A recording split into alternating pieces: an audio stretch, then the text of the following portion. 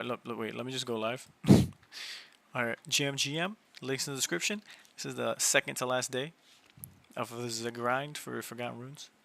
But yeah, let me just finish reading this announcement. After investigations, we have isolated the cause to an exploit in our game backend, allowing unusual amounts of mana gained from the temple. To be clear, this vulnerability was in the game backend, not the mint contract. In response, we immediately paused the minting, coordinated with Sky Mavis to lock those items in question, made contact with the exploiter who has returned plots and items that weren't sold. After reviewing in-game transaction logs, we have verified that no one else was exploiting this vulnerability. The impact of this exploit is estimated to be 63 settlements, 135 scale-bound chests, and a small number of other crates. Next steps, minting pause. Minting will remain paused while we investigate this issue and test our fixes. We will reopen minting and make an announcement once we're confident that all vulnerabilities have been addressed. Unlocking purchases. After reviewing the transaction history, we will unlock items that were purchased legitimately from preemptively locked during our initial response. Okay, so we have an automated system for detecting unusual minting and mana earn rates that should have caught this, but it crashed during this brief window. Moving forward, we are committed to ramping up adversarial testing and implementing much stronger security practices in collaboration with Sky Mavis. This is a big miss on our side and appreciate your patience and support. We want to make the best MMO out there and we can't do it without your trust. And then Bruce goes, we're extending the daily quest to Thursday, September 12th at 1 p.m. because of the minting pause to ensure everyone can still claim. Don't panic if you see the dailies go away. We will restore them during the next maintenance.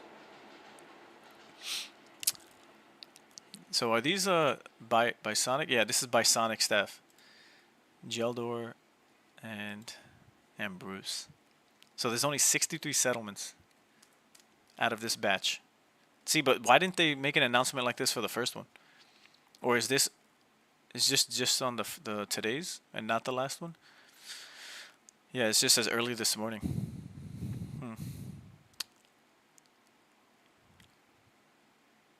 Minting pause and unlocking purchases.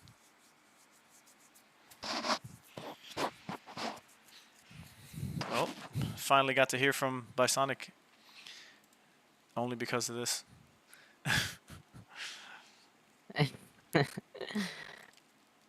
Otherwise, they would talk about it in sales chat, right? Probably. Oops. Whoops, wrong channel. Not the announcement.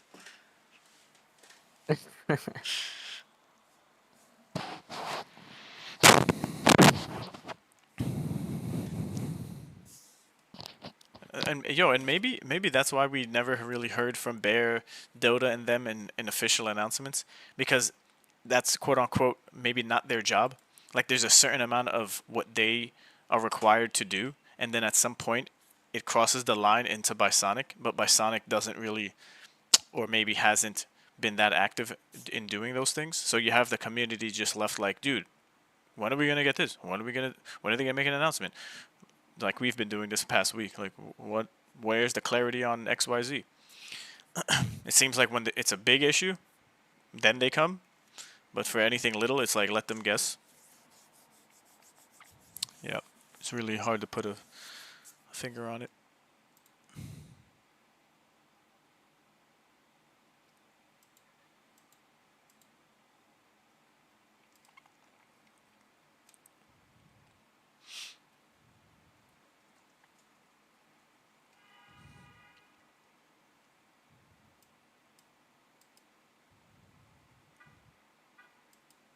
So if they're extending the daily quests to Thursday, September 12th, that's just, yeah, that's tomorrow until 1 p.m.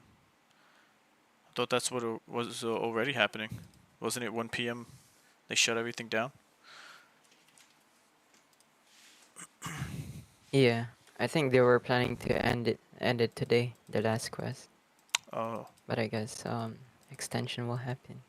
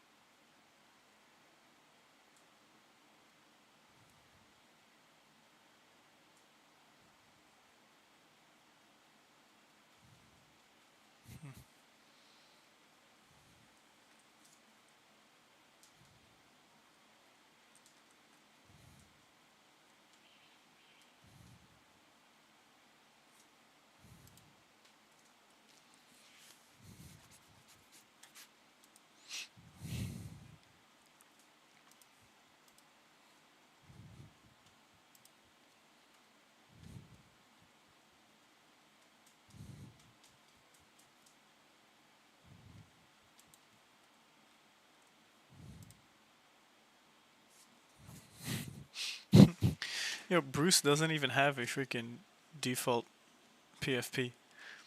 Just got the Discord generic stuff. It's like, dude, do these people even use Yeah, Discord?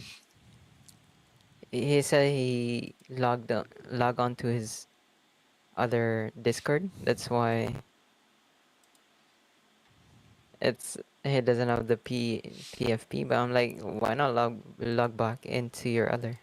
Mm-hmm. Because he said he has Wizard and he has his Wizard PFP on the other Discord account. But like, come on, small stuff, man. Like, Yeah.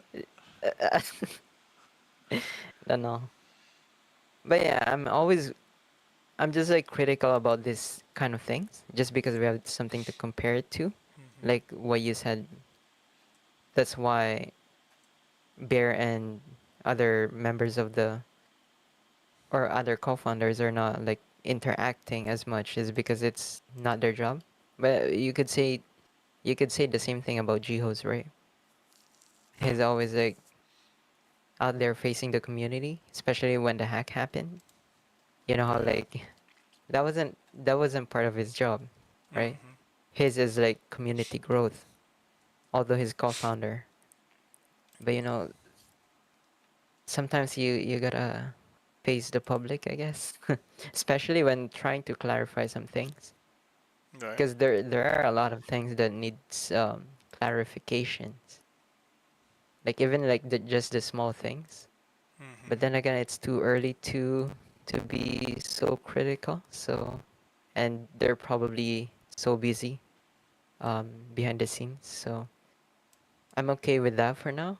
But like after the release, after some time, Right. Right. I guess they really have to be more Web3, not the main co-founders, but by Sonic as well, or their relation with each other. Mm-hmm. Um, we need to hear some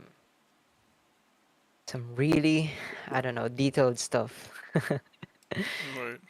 because there are a lot of question mark, like the stuff you read earlier, right? The wizard benefits, the economic percentage you're gonna get from the wizard, question mark, question mark.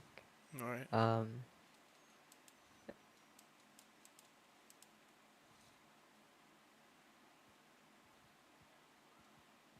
because that we might see people down the road be like, oh, you promised this, you promised that. um you had this campaign where you even showed infographic, right? Where is it now? And then people are gonna be like, who was that guy, Jay Wonder? Yeah. Yeah, we just don't want to see those kind of stuff anymore, right? Like, Yes, sir. Another whale came on the scene. You might recognize his name. Isofu. oh Not shit, Ron. who is it? Oh Isofu. yeah, I've seen him picking up some stuff like the past few days. Yeah. Yeah. He's a OOOGGG from back in the day. Actually. Really? Yeah. Yeah, I don't really know him, but I recognize that Mm-hmm. handle or that run. Yeah. He's about that life. He's doing his thing.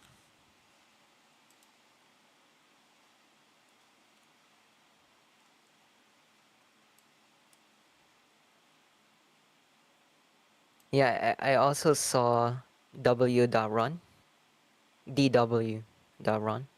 He picked up some Oh yeah. scalebound this morning. Yep. Yep. Um, He has land too. I remember him buying land. yeah. Yeah, it was too early for me, man. Like it was selling for like 20 run. Oh my The gosh. scalebound chest. It was So so cheap. cheap.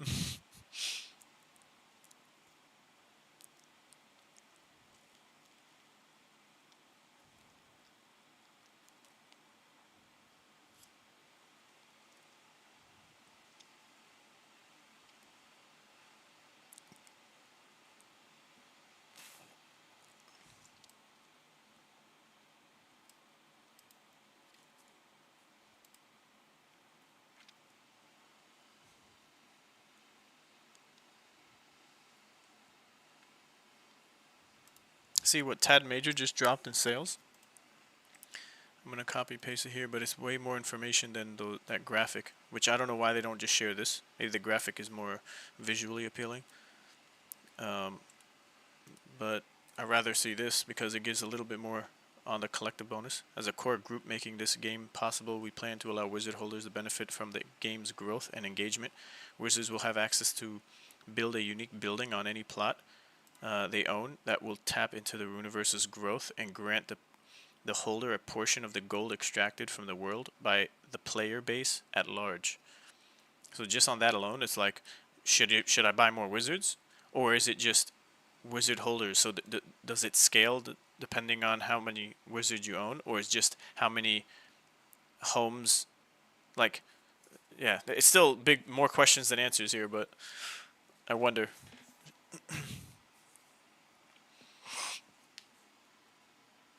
And then if it goes to the second one, by connecting a wallet that holds a Forgotten Runes wizard, the player may use that character in game, allowing them a unique visual appearance within the world. And then, yeah. You know, it'd be crazy. People who have many wizards, if it was only possible for you to gain this extracted gold per account that has a wizard on it, they might just end up, you know, creating multiple accounts for each wizard just so they can get the gold. Yep. I could see Bill Gaines doing that.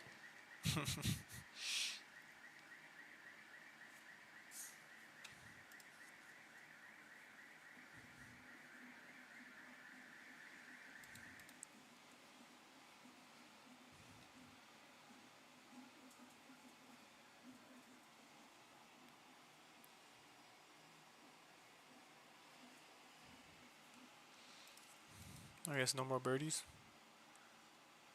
I still can't. Like, the bird goes right over me, but I don't get pulled in.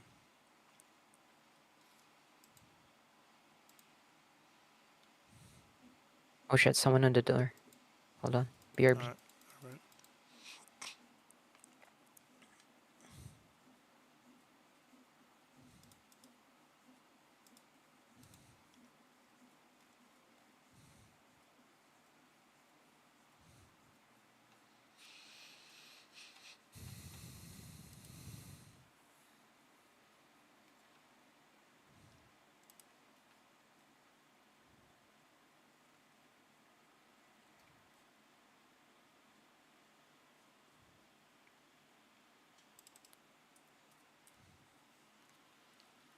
350.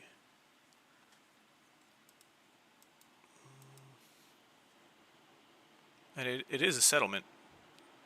I guess for a corrupted blue wizard bastion. And there's only 63 out of this batch. That's only 532 bucks, but he said one sold for 700. That was over $1,000.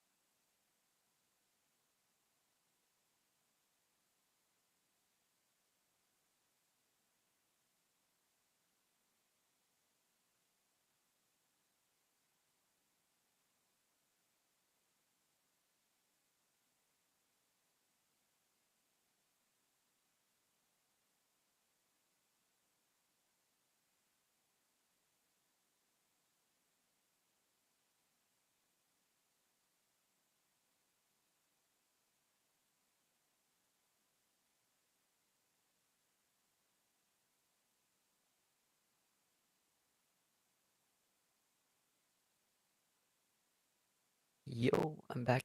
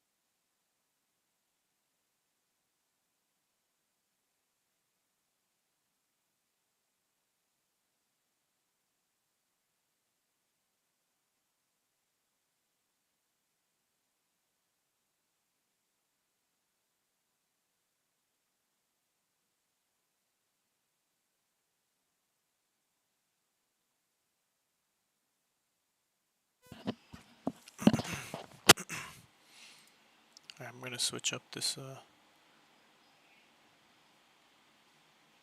Get off this bird.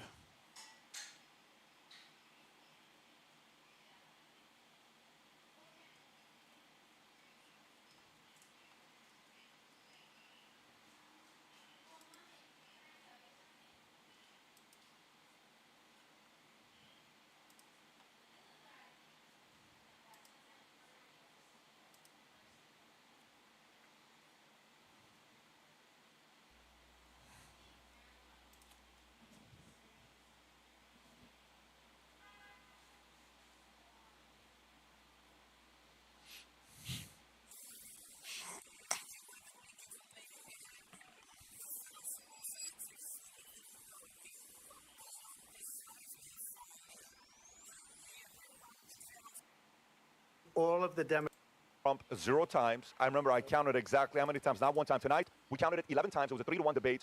Kamala did her best to agitate and try to get under Trump's skin, which, by the way, she did. She did. You know, right? How many guys say the 2020 Biden beats the 2024 Kamala of today's performance? Raise your hand. Okay, how many guys, by the way, look at that. Not a lot of you. How many of you say tonight's Kamala performance? Guys, this is kind of like the 2006 Michael Jordan against, you understand, when you're putting players against players. Does Kamala Harris, today's Kamala Harris, does she beat 2020 Biden? Put your hands up. That's formidable. That's the part you have to pay attention to, okay, with what just happened there. Now, we don't even need to ask the question, does today's Kamala beat the Trump-Biden debate that just took place, whatever, 2 months ago? The answer's going to be what? It's not even a question, right? So let me share with you a couple thoughts that I have. Here's what happened here. So to me, if I can read this tweet, Tom, Rob, I don't know if you can get on this screen. Okay, there you go. So tonight's commentary versus Biden-Trump debate, Tapper Dana Bash interrupted Trump 0 times. I remember I counted exactly how many times, not 1 time tonight. We counted it 11 times. It was a 3-1 debate. Kamala did her best to agitate and try to get under Trump's skin, which, by the way, she did. She did multiple times. She brought up Project 2025, even though they know, and moderator never corrected. She claimed he was terminated Constitution. Moderator never corrected. Misusing bloodbath. Charlottesville, J6. He wants to be a dictator on day 1. Donald Trump left us. The worst unemployment, the worst pandemic. These are very good lines to get under his skin. Very effective. Trump followed through to do the same thing. She said they left the tariffs that Trump left on China for 3.5 years. Meaning, you followed my lead. She hates Israel. He said that, even though Dems have 71% of Jews are voting for Democrats. Just so you know, it's a very small percentage of Jews voting Republican. She doesn't have a plan. It's like 4 sentences, okay? I was going to send her a MAGA hat. Her father's a Marxist. He taught her well. These are very good lines. Her vice president picked abortion in the 9th month. Her boss, Tom, can't read it. He spends most of his time at the beach. These are great lines. They didn't fire anyone. That's the most important point for me as an executive. How the hell do you not fire anybody? All the stuff that's happened last 4 years, you've never fired anybody? That's like the first thing the person should say. That's a good point. You have the toughest job. You don't want to fire anyone. Then it continues. I'm sorry, I'm talking now. So he did to her what she does. She is Joe Biden. You know, this is cricket, right? And then it goes. Her highlight of the evening, abortion topics, I thought she crushed it. The economy. When you listen to her with the economy, honestly, you know what it sounded like? How many guys don't like math? Raise your hand if you can't stand math. Raise your hand if you're not a math person. How many people know what happens when a math person is in a math conversation and math comes up and the economy comes up? You kind of like, please don't ask me a question, but I swear to God, I'm begging you, I still don't know what a 4. Don't ask me what a 403B is, 457. Don't ask me unrealized gains. Please, let's skip this topic. She knew nothing about the economy. Okay, she never, maybe, I thought for that moment, when she claimed she smoked weed, she did in the economy class. That's when I realized maybe she did. I think she was telling the truth then. His highlights, economy, Rob, if you can go a little higher. His track record with no war when he was president. He challenged her to leave the debate stage and go to D.C. to sign a bill to say the border is closed. His downfall, eating dogs. That part, I think his team could have done a better job. I thought I was, and also getting a little bit agitated at the end and trying to oversell thinking is behind. Showed a little bit of, little bit of weakness at the end. So biggest marketing mistake of the night to me was Kamala when she said, I invite you to go to one of Trump's rallies. Please leave the rally. If people leave the rally early, Trump's marketing team is going to use that. Even Kamala Harris wants you to come to the rallies, right? Even though he doesn't need that. Trump's marketing team can run with that last observation about the debate. Kamala kept looking at him. He looked straight. He was focused. When they asked about the moderators, when they asked if Kamala has met Putin, they never once followed up on the question. They never once followed. Why do you not follow up on the question? They followed up on Trump 3 times on the question. Why? The people want to know, by the way, what do you think the answer is if she's ever met Putin? If the answer was yes, what did she say within the first second? She said, I've met, who did she say she met 5 times? I've met Zelensky 5 times. Meeting Zelensky 5 times doesn't equate meeting Putin 1 time. Say yes or no, we still don't know the answer to the question. That was a bad thing for moderators. Even though they interrupted Trump consistently, they did better than expected. I thought David Muir, believe it or not, I actually like this guy on the way he did it. I thought he was good. I know a couple of times when Trump wanted to get the minute and they were trying to digress to a different topic or change to a different topic, David gave him the minute. I like that. He didn't seem like an asshole. That's my read. I liked him. Lindsey Davis asked one of the toughest questions of the night of Kamala. Even though you can tell she does not like Trump, I give her a 7. For whatever reason, it seemed like she was gone for 20 to 30 minutes. I don't know if that was an ABC thing or not, but that was definitely weird. So again, Kamala sounded like a condescending ant lecturing kids. He sounded like an angry patriot defending his nation. Either way, I think this was a much better debate performance-wise than the Biden-Trump for entertainment purposes, for fight, for all this other stuff. I thought it was good. But to go back to it. So somebody may say, well, Pat, the question you're asking about, will the 2020 Biden beat today's Kamala? The answer resounding is what? Probably No. Hang on, Adam. Will the 2020 Biden beat today's Kamala? No. All of you said no. Okay. Right. So then the next question is 2024, because it's games, it's opponent styles, all that stuff, right? Then it's markets and conditions. Is today's market conditions the same as it was in 2020? Meaning, at that time, everybody was saying, man, I know what Trump's going to do, but I have no clue what Biden's going to do. Maybe he's going to be nicer.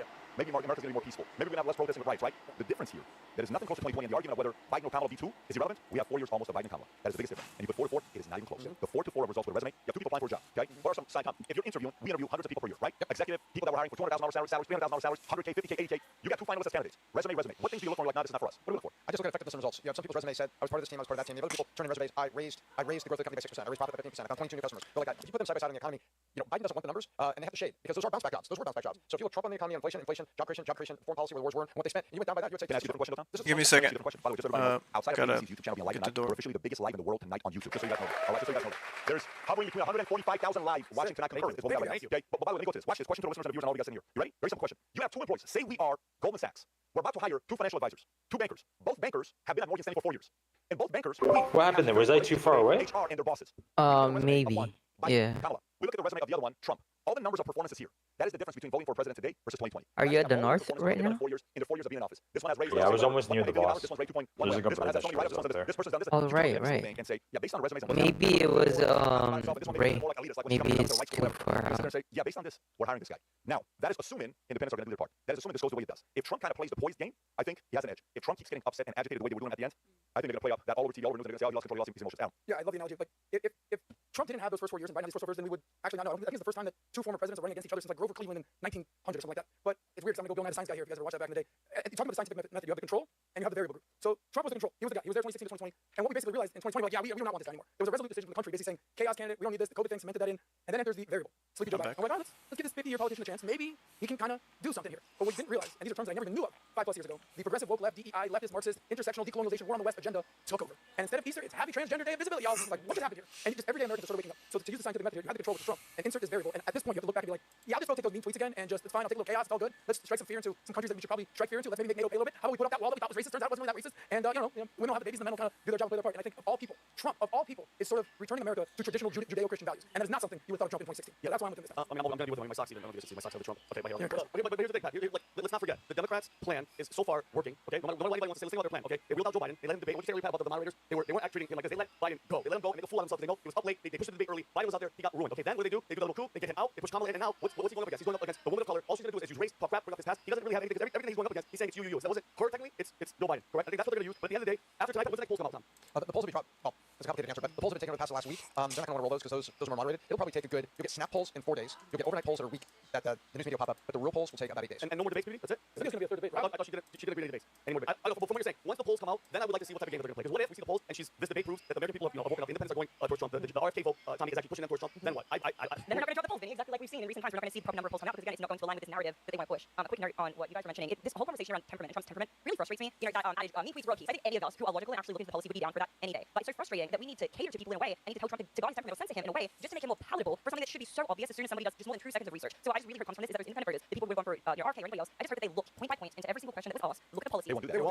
We're living in a logical world. We're not. Let me just read you this. Okay, this is from New York Post. Trump surges 14 points to independence. Latinos shift 19 points in Trump's favor. Okay, Rob, if you want to pull this up. Trump gaining momentum among key voters. Group surging 14 points to independence.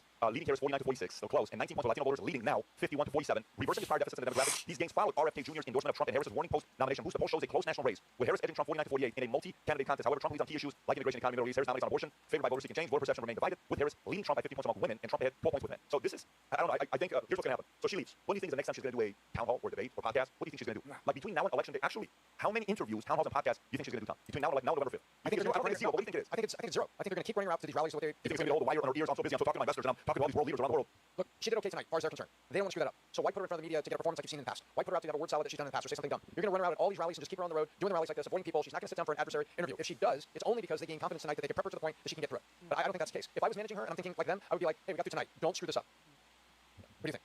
I think they're going to take that strategy. I think they are. But here's, if you notice, the media, even on the left, lost their cool and their frustration when they're like, she doesn't want to talk to anybody. New York Times is Yeah, so I don't know. Like when she said, don't go to his rallies. You think she's going to do any rallies between now and the end of the year? You think she's going to do any rallies between November 5th? Is the strategy just going to be after here, go on vacation, relax, don't show your face, do nothing? No, go to the small rallies and read off the teleprompters. But don't sit for a dynamic adversarial interview with the media. Yeah, And change your accent based on the city. Here's my question. If I can go to Fifth Avenue and shoot somebody I want to vote, what are the chances that Trump could literally do anything to lose someone who's already going to vote for him vote? I don't think that it's very high. How many guys are actually voting for Trump in this room right here? Okay? Right, and how many of you are actually going to raise your hand for Colin to beat up here? Okay, right, here we go. I don't think Trump's going to lose any MAGA vote. He has it, it's in the bag. So what's my point? He's got to take a different strategy for the last 60 days.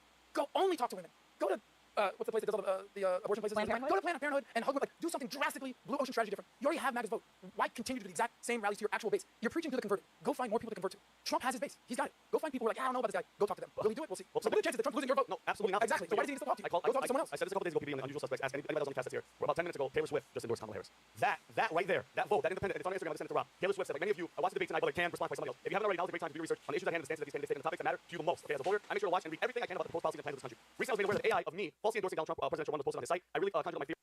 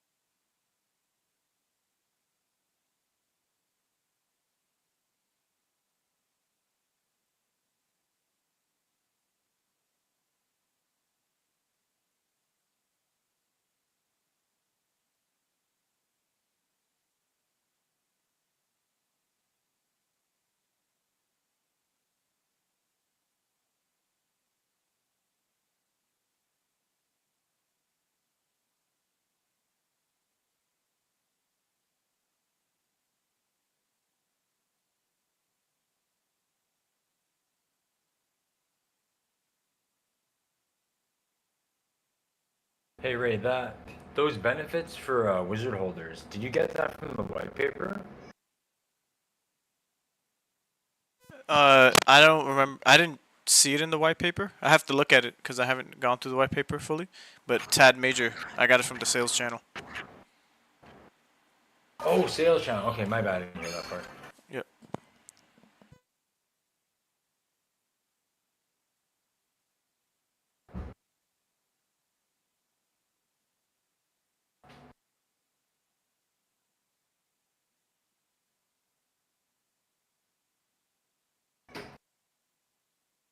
Okay, I'm gonna try to read this wizard white paper. Let's see what this is all about. Hey, let us know if you come across something interesting. Yeah, for sure.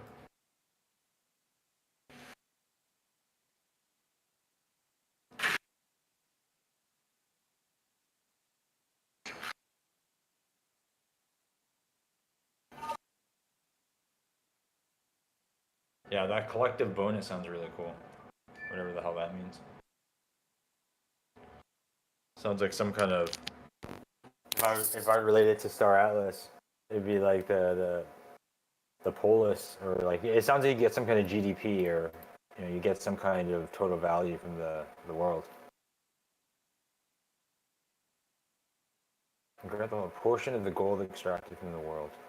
Just amount of gold from everyone, eh? Some percentage or something.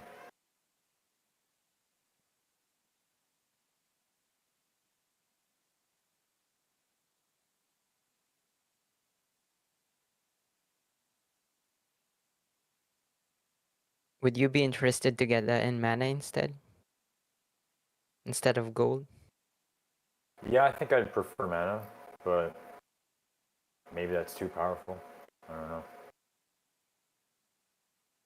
What do you guys get for in like Axie's land? Was it you get Ron, or was it AXS? Yeah, you get AXS, the governance token for the whole Axie ecosystem. Okay, so we don't have that yet. And then there was something in there I thought they talked about controlling, what is it, Wizard Guild? Share resources, no, that wasn't it.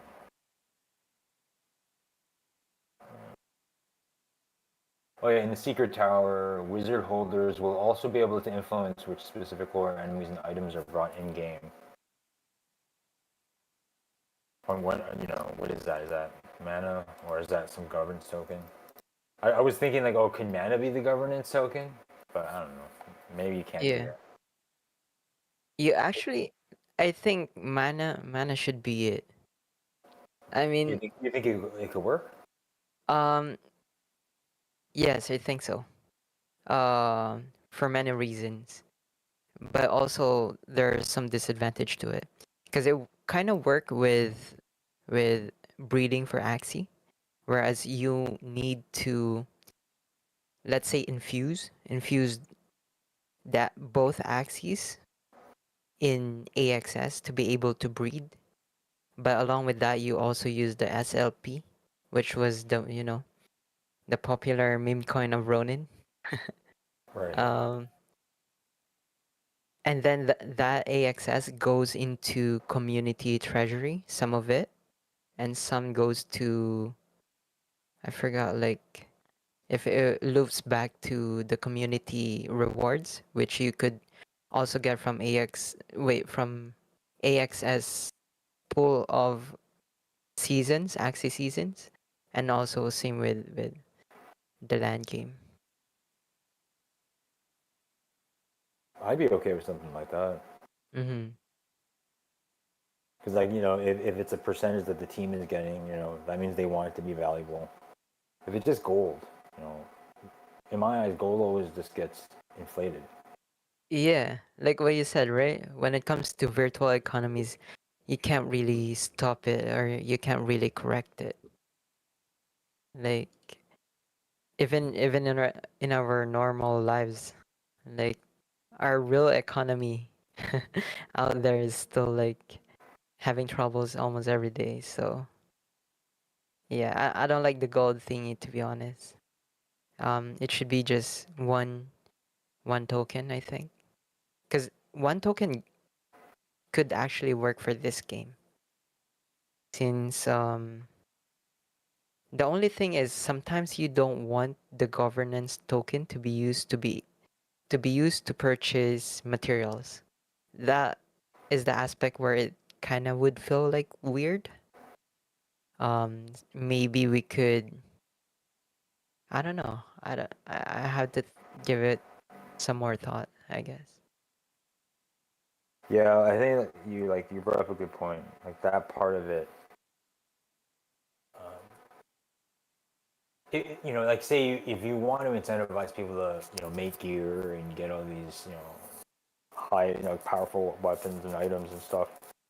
If mana is the governance token, and that's like there's gonna be one group of people that want that to go up in value, and then at the same time it's probably always gonna have pressure because like you're gonna have all these mechanisms that create mana Mm-hmm. to like create more gear. But like say if gear got so expensive, like that probably wouldn't be healthy either, right? Like if mana started going up so much because all the Mm-hmm. landowners started staking their mana, or maybe they're just hoarding it. But But that is also one of the mechanics why Diablo series has become so successful and yeah, similar with Path of Exile. Because up until this day, people are always chasing that perfect gear for their build. dude, And if that's, this is the game, I'd be so happy. That'd be so cool. yeah. And that's why, like, I feel like you being able to infuse, let's say Donut is the governance token, right? Just for example, Okay. I would like to see Donut to have utility inside the game. Because if Oh, Donut is to, let's say, have a say or a voice in a vote for the whole ecosystem, whether you're just dabbling around the lore or whether you don't care about the lore but you care about the game, right? Like what I mentioned before, the best way to do that is proof of play for players and let's say on-chain activities for lore makers. Um, because if you have your donut infused in your gear, right? That's your voice saying, "Oh, I love this IP," or you should have more say in like a vote or direction of particular area of the IP. Let's say you have more votes or you have more weight weight on your vote when it comes to the direction of the game, but you may not have the same weight of vote when it comes to the direction of the comics or let's say the show, right? right. If it makes sense. And yeah, I wouldn't want to see donut as a governance token and mana as a thing that you could buy. And then there's gold. That's so many things that you have to, I guess, control. And I don't know. I feel like they should just stick to one token. What about you? What do you feel? When you're saying all that, I was like, man, I feel like Donut would be a great that would be a great governance token, I guess, if that ends up being the token that we get. And then all the things that you said about voting, yeah, like you could use the donuts for that.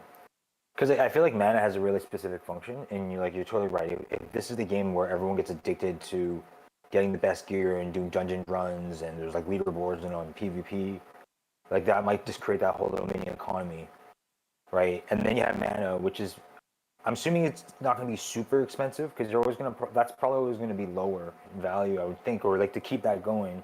Maybe not. I don't know. Like maybe it just gets really Mhm. expensive. But that's what I'm thinking. Like you could have donuts where that could go up in value, right? And then there's probably a more fixed supply of it because mana is sort of like infinite, right? Because you could always just kill a Mhm. mob and then create it. So you have that inflation problem where you have bots constantly doing it, and then the more players that come in actually create more mana. So you're gonna have that. Yeah, you can definitely keep adding more sinks, and I think that's, I think this game is set up in a way where they can make a lot of different sinks and just keep burning mana everywhere.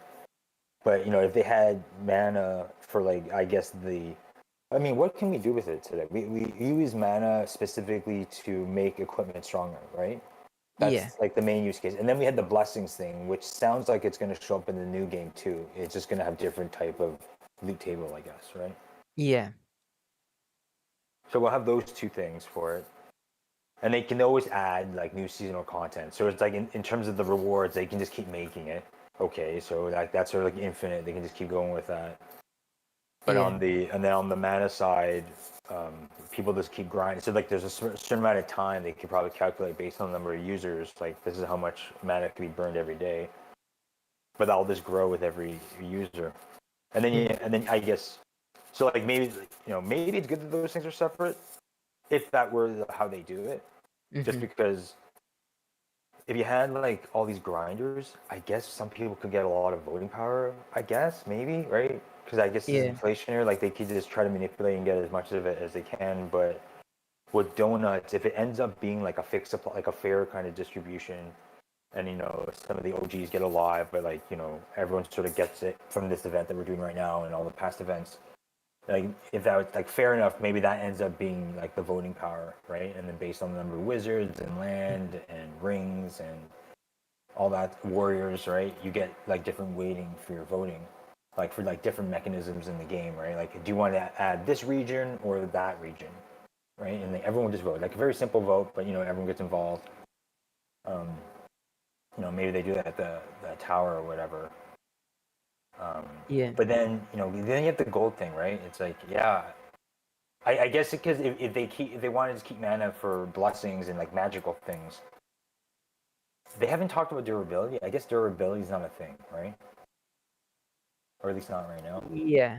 I don't think I've come across any mention on durability. So they'll Yeah. just keep getting more and more gear over time. So But I feel like what you mentioned about mana and donuts coexisting might also have its own advantages, and I can like maybe foresee why it would happen that way. But would you be interested if you could exchange your donuts for mana and mana for donuts? But then again, that would act like, why not just have one token? But yeah, mana for, I could see them allowing you to exchange donuts for mana. I guess if donuts is just a token, but then if it's exchanging, it would end up being some kind of token as well, or I guess it can purchase. You could probably purchase mana with donuts, and you could yeah, probably do with Ron and Ethereum. because one of their motto, right? They said, "Create to earn." If you look at the white paper, that's one of the thing that stuck. That's their version of play to earn, is to create to earn. So that's why I was like, the whole economy will revolve around Damn, I didn't the get in that gears. fight either. I'm sorry. Oh, I didn't get into that fight either. Oh I was damn. right there. That was Yeah, weird. we're close. Sorry, keep going. Yeah, Create to earn. create to earn. That was their thing. Now my question is, what what is it actually that we're going to earn inside the game? Is it the donuts or the mana? And then how can we transfer that earning into realized? How can we realize that? Like, do they have mechanics with mana and donuts? Um, are there gonna be, I don't know, so much questions, and I'm quite curious. Like, I don't Yeah, know. I hope the donuts are a token, and it'd be great if we got donuts as the reward, sort of like this AXS thing. As landowners, like that's another way to sort of get back to the people that bought land. That they slowly own more of the world. But yeah, gold. I don't know. Yeah, I don't. Yeah, gold doesn't seem that great to me. Like it's probably Yeah. okay at the beginning, but it's just like it loses value very quickly. It's like Hmm. it's very similar to like any of these high APR like LPs and stuff. Like it just goes down really fast. Yeah, for sure. And we're also seeing that in pixels now, Yep. where it used to be $11, I think, for 1 million coins, and now it's like down to $4. Oh And shit. yeah, they're just having an event um today, I think, or in 24 hours. But for that event, you need the pixel to buy the contract to have more rolls on the gacha, and you can only buy it once. It's super cheap. It's nothing expensive. And then you could roll some stuff in the gacha like lands, pet NFTs and stuff like that. Oh, that's cool. And the gameplay, I haven't looked at it just yet, like what you could do with the contract you buy with pixels. But one thing they're trying to experiment with and trying to prepare for is soft staking, whereas you use your pixel tokens because it doesn't have that much utility right now. Yep. So they're thinking about, for example, right? You buy like a tree in Box Galore for 400 pixel, and then that tree will yield some sort of rare material or rare fruit that you could use for high-end crafting, which will appear in the task board, which will give you more pixel. So it's like stake, but after you take down that tree, you could even get your initial pixel, 400 pixel. You could get it back. But you have this mechanism of soft staking through in-game activity as well. So you're blending in the initial amount with the gameplay. In return, you get the reward. So it's like for people who are trying to bot the system or trying to game the system, they're putting that initial amount into risk, if it makes sense. And That sounds it's interesting. yeah, and it's why I think we should have that kind of mechanism with mana infusion. Maybe it's donut infusion. We don't know. Yeah. That'd be funny. Like, So, do you think we could maybe escape the dungeon? Because I just tried triggering a fight. I think I triggered the fight, but you guys went into the battle. So I'm not getting into the last like 3 fights. Okay. we could. Yeah. If something's glitched out. So based on what I heard of the gold, maybe it's not going to be the greatest for wizard holders over a long period of time, where it's going to become more and more irrelevant because of the inflation of gold and how it might become less and less relevant throughout the game.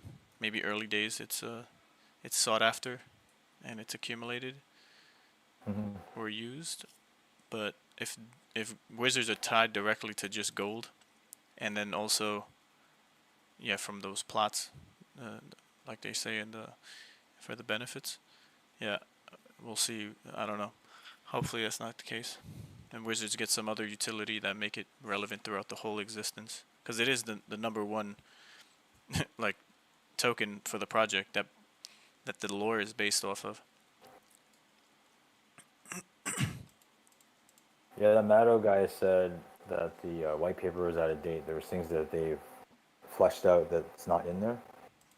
So maybe they surprised us with like a big update. Yeah, because they just have to swap that gold up for something else. Yeah, quick fix. It'd be significantly better. Okay, let me. Did you guys escape? Oh, look, I'm still stuck in the instance. What the hell? Yeah, I'm outside. Yeah, same here. Oh yeah, this is totally bugged. Okay, I'm gonna have to restart. All right. I'll do that too. I'll refresh. Sure. Me too. Are we gonna right back in, or we're gonna? Do you guys need any other I can keep resource? going. Are you out of Yeah, the I'm way? down with whatever. Okay. Yeah. Or if you guys want to chill and get some emerald, that's also fine with me. I'll do the same. But I'm done with whatever. I could keep grinding. I mean, I could always do the emerald stuff, like, you know, in random times during the day. All right. Yep, same here. Cool. So you wanna hop? You wanna hop over to west side, or how do you feel about south? South was okay. Let's go see what our numbers are. Did it help out? Right? Let's see. Shit, I should have looked. Well, we were I getting have predominantly 1500 green. blue. I have 1500 blue and then 800 green. So I still have like half a difference almost. But Let's see mine. I'm at 5,000 blue and 3,000 green. Holy shit, bro. you got a little bit more green now, right? Yeah, But- it's just a little. Shit. Is green that hard? Is it the same number when we craft that stuff? Are they the same number or you need less green? Well, I could go check. I'm going in there right now. Okay. Yeah, I can tell you too.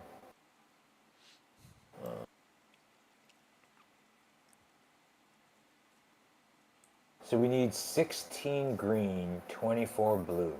Okay, that's good to know, right? So we need Yep. less green than blue anyways. Okay. It's 2/3 of the same, so... You do want more blue. Yeah.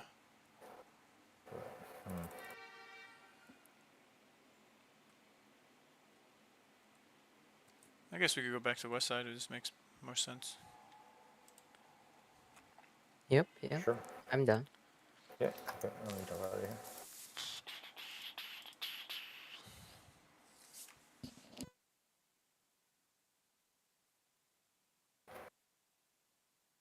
I was looking at that fifth point in that screenshot we shared about the lore. That sounds sort of cool, actually. Like, now I'm really thinking maybe I should try to do something, because now I think I'm going to incorporate the village, and I'm into the secret tower. If I put something in there, would they actually put it in the game?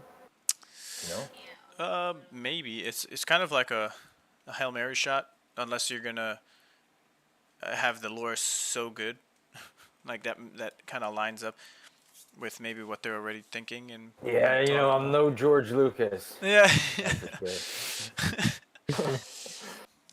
You know, I'll put some, slap some sentences together. Let's see what happens. Little AI. Here's my bullet points. This is my dude, bullet point form. Yeah. I joined by accident without inviting you guys. I'll back out now. Yeah, and like who knows when they would actually do that? It's probably the last thing they'll do. Even though they talk about lore all the time, right? But would they really start doing stuff with that? So I hear people talk about like their affinities, like their 505 affinities, and they're asking about what they're gonna get, and then you hear the ring holders talking about what they're gonna get, and the wizard dudes and the warrior dudes. And Everybody wants something. like it's so bad. Yeah, there's so many collections, right? Bro. It's like, yo, you What about promised me this, man. What about me? No, me. Me. You promised me too. Now lands. The pony, Oh, the pony. Dude, I totally I forgot spent about a the lot pony. on a pony, motherfuckers. I spent a lot on a pony. Like, damn. This is a fraud. So the last thing was the ordinals in January. That was sort of like the most recent thing. Yes, I think that might have been it. It could be between the rings and ordinals. I think the ordinals came after. I think that might be the last one.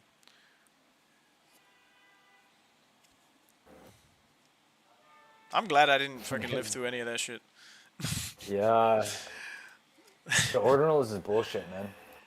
It's like, It's just so clunky. yep. We got WBTC now on Ronin, so that's nice as of today. Via their Yeah. announcement. Like wrap Bitcoin? Yeah. Mm-hmm. Oh, that's neat. Oh, So you can by the actually way, bridge it out as well? Sure. yeah. It's a wrap, Oh, so yeah. you know it's a ERC 20. Bring it anywhere.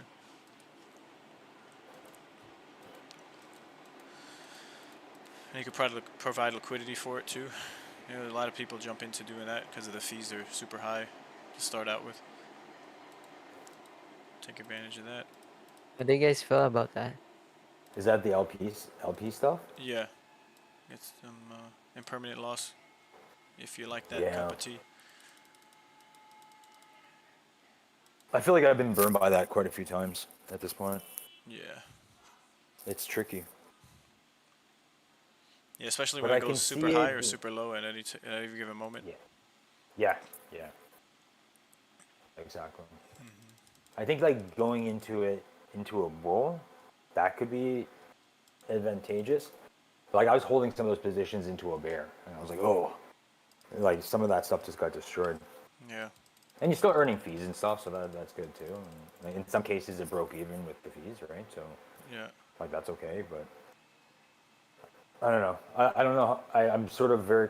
Yeah, I think I'm more cautious about LPs at this point, just because it seems to be hard to come out on top. And maybe I Yeah. just Yeah. chose bad pairs, right? Maybe that's just my experience though, but it seems a little tricky. Yeah, that definitely plays a role, but yeah, depending on how bad the downward trend is, all guilds bow to the might of the wizard guild. That's what Jade said. I don't know what the hell that means. Oh, just because if you own a wizard. All right. Anyways, but yeah, like the LP, I only did LP on Ronin really because if it was a very juicy yield, like 50+%, I think USDC and AXS were like always the highest for a long time. And Yeah. then, but you were able to get RON rewards for providing liquidity. So knowing that we were in a bear market, it's like, okay, well, how much lower can we go? If this is the bottom, then we should just start going up. So when they came out with the ETH RON pair, I did that since for a long while. And I gotta say, ETH like, it's nice Ron, to but you have. get rewards. Yeah, You you get get RON rewards of Ron. rewards. You get the percentage Yeah. Okay. back to you, like the earning percentage in RON, and plus the fees. So you'll Oh, that's definitely. nice. So So it's what been. were you saying before? I didn't mean to cut you off. No, I was just gonna say it's been nice to have throughout that time. Like you're making some off of your liquidity pool, and you could always claim and allocate it somewhere else. Like if you spread yourself out over maybe a cycle or two, you'll have these things that are just working for you. Dividends, basically staking rewards, Yeah. or Yeah. you got the land No, going. that's So nicer actually. yeah. Like being able to like take some of that out. Like Yeah. the LP stuff, I'm thinking more is like on what's on Uniswap or whatever, right? Well, CP no, it's swap on that Ronin, stuff. for the Yeah, liquidity yeah. pool. But I mean, like the way they do the payouts, right? It just basically goes back into it. Oh yeah. Oh wait, it goes back into the pool? No, no, no. Like yeah, No. Not for So you Ronin. get two fees. Yeah. You get the what do you call this? The transaction fees, Mm-hmm. but also you get the reward on a different contract. So you could actually claim those RON rewards. It's not gonna come out of the LP itself, because the Yeah. LP okay, they that's nice. made it like a token. Yeah. The LP pool is No, I get locked it. between those two tokens, and it's generating those fees. But you also get a reward separately from the fees, from people swapping in and out of those two tokens. No, got it, got it. Yeah. I think Merit Circle did a similar thing. Oh, It's same with Uniswap. You're getting fees, but also you're getting Uni tokens. Or do you get Uni tokens for fees? I'm not sure. I haven't tried it. I think when I was doing, I did like I think I was doing ETH Merit Circle, and I think I was getting ETH as the reward. That's pretty cool. Yeah, I just checked my pool like 2 months ago. Um, Even with the I impermanent loss, I'm now even after 2 years, even if like I take it out. That's great. But yeah, but yeah, impermanent loss could just if you're short term position, it's rough, man. But yeah, I have mine for 2 years, so like it's oh shit, what? It's the bear, bro. What?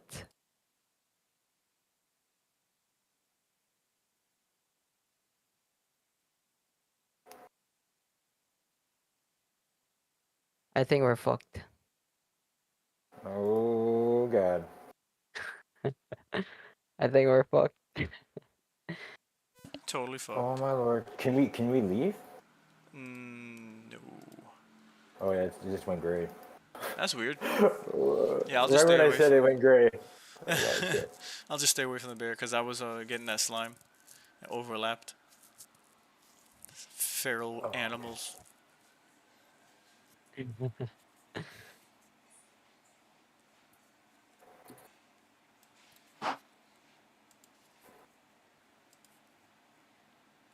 Even when we die, we still get our stuff though, right?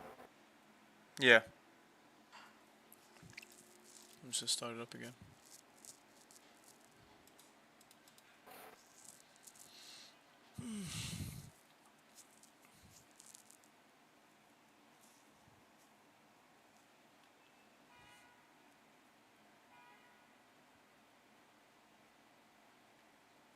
Do you see it, or are you still loading? Keep. Oh. See now.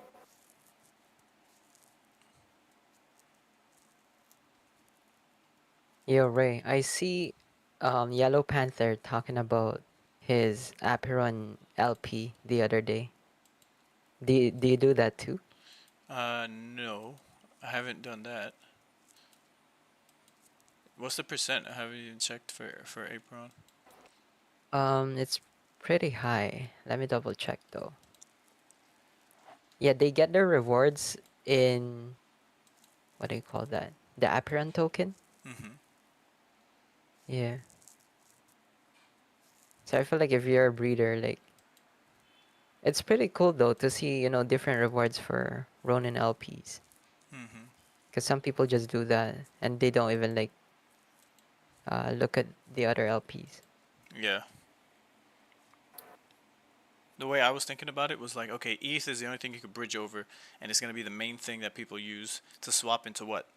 Maybe maybe the other gaming tokens, but we all know, a lot of the legacy ETH that people hold from last cycle.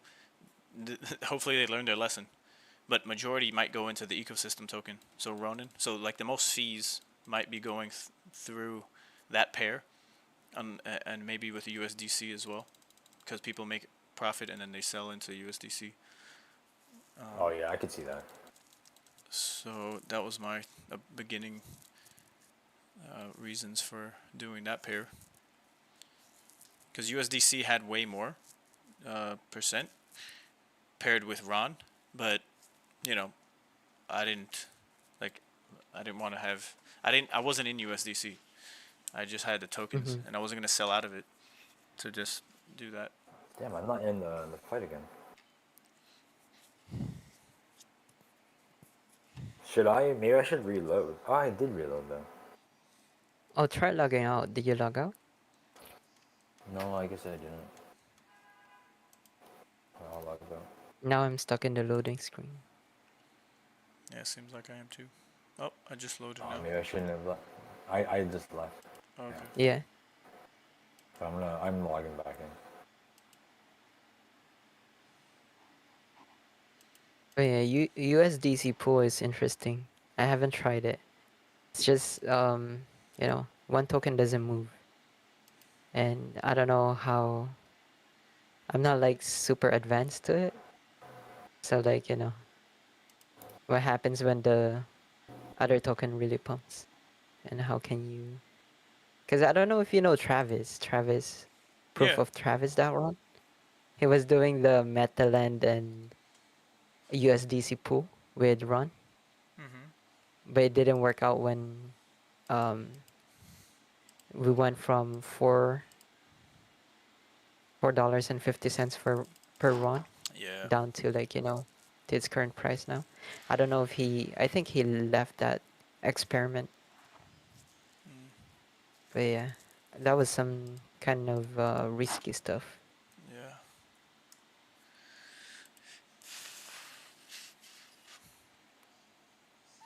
Yeah. Crypto. He goes willing to negotiate. I'm ready. I'm really just trying to clock a quick profit and wait for some DM plots to pop up.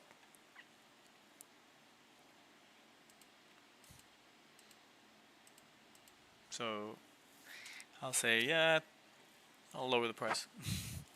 See if he's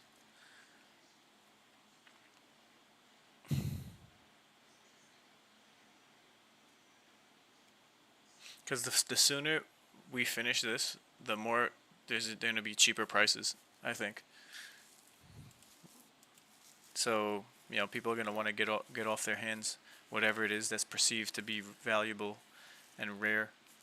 Just like we saw with the first amount of corrupted lands, like we saw how some of them, some of the owners are still keeping the price at what they want to sell it for, but a lot of them were picked up cheap and they've lowered their price. Because give over enough time, people are gonna forget or not even know what's the difference. Maybe they just go off the quantity on the market and they're like, "Ooh, these must be rare."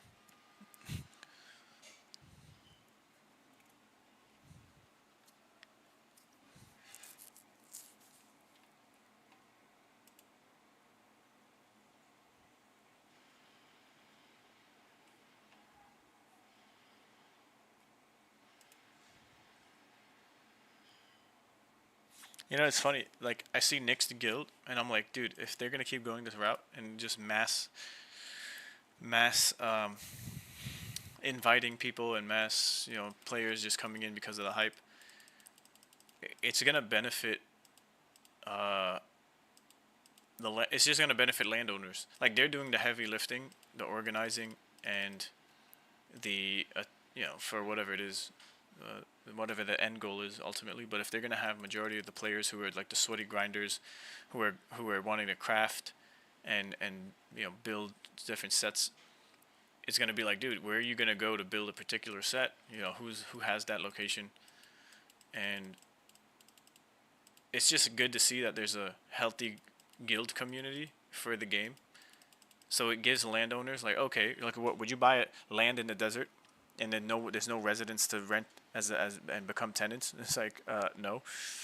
Like, so you're only gonna start picking up properties in larger city centers or, you know, areas where you know there'll be some traffic. And that was the thing. It's like, how do you think the the flow of traffic will happen? Like all going from the center outwards, or it's like a constant loop, you know, going around in a circle, or is it like on the map? You know, like if most of the lands are going to be in cities, shouldn't most of the people be there? Like, why have all these land plots and things to do in cities and then no one wants to be there, or there's no need to be there? Versus like these rarer lands that might be sought after for a particular like ingredient, but that's for a particular set of armor or a spell. It's going to be very particular. It shouldn't be like, oh, this village all the way up in the peaks, you know, you're going to need it right in the beginning. Or will you? Like, I don't know. What if we get an RNG armor set just from randomly fighting, and then it said now it's required. So now your mission in life for that moment is to go to the peaks and go up there. But how many other people are doing that too? How many people are just getting these pieces of recipes and furniture and then going like, okay, where do I find this? Now the team could just open it up to be like, hey, everything will be relevant. It's gonna be even across the board for the amount of what's required. So it's gonna give it like an equal distribution of sorts for the people needing to move around and do things and spend time outside of the capital cities, because we don't want people just hanging out there all day, farming all day, not even doing quests, just literally farming to dump on the market and lower every resource price. How does that even make sense, right? So it's kind of like, how are they gonna work it so none of these bad things happen, or to keep it manageable? Because we're gonna see, and that's why it's all a big experiment. But we're gonna see some crazy price fluctuations based off of when the Zillow map comes out, or any announcement. They'll be like, oh well, if you have it like clearly a dungeon land, it's gonna be the best land you could have. It'll be valued higher. And then if you have something not next to a dungeon, what else is out there other than the resource that is particular to that area that makes people want to go there? I think the next thing on that list is how big your land is, because you'll have more buildings there. So now if you have a village in some area, you're the next person like if you have a settlement or lower next to a dungeon, you're winning. It doesn't even matter what the size is. If it's bigger, it helps you. But if you have a village somewhere next to no dungeons, you're the next one in line to benefit, because you could get people closer to that area, and you have those resources that people are gonna want. But you have those buildings too. It's like the buildings is the next thing. Like, what can you do at someone's land is what could be the next thing. So if you have a larger land, you're winning next to those people who have land near dungeons. And then I think if you have capital land, I'm just gonna throw my ass in there. If you have a bunch of the city capital lands, I think you're winning because there's gonna be even more different types of buildings with different colors, right? Not just all one color. Like, I hope that you could do a red building in the Blue Wizard Bastion. But then if that's the case, why even have a red capital? So I think I might only be able to. But then why would the team do that? Why would they restrict the blue, red, green, and yellow only for those colors to be built on the homes? Like, you have to specialize with blue because you have Blue Wizard Bastion. Is that how it's gonna be? Or can you choose whatever color you want in a color capital that you're in? And that's No, perhaps they do. Perhaps they do like a faction boost kind of thing. If you're in blue capital and you do blue, you get a bonus or something. But you can still do the others. Because I think it would be too restrictive if if you have to have. Because that would force everyone to have at least 4 homesteads in those 4 areas. Right. But then you could just go out into the wilderness and do it too. So there'd be. Like, then there'd be no point. You don't have to be in the capital anyways. You just like go outside to do the same thing then. Right. But there's like more of the city. Like, it sounds like a lot of the NPC like type structures that you would get in an MMO is going to be at the city, like, you know, the capitals. Very similar to all these games. So, Right. or at least that's what it sounds like to me. It's not. You're not going to be starting out in the, you know, the wild. You know. Because they would probably have to introduce you to gear and, you know, some of the other things. This is where you go. This is where you go when you die. Your storage. Right. One of the quests will be, look for the local temple and talk with whatever his name is. But yeah, I don't know. Like, or locate a temple and sacrifice something like that. Like these basic quests just to get everyone you know, acclimated to the different types of buildings and their function. You know, one way they could incentivize people going around is having dailies, right? Like that task board stuff. Like, go to, you know, go to X amount of regions in a day. Right. And you get more reward for going to a farther place or something.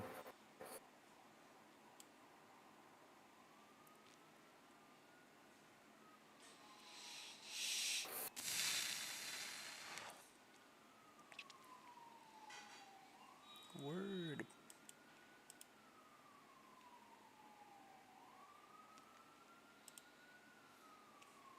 I will say this: if I did get an LP again, I would definitely consider Ronin. I think that'd be a good one. You need something with like healthy volume. Yeah.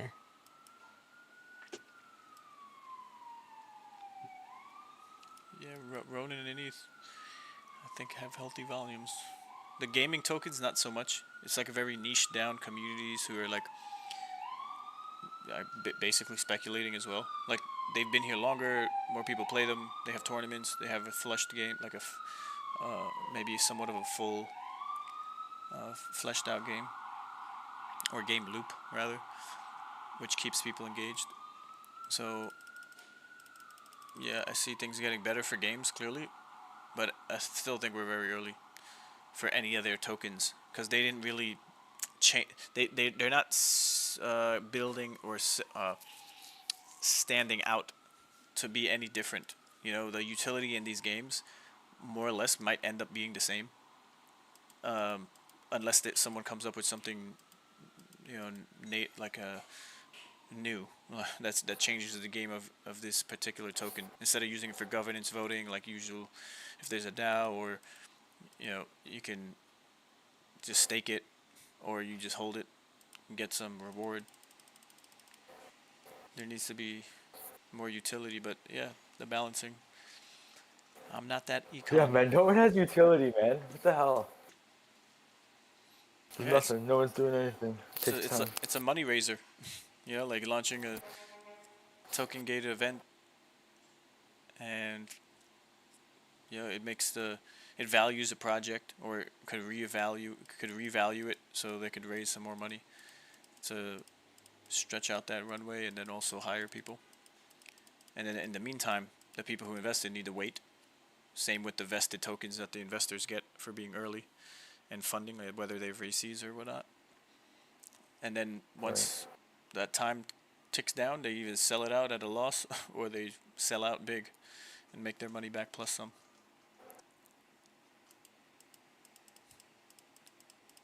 So like these tokens are never promised to make you money, but maybe for the early investors who held the assets, right? The team appeals, like, they treat the early investors a little better than just Joe Schmo coming in yesterday.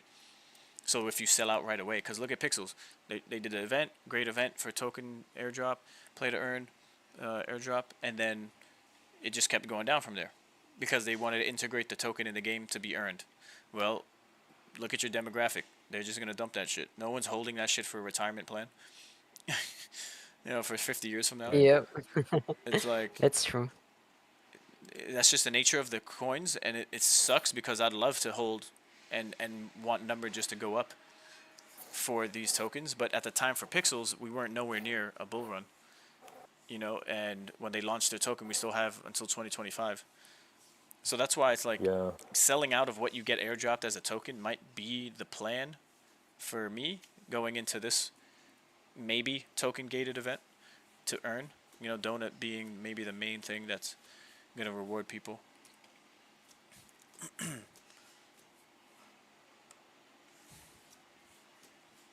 That's probably the smart move. That's probably like the way to do it. I've only seen it go down as well. Like I always want to like hold it because I'm like, oh man, this is gonna go up, but at least so far it hasn't shown to be the case. Yeah. Everyone extracts the value, and then like at some point, I'm assuming we hit a bottom, and then things go back up. Right. And, like I like to think that like Atlas and Polis are at a bottom, right? But who knows, right? Or Jewel or whatever. All these things, it's like they all seem to be like not dead. I'm like, okay, that's good.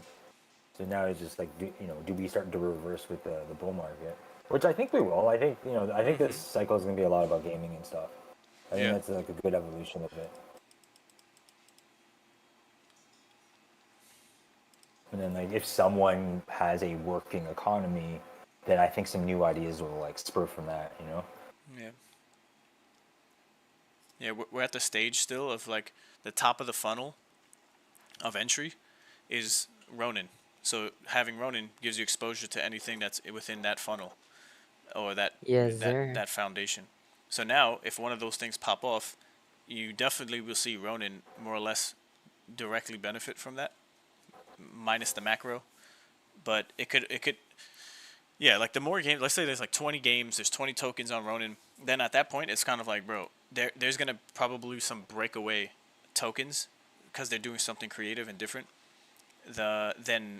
And you won't maybe see Ronin directly affected by it because right now Ronin is going to take the spotlight away from any one of these launch tokens because we know the games we kind of been around and we're like, okay, nothing special per se, with anyone doing anything too crazy. It's just the beginning of getting these tokens integrated, maybe launching them. They're doing the play airdrop.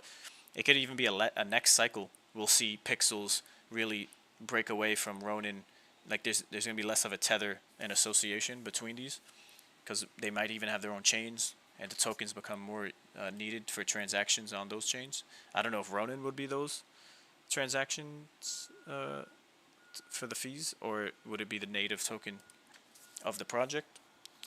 All to be seen, play out. But does Ronin have those type of issues like Ethereum? Like, do you run into like huge gas issues? Okay. Yeah, I have Not never. yet. Not yet. Never had any issue with it, but yeah, we've been faucet dripping. As far as the team has been faucet dripping, like with opening up and allowing things to come in and to change. So now with ZK from Polygon working with it and creating your own chains, then anyone being able to launch a token, it's going to be pretty interesting.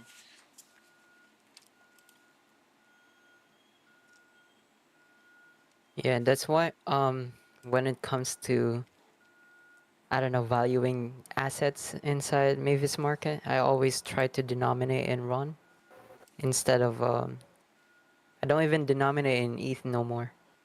Like just RON. That's why when you guys ask me some stuff when how low do I think stuff goes or how do I value some stuff, it's just I don't, maybe it's experience, maybe you feel this way sometimes too, right? Uh it's just Ron is so important, right? For the whole ecosystem. And you could always buy Ron. I even just use Ron to buy some CyberConks merch. Um I use Ron to buy the Axie merch. Yep. I use Ron for almost everything I want to try inside the ecosystem. So, yeah. It It almost has feels more like use it's cases than people think. yeah, yeah, for sure. It almost feels like you get shit for free just because you've been around and you accumulated a bunch of Ron. And Yeah, one yeah. Ron is one Ron. So I don't really look at the price, but you can't help it. Everything just has that peg, the dollar Yeah. peg. So yeah, it's like you could do so much with Ron, and it feels like you're doing nothing. But essentially, it's like there's so much value exchange for token and game Mm-hmm. or IRL stuff that you can get. And whenever you want to interact with different games, right? You can always use the katana, which is so helpful, and which is why, like, I think Ronin games are thriving because you have those access to just be flexible. You know, maybe you're holding Ron and then you're just gonna swap USDC to buy some OTC. You could do that. OTC coins from Pixels. You could even, get into planet breeding for Apiron, just like that. Like it will be up to you. You're you could even be like so meticulous with your timing too, so that you could profit more. Um, a lot of things you could do with the Ronin token, and yeah. But like what you said, every shit I bought for like merch stuff, I basically like got it for free just because of like the pulls I have, the staking I have. Um, I was I was talking to some guys in Pixel Pixel guilds before, and I was like, if you just think about it, Ronin is like the backbone of economy inside Pixels.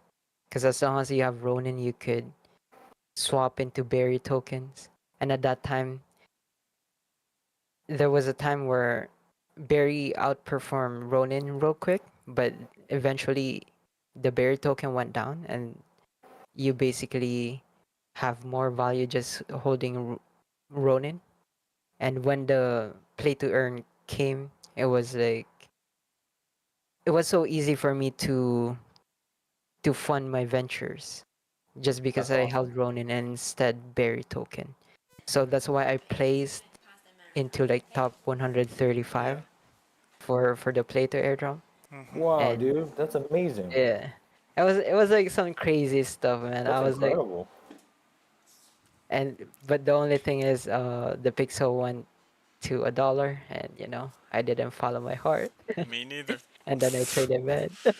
I didn't trade right away. I should have. I keep telling myself, man, I denominate and run, and I didn't follow my simple basic strategies. And sometimes you win, sometimes you learn. Yep, So that's it Yeah, was right. some fun stuff. oh boy. Yeah, it happens more than once sometimes to learn that lesson with different amounts. Yeah, yeah, for sure.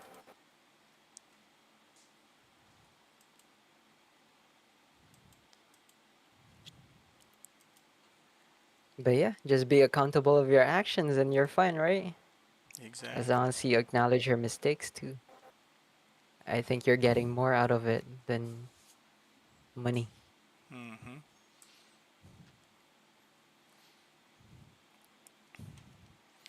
Preach, preach. Preach. I can't freak. I don't know what's up with this game, but I be going in and out of these slimes. Like, what the hell? Can't even trigger Yeah, I'm gonna anything. go down there and check it out. Oh, there's a bear here. Shit. We're burning them out. These slimes are getting tired. They're like, bro, they're running away from us. They're not even trying to hunt us. They're just like, please I leave us think I alone. triggered the slime on the bottom there. Okay. I think maybe we just have to swap out for a bit. This is slime abuse. Stop. Help.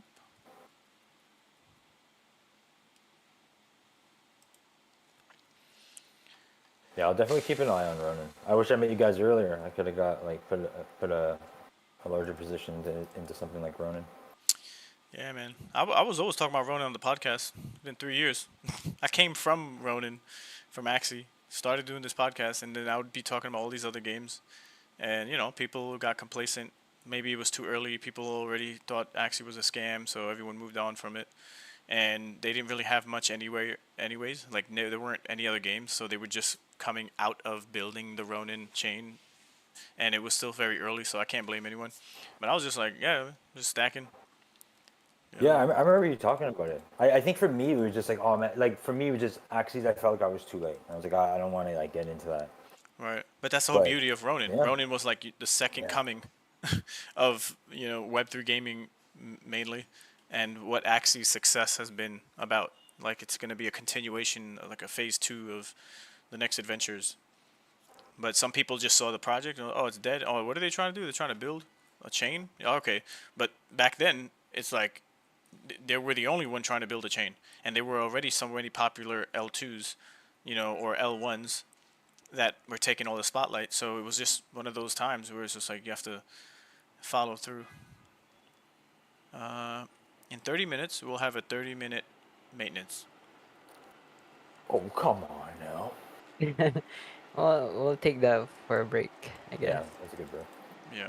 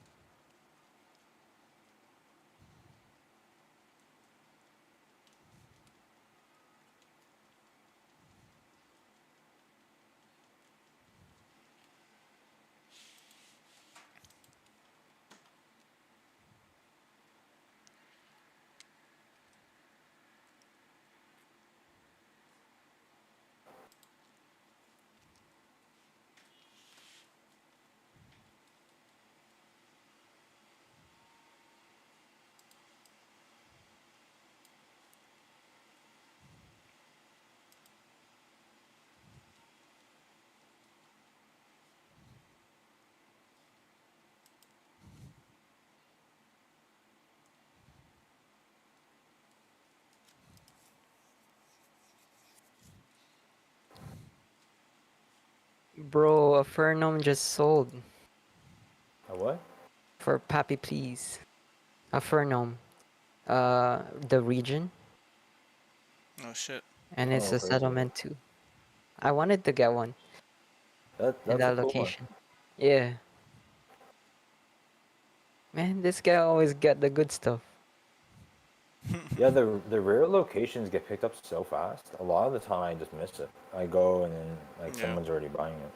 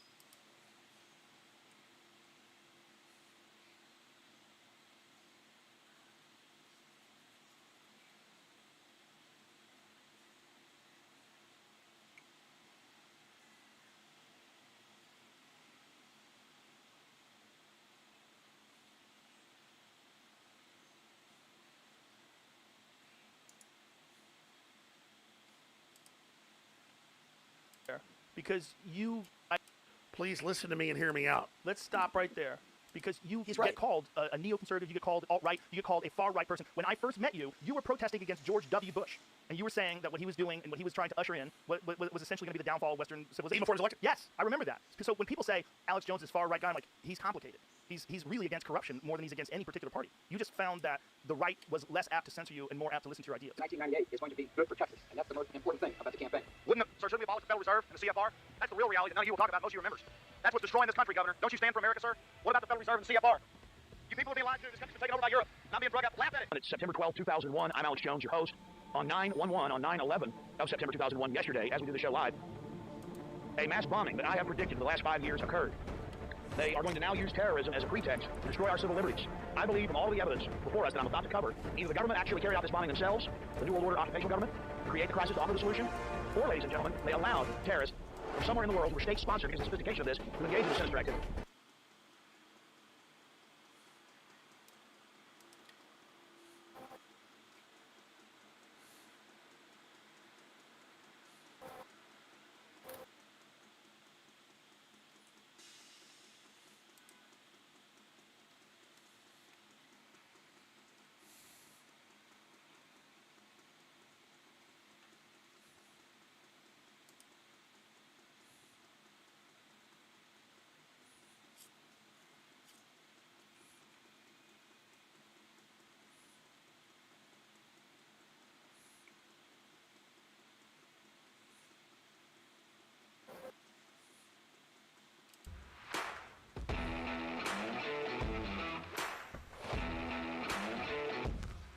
Ladies and gentlemen, this is hands down the most badass truck in the world. A 2024 AEV Dodge Prospector. This is my dream truck. But this truck won't belong to me. It's going to belong to you, the folks that visit thealexjonesstore.com and enter to win for free by entering your email, or when you buy products, they put you in 10 times in the raffle for this bad boy. I'm gonna walk you through this, but this is hands down, look it up for yourself, the most badass truck in the world. Folks, I've had a lot of big trucks, but I'm telling you, they don't even compare to this. This sucker is a dream to drive, so smooth in the city and off-road, it's insane. And when you enter to win this, you fund the info war and take it to the globalists. Now, let's talk about this badass truck. This is a frickin' monster.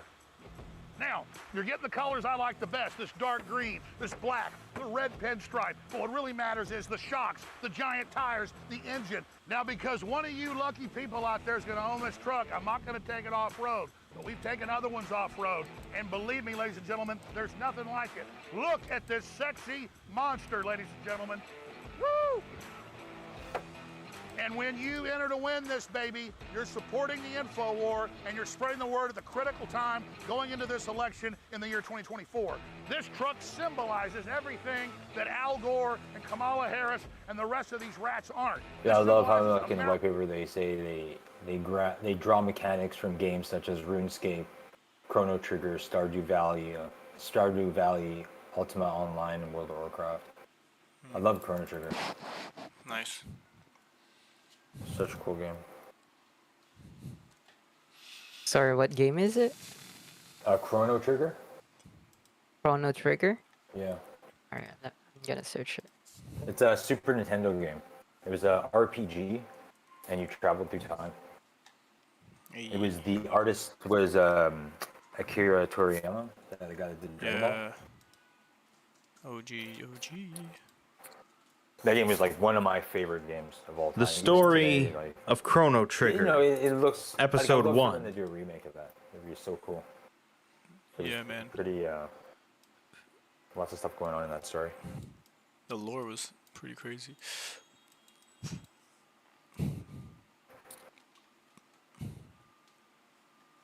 Oh shit, bro, I recognize this. But yeah, I was Like my just a childhood. watcher. Love that From game. my childhood village back in the day. Only Yeah. one guy plays, and most of us just watch. Crazy. Yeah, Wow. crazy time. The game's What amazing, the- man. And also like, I couldn't understand this type of games before, but yeah, I was just watching this. Yeah, it's like a turn-based RPG. It's pretty cool. You could like time attacks and do combos of attacks. So depending on the party members, they do different moves and stuff. Oh shit! And do you see that in the game right now? Like the way we did the pyramid and stuff. What about it? Like, do you see the kind of mechanics? The or story maybe of Chrono resemblance? Trigger, Maybe it's more the art Episode style. 1. I think that, I think the A art style journey is sort of through like time. the same kind of. Most early role-playing video games feature stories of a rather standard variety. There might be some twists and turns, but generally they boil down to a group of good people triumphing over some bad ones. I mean, like, Chrono Trigger, on the other hand, risks doing a little bit more with the formula, with one of the key unique aspects being the involvement of time travel in the plot. Combining that with incredible visual design, music, gameplay, and characters, and it's no wonder that Chrono Trigger is Yeah. often regarded as one of the greatest video. Modern. It's not like some medieval themed style. It's like a wizard world, but all the interfaces, the menu, everything. It looks like it's something from like a futuristic. Yeah, it felt like sci-fi stuff. Yeah. Sci-fi UI. Love that. I love that. Like as soon as I saw it, I love that when we started playing it the last beta.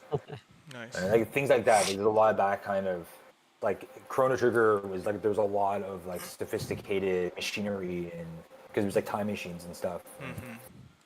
They had like robots and stuff from the future and all that stuff. So like I don't know, yeah, maybe they're gonna go with that kind because there's like you can almost think of it as some of it was like steampunk kind of stuff as well. Yeah. In some of the worlds. Dude, the So, like, cinematics maybe, you know. is like so much like Dragon Ball Z. Yeah. Like, It straight up- It was the same dude. Yes, straight up, exactly looking like Goku, but just different hair, like or a fusion, Yep. a fusion of That's whoever. Chrono. Yeah. They made a sequel to it too, on PlayStation called Chrono Cross. It wasn't as good. It was more like a spiritual successor. But it was still fun. I destroyed that game as well. Nice. Chrono Trigger. That's a sick name too. 1995, bro. That's when it came out. That is a lifetime ago. The hell? God damn, I was 1 year old at that time. Sheesh. Crazy. I was only 5. Yeah. I was playing. What was I playing at that time? I think I was just playing Super Mario.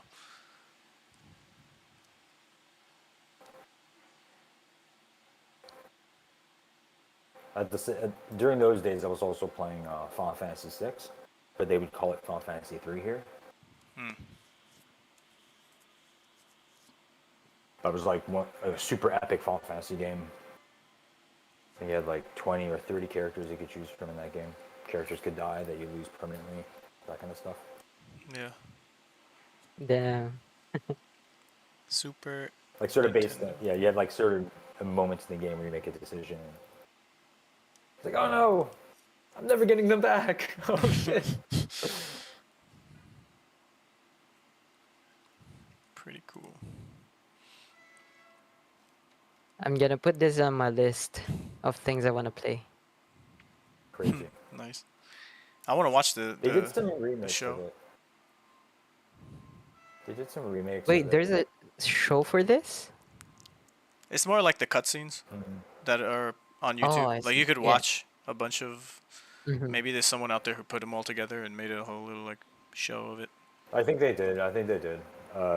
Because the game came out on Super Nintendo, and then they did a remake of it on PlayStation that had added cutscenes, and that's what you're seeing. Yeah, yeah. So because the character designs were all done by Akira Toriyama, so he did all the character designs for the whole game and everything, and then he was given an opportunity to make all those cinematics in the PlayStation era, and then I think most recently they released something on PC or something. It's just like sort of one of those lazy ports of the game onto PC, so I think it's like sort of better graphics, but. I feel like that game totally deserves like its own remake, but Square seems to be busy making the Final Fantasy VII trilogy or whatever they're doing.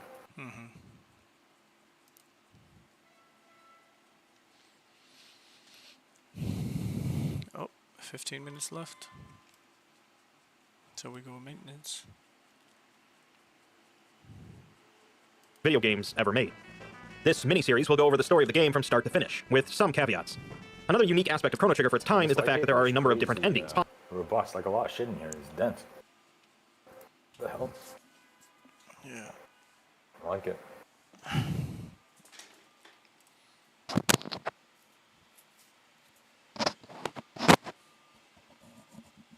Dude, these are the early days of just the revolution of gaming, of what we're gonna be talking about, or our kids when they become of age, if we have children, or just the young generation of today. They're gonna look back and Google the name of a game and be like, "Oh shit! Oh yeah, that game was pretty dope." Hopefully, it's still around, Bro. but and relevant because of blockchain and Web3, and it's like forever game, like a RuneScape or World of Warcraft. But but That would be it's, so cool. but it stays popular where it holds. You know, like it's ever evolving and it's always like it's always fun. Like we just need a forever fun game, and the team needs to die just focusing on that one game, making it better. Like, like they don't go and do That's what anything I've been else with their searching lives. for, man. They don't do That's what anything I've with been their searching lives, for. and Bro. they just devote their whole freaking essence to this one thing. You know, RuneScape did it. EverQuest did it. World of Warcraft did it. You know, one of these games are going to be the ones like they're going to be one of the pillars. Mm-hmm. I'm not sure which one. I think it's Star Atlas and Runiverse. I think so. Yeah. These two guys are up there. Yeah, I give credit to Axie. I think it'll evolve continuously into like it is still the flagship game of Ronin. Like depending on what you know or don't know or like or don't like, because Right. they're the driving force behind Ronin and everything that happened. And they might not have more players than Pixels, but Pixels already had a strong player base that they brought over.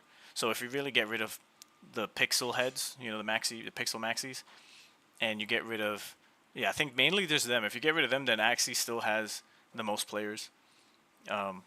At this point, there's a lot of dilution and overlap between the community's players who came over. Like Forgotten Runes, they don't really have any players. This is all being picked up by the existing communities who've been here.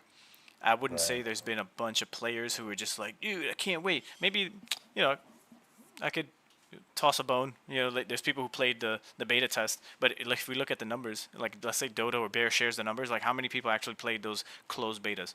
Maybe a couple of hundred. Like, did they have 1,000? Did they have 10,000 people playing and like, oh, I'm so excited, I can't wait? I don't know. I'd love to know if there was 10,000 people playing a closed beta, but I doubt it. Before Ronin. Do you think it's worth getting into Axies now? I wouldn't. For fun, yes. For fun, yeah. It's never gonna be an investment vehicle. Like if you wanted to get into the OG collection, because those will become more and more relevant over time. Like only with an Axie. Like I see Axie doing justice little by little over a long period of time. More so within the last year, to make Mystic Axies and collectibles more desirable and useful in the games. So, if anything, you know, I still always offer the token. But again, as we said earlier, the Ron token would trump the AXS token because of what Ronin is now. With all the games, it's like a publisher and where it's going. So I would have said get AXS token, but now I'm just like just do Ron. Like all the assets in the game, they don't really stand out. They're not as popular and they're not in demand. It's gonna be the team making them relevant to make them more sought after, and we've seen that with Mystic Axies, which is the first collection. There's only a certain like 1,300, I think, Origin Axies, and then I don't even know. I think that's how many are Mystic. I forget now, but it's a small ass number compared to the total supply of Axies that exist. I'm like, damn, how much do those things cost then? A couple of ETH now, like 4 or 5 ETH. I think it's going up because 5, of I think. Yeah. So those could stay. You mentioned you. Sorry. Go ahead. You said you played Slay of the Spire.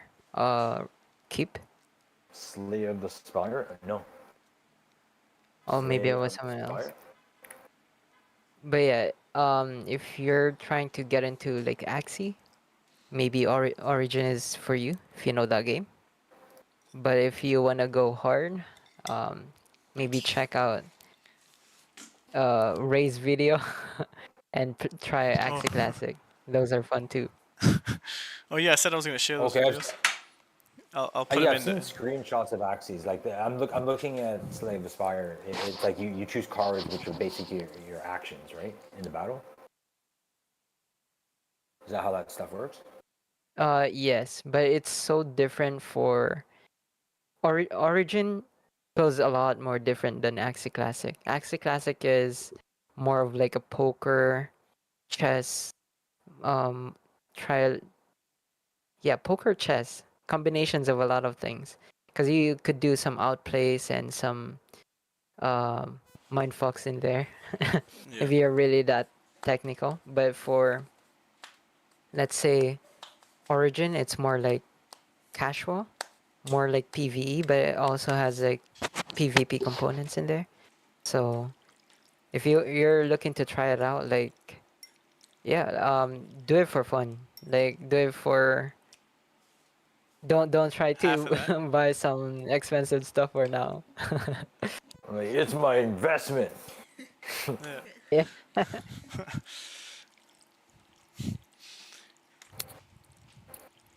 Oh, maybe I'll watch some videos of it. Yeah, I'll show you mine that I made. I was like mixing the meme worlds, the meme sounds, into the Axie gameplay. I was trying to revolutionize the future of watching Axie battles. Yeah, I'll check it out. Yeah, it was funny stuff.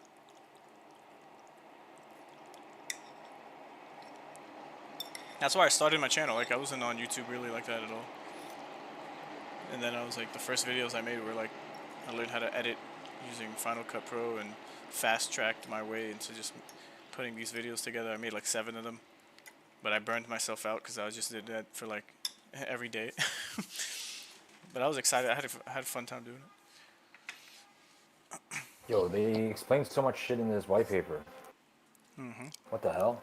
They're the way they're talking about the plots is sort of like state claims.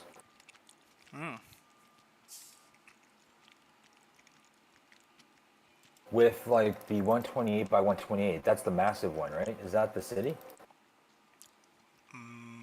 I Yes. think so. Yep. Yeah, that one has a queue. I'm gonna share this little screenshot thing.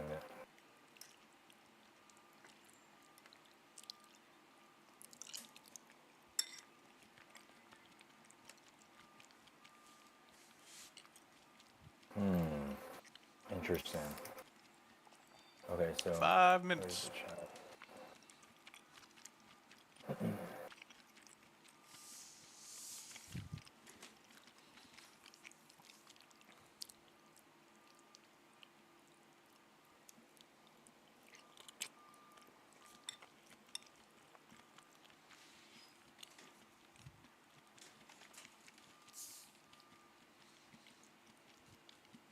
I threw that in the chat. Check that out though. Physical material reserve.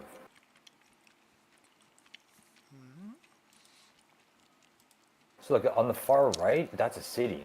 So it gets huge amount of resources. Then you look at a homestead, which is the 8x8 settlement village, which is not that much more, and then even a town is not much. Like town's a little bit more, I guess. Damn. But Who the hell? this is how they're trying to do it. What the hell? Oh my Plot goodness. material yield by size and distinct global multiplier classification. Extremely abundant, darkest purple, abundant, normal, scarce, extremely scarce. You can't even see a freaking 8, 8, 16, 16 on the thing. It's just the numbers.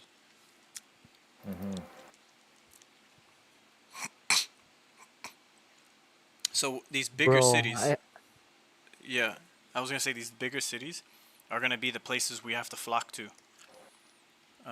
As far as the deeds are concerned, if you own them.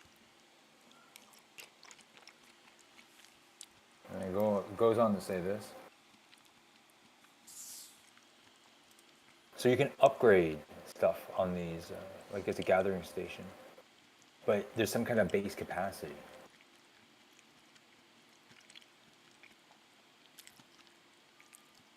what does that mean, base capacity? I'm trying to understand it. says 8 by 8 tier 1, 8 by, look, 16 by 16 tier 1. So what I'm getting there is, that's a homestead tier 1 is 4 base capacity, when I guess the settlement would be 16. So you go larger, it gets you more. What does he mean by base capacity? Is that the range when you're pulling off resources? I wonder. It might be. Even when the plot total reserve varies each time window. So this window applies to our land as well? By the scarcity of windows of such until.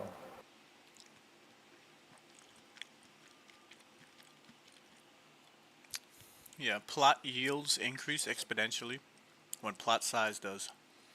So you're just earning more of what exactly? Maybe gold and resources? Yeah, they have those things that have scarce and extremely scarce.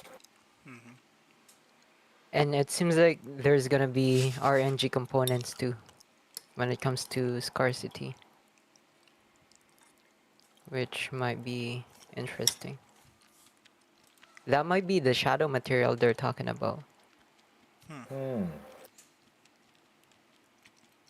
because it looks like even a homestead gets a chance at it, right? It gets a little bit of it anyways. Yeah.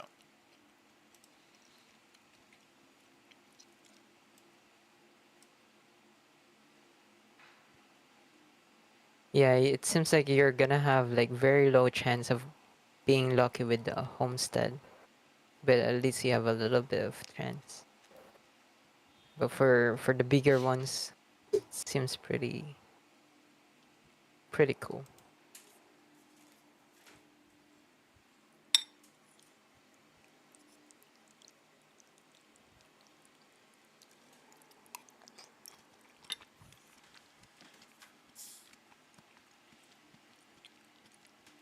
Well, I wonder if the gathering stations were completely different, eh? Maybe they were just testing to see if we could place gathering stations on a land plot, but the whole mechanism won't work the same. Because I'm looking at this other thing, and it's showing like a yield of gems, elements, metals, fabrics, woods. What am I even seeing here?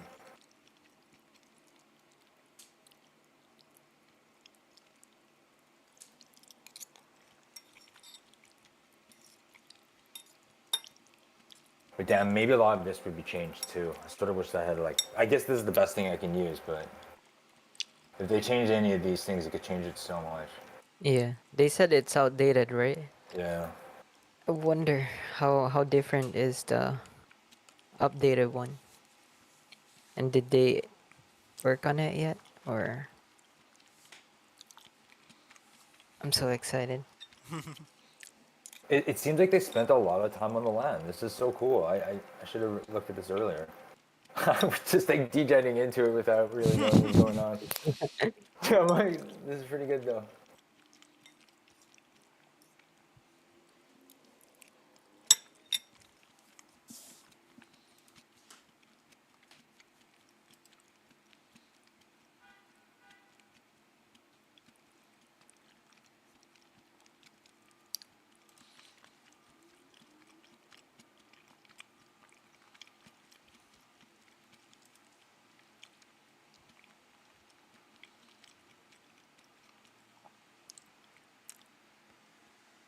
Wow, so they have some, they're talking about like the materials when you're taking materials off the land, and they talk about number of trials slash extractions. So it sounds like you have a number of attempts.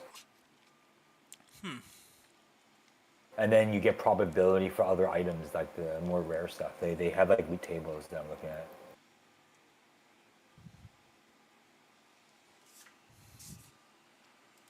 So it's not guaranteed, right? Yeah, it sounds like, yeah, when you're just hitting it, you might get different stuff. It's not always wood. You might get, what do they say here?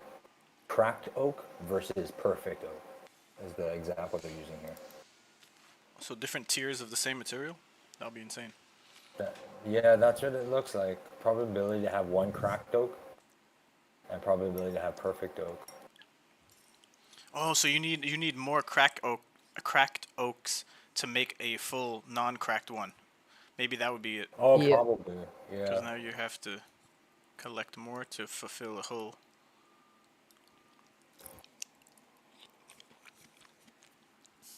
So maybe that global timer array, that's probably why people go outside, eh? Because everyone's going to probably hit your spot first, actually. And then they're going to spread out because they'll get desperate. But yeah, it's probably, you're probably right. It's probably going to all the resources are going to get hit first at the capitals if that's the starting point. And then they're going to get depleted, and then people will start moving out. With like the most rarest ones on the outside probably not getting too much unless there's like an event or something. Yeah.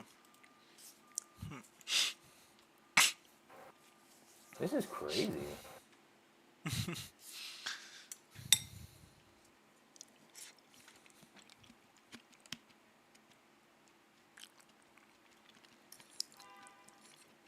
Oh, what was this thing?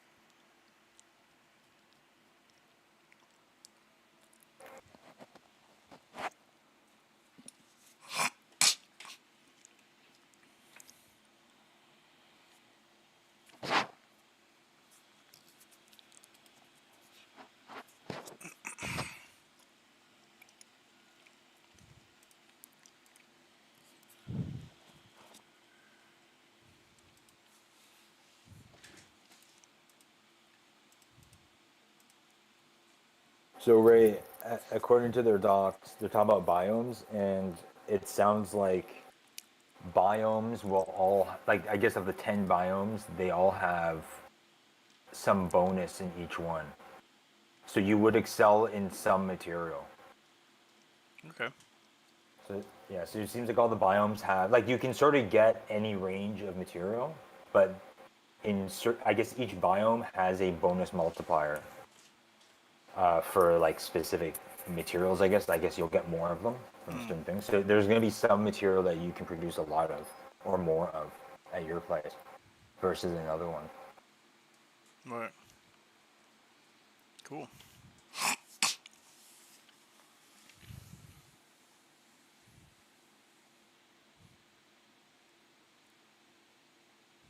But they just said 10 biomes, so that's not even region. So I don't even know what that is. They said forest was the example that they're using here. Huh. For like, you know, what would a capital be? Is that a biome? Would that be like a city biome or something?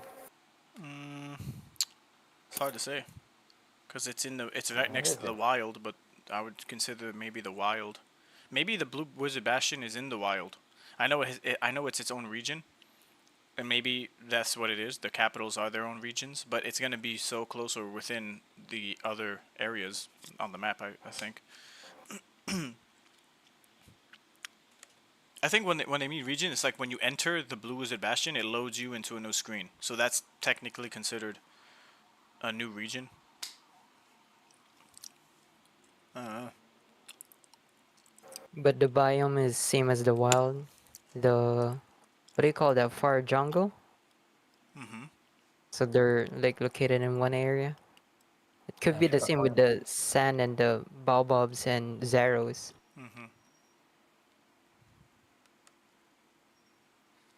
That's interesting.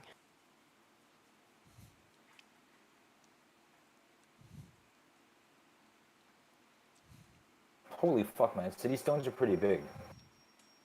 So, actually, never mind. Maybe they aren't. It says they're 18 by 18, but isn't that bigger than an entire settlement? A city is 18 by 18. Yeah, a city stone. Shared building used for fast travel. Oh shit! It A says city 18 by stone 18. is the size of a settlement.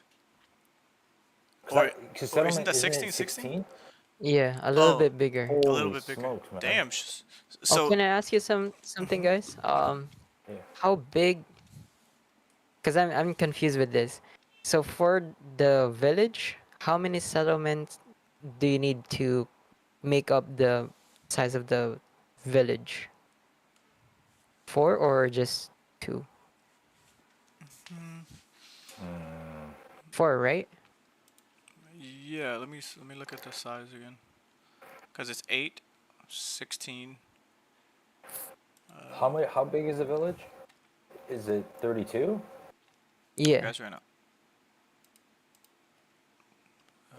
Type It look related.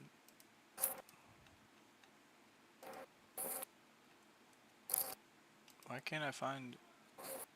It doesn't even filter by size anymore.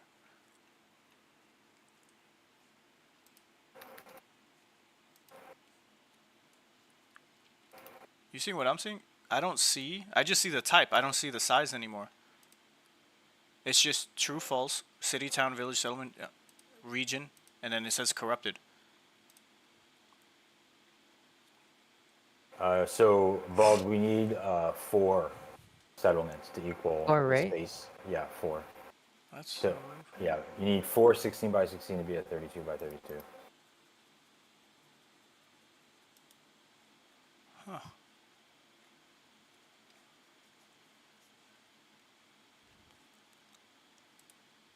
So if you have one city stone, you can't put up anything that is the same size of settlement, right? Because that. Let's see here. Wow, Guild Hall is 30 by 16. What? Oh shit. Whoa. So it's like really long or something, or shit. A temple is 14 by 16. A treasury is 14 by 16. So the largest things at Guild Hall at 30 by 16. Oh, alright. Jesus, that's almost the entire village plot. That's crazy, bro.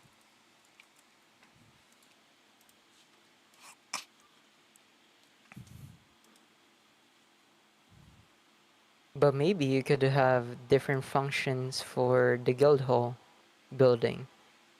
Maybe a temple inside, a treasury inside. It says A guild related activities. ooh, and You get maybe access through guild bank too. treasure, guild treasure, where we could put in some equipments and uh, give access to people. Yeah. Oh man, can I even fit a treasury and a city stone? What the hell? That's the trick then, I guess. Oh fuck, I don't think I can put a temple and a city stone. Son of a bitch. The hell? Am I reading that right?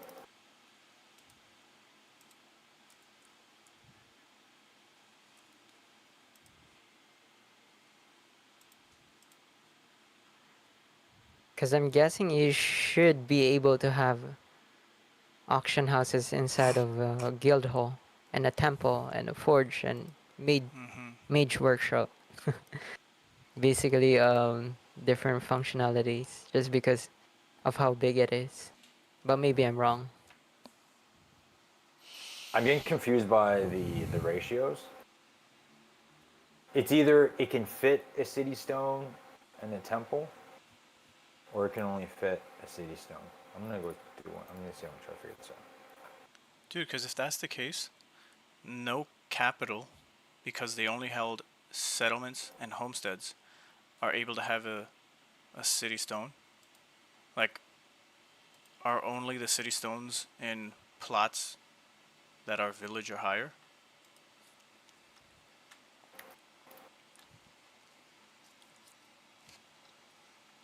So you have to travel to a city, to a capital city by foot? That would be insane.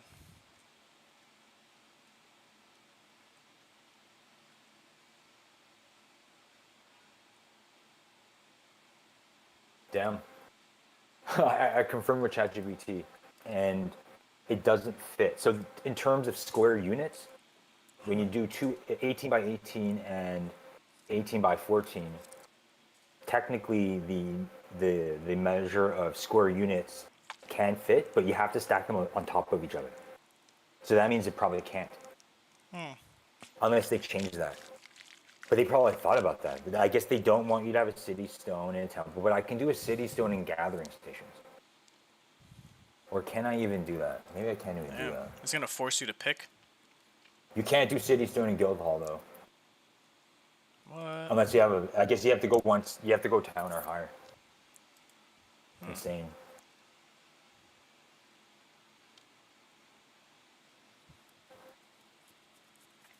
Oh, that's so interesting. So say you had a plot, say you had the wild, like that village, or any place that was near like a capital, you could just set up a treasury and temple knowing that you don't even want to put a city stone there because it's not even, you can't even have both. Yeah. Oh, wow. So it could work in I guess my case, in my favor, if I wanted to get a village next to instead of farther away with the logic that we were. Yeah, it seems like, yeah, like if they change this, you know, who knows, right? But based on this, the way they're doing it, this would bring value for villages no matter where they are, really. Right? And there's other use cases where, like, I guess the far away villages, you might put a city stone, but you sacrifice a lot of other stuff. But you get that distance. But if it's close by, now you can do treasury, right? You could do, I guess, the temple, or just like a guild hall, I guess. Because if you have a guild hall so far away, that's gonna be BS. Because you can't even travel there now. Yeah, what would be the point of having a guild hall and nothing else? Because that's all you could fit. I guess it's to have a guild, right? Well, what the hell does that even mean? Because you can fit them. You could just. It says guild bank and guild related activities. Okay, so a Whatever guild that bank, means. so you get more storage for your peoples who have access, but they still need to go to someone else's village to maybe do some temple stuff, you know, because they could only fit one themselves. So we're gonna have limited amounts of any one of these buildings throughout all of the villages in the world. That's crazy. You're gonna have to be traveling all over the place, like constantly. Town's where it's at then. Apparently, yeah, because you could have more than you could have both a temple, a It'd be mage. 64 by Guild 64, hall. right? Yeah, you could add stuff together, man. You could do city stone with guild hall, right? Like right there, that's huge. Could you even fit all three? Maybe not. What's happening? Our whole world is doing flipped upside down. That's why I have to read before we do anything. So in terms of like just the square units, I think it does fit. So you could fit a city stone, guild hall, and treasury in a town. Damn. When you go to 64 by 64. Definitely fit two. Like even if they change it, I feel like the way town's built, they would at least have two or three. Like it seems by numbers of these numbers, you could do three. But that's nuts. Yeah, I was just gonna say, Maddow confirmed with me that the settlement, as it is now in the game, the square footage of the whole box can only fit one small home, and it's off by like a column of squares, and you can't put two resource gathering stations. So I asked him, he's like, "Oh yeah, that's not supposed to be that way. They're gonna fix it." So hopefully with a settlement, because all that could be readjusted, and it probably is, and that's the section that is going to be that's going to be changed the most, right? This whole land I thing. could see that. This whole land thing needs to change, and the new info needs to come out, because people are probably going to be reading it like you are and we are, and we're just making decisions based on that. It's kind of gonna. It needs to get better. It can't get worse. They can't make Jokes it on worse. them, dude. I don't read. I don't read. Don't worry about it. Oh shit. I remember reading that whole Star Atlas thing, and I felt like I have a good idea of how that game is supposed to be built, but so much stuff changed, man. Mm-hmm. It's like there's this balance of like reading the documentation, but also being, you know, if you try to bet too much on that, you get screwed too. Yeah. You know, FTX definitely messed up a whole bunch of shit, and that was an anomaly of a situation that kind of threw the timeline off and reshuffled stuff. So you know, if we're gonna get bull run times, then hopefully they just double down on their plan and get that shit done instead of like stretching it out. But damn, it's so interesting, man. Yeah, that what everything we just finished talking about. There's a lot of stuff in here. So then I think about, okay, if I'm gonna get a village now, I should get it next to the Blue Bastion, because what's the benefit of having all these settlements? I guess because of the vast number or quantity that I have based off that chart, I'd probably be able to get an increase of that the rarer resources, because there's just so much more that I cover as far as the plots versus someone who only has one or two. But yeah, that's as far as I go. Well, you know, say someone wants to do Blue Bastion, because you know, of the factions, that's actually one of the cooler sounding ones, right? It's like magic and machinery. So there's gonna be a bunch of people that probably just jump into that. Mm-hmm. You know, and then, you know, they're probably just gonna hit up all the plots there. So you probably get a lot of that usage bonus, whatever that means. Right. If you were to go that route, I wonder if you get like a kickback of resources like pixels. Yeah, it should be something like that. We'll see, but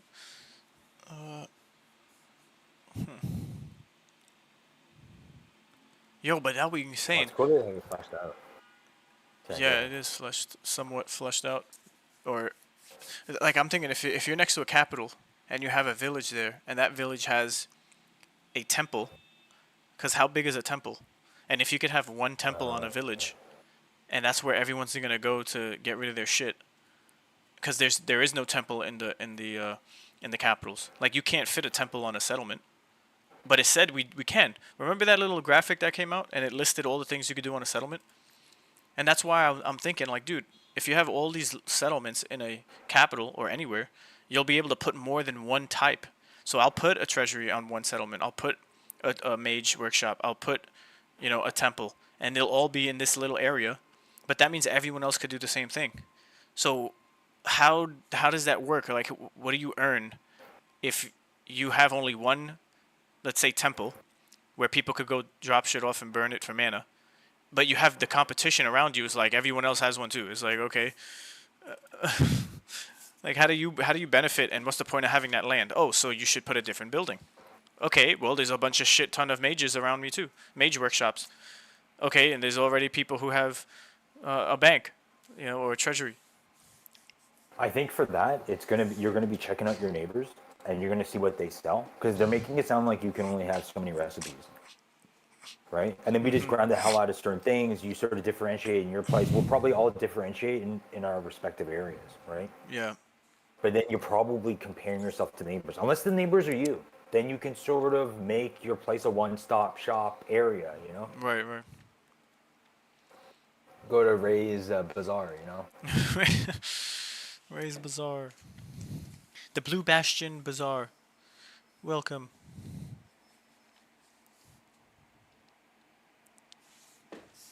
Oh man, it took so long to find that page. Okay, it's on page 45 if you ever jump into it. But the temple is 14 by 16, so that does fit on a settlement, right? 16 by 16. You can do a treasury, which is 14 by 16. You can do a temple, 14 by 16. And then you can do the gathering stations. It looks like they break them down by all the types: wood, elements, metals, gems, fabric, stones. You just can't fit a city stone or a guild hall. You can fit, and you can also fit the mage hall, mage workshop, the atelier, and forge. So how many buildings? That's 1, 2, 3, 1, 2, 3, 4, 5. Wow, there's 6 buildings that you can put on a settlement right there, in terms of just like, you know, service things.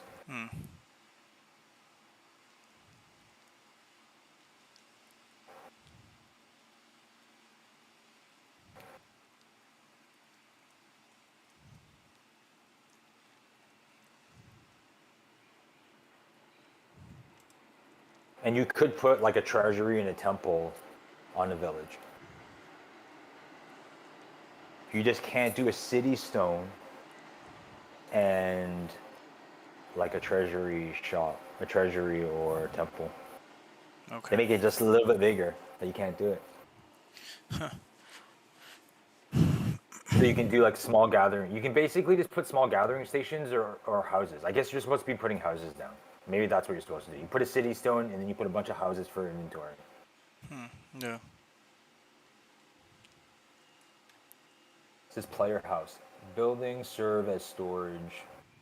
A medium house is 16 by 20. You can't put a medium house. You can put one small house with a city stone. Man, the village is starting to sound so small. What the hell? Seriously. And I feel like 1.5 items on this thing, man. Oh, I got ripped off, yo.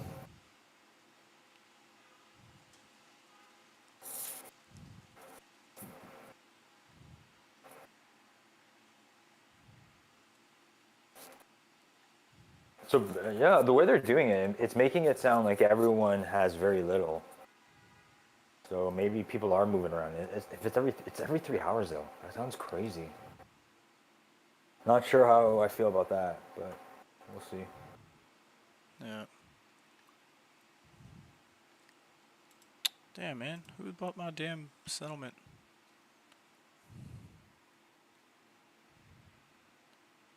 Boo. Give it back. Wait, is it time to log out?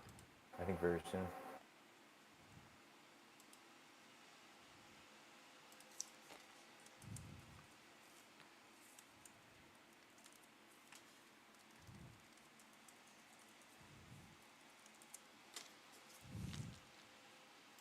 Burn.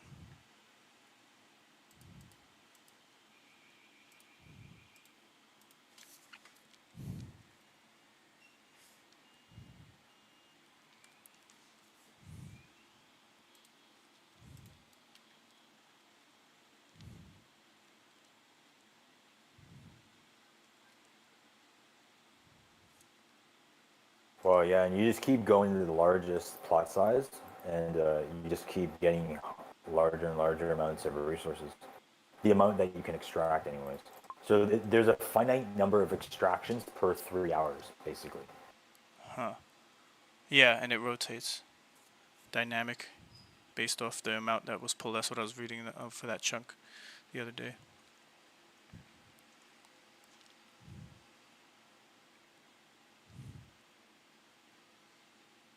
This is interesting. They talked about the forest biome. This is probably already different, but it says the forest biome is composed of 295 plots. Do you think they're just using that as an example, or is that real? But then that's it. The guide ends right after that. So I don't know. It's the last page. Oh, what the fuck? Yeah, it just says like 295 plots. It's like, whoops, I didn't mean to put that page in. What Shit. the hell? They just leave you a Forest biome is cliffhanger. composed of 295 plots, and they show you the distribution.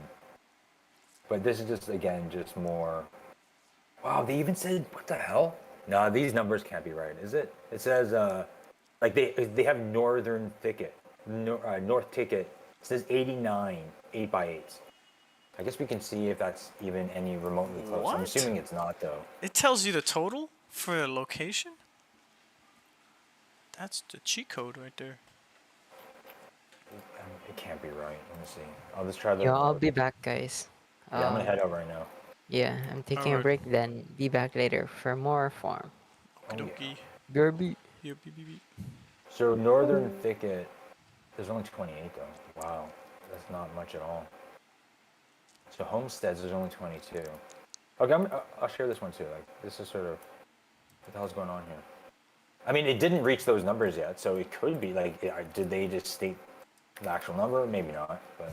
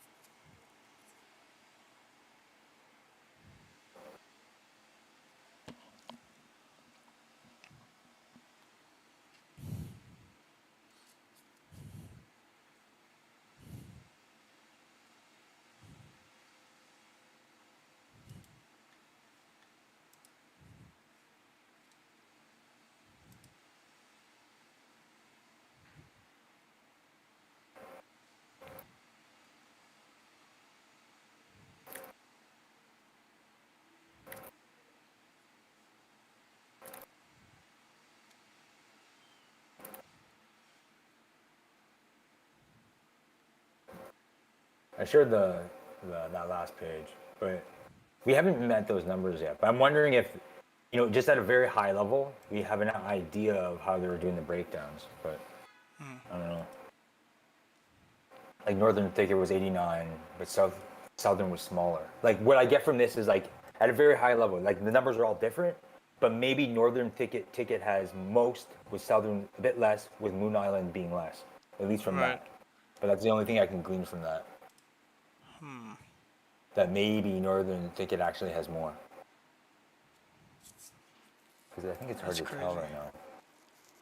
The forest biome plot Southern. distribution. Because Northern Thicket is 28, Southern Thicket is 35.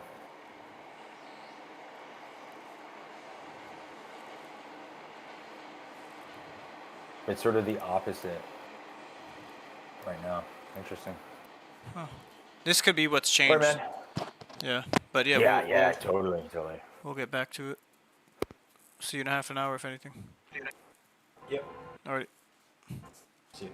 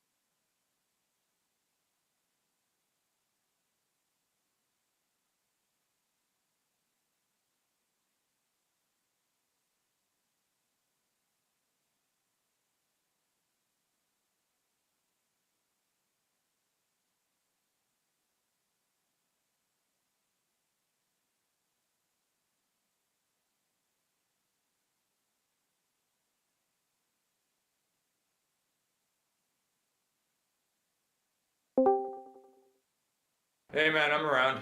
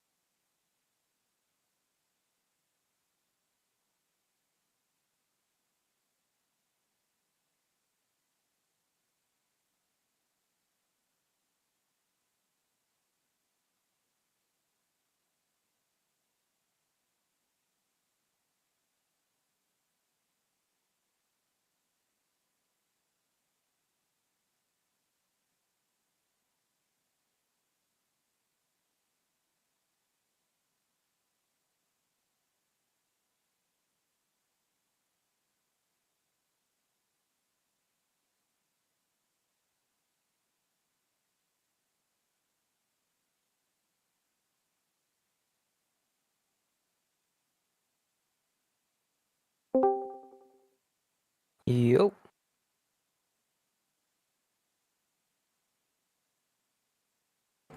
Hey.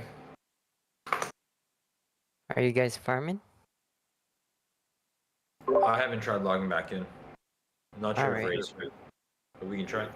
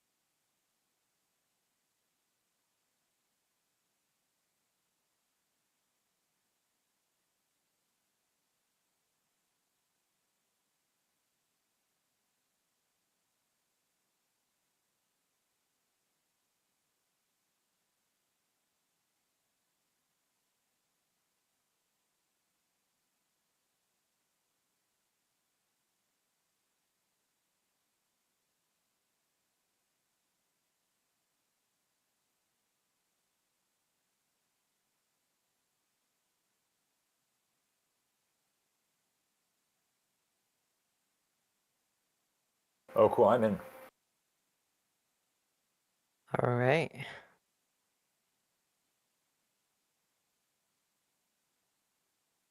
So yeah, what did you think of the white paper?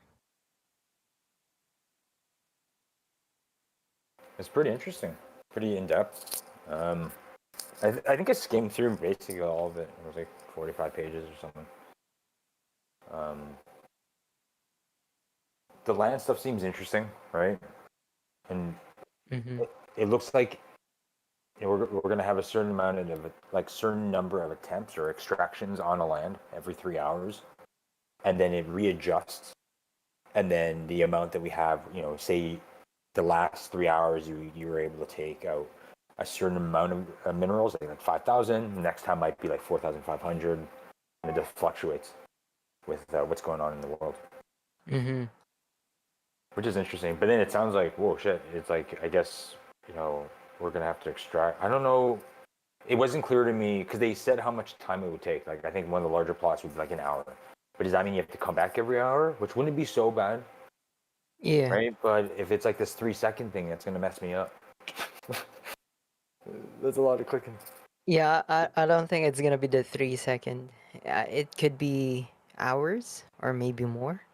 I was But also you don't want it to be too long, right? Especially at the beginning. How many of us can really craft our beginner gears, right? So there might be balance for that. And at the same time, do you think it would be a good thing to have like a resource tab in game? You know how like you tap your rings and stuff, but you would have like UI you could manage your resources across the world. Oh Like man, I hope. But Right? Because do you're you probably think? seeing it from the pixels perspective too, right? You probably have a lot of experience on that side. Yeah, I really hope we have some like resource management UI stuff. Yeah, but for pixels, you have to be physically there, right? Extracting the resources. But I was Yeah. like thinking, because this is different. This is, I feel like majority of our time will be inside the dungeons or across the world, throughout the level 0 to level 50, if 50 is the cap. Mm-hmm. So do they really want us to be coming, like taking an hour breaks, or every hour we're taking breaks to come back to our plots and extract resources? Or could we just tap it like the rings? You know how like every 4 hours you could tap the ring, or Oh, that'd five, I be think. yeah, that'd be so good. Like a tap ball is what I need. Mm. But do you think that's a good idea or a good direction for the game too? I don't know. I guess if you do something like that, then it sort of affects that worker, that scholarship stuff, right? Mm-hmm. There'd be no need for it, or you'd have to be on such a large scale that maybe you have one person you pay and they manage hundreds of plots by themselves, right? That Yeah. they're able to manage, which maybe that's good too. I don't know, but Mm-hmm. Or um, it can also stop us from discovering the world. That's the negative thing about it, is that you don't have the means to travel across your plots. Hey guys, I'm back. Hey, no, hey, that's true. Hey, hey, back. it looks like things are working. Awesome. What was the topic of conversation before I got here? We're talking about land.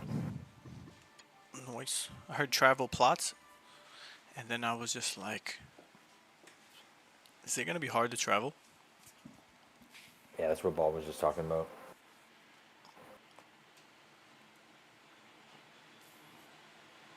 It's very interesting. I hope we get some detailed explanations on so many things pretty soon. I mean, everyone's gonna have a mount. They're gonna be so plentiful. Mm-hmm. I'm gonna invite you guys if you aren't in a party already. Yeah, you should be able to. Okay.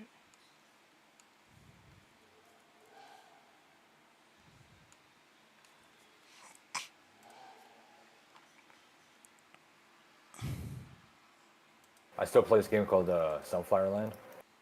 What a fucking grind, man. Feels like it's just a waste of my time. Was it a Web3 game? Sunflower Land. I haven't heard of it. Sunflower Land, it's like on Polygon. Oh, Sunflower. Oh yeah, dude, that game pissed me off. Yeah. It was cool for a little while. Then it, you know, just hung around and what's his name?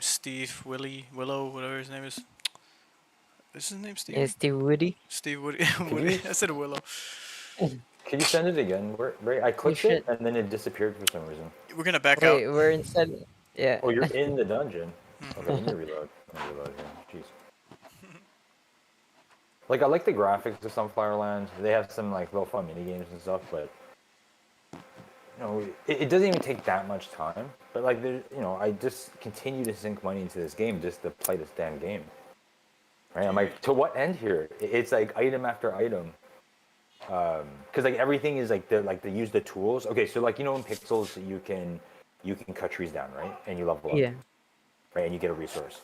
In this game, you need to have an axe that you need to purchase, and it's like you consume it. So like you break down a tree that costs one axe, right? So everything Holy. has a cost, right? And then yeah, like I have a shit ton of boosts. Like I have like my thing is like boosted to hell, but it still like requires so much time and so much grind. It's like I'm level 58. I think it goes up to 75. It's like just so like it goes for months. I take months to do this, right? And like I'm more of a casual player, but I'll jump in and just do all like the daily stuff. Like they have their own like task board. What's cool about it is like there is like peer-to-peer trading.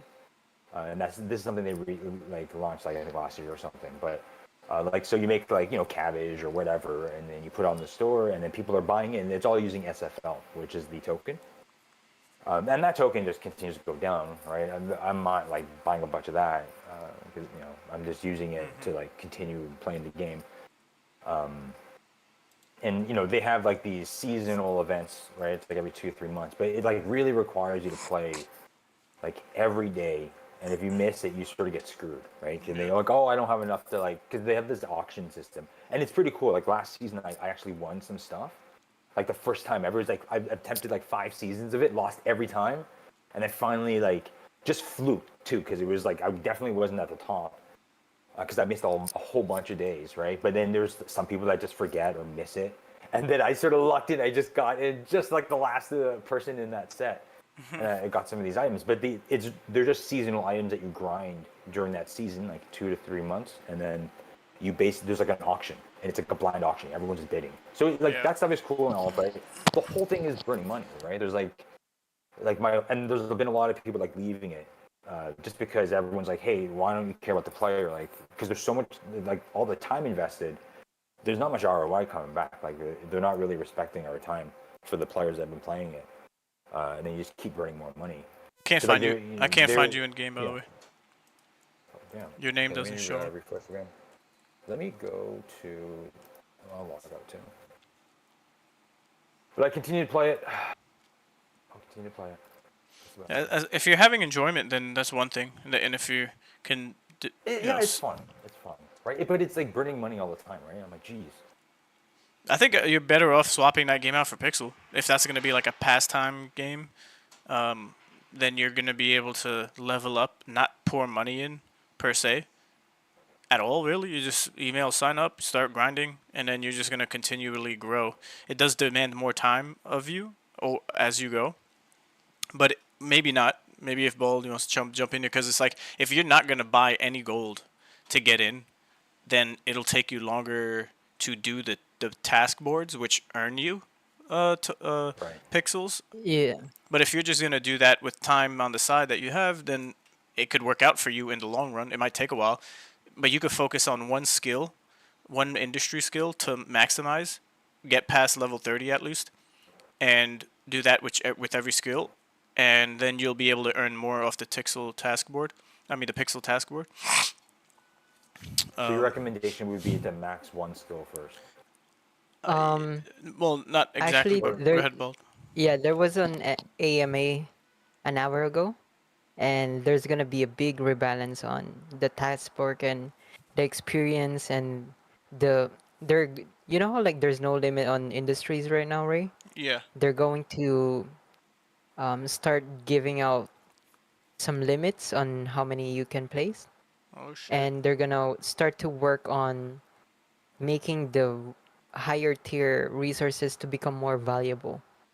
So we're going to see the old version of pixels, but in a different way. And what that means with the task board will also change because they have worked a lot on player segmentation and token distribution. So for people who have so many levels at the moment, right? People who invested coins and time into leveling up to higher tiers, that's actually gonna be toned down a bit. There's gonna be nerfed for a little bit. And the energy, the wine energy? Yeah. There's not much going to be in circulation because of the nerf. I remember that wine energy. Yeah. I know that part. Yeah. So they are going to nerf that as well. So that's gonna affect the economy. Some resources might start to become more valuable over time. So the way we play it right now might be different in 2 weeks time or whenever they going to implement it. So if you wanna hop back in pixels, like to be honest, you don't really need to put in so much time or money into it, because for me, I just do it whenever I'm outside. Even when I go to the park with my dog, I just whip out my phone and could harvest some resources that easy. And you see people with the pixel pet as well. They treat the pixel pets like Tamagotchi. Um, they some people treat the game like Sims, because you know how like you could decorate and do a lot of designing inside the game. It's like you're creating your own world. If you scroll through Twitter and you see some, you know how like Ray mentioned, this spec is upgradable now. People have been going crazy in designing their stuff. It's actually crazy. I'm gonna post some picture later on the Sweaty Gamer Gang when I So if I come were to across get a stuff. pet, does that give me anything in the game? Yes, some minor. Do I Um, get more earning from that? that's part of the player segmentation and token distribution in the future, because they want to target that as well. If you're feeding your pet properly, because you have to feed it like Tamagotchi. To be honest, it's like another mini game. But also it gives you a boost. For example, for strength, you get more storage on the pet you have. For speed, you have more reach. So you know how like you can only go far or go in a certain distance whenever you're harvesting. Speed makes you reach a little bit longer, so it might give you Yeah. advantage on some events. What, this stuff always existed in the game? Yep, Yeah. yeah. What? I didn't know that. You Yeah. can have range, so you can get a lot of range and actually cut more of the crops faster. Yeah. Yes, yes. Wow, You're did not not know limited. that. Yeah. And also, so they're trying to distribute the token not just for the top level guys. They also want to incentivize you with designing your lands or spec. They want to take account on the time you put in with, because they recognize that people who design their land or their spec are also viable members of the community or the player base. Those are the people who make the coin economy also healthy when it comes to the UGC and stuff. That's also another topic right there, because UGC community is a little bit, I would say, they make up almost half of the coin um, ecosystem.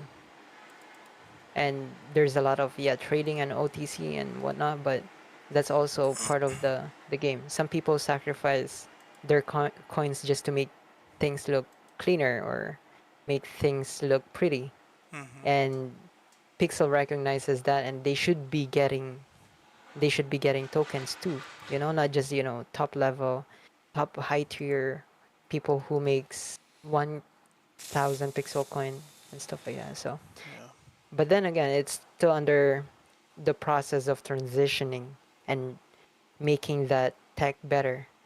Because to be honest, the Pixel, I don't think they're really a game. I think they're more like tech on token distribution and player segmentation and player targeting. Just because they have the player base, they have a lot of data they could play around with. Word. Making me bullish, man.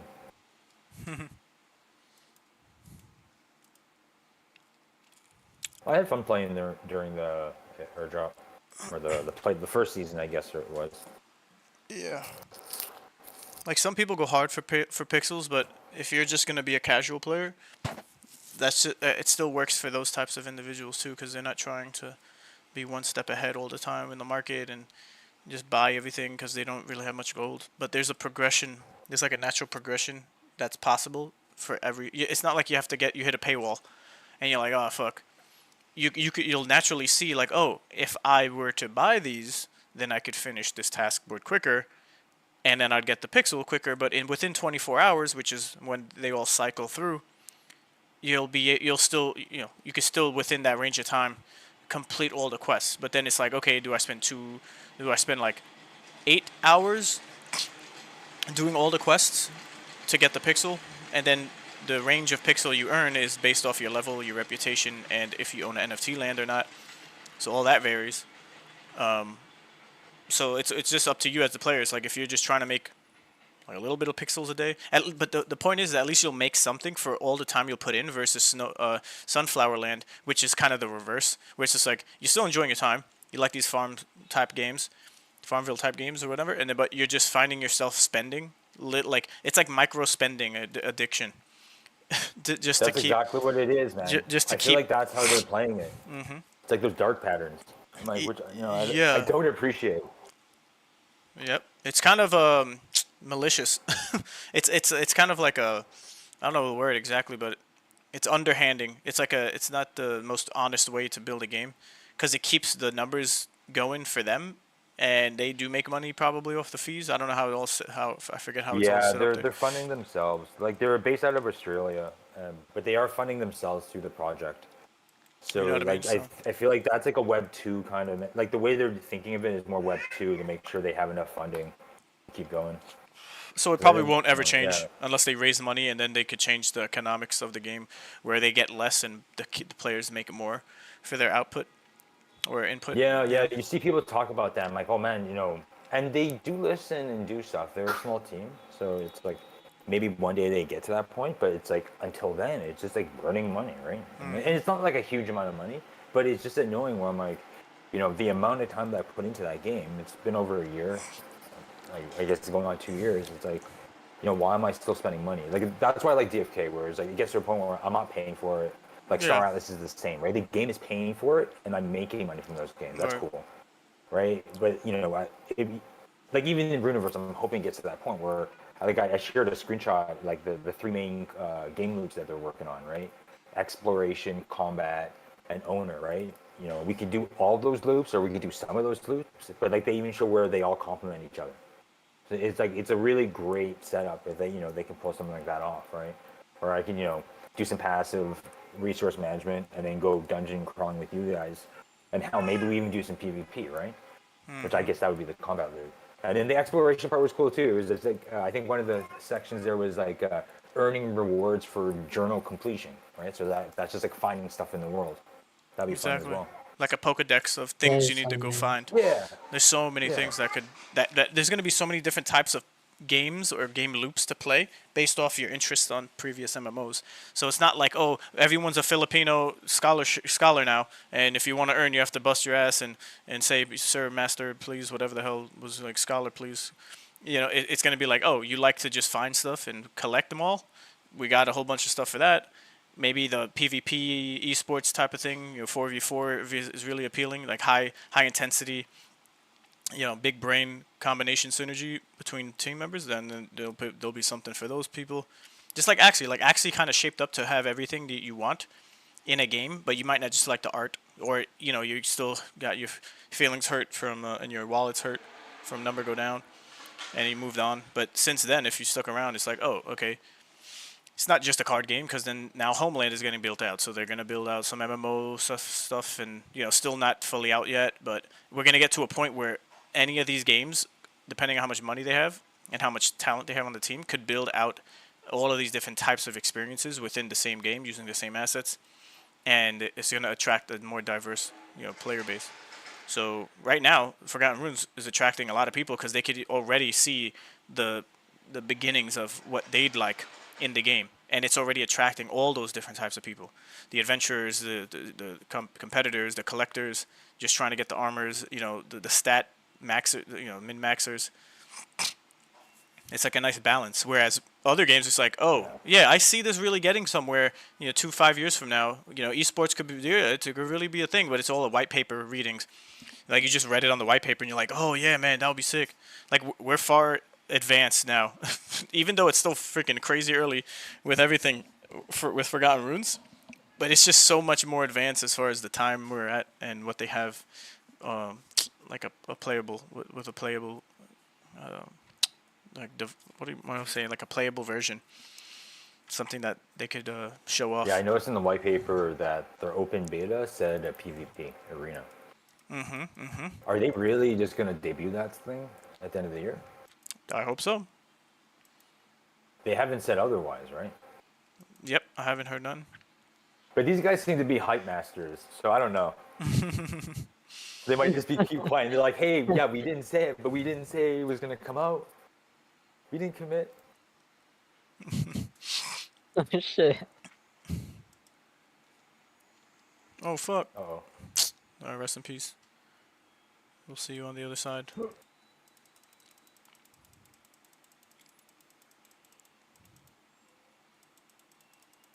Pain is not real.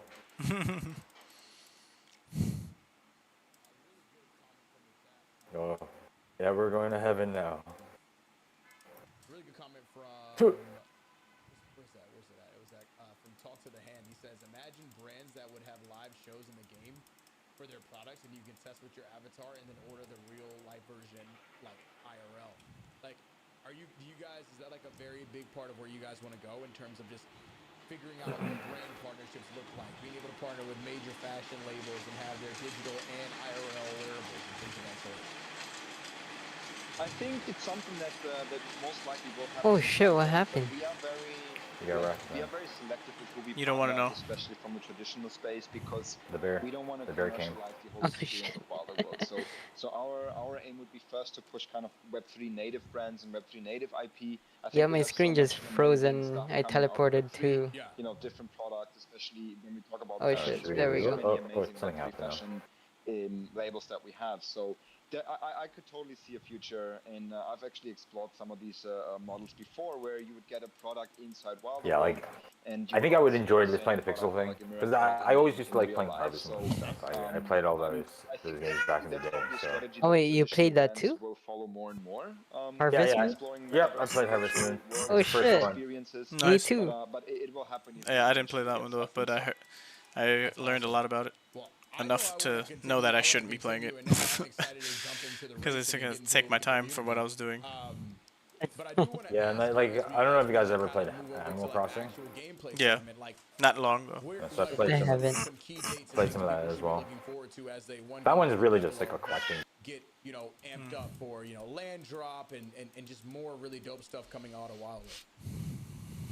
Yeah, so I think really the great source of truth right now is the devlog. Can everyone just say, have a look at the devlog? But yeah, it just goes back to time. Like I'd probably things happening. I'd probably want to see, So we have a couple like if I had to put a little bit more time obviously going to towards Singapore this for game, Token 2049. I'd probably do We that have over the playing Tokyo Pixels. Game Show So I'm in probably just gonna July. hold off a little bit. And then Yeah. we'll have But- the land job Yeah. starting in October. And then because like I could just do the casual first stuff in this shooter game too. that most of you saw in the Right. trailer that Once will it's be out. It'd be nice to just released play. in the next, Yeah, exactly few right. weeks. Like I just want a handful of games. Like I don't want to play a shit ton of games. Yeah. Like it would be nice if it was. Like, I must be in a lot of games, but it'd be nice to have like 5 or 10. And I think 10 is too much probably. But like if I had 5 top games that were like my dailies, I'd be happy with that. But probably Yeah. Q1 will tie this all together, that you'll be able to actually drive around Miami from inside Wilder World. Maybe even before, we'll see. Because I feel like we're in that phase, like you said, Ray. We're still building those foundations. I think some of these games are gonna make it, but it's like I wonder what that that collection of games would be. Like once the world starts jumping in, like maybe everyone is just like jumping into pixels, just farming on that land. Yeah. Or maybe it's a Runiverse, right? Yep. Because it seems like a lot of games are trying to get that MMO space. They want to capture that social scene online that you get with Ragnarok or RuneScape or WoW. Right. I'm Right. just gonna give it to my But just no one's done it yet. race with you, man. I'll get the next. This is the closest thing I've experienced to it. We almost had it with Axie in the first land play test like 5 years, like 20 million years ago, and it was the beginning of something special, and then they pivoted to Ronin, right? So we still don't have one of those. They tried to get with Project K, still didn't really rub and make it that open of a RuneScape-esque type of experience. This is the first time you could chat, run around, battle. You got enemies, you got lore, you got so many things going. at the same time. So you're like, oh, I'm this just is sharing it. with our community to make Like sure this that this has to be it. that they You know, get a chance Lumitera to was pretty be happy cool, to but again, represent it was like XYZ, so. it was like a Diet Coke We're gonna also do the of first what people giveaway. might have So we're giving away might have Yeah. wanted to two instead of winners. like the actual First thing. giveaway is gonna And be this is 250 shaping up to raw be the gold. actual We'll thing. go It's the not second one. actually the thing, but you know, yeah. we're You acting should like it have is points to because jump into this if the right team now. is going to Who's keep going this picked up direction, has then the most points. it should be the So thing. he's gonna be the big dog, and we are gonna gather these last. Does couple of Lumitera points like does this for game even feel the more GSO media than for Lumitera? Virginia. I And haven't we're played that going one. to be getting it in freestyle. Lumitera is Yeah, I more. played it for just a day. Yeah, I same. couldn't play it anymore. Just a day is all I need to know that it's not for me. Yep, And I exactly. agree with Ray. This is the closest, to be honest. For all the things I've tried, Right here. yeah, Forgotten Runiverse is the closest to the real deal. And I hope it is. I really do. And I wanna stay here to, you know, see it too. I wanna see it through. And I'll make sure that you get that all handled. We got one more giveaway I'm gonna launch right now. So DeFi Kingdoms was kind of don't worry. the first that I would say was going to be what I feel about Forgotten Runes. But then it's not open world really. Like you're not really able to do the exact same things here on many levels. We're gonna have ourselves a And there wasn't combat then, and it was just like it was still very early for DeFi Kingdoms.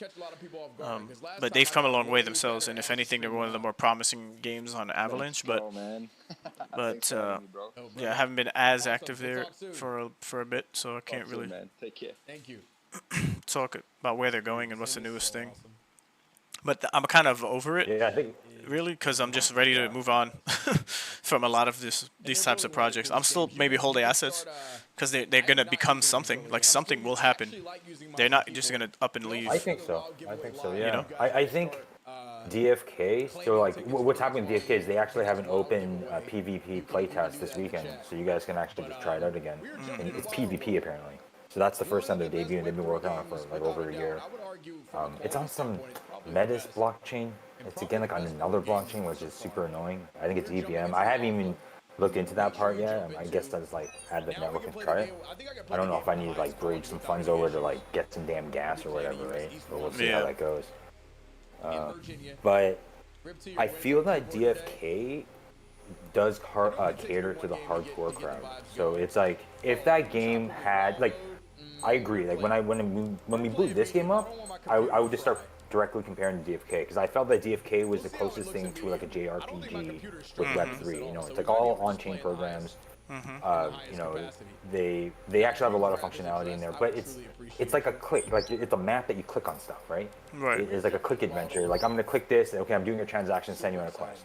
They released Expedition, so they actually built in the bots into the game interface. So now I'll be like, go on an expedition and level for 3 weeks. I pay the jewel up front and I get it later. That's fucking awesome. That took them over a year to make. But it's like basically what Labs did, but it's built into the game. So it's really nice, and they have like, you know, that's pretty cool. I've been running that. So like that seems to be cool. But then going back to the hardcore part, it's just like, you know, like a fight will take like 15 minutes. Right? Yeah, and you can do it in like 2 minutes if you min-max, right? But it's like very technical. It's like you're doing a buff, then you have to do the next attack, and then you're really trying to time everything. And it feels very much like a Final Fantasy 11 fight, or like those higher tier raid fights in a Final Fantasy 14. Like there's only 2 fights. I can kill the first one, but the chicken one, I'm just swearing at the top of my lungs, right? I'm like, this game's pissing me off. It's so hard. And like my guys are like pretty high level, they're decked out. I'm like, what the? It's like so difficult. And like, you know, I'm trying my best on it. So like it's cool that it's like so difficult, but like it's really gonna piss a lot of people off, right? Just because it's so hard. But they are talking about doing like PvE and stuff, so they're coming up with that. They have always talked about the travel system. And they have a lot of ideas related to that, where like you have land, you basically have to move across the map, similar to like a grid system, and that's sort of what's the next thing that they're working on now. So after this PvP stuff gets launched, eventually they start working on the land integration. But the game is not supposed to be just clicking on stuff. You're actually supposed to be moving around. You can rent mounts from land and all that. But that's what they said like 2 or 3 years ago. So maybe another 2 years they'll be at that point. But which is kind of like, a long time. Yeah, definitely. like the land was always a thing. I remember you go inside the building, or you go to the location. You could go to the book and check out the lands, and they were still needing to give out the lands that people people won, or if you had a land, you could check it to see where it is. And I'm like, I guess that's moving along, but it's still not like what we can do here. You could visit your land. There's already those biomes made, and the art is all created, and the functionality is there to run around. And it's just, I don't know what that lift is in develop, like costs and skill, but you know, it's just taking a long time. Yeah. They've been screwed in so many ways all along the way. So. Yeah. Like, you know, kudos to them for like continuing to do it. Of course, like, they have to deal with so much tech debt. I'm like, man, and then all these different blockchains. Like, that's a lot of tech debt. That's crazy. You gotta deal with all man. this like weird shit. Like looking at it, it's like, yeah, that's probably not the best decision. That's like a lot of work for one engineer to like working on the different nuances Seriously, for blockchain, because there's like differences between them all. So just stick to one and fucking build the shit hard and fast and save all that money. Or I don't know what the deals. I don't know what the deals were for why they had to do all that stuff with chains.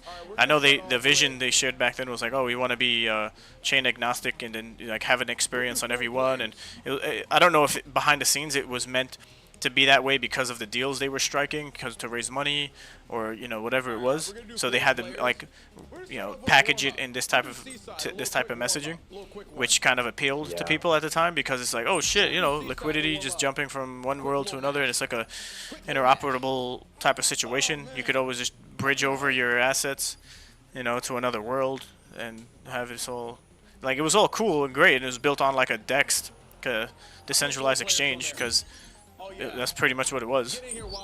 Provide liquidity and everything on chain. Yeah, their DEX platform is actually a fork of Uniswap. There you go. So it was good times, and then you know, trash chains get hiked and Harmony and all that. Yeah, like that's like a good example of choosing bad chains that really screw you over. You know, like wow, like what a bad like set. Like how can you go from Harmony to Clayton? And now you got this Metis thing. I'm like, I don't know, man. These chains are all like low volume, low liquidity, low TVL. Yeah. Like, what is this? What is this, guys? Because they do weekly AMAs the whole time, so that's pretty incredible. Like almost 3 years AMAs weekly. Yep. So I've seen a lot. I like listened to all those, and I think their strategy was to raise money with smaller chains because they create so much transactions.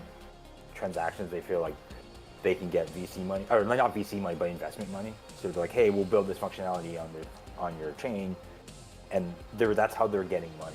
But they're also selling the tokens, right? They're doing similar stuff to like what Automata is doing to get some money, right? Yeah. So they're doing that as well, but they have way less money. So it's like sort of bleeding the community dry there. Yeah. Yeah, man. It's interesting. We'll see what happens. I do like the game though. I think eventually it'll get easier, but I don't know. It would be nice if they were on Ronin. Yeah, it's like you can't win. It's either you have a product that's fun and playable, and now everyone's just all eyes on you for how the economy is going to play out, and if it's going to be worth it to play it, to earn, you know, although people will stay because it's fun, or the game isn't fun, but you're operational in the sense that you could make money with like what you could have done with DeFi Kingdoms, where you don't just speculate in the token, but you could add liquidity, and there's a lot of native DeFi things you can do which keep you there because you see the game's promise in the future more than the other game, like if it was Forgotten Runes. And then the community is either happy or not happy because it takes longer, you know, for either one of those two groups. It's it's like a double-edged sword. Yeah, I would say like the sentiment isn't great, but it's not awful. Like Sunflower Land, they're bitter. That community is bitter. They're pretty bitter because the assets are not like a ton of money, but I guess people bought a bunch of them thinking that like they could, you know, I guess we would get past this microtransaction phase, but we're still not out of it, right? So people are just really bitter, very like it's not cool. Like what I like about it, well, maybe you know the people in the Runiverse community are pretty nice, I guess, or they do answer sometimes. But like the Sunflower Land guys, like even the moderators are pretty rude. Like I'll just ask a question, they're like, hey, you know, didn't you read this? I'm like, you said this the last time. Jeez. Yeah, that's a shame. Yeah, they're really bitter. It sucks. Hopefully, people They don't get happy paid enough. at some point. Yeah, they're getting upset because they're making fractions of a cent. They're trying to like save on the margins of a fraction of a cent. Yeah, right.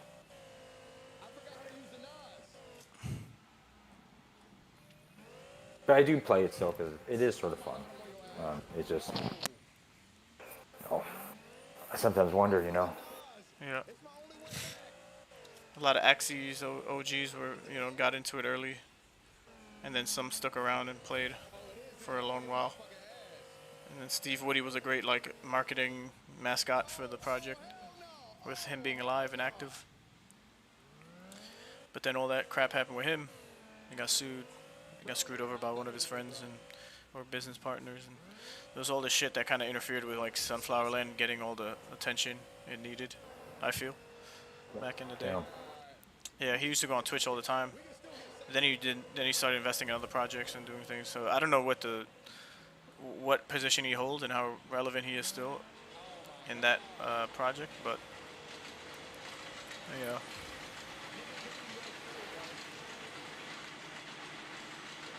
Yeah, they'll either make it or just die. Because what's interesting about what they're doing with the Sunflower Land guys, like, they seem to be pretty good devs, and they've been building out these SDK tools. So if you're a dev, you could make what they call a portal, which is like a little mini game. But they built a framework so you could sort of work within the constraints of Sunflower Land, so you can access their assets, and you just write a bit of code, and you can make a game, and then you get the funding, like you would get payout, because you have to pay SFL if you retry. So it's like you get 5 free tries, you die, you can pay 5 SFL, and then you can play it unlimited times. But then that 5 SFL, either a portion of that goes to the dev that made it, which is sort of cool. So these are starting to pop up. I think they have like 3 or 4 now. So they are trying to make like SDKs for people to build stuff. So maybe eventually one day they fix the tokenomics. But the tokenomics just seem like garbage to me right now. Mm-hmm.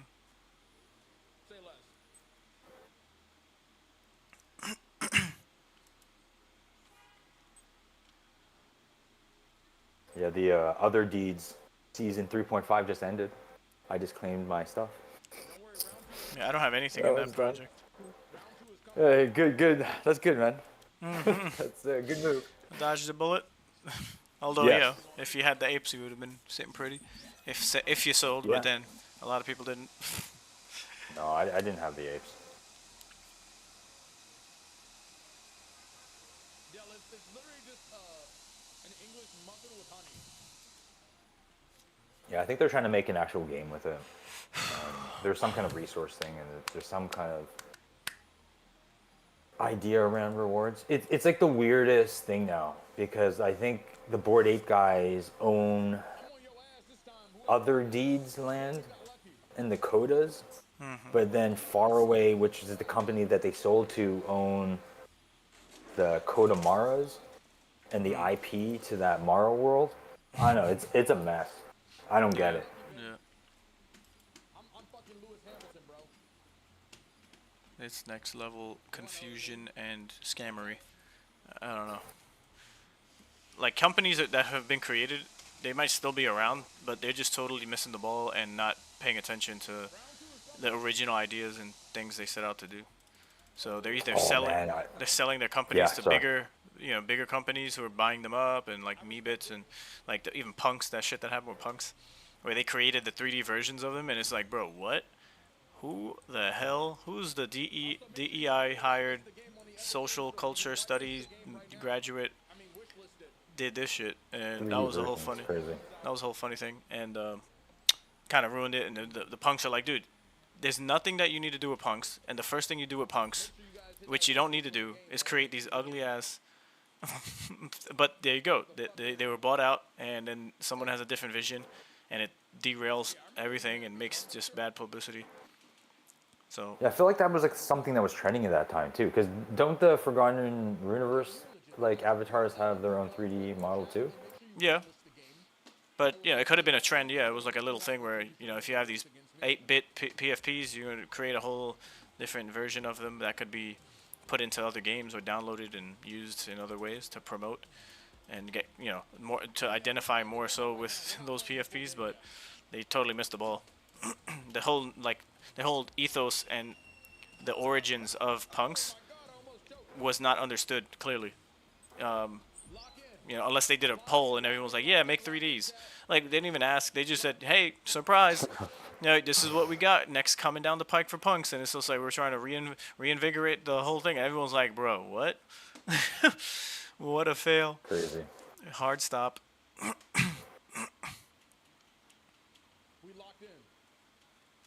There's so many disconnects with companies that are building with the changing times, or companies that buy out previous projects who have no freaking idea of the nature, the culture, and the freaking existing roadmap of the project. Like, it just seems like there's total disconnect. So as long as Bisonic, for our case here, has been and is involved and maybe learning a little bit along the way of the years, although Bear, Dota, and the rest are more so in the trenches, then it's gonna work out, I think. But you just can't have someone totally not knowing shit forever, and then delegating it to people who give up because they're like, bro, F this, I don't like this structure. They quit. Oh, let's hire another dev. Okay, but that dev doesn't know anything that Dota knows about the game or the culture, and then they start doing things that are like totally different. Sometimes it could be a good thing, but Dota is great. I haven't really seen him work for years, but if he's the architect for what we got now on the on-chain stuff, then I'm confident where we're going in his ability. Bear could. Yeah, you were saying that he was the Web3 dude. Yeah, he's a smart contract, Chad, and oh, nice. And yeah, so he's the one we blame for these exploits. Yeah, he made a meme about it. He just asshole. Good humor he has about whenever shit goes wrong. He just rolls with the punches and jokes about it. But maybe that's not what should happen that often with having so many new people here. So I don't know. It's one of those kind of you got to temperature check. The severity of it, because he might know it's not a big deal and it's like whatever. Out of 70,000 lands, there's only 140. It wasn't a smart contract vulnerability. You lay it all on the table, and in his brain, he's like, oh, this is nothing. It's a little bump in the road. But to everyone else, is like, oh my God, the project was hacked. We're going down. Look at the prices; they're not fair. They didn't respect the OGs, and now look at it. We paid so much. Everything comes out at the same time when some shit happens. It shouldn't have been this way. Yeah, it should have done it this way. It sounded like it was like a bug in their API, which is probably on top. Like their API then calls a smart contract. Yeah. So it was like some logic error. Mm-hmm.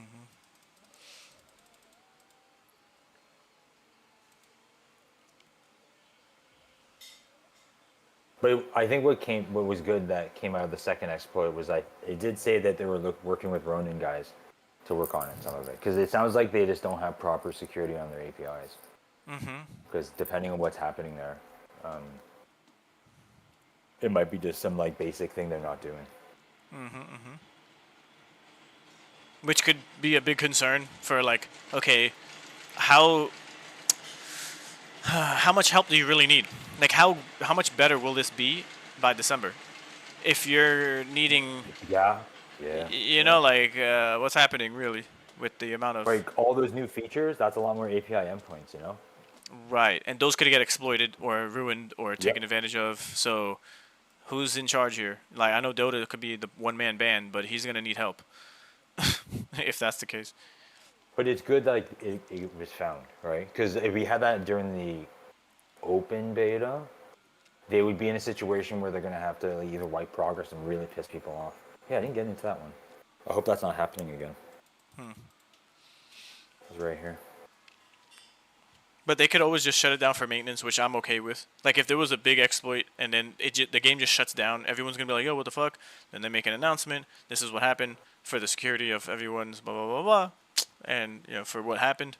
They could just tell people, and people, what are people going to just put shit emojis and clown emojis under the announcement? Probably. Because they're like, dude, I was in the middle of a game and the game just shut down. Or they'll give it they'll give an announcement in the game like, hey, this is happening.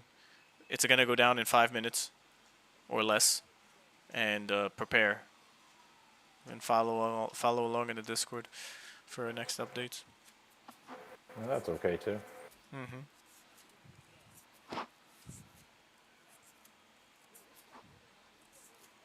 Let me see if I can hit someone.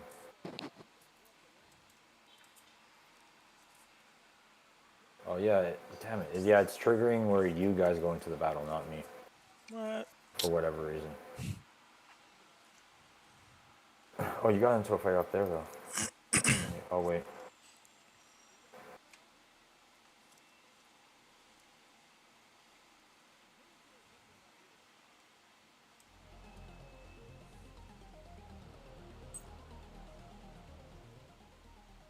I think it's this one. We're gonna do this one. We're gonna do underground. Oh yeah, I was talking about the white paper stuff, and like I basically skimmed through the whole thing.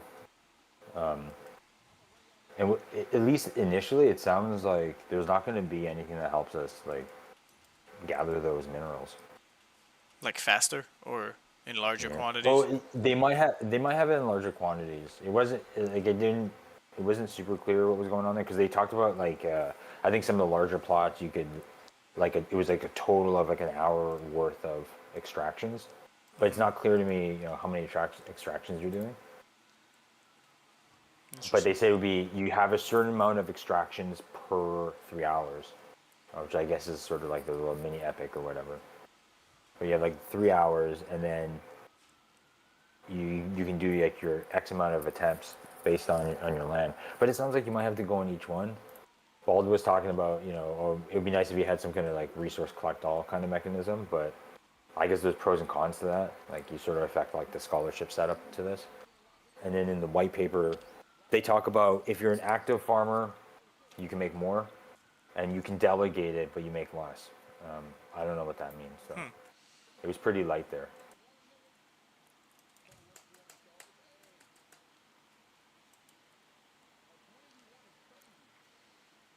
Yeah, it's still Do you very... guys want to escape the dungeon?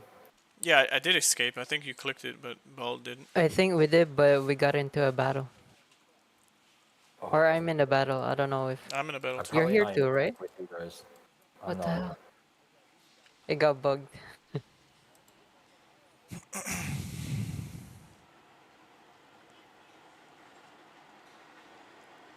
Yeah, I'm gonna have to do some emerald stuff soon because I don't want to get caught with my diaper down tomorrow, needing to grind more emerald just to finish all these damn shards. That's fair. Oh shit. Because I want Are we at the point where should we stop now? to, like, I wouldn't mind if you guys want to stop now, if just for Yeah, that. same here. And no, Yeah, we I could was gonna play listen for to another the hour. yeah, Do we could whatever. listen to Wizard Wednesday too. Oh yeah, I forgot. Today's Wednesday.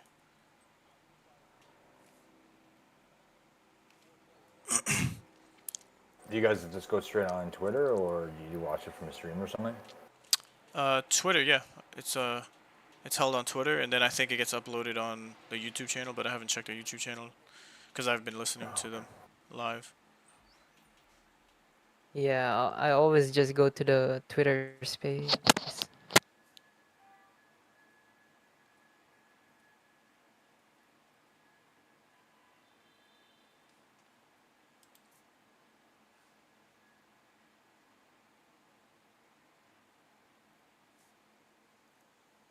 My ping is crazy high.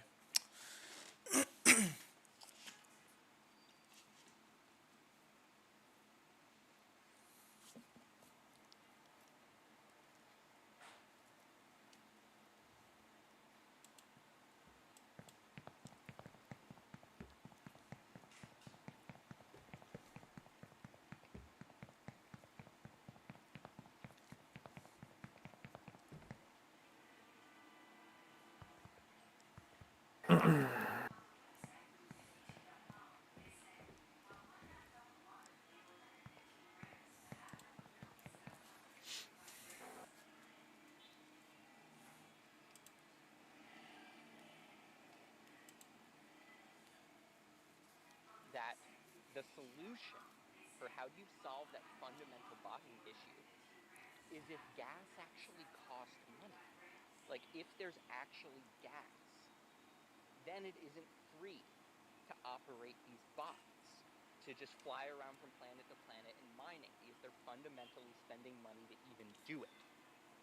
And that one was actually a pretty important conversation for me thinking about Eureka and what I Checking was out doing GameFide here. number You have 84, the EVE Online component Expectations. of having real risk in a game They where have it's the, dynamic. it's just the But WolfDAO it group, just shows to me how parallel deep founder, that Spike, the community Shrapnel, this is there, but understands the power What's they're, happening? blockchain tech. they're just talking about Interesting, like that they're doing it to the solve a EVE fundamental Online's problem in the Web3 game foray.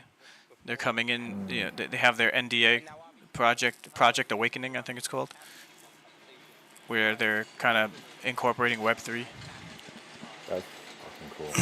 I could share it here in this. Yeah, that's awesome to hear. It's always Check it out. the articles that I've read over the past 9 months or so that they've always done this Yeah, I guess I can just jump on the known stream. exactly why they wanted to implement it, and that's part of the reason that I'm really excited. Jerry, you said you wanted to Oh, you can't hear it on my YouTube channel, but I just Yeah, post. it's all good. I'll go to the stream thing. On for 78 episodes now to do. That never even crossed my mind. Wait, that's not even it. Yeah, I think Jordan really crushed that answer and was really really insightful to hear. I think why they're looking at blockchain and these are things that we've listened to. Oh yeah, the space is up. For equally as long as I've been on here. Oh, Wizard Wednesday. And are all things I agree with. Oh shit. I think Yep. It's the same time as this one. Damn. All right. why are people not paying attention to it? It's just like Wizard Wednesday it is. perfected an art. But it might take a few more minutes for this guys to start, I guess. Countdowns and announcements. Like I think we're all just Gotcha. exhausted. I have fatigue of it. I just don't believe in anybody announcing something or counting down to something and having that be something that feels worthwhile to me. It's just, I always am like, all right, I got fucking excited for you to announce that you spun off a company. Like I want you guys to do well, but I feel like an idiot for waiting 4 days for that now. And so, I mean, we just stop announcing announcements. Well, Gamified starts later next week, so we'll do a countdown to the start of Gamified just to really get you going, Jordan. Yeah, Sam, you're the last person that's allowed to do it. that's a hell of a comment from a guy who announced a fight and then called it back 5 minutes later. Damn. Shout out. The lore grows, dude. The lore grows every single time. Well, it's halftime here on Gamified, and you know what that means. It's time to give a massive shout out to the true MVP behind the scenes, Avalanche, the official blockchain of Gamified. While others are busy banging their heads against the wall trying to make the blockchain work, Avalanche has cracked the code with Impact 9000, making deploying your own layer 1 smoother than butter on a scale. With Avalanche, you're not just playing someone else's game. That's the rule, not the device. This is the reality.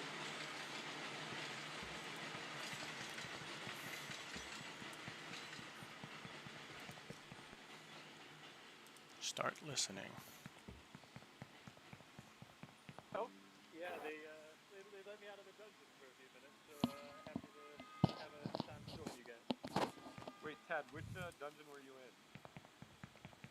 The ticket dungeon, the worst one. The drops there are terrible. I've been fighting the tickets for 14 days straight, and I still haven't gotten the recipes. It's terrible. Can't devs do something? Sorry, Tad. Yes, we will do something about that. See, this is what I mean. Like, there's not an announcement, or was there? Like, there's not many people here. I guess it's starting. Let me just not be so hard on. Yeah.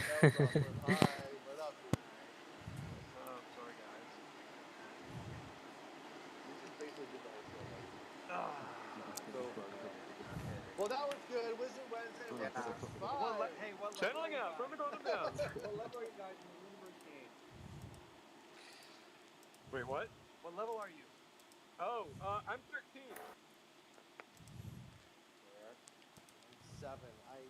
I'm Seven. sorry. You even work here? I do work here. That's exactly what I do. Bear, do you even daily donut? Listen, guys. I started off real strong, and then I just got all consumed with all the little details, and shilling one by one across the metaverse about our game. No excuse. No excuse. I know. I'm only level 15. I gotta get to level 20. Well, we got a big show today. We've got actually a lot of cult questions just came in at the last minute. and we want to talk a little bit about some game metrics, just a bunch of other game stuff. But I don't know what you want to start with the land hack that just happened this morning. Yeah. So this morning there was another exploit of the land minting infrastructure, which was not not great. The good news is that the exploiter was actually relatively friendly, and I consider them kind of a gray hat, right? Which means they sort of like got away with some plots. They sold some of the plots they minted, but at the other hand, they were also kind of felt a little bit bad about it. They said we really like the game, and they came back and were chatting with us, and were able to return a lot of the plots. So yeah, excellent work on the Bisonic team side and being able to address it super quickly. They detected it really quickly. They made some changes last time, and they made even some more changes this time to kind of prevent it from happening in the future. We talked about this in the chat. I can't make any promises, but I think it's pretty likely that we move to a model in live service where there's a bit of a delay. One of the issues maybe here was this idea that as soon as you get your D, you are able to mint it immediately. And well, it seems that a pretty easy piece to put in place is that you actually need to hold your land for a bit of time before you can even put it on chain. That would give us a chance to detect more anomalies, and it also would. It's also just good because ideally you're minting this land to use it in the game, right? So give you an opportunity to kind of move in, build your house, look around, at least look at the land before you decide to part with it. So yeah, that's taken care of. Excellent work for the Bisonic team. Yeah, I know you were basically doing a hostage negotiation with this guy this morning. It sounds like it went okay. Did you ask him to join the cult afterwards? You know what? I didn't. That was a really a miss. That was a No, miss. it wasn't. Aren't we hiring him? Yeah, we actually offered him to work. Too much joking around. Kind of red team work to find these holes in the future. Yeah. So he did join the cult. Hopefully he accepts. Quite literally. He's a holder of plenty of the assets. So tell him I'll make him a special gray hat wizard. We have white hats. We have Ooh. shadow hats. There are special gray hats who we employ under these circumstances. Only if he gives back all the land, though. Yeah. Yeah, for sure. And I haven't even thought about this. Is owning land qualifies to be part of the cult? Right? Some land to apply with this idea. Welcome to the cult. We haven't decided. I think so. I think so. Right? You own a piece of the Runiverse? That screams cult to me. I'm sorry. Yeah, there you go. You're in the cult. You can't help it. So there's some questions about that. This morning, people were saying, will the newly exploited land become corrupted or not? The answer is no. Or have a wholly different trait altogether. Also, the plan for that is no. Crypto is trying to sell me a false corrupted. So the rationale, right? The rationale here is, I think that when we had the first exploit earlier. Good thing you didn't buy that or something. Yep.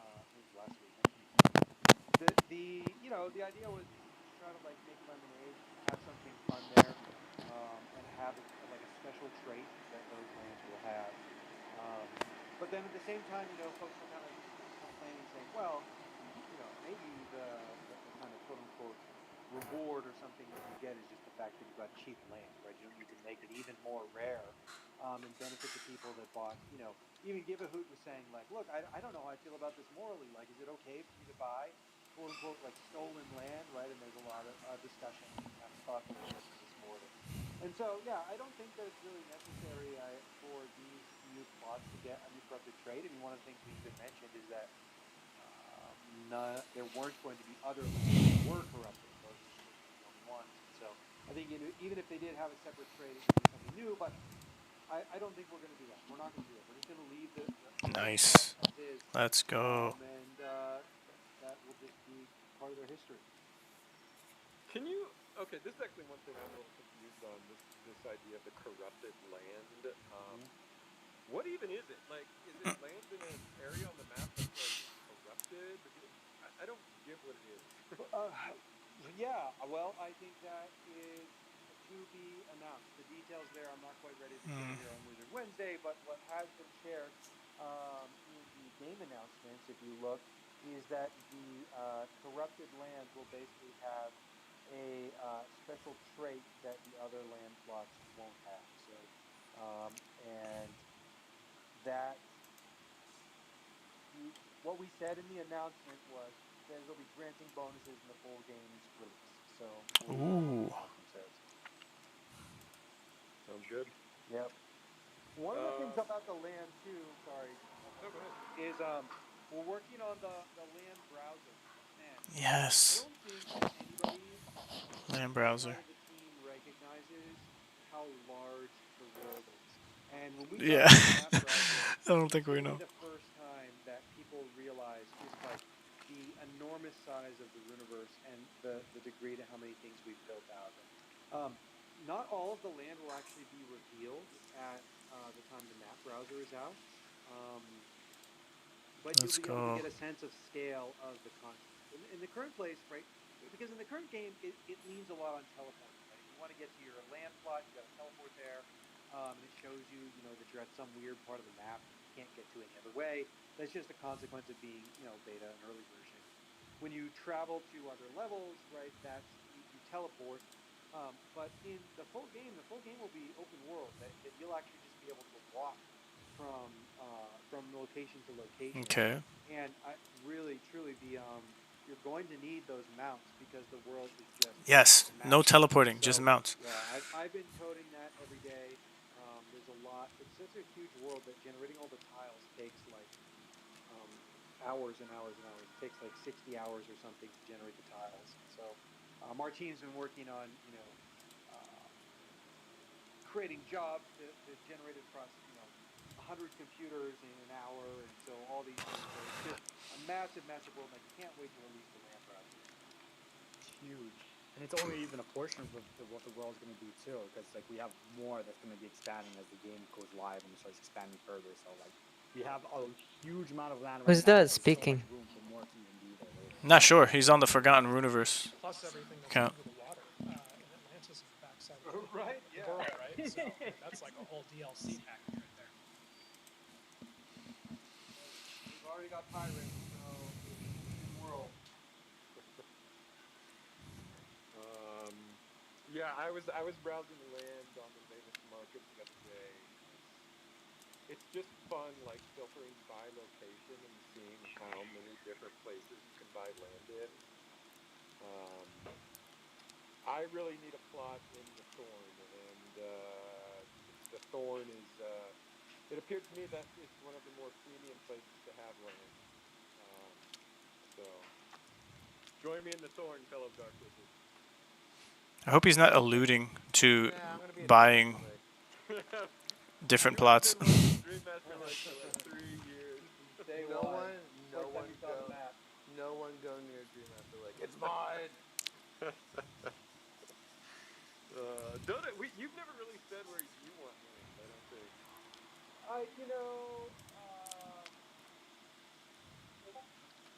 I think that like Dota's lore really is just like in.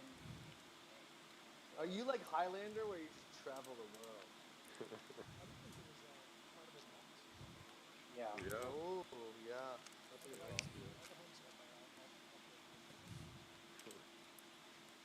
Cool. HP, what about you? Where's your prime real estate? Favorite real estate?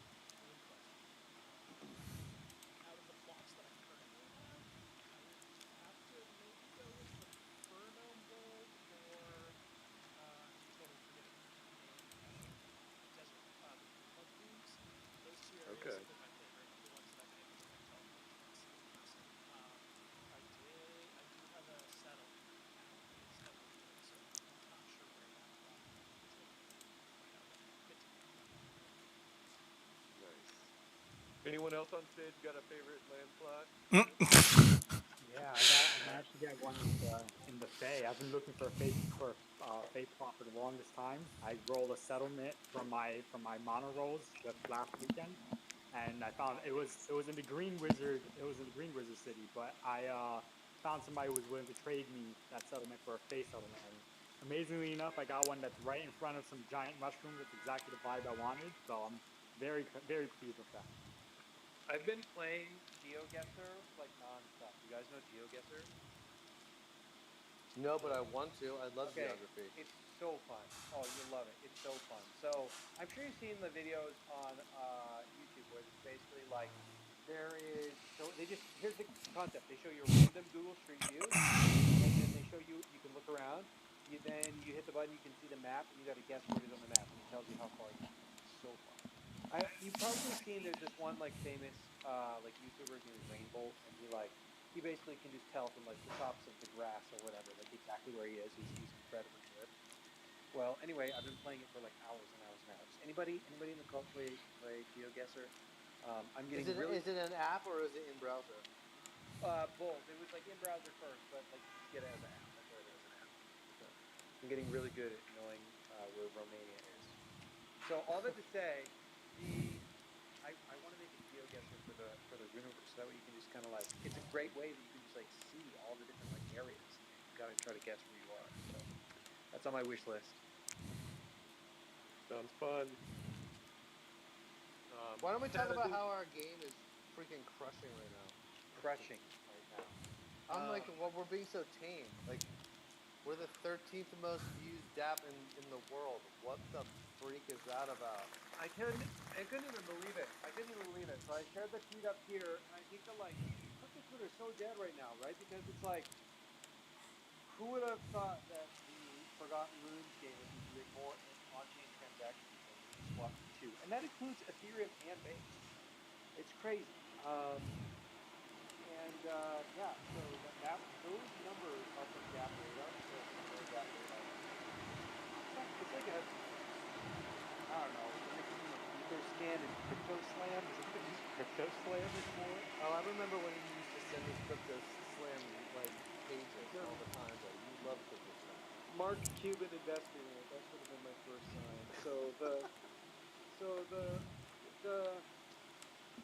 Anyway, they basically hook into the like on-chain metrics, and we had to get like approved, right? Like we had to put the contracts together. Approved,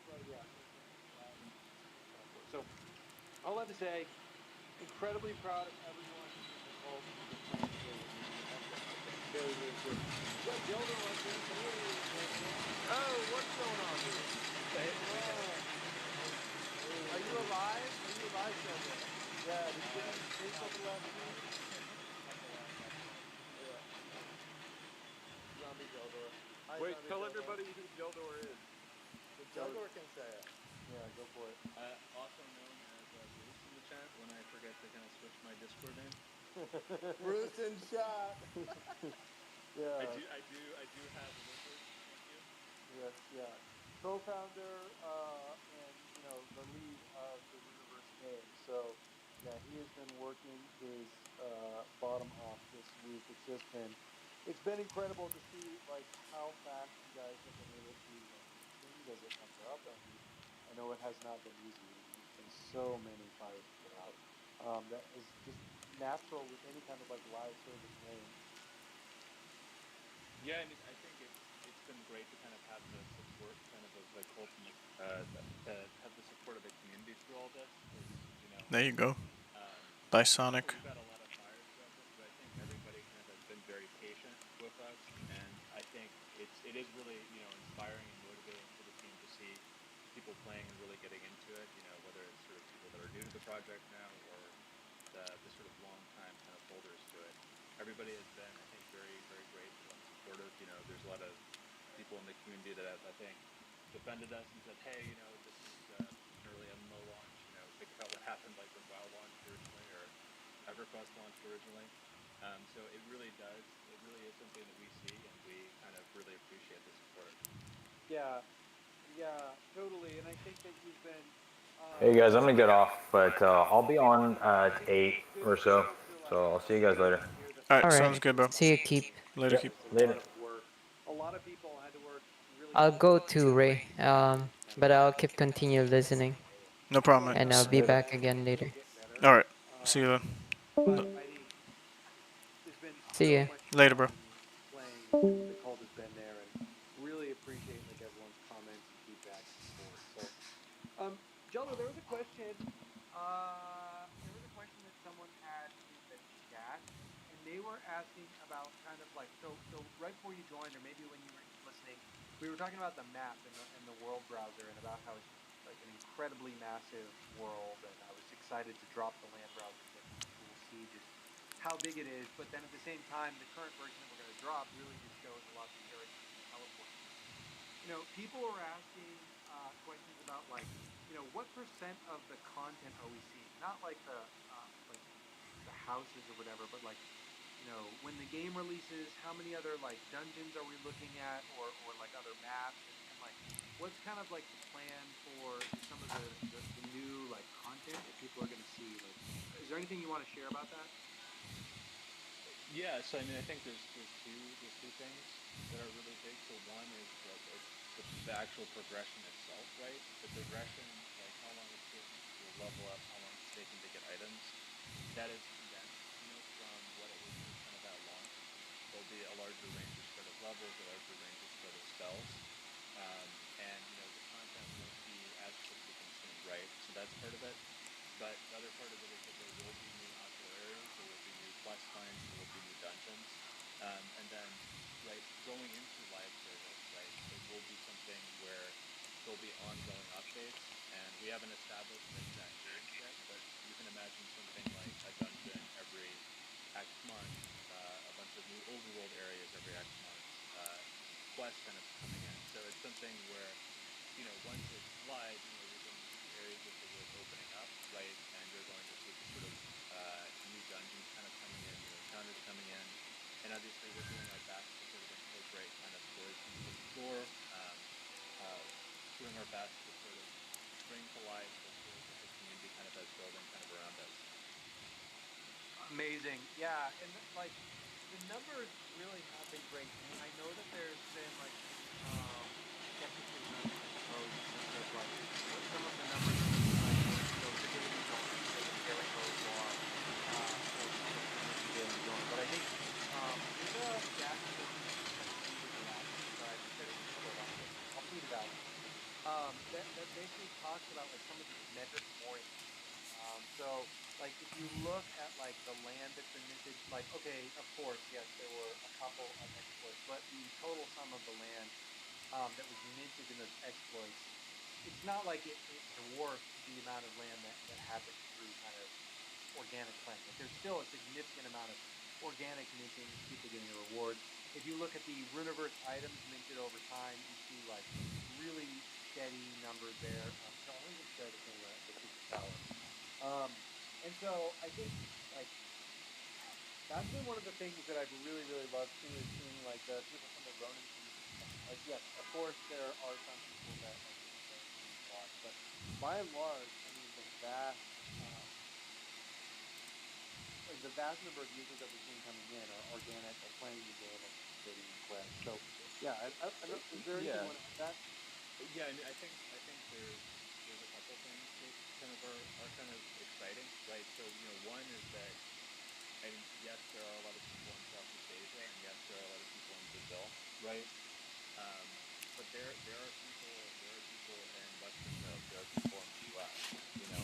It is global, and it's not just limited to those territories.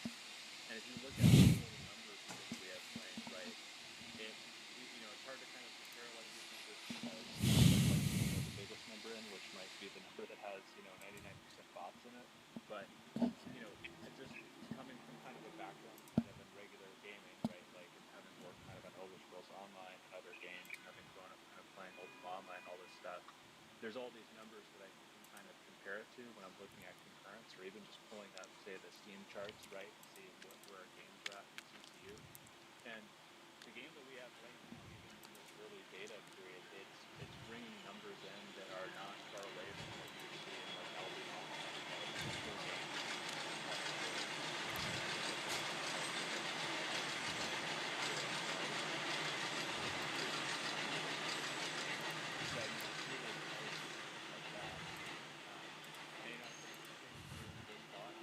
everybody that's kind of coming in extractor and they're dumping, but I think it's more complex than that. If you do look at the number of unique owners that we have, right? With the private sale, when we started this, I believe it was sort of at 2 to 3%, and now it's above 13%, right? So I mean, obviously that's healthy for us in the long term, and I think that if we're kind of sticking with this for the long term, if we're committed to making kind of a good game that is not something just for this year or next year, then it will ultimately be good for the long run. We need to have kind of a big player base to be a game that kind of appeals to a wide range of people, and it seems like. Yeah, it also feels like a lot of these items or assets in game, like things will be unlocked over time. Like with land and being able to yield resources. It feels like right now it's like such a V1. Like the economy hasn't even really been switched on because it's not live service and sort of self-fulfilling. So I think that's something that excites me, is like letting the people who are engaging and playing sort of helps like build the beginning of the economy. I think that's going to be really fun to see.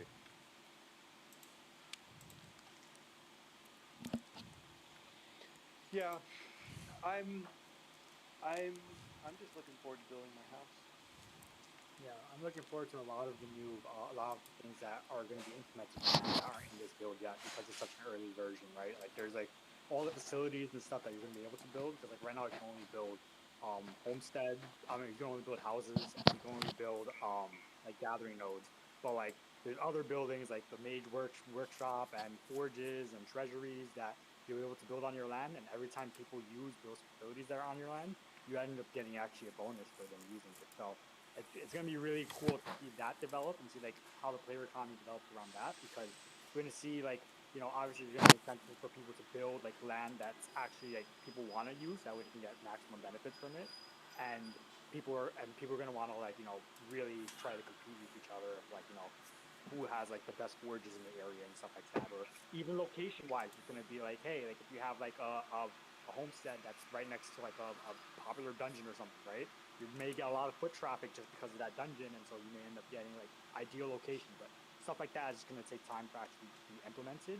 And so like right now, it's like housing, like everything that's around plots of land is very early development. But I'm really excited to see how it comes out further. So we've got several like not announcements that are new, but like we posted several announcements over the last few days. Maybe we could add some color to some of these. Like one of the things that we have is the Dire Bear Challenge.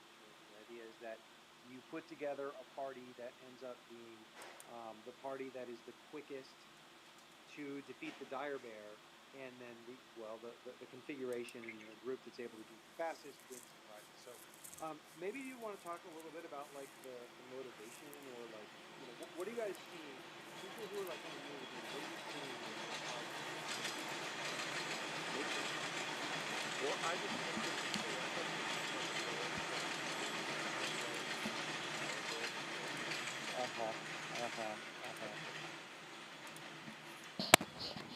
Yeah, so there's a bear in the windmill dungeon, right, in chapter 2, that was supposed to be a bear that you kill it once and it dies and it's gone, and kind of just a cool kind of side encounter. And like many things in a lot of MMOs I've played, the thing that you spend all this time building kind of this beautiful dungeon, right? You spend so much time kind of on the pyramid dungeon and everything like that, and it's the focus of everybody's attention on the design team. And then players kind of find something else that they're excited about, right?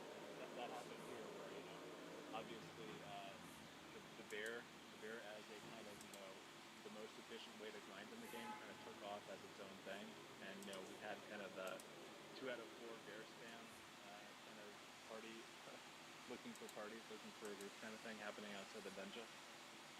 But it's cool, so we just wanted to kind of acknowledge that and kind of give people like a cool challenge, based around it, give them a harder bear, and then whoever can kind of build like the team that's able to kill the bear the fastest. The idea is there'll be just like a prize for that, where everybody in the party would get a settlement, and anybody that kind of makes it into the top 10 will give them unique bear statue decorations for their house that will persist into the live service game, and then everybody in the winning group, the top top winning group will get a gold bear statue. So just sort of bragging rights and everything, and a way to remember the bear spam. Okay, a couple things. I got some questions. This was impromptu. Like, you guys just came up with this? Yeah. We just saw what was going on, and we thought it would be kind of cool to add. Hell yeah. Yeah, so kudos on responding to that, because that's like one of the beauties of Web3 gaming, is responding immediately with an iteration based on a meme that's going on. So, fuck yeah. Next thing, my question is the dire bear currently the strongest boss in the universe? I think it might depend a bit on your party composition. But I mean, part of the reason why we were able to do it so fast is that it's one of the least tested things in the game. So I guess we're gonna find out about that as we get more entries in for it. The guidance kind of that we gave for it was, don't make it impossible, but make it really hard. And it's definitely not impossible, because a lot of people are beating it, but it's way stronger than the other one. So yeah, it took a very fine tuning of like specific spells. Like, I'm not there. I'm level 18, by the way. If anybody wants to PvP, I'm here in Chronomancer's Riviera. Let me know. Yeah, I haven't got there yet. I want to. And so yeah, the bear is the current biggest boss in the universe, and it could be any other boss in an arm wrestling match. Is where I'm going with this. So that's my question to you, Geldo. I've never seen a bear wrestle, but I have. We haven't hung out long enough, Geldor. But yeah, I think my money might be on the bear. I just want to ask Bear Snake how he feels that we concocted this whole event as a metaphor for how we beating up on it. Yeah, like who can kill the bear the fastest. That's Yeah, I've been doing my obviously the curls. metaphor. I've been doing my curls like every week nonstop since that arm wrestling match. On just one arm? Yes.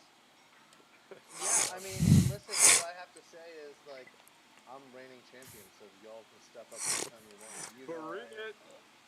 You know where I'm at. We wanted to do the arm wrestling match on IRL Alpha, but that's just too broy. Geldor, I also have one other thing for you.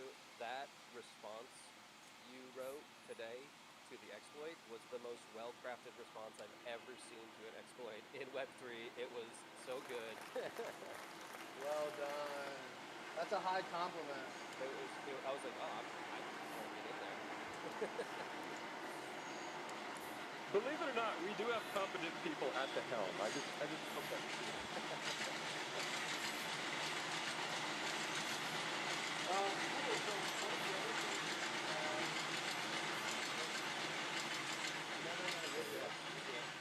So one of the other things that we've done is we have the villages and homesteads that were coming from the prize pool, right? And then now we have these new chests, scale-bound chests. Silver, do you want to talk a little bit about this? Yeah, so one of the things that's kind of confusing about it is that, like, obviously, once you get a seal, it's not on chain, right? You have to go and you have to mint it. So there's a lot of people, actually, there's hundreds and hundreds of people that haven't actually minted those. So when you get to looking at what the caps actually are, they're not one-to-one with what's on chain. What we'll do basically, after the event closes and we get some time, is we'll sort of try to put that down in a format that's actually understandable for everybody, so they can see, hey, what's on chain, what's sort of just sealed that's sitting in somebody's inventory. But we have a lot sort of in EVA memory, for example. So it's one of those things that's kind of confusing. But somebody might say, hey, there's 70,000 land. Why would you sort of shut it off now, right? Because you could just keep minting. But not all of the lands. So all of the lands are manually placed in the world in a specific area. So the designers design kind of little. Not me. Multiple plots placed next to each other, with the idea being that if somebody collects kind of a bunch of plots next to each other, they can make something that's bigger than kind of the sum of its parts.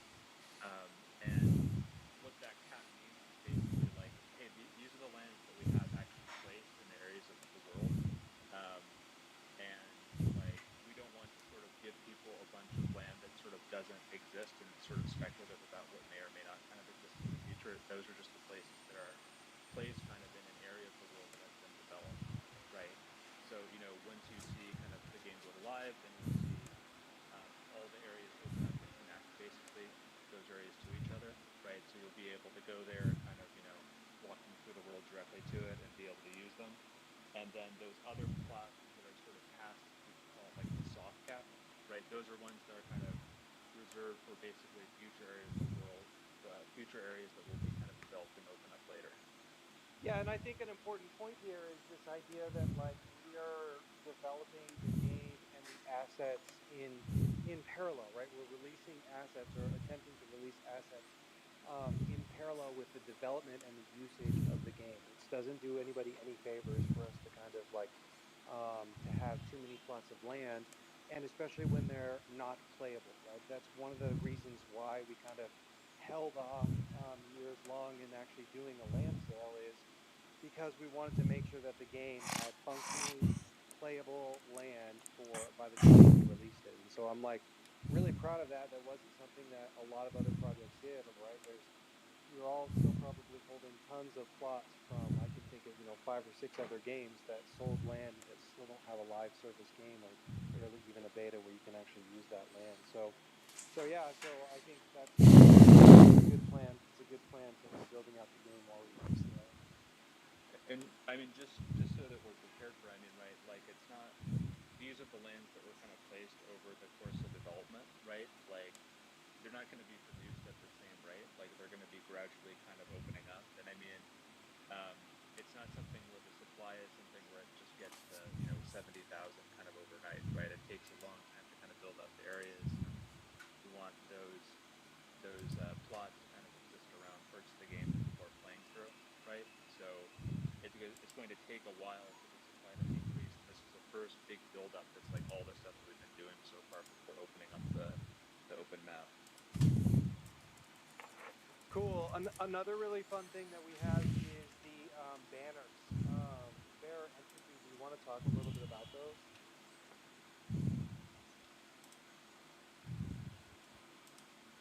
Apparently they don't. Apparently they don't. Sorry. Yes, sorry. I was on mute. I was also muted. Learn how to use spaces, guys. Mute/on the toilet. Gosh darn it. I'll take it, and then Entropy fill in the blank. I think, it's obviously important to like sort of embrace the new running community, and so those flags sort of represented a lot of the core guilds on that side of like the new player base, right? And so it's a way for us to sort of offer a olive branch, right? Like I think the cult has wizards, right, that they get to play as the skins, and I think it's important to sort of welcome people in the right way, and that was like our nod to them.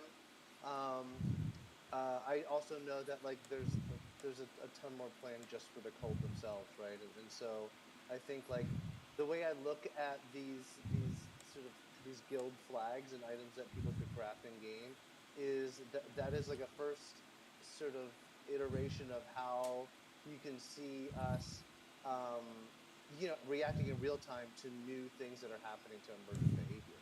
And so I think we're going to see a lot of that kind of stuff once the game is up and live. I know Bruce was excited and team to like implement that stuff because at the end of the day, you really in an MMO, you want it to feel personal. You want to feel like you're crafting items that represent you. Can you talk a little bit your about player like, character? some of the specific guilds that have flags a little bit? Sure, of course. Yeah. So there's a handful, right? I think not starting at the top, but like we've done a lot of stuff with Moku, which is run by Handtown, who was I think on the show a couple weeks ago. We've been doing collabs with them in their Discord and doing giveaways, and so there's a Moku flag, right? And a lot of the people in the Moku Discord and Moku community come from like the original Axie. So a lot of the component creators are based in the Moku guild. So there's YGG, which is the Yield Guild. Again, another big player in the ecosystem. I think everybody is sort of seeing these people on the timeline, making sure that they had something to craft and put in their own houses. We have the Kind Guild, the Kind Guild has really come on strong. At least from my perspective, they just have such a rich community of creators. I mean, the videos that we're seeing, all like the illustrations, just like the player made videos of like certain interactions and battles and crafting stuff. Like it's been kind of overwhelming in a good way. And I think that's why we're like feeling so good about being a part of this ecosystem and bringing it to the fold. Beyond that, Entropy, what am I missing? Those are 3. I know that there's more than 3. Yeah, in addition, I've got the host pinned up at the top of the space for anybody who wants to check out the playlist. It's music that yeah, it's kind of this first collab. And yeah, I mean, I think it's a really nice way for us to be able to give that little bit of input within the game. And these are certainly guilds that have really shown up for us. YGG and Kind HQ, the content that we're seeing from them in many cases is them starting to sort of influence the game. And we've seen these wonderful maps come out with all of the quests, like first rather monsters and drops, the resources on YouTube, just like these incredible resources. I think it's worth mentioning too, flags are persistent, so if you grab one of these in game, this will stay in there for any sort of account runs. And I think I probably safely say that this is the first of guild collabs, and the door is open for these types of partnerships. So there's lots of other groups out there service and really good, just good beneficial.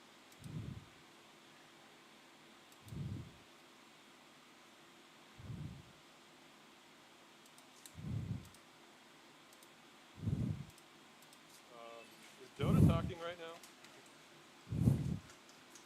No. Okay. Sorry. All right. Well, we have a handful of other questions, sort of. So let's jump on those.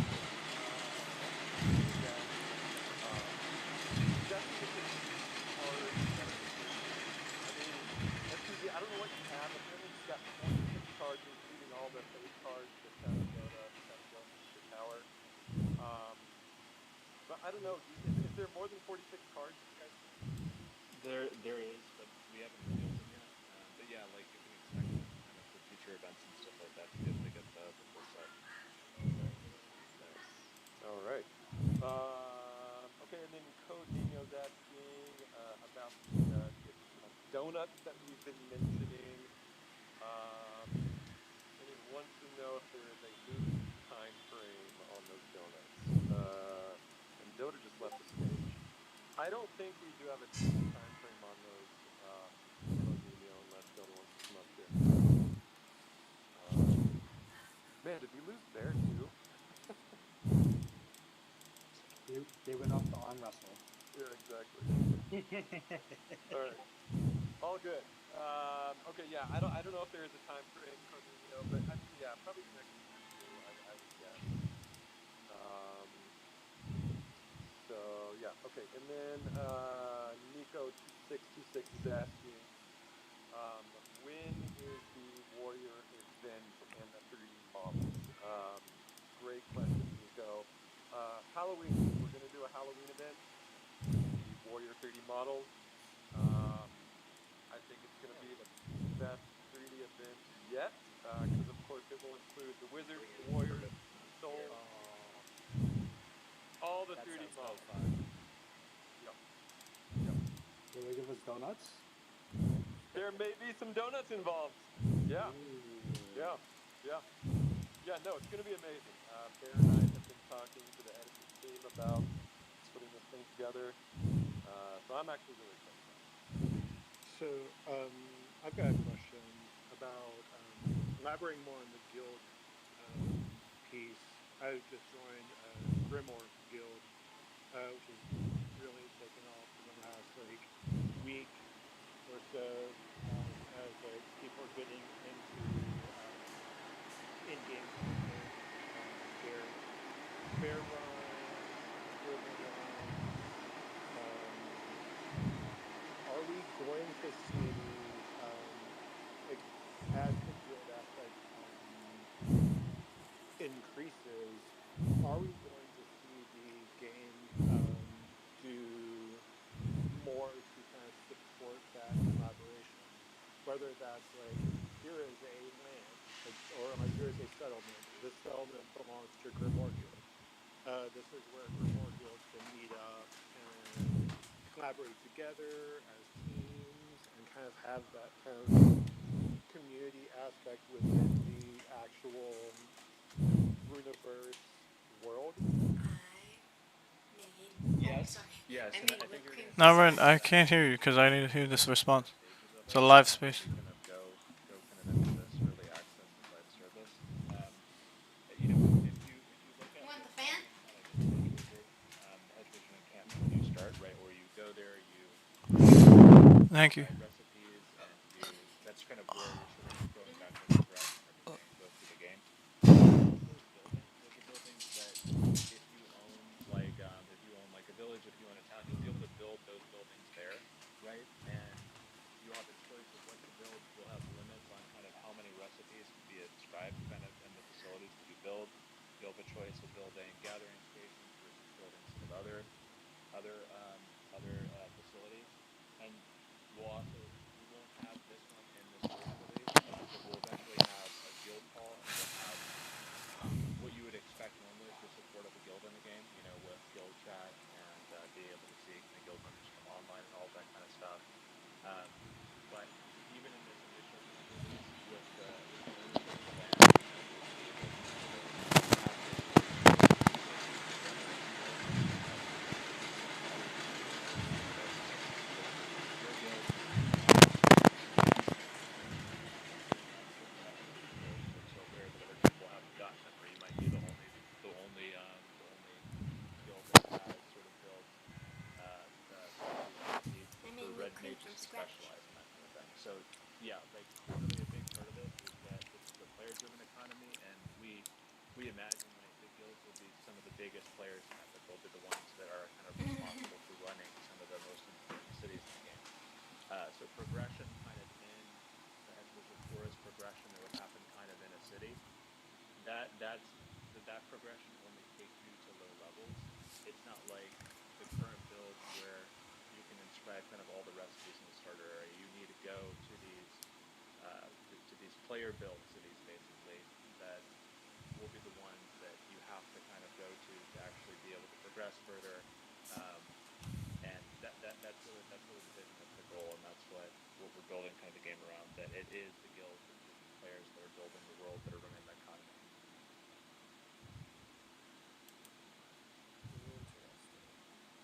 Does that answer your question, Andrew? It absolutely does, and that's extremely exciting. I love what they, Grimoire Guild, Nix.Ron, Ron,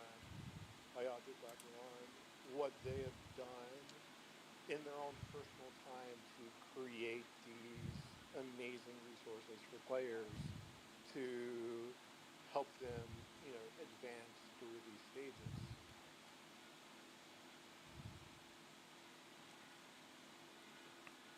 Out of pure curiosity, Andrew, what do you enjoy the most about Grimoire so far, based on your experience? Like, what should guilds be doing that made you enjoy it so much? They are very, very they're very intelligent about like their builds. So it's like this is the ideal gear setup. This is the ideal spell setup. They're very, very intelligent about theory crafting and creating these really interesting concepts with spells that are from very early game to like the violent dismissal, and how you can chain those together with a group, and how they've kind of like created this very intelligent way of thinking about battles. And as well, they've created communities where they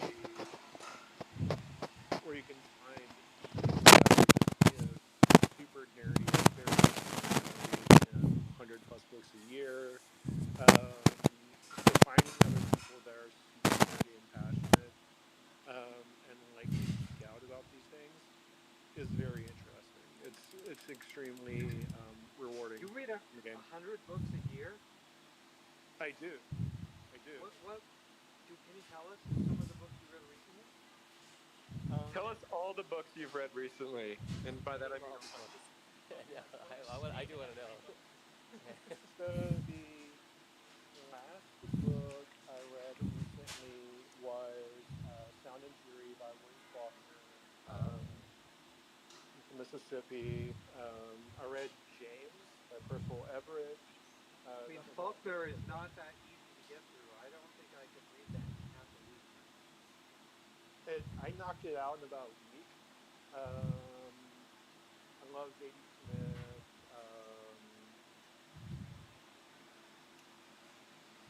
Yeah, by the way, I would think you don't have to name 100 books. No, that sounds great though. I think that's exactly the kind of we would definitely want to foster that kind of team play, that kind of sharing information that you guys are doing right there. So like, definitely we're excited to have those kind of guilds come in and kind of like geek out and experiment with all the builds. We've been seeing a ton of content releases, that stuff being posted. So we're really excited. Every time we see like a really good guide, we share it internally. Like, wow, this person, I didn't even think of like some strategies. Like, there's some strategies I saw that were like using certain spells and combos with each other to like get like under 50% HP to like completely like whittle down like the bear and stuff. Those look amazing. We want to see more people do stuff like that. So like definitely all of your guild friends, everybody, we'd love to have them come in, and we'd love to help facilitate like a better gameplay experience for them to come in as a group. So those guild halls that are going to be in the later build of the game are going to be really helpful for that, for collaborative play.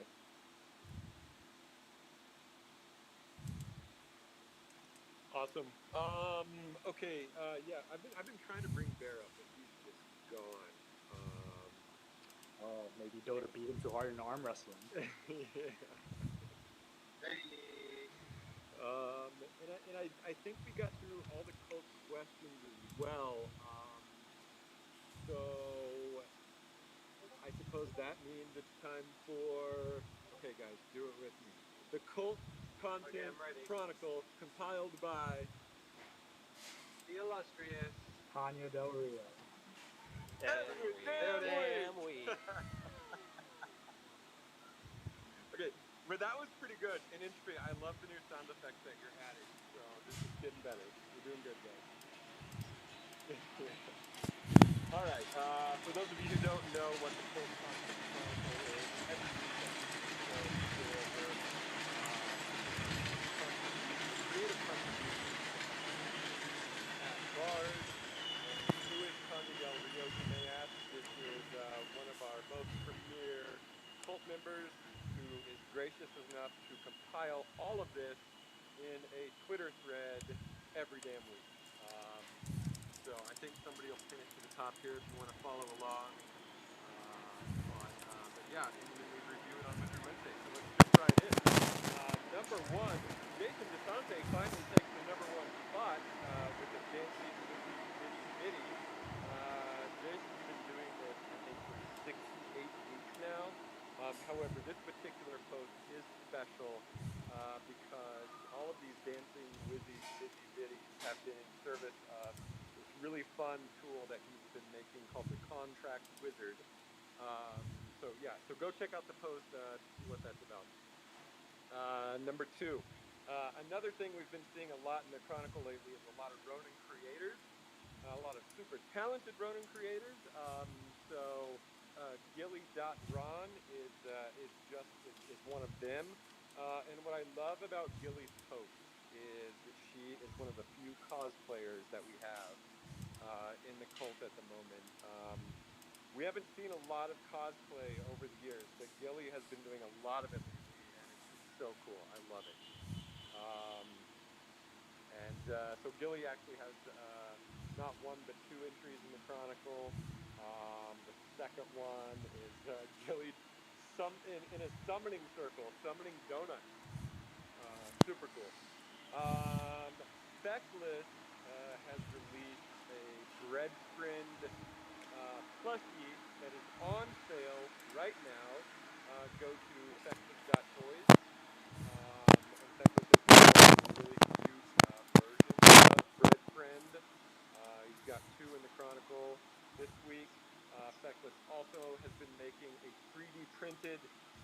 tower that just looks amazing. Magus Devon has continued commissioning art for his wizard, Magus Devon Quantum Downs. He's got 2 commissions this week. Another Ronin creator, David Azul.Ron, did a really beautiful illustration this week of a wizard with a, I'm not sure if it's a quantum mushroom, but it's definitely a magical mushroom. And then Daniela Illustra, another person who the phrase every damn week applies to. Daniela has a piece literally in every chronicle. This week was no exception. It's a really awesome progress video, work in progress video of a crow. Looks like of a crow between 2 fells. Virgilius the Sorcerer, who is continually developing lore for his Soul Wizard and his Kingu Wizard, has 2 pieces this week. Mino.Ron, another Ronin creator, shared a commission by Oshio-san of their Warrior. The Dijin Poet shared a really cool piece of wizard art made with a typewriter. I don't even know how you do this, but it's a really cool technique. Yeah, it's amazing. I don't even know what to say about it. I don't even know how you would do this, but they're doing it. It's a piece of typewriter art of actually Igdual's wizard. Very cool. And so there's 2 posts on that. Fabula shared a fun VTuber video of himself as his 3D wizard playing as his 2D wizard in the Runiverse game. Super cool. Another Ronin creator, BioArtem.Ron, shared a process video of them basically mashing up Mokus and wizards. I love the mashup. Super cute.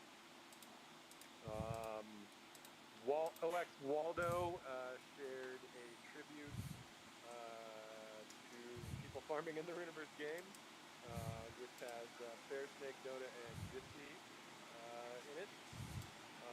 2 Crows continued creating,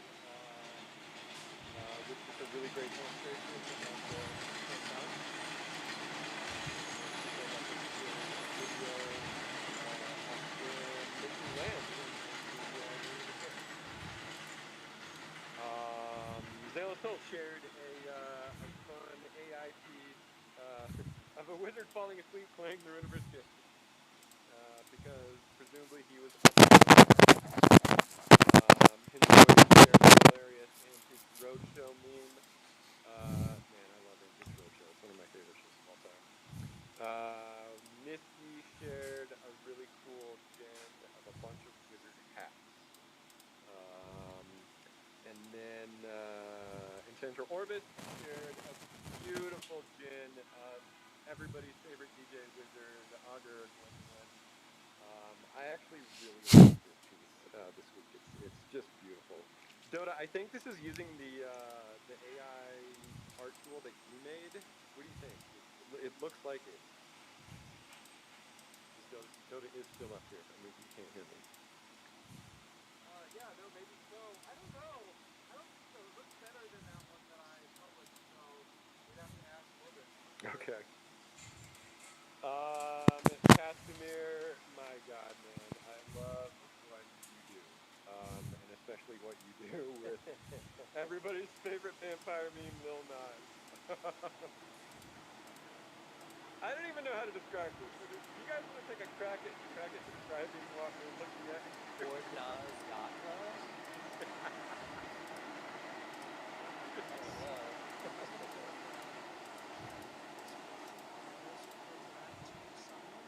That's a little bit of a stretch. There's not enough rat green.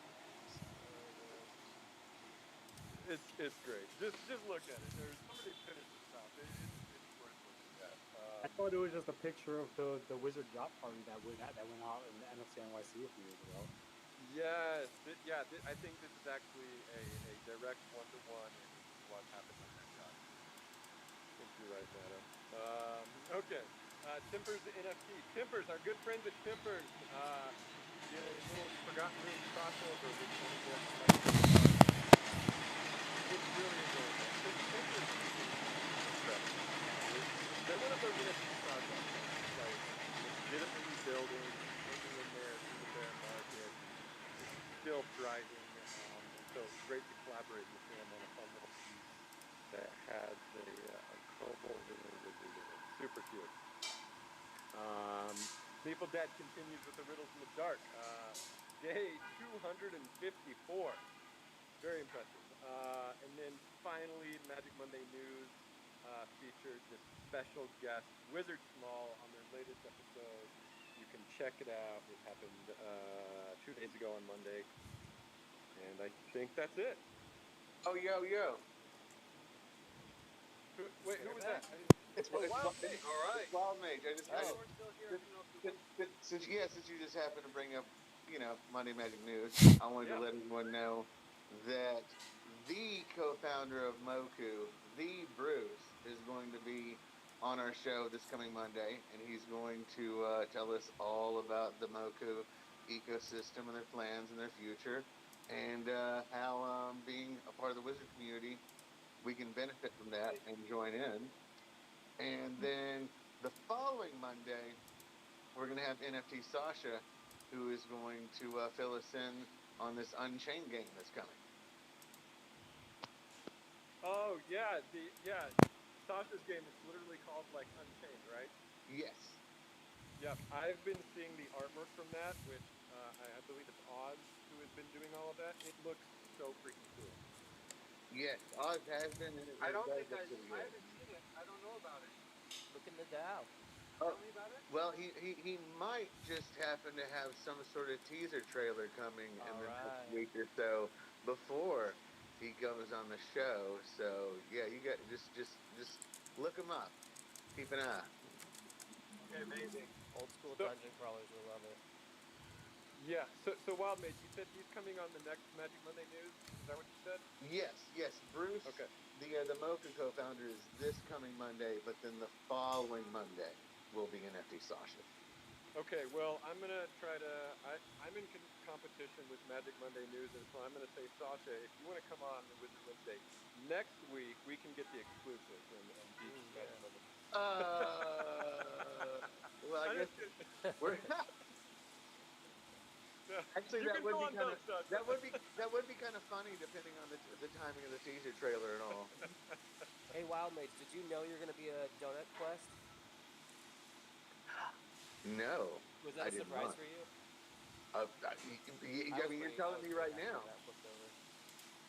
Oh, you mean with the with Monday Magic News, the following? Yes, we shouted you guys. We shouted you guys out actually on the past show because. Yeah, all of a sudden, whenever I first saw, I think it was the Forgotten Runes press that first turned over, and I was like, "Uh-oh, maybe us. Yes, we are very thankful for the increased following the Monday Magic News. We're going to have to up our game. So, yeah, me and Henvoid have been kind of busy on the side of things, but we have a few things in mind to continue to grow the show.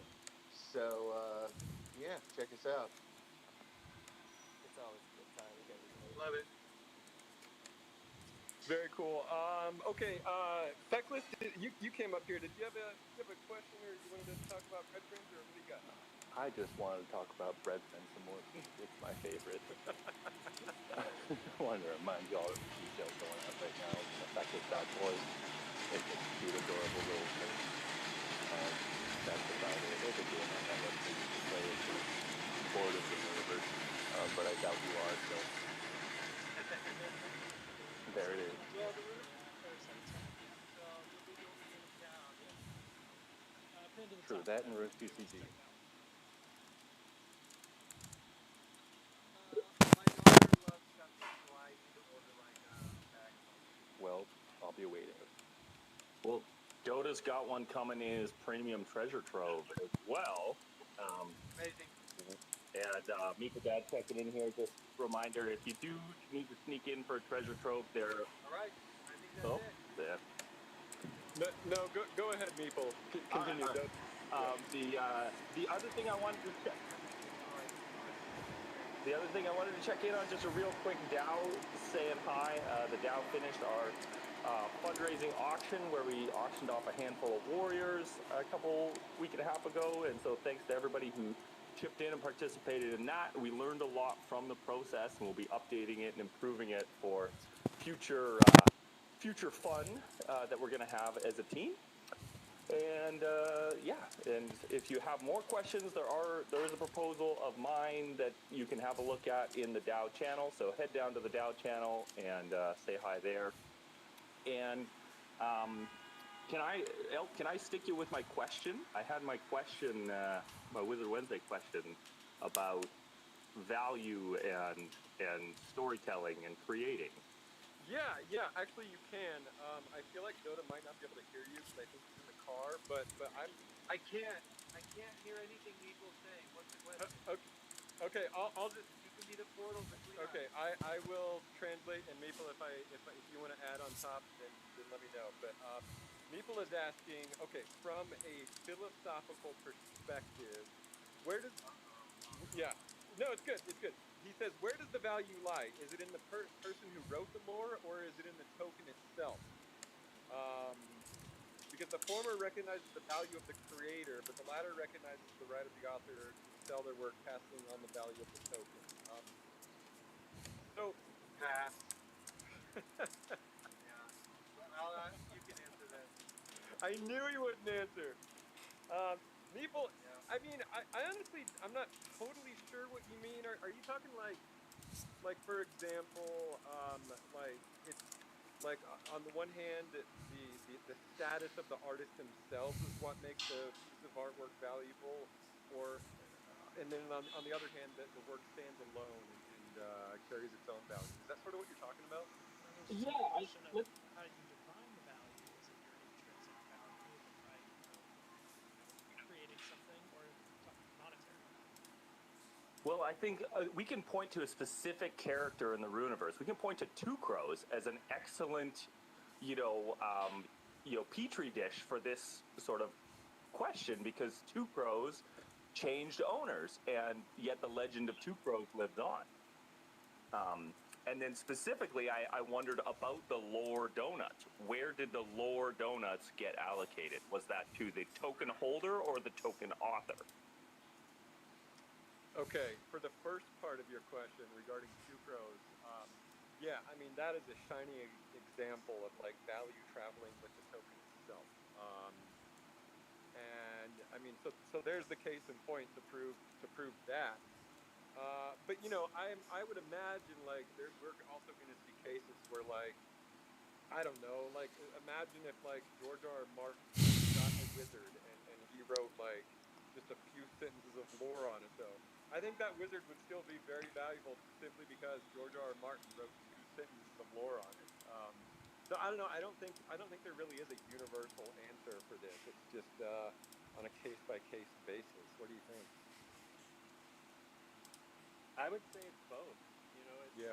It's both the creativity and the original story created by the person that wrote it, but then part of the things that's special about this is that you can then sell your token, and then you're kind of passing on ownership of that IP to the new owner. So I don't know that I could rank one versus the other. They're both very important parts of the process, but I feel like they both have a lot of merit. And the Two Crows example is a perfect case. It's really cool to see that lore revitalized and continued on, and the bazaar lives. So I think if you write a story strong enough that the secondary owner wants to continue it, that's a testament to how good the lore was.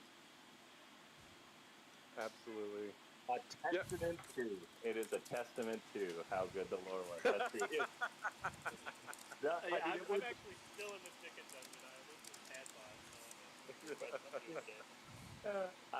I asked the question because it is sort of a question without an answer, and I just want people to think about it and sort of keep their brain working. So thanks for pointing in. People, I love these kinds of questions. Yeah, I mean, again, the Two Crows example is just so amazing. Two Crows, if you're out there, come up on Wizard Wednesday sometime. I want to talk to you about what you're doing with that wizard, and just, why you chose to continue with the previous lore, and where you think it can go, and just your whole creative process. It's a super cool example. Okay, anything else?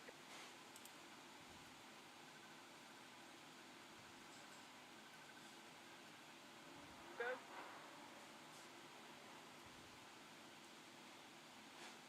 Intrigue, can you fire it up?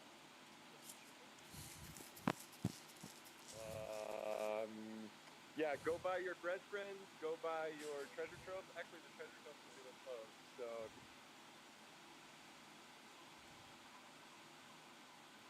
you can get one. Sorry.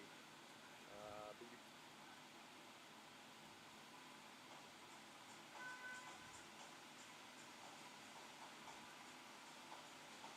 can still get a bread friend.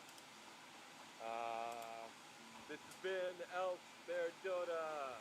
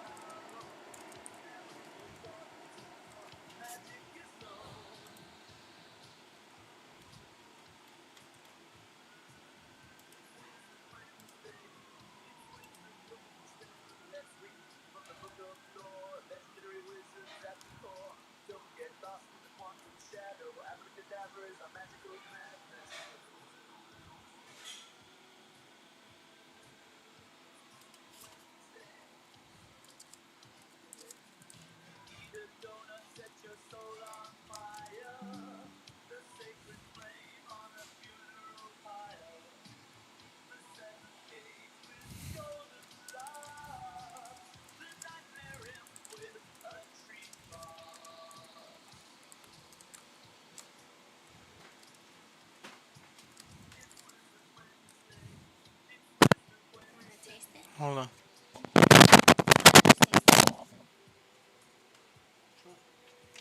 It's pumpkin spice latte. You like it? Oh wow! The Damn. bottom needs to get twisted or stirred. Yeah, yeah. But I'm Because I glad think you it's like more it. flavor there. It's good.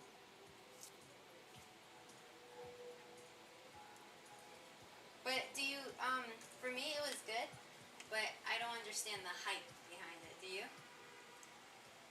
Like like oh pumpkin spice latte, you know? Like the white coffee. I like some more. Oh, okay. You can. It's coffee. I just want half. Like, could you give me half of that in a white cup? Can I just give you this? But I want to stir it. And I I'm don't gonna have stir it right now. Oh, but I don't want all of it. I'll just finish.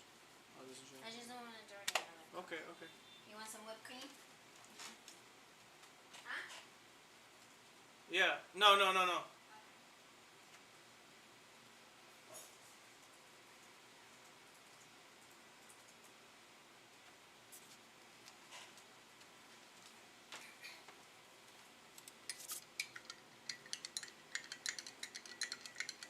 I made a friend. Here you go. Now it tastes different. What's at the bottom? What's the chunky stuff? What chunky stuff? That's probably the It's like all the spices. stuff. That's or it's definitely the spices, not the coffee. Or maybe the coffee. I don't know. Okay, enjoy. Thank you.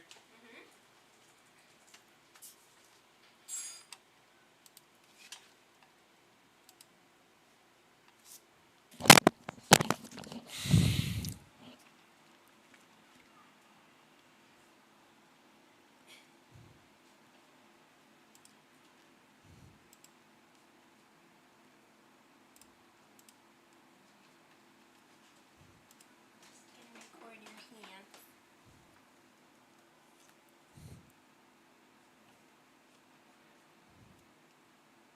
Can you pretend you're typing somewhere?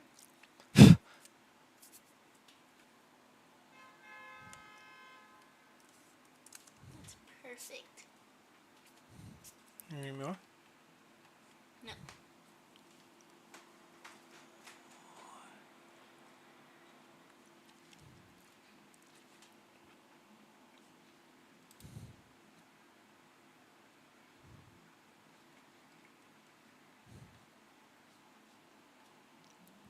RNIIYR.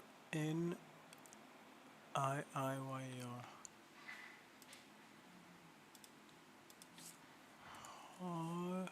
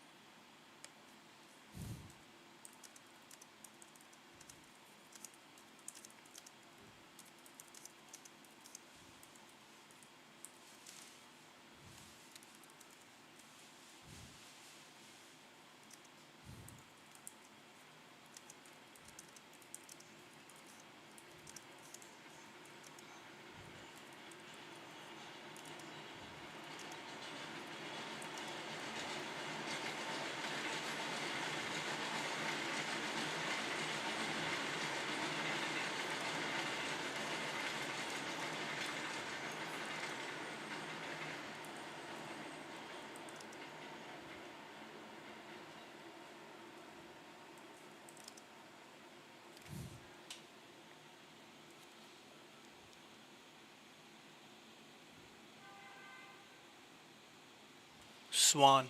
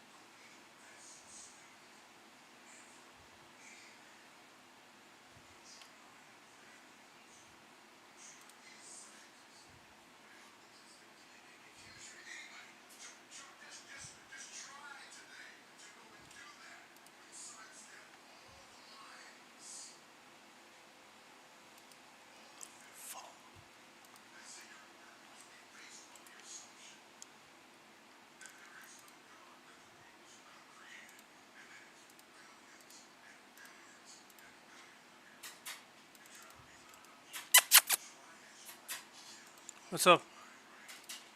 What happened? You're beautiful.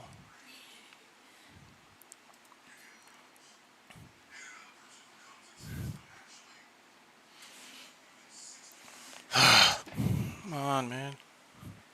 This fucking connection. Shit.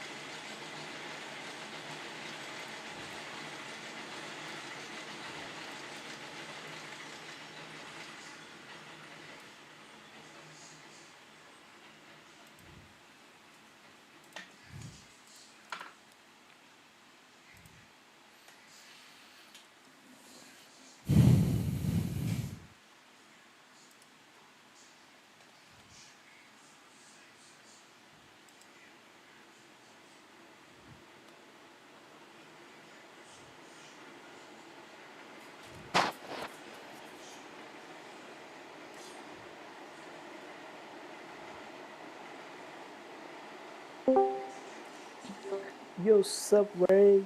Holy shit! You're back from the dead. Holy crap! Yo, what up? Yeah, I was at my girlfriend's house and Did she I kidnap you? was I wasn't nah. I wasn't play this time because there's some friend that come from another city. They want to see Ah, me, very so nice. and would How did, be cool like if they are here and I'm like play on PC yeah, yeah, and yeah. didn't talk to them. No worries, I man. guess I Hope you had a lost good one time. more land. Yeah, I had it, but Yep. unfortunately, I lost the upgrade from the price upgrade from the lands, right? I saw it like 2 days ago. It was like 90 raw back, Mhm. but they decrease again. Yeah, it's gonna go a little down. It came back. You know, it went down to 39 Ron, and then it bounced Ooh, all the way back up. that much? Yeah, bro. Within the last 48 hours, from when you were working at 4 in the morning and then all day yesterday, there's been crazy stuff happening in the market. So the numbers went up and down. The chain, not the chain, the API for Forgotten Runes, it got hacked by some dude, and there was a bunch of lands that were minted from the gotcha roll. It wasn't a smart contract exploit. It was just the API, you know. And then so they, if you check out the announcements, the first time it happened, now there's corrupted plots, so those are going to have a special. There's going to be something special for those who have one of them, if they bought them off the floor and they have a different metadata. And then the second time that someone else did the same thing in with the gotcha, they did some dragon the chests, the new chests that you can get, and some lands, but those aren't going to have anything special. So yeah, and then the prices went down. Everyone bought the floor. You know, people are fudding or whatever, and then they came back up because people are buying the floor. So you might, you know, you could probably right now the what do you call it? The homesteads are around $100 floor, and the settlements are around 300 or 250 to 300. Some people are buying into the bids that people are putting, but just check the history. Yeah. Oh, okay. Like I hit a jackpot on like casino like a few hours ago. Like Okay. I can I I can buy like 4 to 5 homestead, but like to sell it, but I don't think there's a more idea because they can go low at lower price. Yeah, because we Oh, just don't know. The tomorrow it ends, and the prices might come down. But today there was a Twitter space for Wizard Wednesday, and one of the CEO of Bisonic, he was on, and he was talking about lands and everything. So you know there's not gonna be any more land after this. So this is not all the land, but it's gonna be a while. So the prices might not go down. They might go down a little bit for the bots and whoever uh, you know, want to get rid of them, but a little bit after we might find the bottom and the people who are here. So it's one of those you have to monitor it because I do think the price will not just stay here; it will go up more than it'll go down over the couple of weeks into the months. But that's just me. That's what I think. no. There's a lot of people flipping I'm too. waiting. Yeah, I'm waiting like to have a good opportunity to get the like buy a land that is with a cheap price. Yeah, So definitely I'm you can waiting to get see. those. Yeah, Bald is still waiting too. He didn't buy in yet. Felix, not Felix. Keep. He bought a village. Um, Ooh. yeah, and I've been buying the Blue Bastion. Like I'm sticking to the plan. Just getting as many as I can get for cheap. And I might get a village too, maybe. Maybe. But we'll see.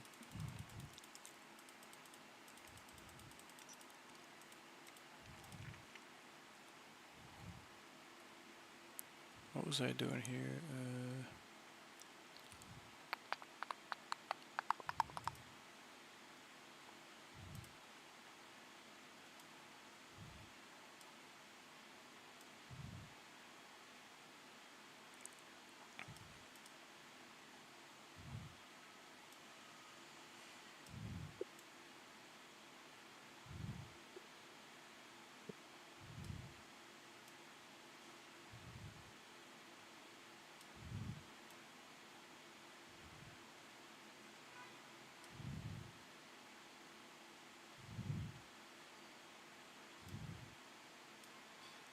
Oh shit.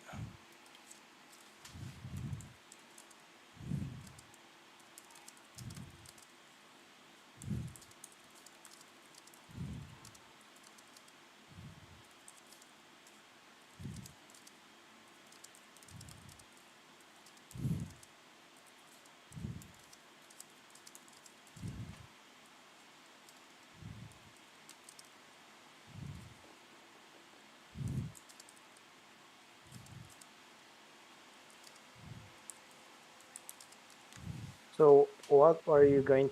We are going to do on this meantime. This mint time? This meantime until the full release. Oh, in the meantime, well, Yeah. the market never sleeps, so we'll be checking. But what do you mean, as far as like the guild or the Yeah, guild or playing those stuffs. Like, are you? What are you going to play? Oh, I'm gonna play Ragnarok. I want to play the closed beta test, the second closed beta test, and on my phone, and da da da da da, and then what else? And then yeah, I'm not sure exactly. Here is what we're looking for. How do I get there?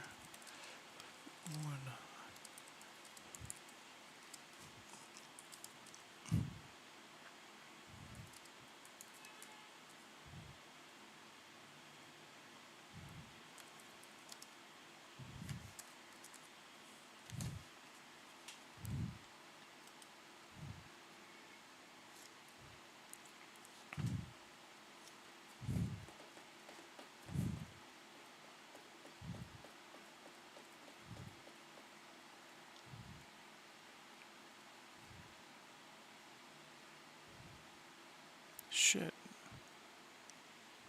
The first map, there are two, right? Choose the top one. Okay, that's what I did.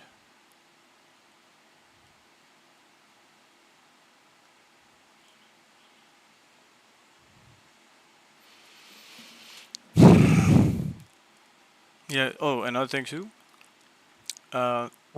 What you know the banner you just got, the banners. It's confirmed that we're gonna be able to keep them if you craft. Yeah, I saw just this. Yes, yes. Oh, if I craft it, so I have to craft this. Yep. So if you listen to the Twitter space that they had for Wizard Wednesday, it said the guy said yes, if you have them and if you craft them, those will roll over in your inventory. Although Maddow, was saying, oh, the recipe. Yeah, you might as well craft them because if you lose the recipe, you still got the items, and if you got the items, and you still have the recipe. I mean, if you lose the So items, the recipe is going to get ripened, but if you craft like 10 banners, then we can keep it. yeah. So I'm gonna craft a shit ton of banners. I just need silk. I guess this is going to be my gameplay until tomorrow. I craft banners. Yeah. Takes it's 20 per resource, and there's 4 total. I think it's like 10 or 12 for one of them, but there's 3 out of the 4 is 20 per banner. So they're not the cheapest either, and you need 4 resources. So it's kind of one of those how much time we have left to craft as many as we can. I have one already, like because I have minted. Let me see, decor. Yeah, check so it out. The statue, I'm going to keep them too. The statue? Just the No, banner? just the banners. If you had all the banners, you keep all of them if you crafted them, and if you only have one, you only keep one. You gotta go find the other one. I see.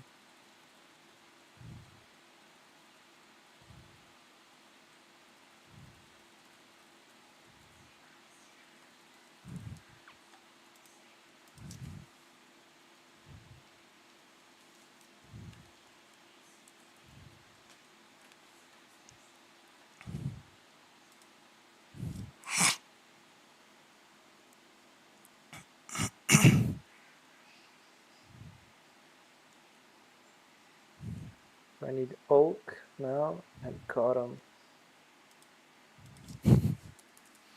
I need silky cotton to craft. Mm-hmm. Okay. And what about the Moko banner? Yeah, same.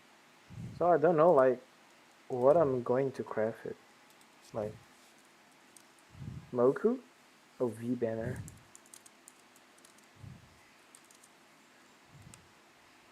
What do you think about? At least one of each. If you're only gonna have, if you're ever I do have like one of each. I'm oh, thinking like if I can craft a lot I think Ronin. because I have Moku. a lot of.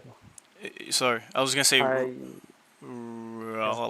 I was gonna say Ronin because it's hard to get Ronin. Moku, people have been grinding in the bear dungeon, so I'm sure a lot of people got it because that's where you get it.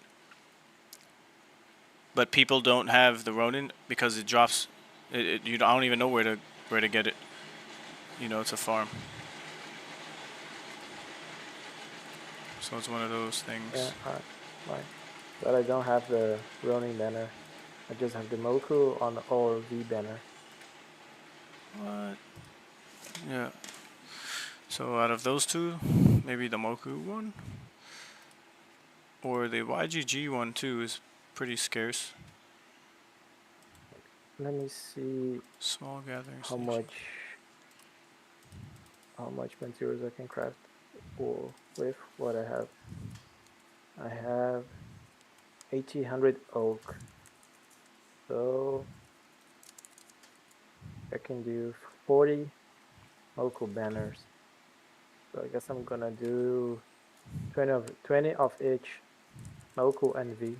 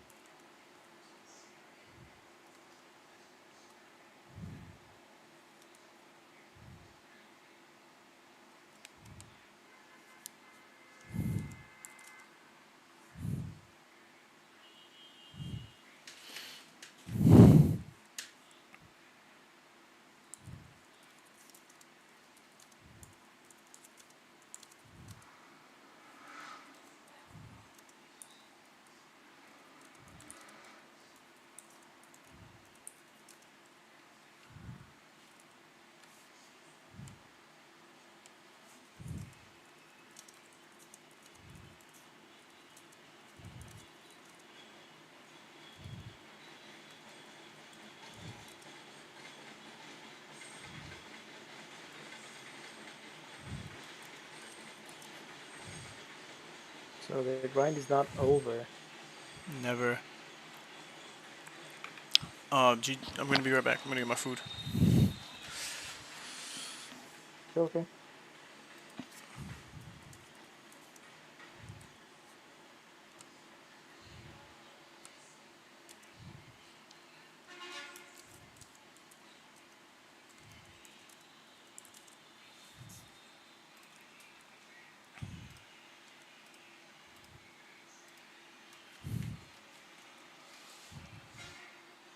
Yeah.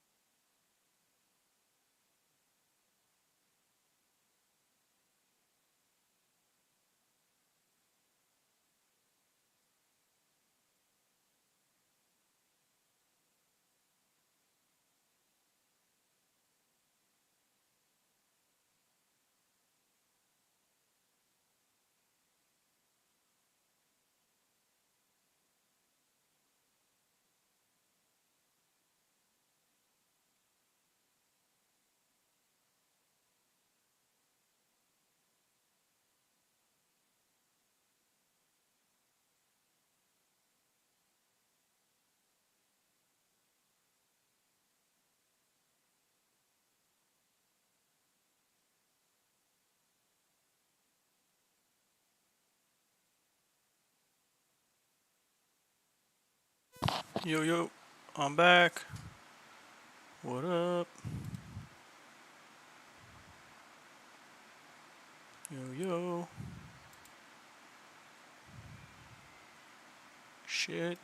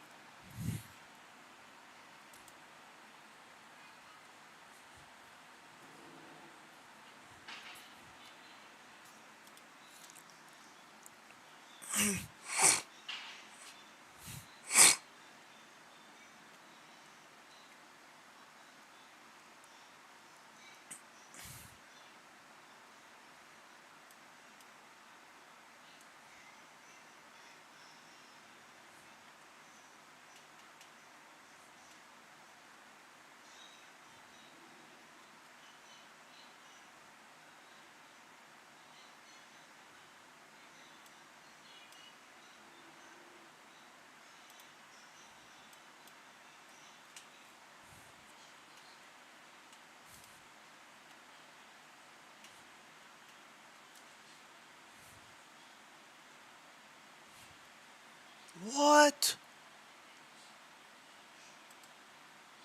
Fuck.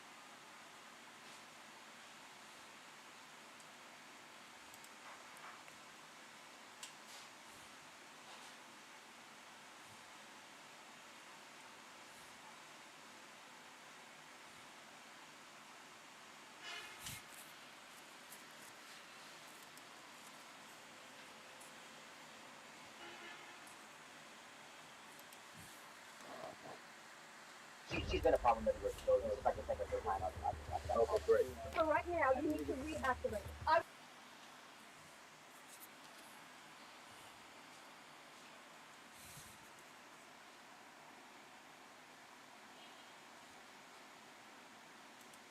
Well, the big debate was last night, and while it wasn't nearly as entertaining as the one against old Joe, which I guess was really more sad than anything else, Donald Trump did get some great zingers in, but it wasn't exactly, I would say, a decisive victory, because it wasn't just Donald Trump against Kamala Harris. It was 3 against 1. It was Donald Trump against Camel Face, and the 2 different moderators, David Muir and whoever the other one was. As expected, they let her spew lie after lie after lie while pushing back and interrupting and supposedly fact-checking Donald Trump every chance that they could. Here she is completely ignoring their questions straight out the gate and pivoting to her unrelated, prepared talking points. When it comes to the economy, do you believe Americans are better off than they were 4 years ago? So I was raised as a middle-class kid, and I am actually the only person on the stage who has a plan that is about lifting up the middle class and working people of America. I believe in the ambition, the aspirations, the dreams of the American people, and that is why I imagine and have... That's why you're taking our tax dollars and giving it to the tens of millions of illegal aliens that you and old Joe have enticed to come and invade our country. But here's Donald Trump setting the record straight and getting in quite the zinger. Everything that she believed 3 years ago and 4 years ago is out the window. She's going to my philosophy now. In fact, I was going to send her a MAGA hat. She's gone to my philosophy, but if she ever got... Just stealing the no tax on tips plan, and stealing his child tax credit plan, and then pumping in $1,000, even stealing his idea for building the border wall. Here's another one, which is a throwback to the 2020 vice presidential debate when Camel Face was squaring off against Mike Pence. Big on defund the police. In Minnesota, she went out... Wait a minute, I'm talking now. If you don't mind, please. Does that sound familiar? She went out... We have a vice president speaking. I'm speaking. Okay. And then there was this gentleman. And we have a president that we don't even know if he's... Where is our president? We don't even know if he's a president. And just to clarify they threw him out of a campaign like a dog. We don't even know. Is he our president? But we have a president, that doesn't know he's alive. Your time is up.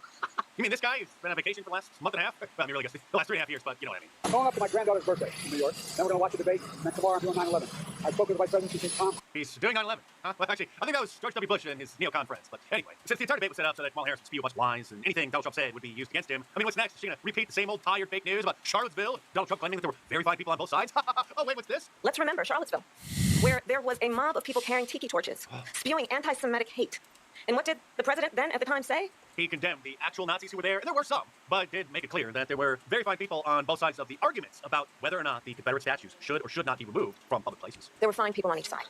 The claim so fake that even Snopes, after 7 years, finally did fact-check it and admitted the obvious. No, Trump did not call neo-Nazis and white supremacists very fine people. All that it would have taken to realize that obvious facts the day that he made those statements, back in 2017, would be to watch a 30-second clip of the press conference regarding the statements in question. You had people in that group that were there to protest the taking down of, to them, a very, very important statue and the renaming of a park from Robert E. Lee to another name. And you had people, and I'm not talking about the neo-Nazis and the white nationalists, because they should be condemned totally. But you had many people in that group other than neo-Nazis and white nationalists, okay? Yes, sir, and this meme basically illustrates the gist of the entire debate. At one point, the debate really did go off the rails, especially if the viewers at home weren't following the unusual allegations regarding the Haitian migrants who have been settled in, well, across the country now, because they want to brown your small town, but particularly the ones who have been settled in Springfield, Ohio, and their, how shall I say, alleged unusual dietary habits, because Donald Trump just dumped this on the audience. And look at what's happening to the towns all over the United States. And a lot of towns don't want to talk. Not going to be Aurora or Springfield. A lot of towns don't want to talk about it because they're so embarrassed by it. In Springfield, they're eating the dogs, the people that came in. They're eating the cats. They're eating the pets of the people that live there. And this is what's happening in our country, and it's a shame. Now, those allegations may or may not be true. That remains to be seen. But they have sparked some hilarious memes, like this, the English breakfast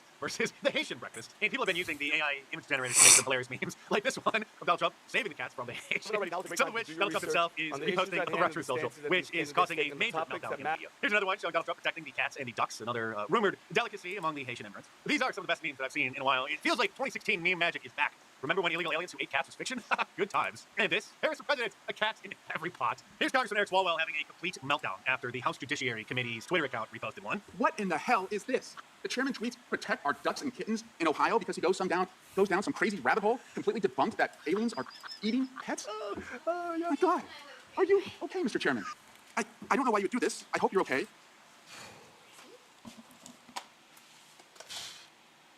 Nice. Fluffy.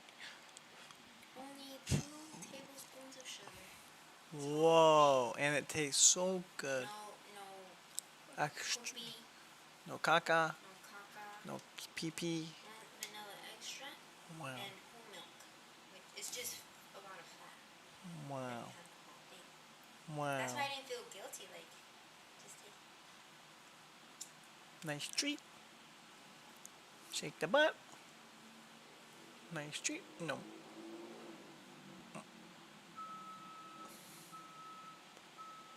everyone.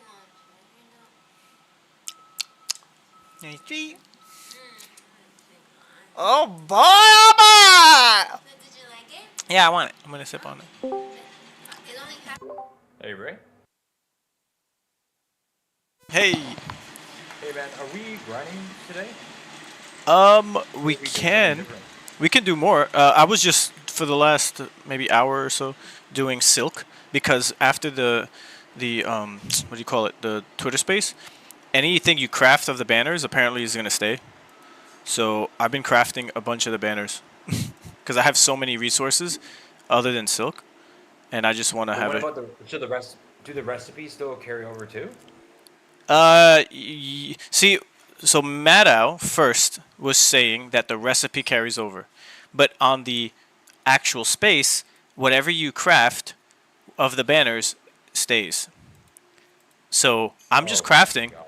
I'm just gonna fucking craft because apparently, whichever way it goes, we're gonna have it. Because I'm just gonna craft. I have a bunch of resources. Just need some extra silk to make some more, and then I'll call it a day.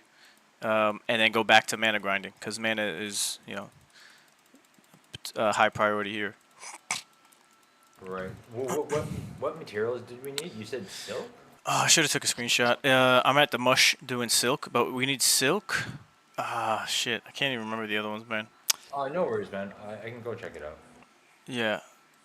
And like I said, I bought Ron chest last chest, so I have like thousands of everything, but just hardly enough silk, and it takes like 20 out of the 4 total resources. 3 out of the 4 for every banner is 20 you need to use, so it adds up quick, and it might not be the most efficient thing to go after at these last hours, before tomorrow.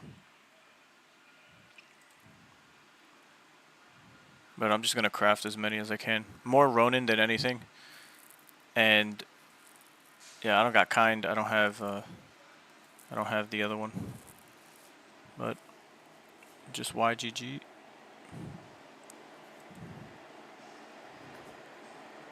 Ronin and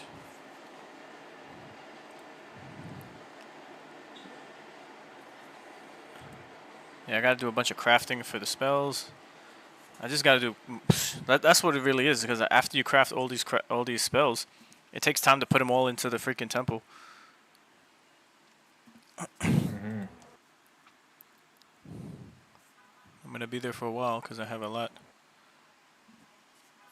Doing one over another.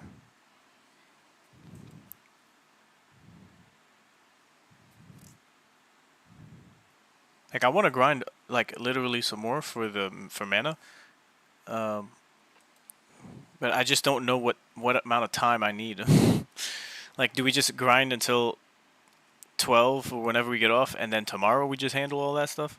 I don't think it would take until 1 p.m. That's what I was thinking we could do. I mean, we could grind a bunch today, like sort of the final run of it, and then Yeah, tomorrow. if we had any time just before it ended, we could try to put something in. But yeah, we might end up just be working on that all day.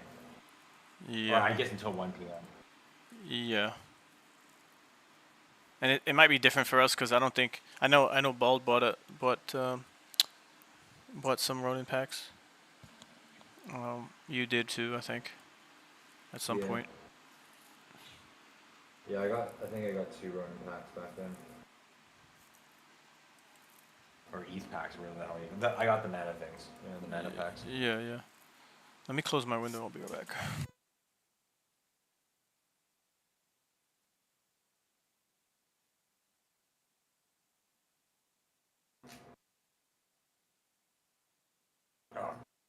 To the freaking okay. grinding this crap. Did you ever find anything more than 2 extraction for emerald? No, I have not.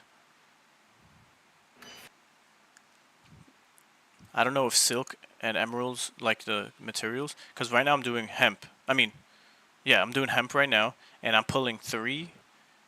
I pull 3 sometimes. I pull 2 and then pull 1. Oh shit! So that's a 1 to 3 that you have there. But I'm not on a plot. I'm at the mush with the slime boss. Oh wow!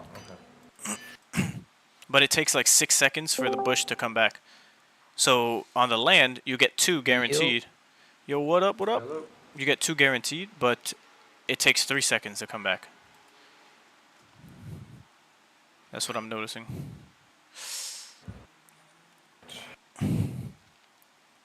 And I wasn't trying to go through all my lands to find freaking silk. I'm like, dude, I'm like, it was so frustrating. I went up to the Cerulean Gardens to see community-wise if anyone put one down. No one put one down. I'm like, dude, let me just go to the mush. I used the Kind Guild photos and just went over to the mush and then started doing silk.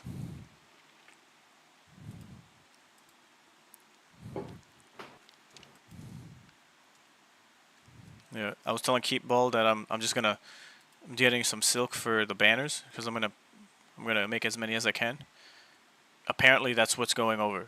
Oh shit. You craft it, it goes with you. I know Matt Al said So the all of recipe it, goes. right? Yeah, yeah. What the? The resources aren't going, so it's either you craft it, it goes with you, or you always have the recipe because you inscribed it and you got it. Like, if they're mixing it up on their end, then so be it. But either at the end of the day, they have to agree to doing both. Because if people are gonna, oh, you never said you have to do the banner, or you never said you had to do the recipe, only hold the recipe. Oh, I was supposed to Why isn't inscribe it. that clear? I don't know why that has to be so unclear. It's crazy. I'm telling you, bro. That should be a simple one. It should.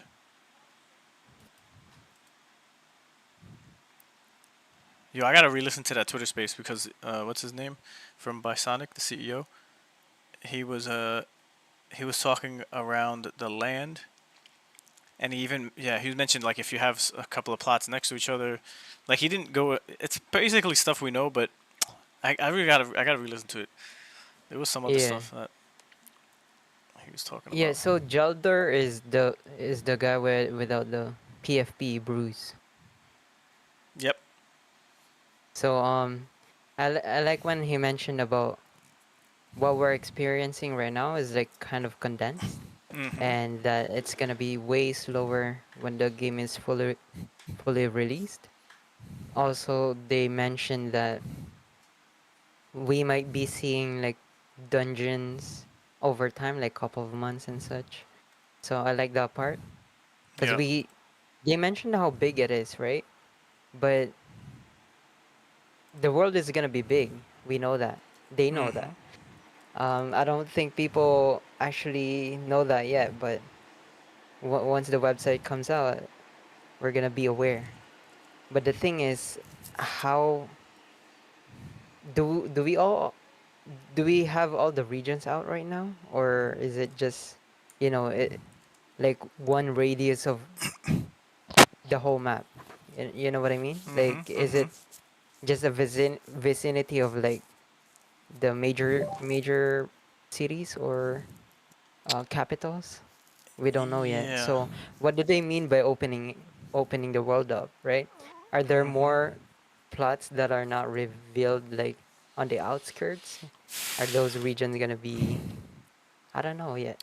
We don't know yet, and Isn't that I'm quite interesting? curious. Like he's talking about opening it up more, but then saying, from what I understood, which I'll listen to it again, is that what you're seeing as far as the plots of land are the regions. But is that all of them? Is that the whole map full of regions? Because like you said, he's saying there's going to be a lot of traveling to be done, and he essentially said you can't Yeah. you can't warp to anything. He didn't say it directly, but he was like, Yeah. "That's not going to be a thing. You're going to have to walk around everywhere with your mount." Like, Yeah. so that's why I was excited. And that's why like I kind of don't wanna start deciphering what Mado says, right? You know when Mado said not like the banner is not gonna get carried over, and now it is. So it's like there's so much I don't know. It's I think sales try is not helping. Yeah. Yeah, I mean, Matter also said that you could teleport with homesteads, but then Yeah. that might This- not be the the case now, which is a very big. That's a big game change. Dude, I don't like this. I don't like this back and forth with Matt. I think he's like, he's telling half truths, like maybe on Bro, purpose. Who the hell knows? I'm telling you, like I didn't quite believe what do you call this? Felix, what he was saying at the beginning. Me too. I was like, maybe I'll give this Mado guy like some benefit of the doubt, but now I'm kind of like seeing it. I'm like, what the fuck? He said Yeah. like you could teleport in homesteads or your houses, but Bruce, the co-founder of the game, said that you're gonna be doing a lot of traveling, so maybe City Stone is actually really a big deal. Right. But the thing is, like, we're hearing all sorts of information from different parts of the team. We like I don't know if he's really part of the team or I don't know. I don't know. It's Right. just yeah. But yeah, we gotta listen to it again. Like I think I would rather hear a lot more from Jelder or Mm-hmm. Bruce rather than watching the sales chat with all this information Yeah, that it's is like who not. actually knows what's going on in there, actually in the sales chat, you know? Yeah, these guys are just saying shit. I'm like, oh, come on, man. Yeah, because what I think what I heard in that space is that they did say like all the regions, like I think it was Dota was talking. He was like he didn't want to release land that wasn't going to be used. So that was interesting. So it's like, oh wow. So Oh, it yeah. sounded like it was going to be all 55 regions. They're going to be on the game, which is fucking huge, right? That's like a real game if they actually have that like 55 regions set up.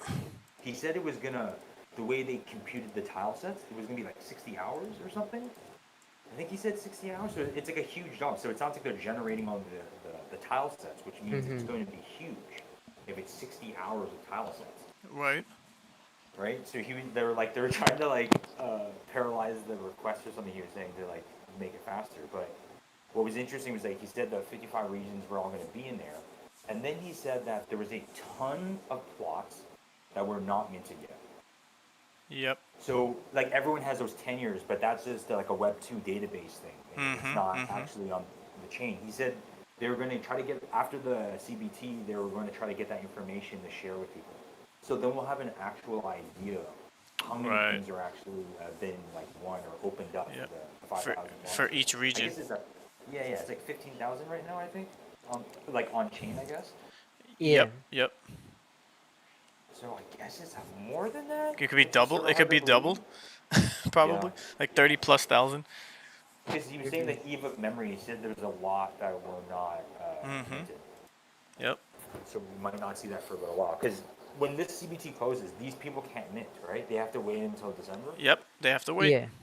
Wow, crazy. So what the hell does that mean? Does that mean the price is going to like plummet at that time and then we buy it then?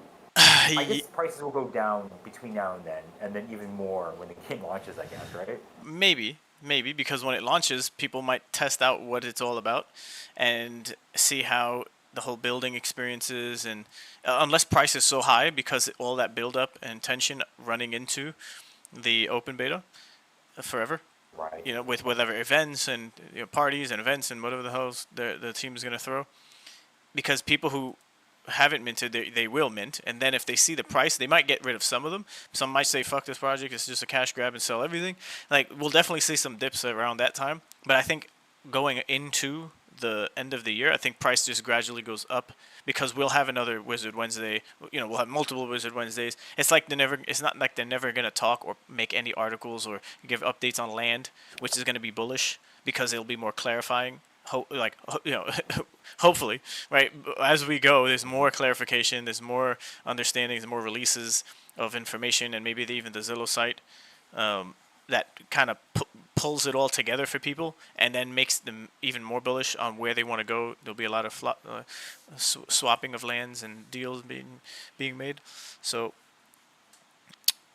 yeah, I think when price goes down and then goes up, and then by end of year it goes down a little bit more, but the real kicker is going to be when the game is about a month in, and or not even, like, everyone who's grinding realize like what the real reality is of the game to play it, because it's like Bald said and like the space said, it's going to be stretched out. It's not going to be as fast paced. It's not going to be that rewarding. Maybe not that stimulating for those who just are going through the withdrawal of playing this open beta, and we'll see the I'm reactions. gonna love it. Right? Every Yeah. time we level permanently. You know, it's gonna be great. Yep. Yes, sir. Awesome. This is like the final time, and this is probably the easiest way for us to get mana ever, right? This is probably Yeah. just gonna be so much harder after this. Maybe even buying all the common boxes like Red is, and everyone else.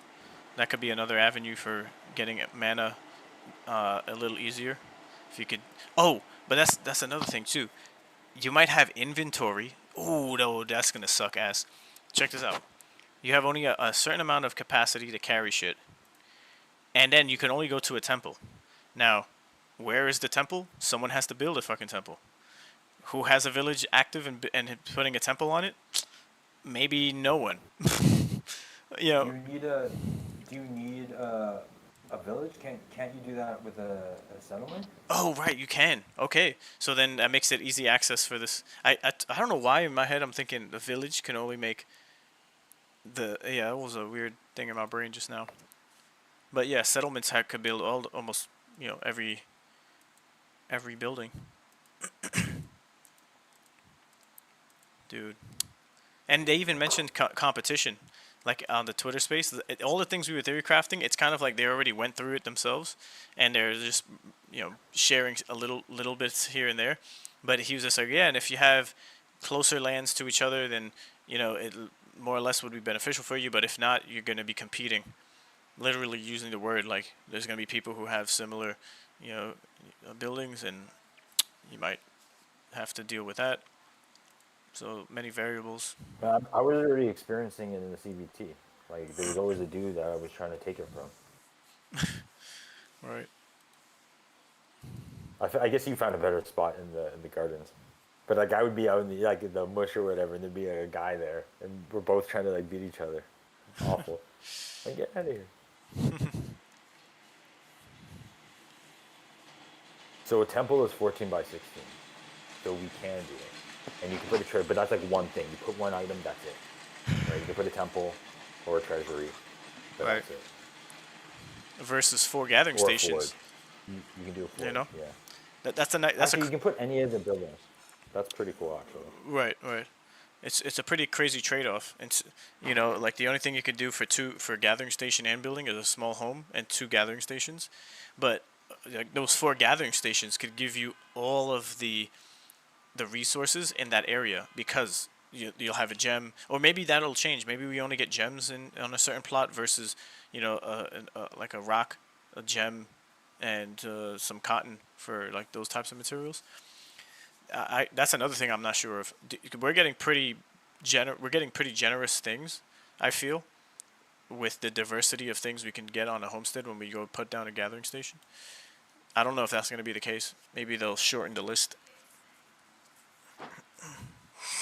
that you can choose from.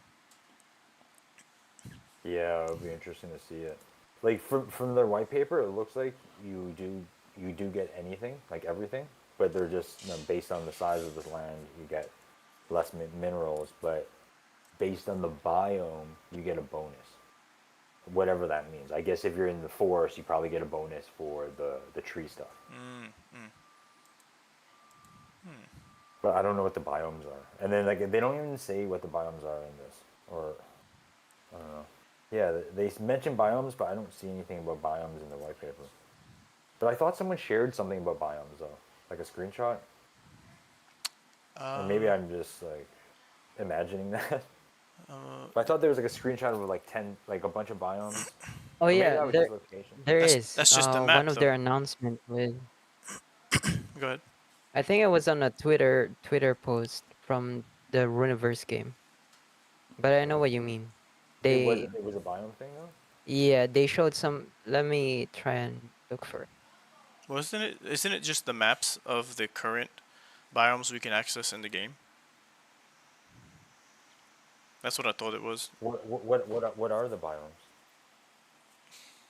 Oh, I think I know what you're talking about. Like they have these little square graphics that show you the different biomes. I think I know what you're talking about. Maybe Bald is getting what I think he is. Yeah, it was one. I saw it on their post, one of their posts. Yeah, But because yeah, like there's 55 regions, but those 55 regions they fall under that category of one of those 10 biomes. Right.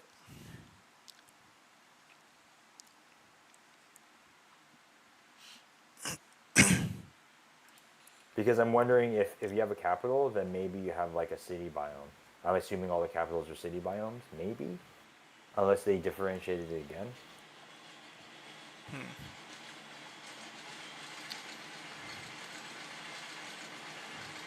Or like maybe, you know, did they? If you think about those 4 spots, you know, like I don't know what you would call the blue bastion, like what mineral would be there, but like the wait, red is near the water, green is near the forest. I wouldn't say the yellow is more like near the sand. Then blue would be something of those, or it would be something different. The blue one. I posted something. Keep. It's Oh, that's cool. a This is not the biome thing, but it's a village, the Fey village. So it has like different buildings in there, like Forge, Temple, and Gathering Stations. This picture seems to have like 3 buildings on top of it. Whoa! What the hell? You can call you get to name your land. That's fucking awesome. Oh, cool. Yes. Yeah. I was hoping we could do that. I did. That's perfect. Awesome. What are you gonna name yours? I don't know. I gotta think about it now. It's awesome. Touch I me. love it. Oh, they're gonna have some problems there. Service building, gathering station, guild halls. Nice. What is that? Runivopolis? Runiopolis? Runopolis? Everyone can come to Dick Butt Village in the Golden Planet. You can come to Hot Caca in the savannah. The Hot Caca settlement. See, I wonder how they're gonna prevent that. Yeah, those Do you photos. think this side is gonna be like this? Isn't this... Is this the Blue Bastion? No, this is the Cerulean, right? Cerulean Gardens, yeah. Yeah. Whoa. Crazy. You'll probably be able to see this on the map that they're gonna supply. Oh shit! Look at that. So are those? I guess the smaller square ones are the homesteads, and then those larger squares are settlements. Oh. Whoa. Dude, yeah, the bigger ones, which look all the same size, are settlements, and the smaller ones are homesteads. But look, this cropped photo, top right of it says Blue Wizard Bastion. It says back to Overworld, and then refresh loads for area or some shit like that. It's kind of blurry. So this is a screenshot top-down view of the actual Zillow site. Oh fuck! This is slick. This is the actual like UI looking down, and then on the right-hand side, this is within the marketplace, dude. Wow! Look, it says refresh listings for area. Oh Yeah. damn! Holy crap! And then you'll see them on the right-hand side. If you click on it, it might highlight on the map, and then you'll be able to place a bid or save it or some shit. Oh man. Yeah, top This is bids crazy. and floor. They have those filters there with items, details, activity. Wow. Yeah, this is it. This is connect your wallet. That's really cool. Holy crap. Wow, yeah, look, and then I just realized what I was looking. I didn't realize that on the right was all the lands that you could buy. Bro. Jeez. What? This is so good. It's like integrated right into it. They're using it looks like it's Wow. right off the Mavis Market or something. Dude, that's gonna be so Like, much it's the same easier. interface, right? Yeah, that's Yeah. amazing. What the hell? Damn, this game's doing it. How did you guys do this with Axie's Line? Did you have something similar? Yeah, it was top down. Nothing this detailed where you can zoom in, really. Kind of ugly, but it works. Yeah, it worked. It was good for clicking on the plot, seeing who owned it, their wallet, and then matching that name up in the Discord, and then hitting up on the DMs and seeing if they wanted to trade. But that's a little too much work, really. So hopefully within this thing, they could incorporate some messaging, so it goes straight to their account You know, like if we all had like a Forgotten Runes account, social platform esque type of situation going on, that would be perfect.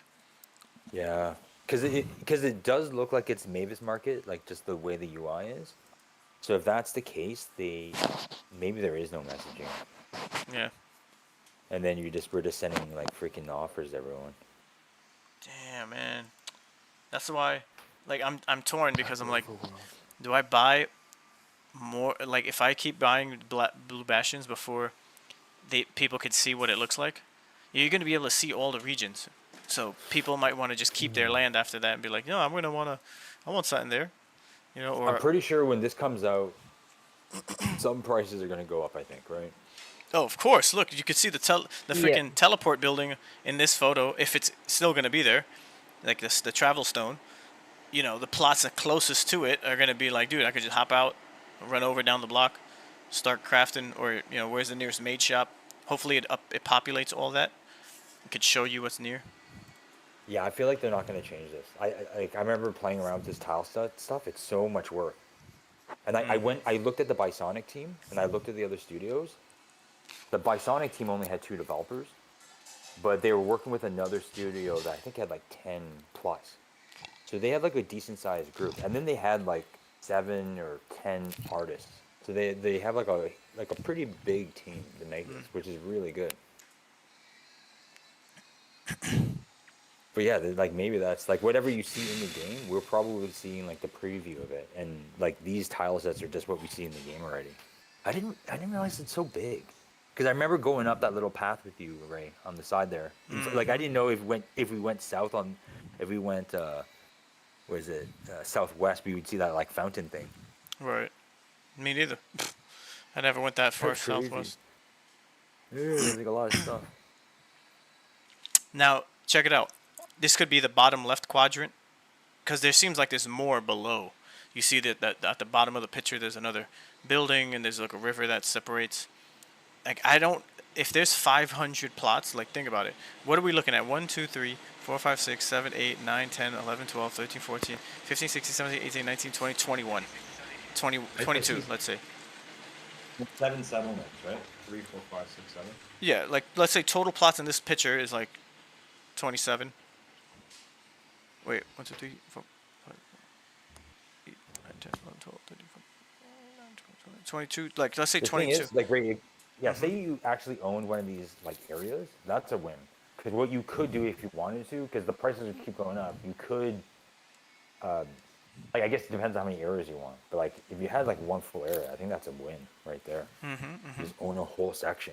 Because like those buildings in the middle, I wonder if those are NPC locations. They are, yeah. I strongly, Yeah, that's crazy. strongly think they are.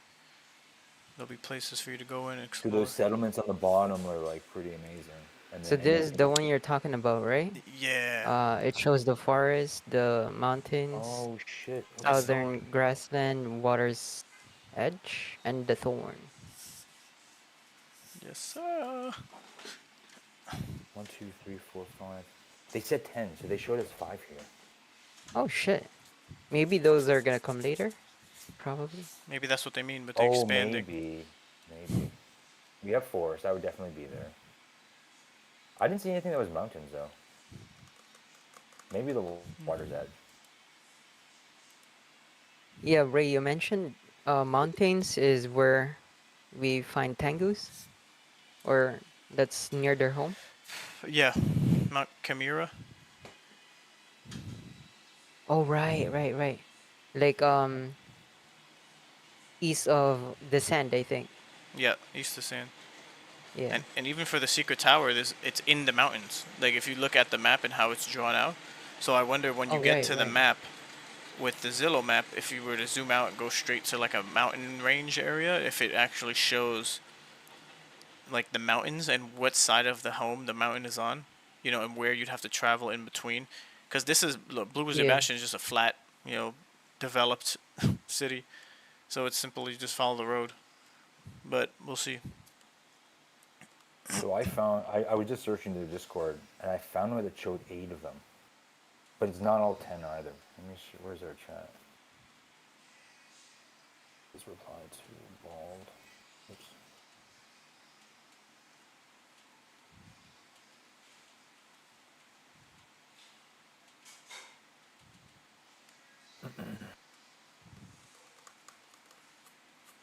Yeah, they even talk about um the settlement plots or any plots near dungeons and stuff. The way we broke it down, they kind of broke that down too, where like you could find people who have like popular plots near the dungeons and such. Now, Oh do you think yeah. it's just one plot next to a dungeon? Because from what he was Uh, sounded like, what he sounded like when he was describing areas that are gonna be highly populated, or having lots of plots, it might be a particular region, and then part of that region it might be closer. Like if you look at the Dreammaster Lake, let's say they're only south of Dreammaster Lake at the corner. You might have a dungeon, and then whoever's plot is closest to it might be the one that benefits the most. Hey guys, I shared the yeah. screenshot. Yeah, So that's the some one. dude, someone shared that in the Discord. Yep, yep. Oh shit. So there's another 4. Oh yeah, the jungle. Far But we're still jungle. missing. There's apparently 10, but maybe these are the ones. You have the north and the south. That must be the thickets, right? Thorn. I don't see any. There must be a sand one, right? Oh, Yeah, that might be the ninth. that could. Yeah. Yeah, maybe Wait, it is. yeah. So I guess we all have the regions now. Oh, and the oasis as well. That might be another one. Crazy. The But I mountain, don't know if like forest. They all like look green to me, so like, it's not super clear what resources are on what. Yeah.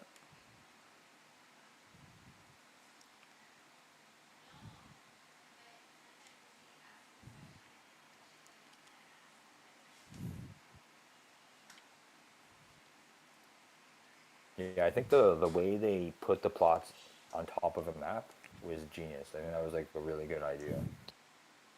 Everyone else like sort of does this grids layout. Like every game I see with land, they all have grid. It's like everyone just copying each other for the grid, which is easier to do. I get it. Like from a technical standpoint, it's easier to do a grid-based thing.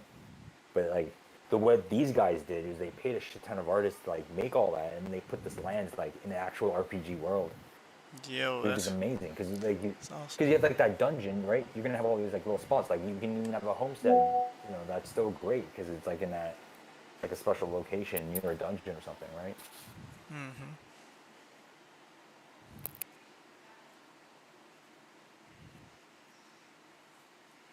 Gonna be crazy.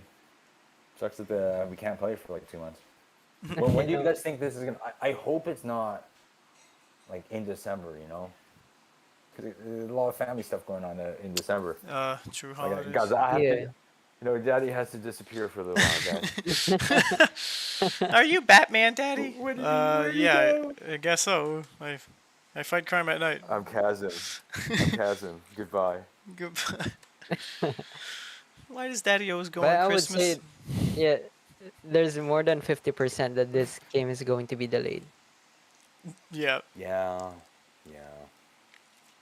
maybe first quarter, the first month of the new year.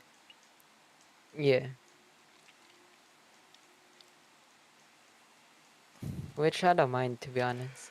But we might need something else to do for that long. We'll see. Well, they said this donut thing is 12 weeks, right? That's 3 months. Yeah. So we're talking like, September, and then you have October, and then November. Now, that would keep us busy until November, and then they maybe... I'm assuming they want to release it in November. They don't want to release it over the holidays. Mm-hmm. And it might be token first, right? Then the game. True. But we don't know yet. Oh, man, will it? Would you guys Crazy. like to see the token first before the game? Or Nah. I think maybe afterwards, like after it's opened, then they. I don't know. It's hard to tell because they could use it to their advantage to hype up the game coming back, and just keep people busy. But in the meantime, but then if it's afterwards, it just reinforces people to take part because they could even do another giveaway. Maybe there's some in-game rewards for a token airdrop. Like that could even be like a Ooh, P2A. yeah P2, definitely a P2A. Like this is kind of P2A, but why not do another one just for the token? There's a certain, I wouldn't put it past them to do that. So it gets people involved again. because the land are going to be harder to get. So the token airdrop could be the more lower hanging fruit for people to jump back in and get some earnings.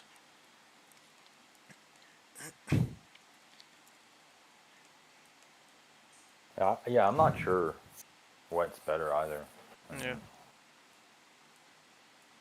Is it better to start the economy and then distribute the tokens after, or? Well, people are complaining about their stuff already, and then we Mhm. release the token, the price is probably just going to drop with all the extractors. Yeah, they mentioned it on the Twitter space too. He says the economy needs to be needs to start develop. So maybe they don't. There was some talkings about that. It was good to hear that they were focused on Ronin because they wanted more players, and like they were saying that the only way this is going to work is if you have players. So they definitely understand what they need to do, right? And they went to the right place. And then if we, Ronin already has Ragnarok stuff, so if you have Ragnarok players around the corner, man. Yeah. Right? And then you have from what I've seen, it seems like the Axie and just like Ronin community is very strong. So if any of these people jump on board, it's going to be amazing.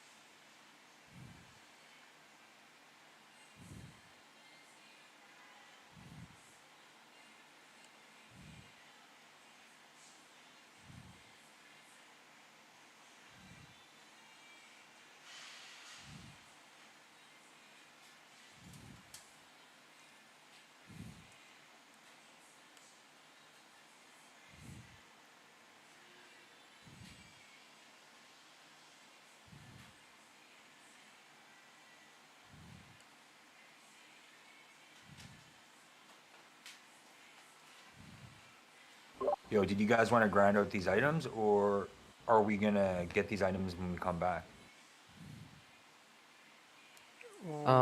Which items? I'm good with anything, to be honest. Do you guys want to farm mana? And I can do that too. Yeah, we could yeah, do mana. or we could do mana, and this might be the last. Maybe. Yeah, we could do mana until like an hour before we usually get off. Assess the situation, and Mhm. then just I guess prepare for tomorrow. You're gonna keep the Yep, window we open? could do that. All right, down.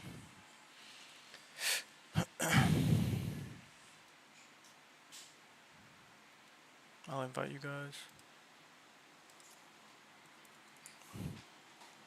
Yeah, I'm in the game, so I can play whenever. Okay. Chasm. Um, Having a fourth would be awesome because we could fly through the enemies much faster and just speed up the Mhm. amount we earn. Oh, it'd be so good, man. Do we have anyone playing? Let's see. I see Jade's typing. Oh, cool. Put out a PSA. Yeah, cool. Maybe someone's around.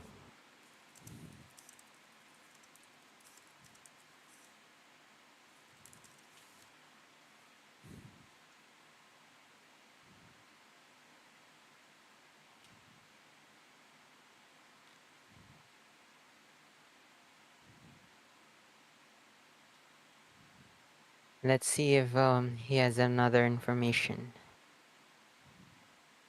But if it's not gonna get wiped, the crafter ones, man, it's gonna be so good. Because we won't have to waste some materials for it. We can craft now. Right. Special CBT decorations. A lesser statue. Okay. Proof of ownership. Cloud chair. Oh, that's I gotta check those. Wiped character progress materials equipment. Recipes. See? What's getting wiped is the recipes. So you're gonna keep what you crafted.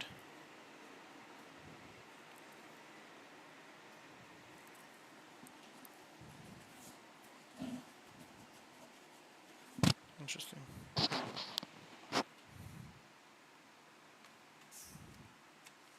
The hell is proof of ownership? I don't even know these names.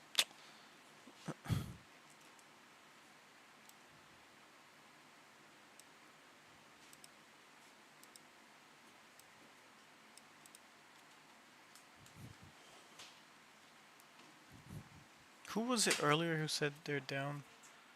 Felix, he was here. Let me tag Felix.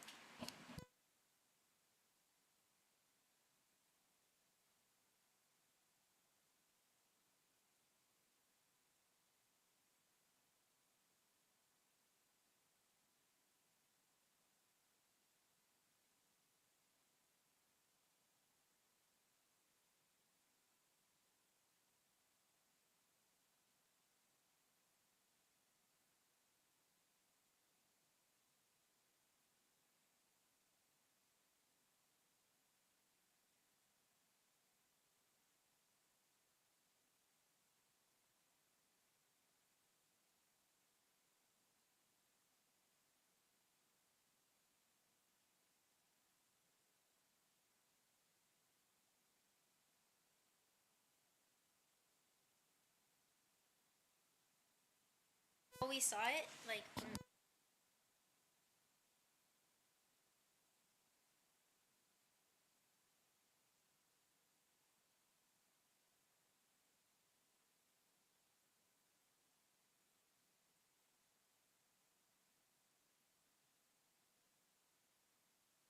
Alright, let's just jump in.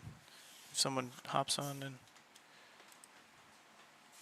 we could just I forget who it was. Alright. Oh, Ronan, I'm maybe. ready. Yeah, I'm ready too. Cool. Or also FOMO. I think he was looking to play earlier. Oh yeah. Oh, Cryptos also. Crypto. Oh right. He just was like, let me message him. Crypto. You.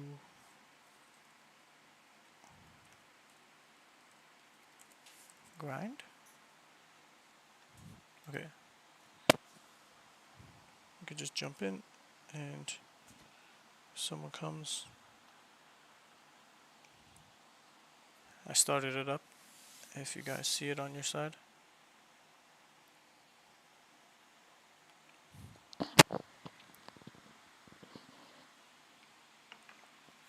Yep. Hey, Keep, do you see the tension? No, see the what? The invitation? Yeah, we're starting up the dungeon. No, I'm in between. I'm in between. Oh no, man, I'm in a 0%. So I guess I didn't make it in. Oh. I'm gonna reload.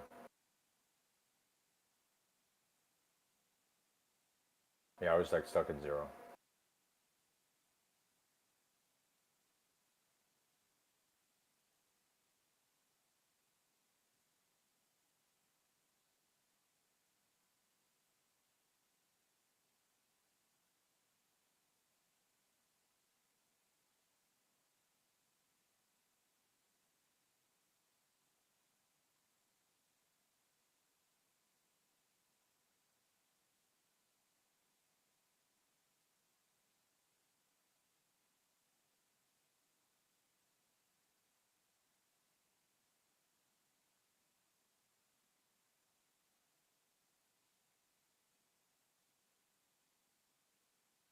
Let me know when you're loaded in. I can't find your name. Sorcerer. Oh, there you go. Oh, I just loaded. Oh, okay. You might see it. Get in. Yep, you Yeah, I joined. just got it. Sweet. Let's go. The clock is ticking.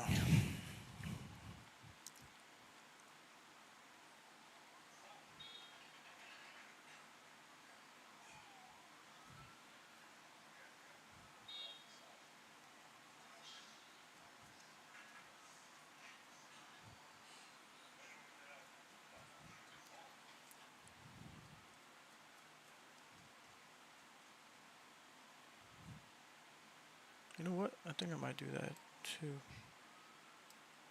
Let me go here.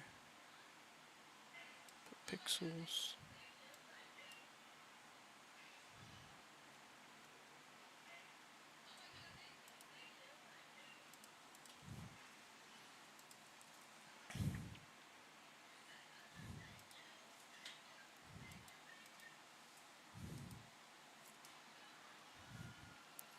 Alright, let the grind begin.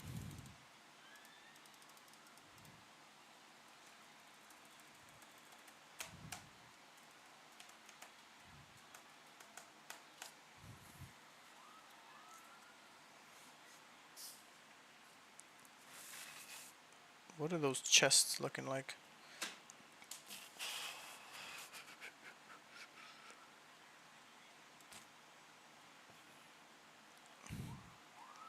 $28 RON is the floor for the chests. That is cheap as fuck.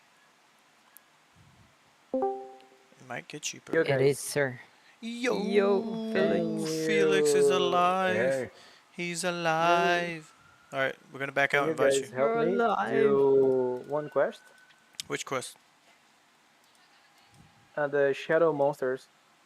All of I them? need to kill them to get the card. Easy. Let's go. No, I guess just that left we missed like 3 or 4 on that time. Oh right, when we try to do it. I guess we didn't kill the slime and the rest of it, like the RP and those stuff. Yeah, look at your shadow relics that you have in your inventory, and then tell us which ones we gotta do. Yeah, sure. Keep. Can you see the escape? Okay, cool. Because we're gonna farm for the mats, for mana up until the end of the day. I guess I'm gonna like. Right. No, I don't have much time like to farm mana, so I guess I'm gonna focus on banner.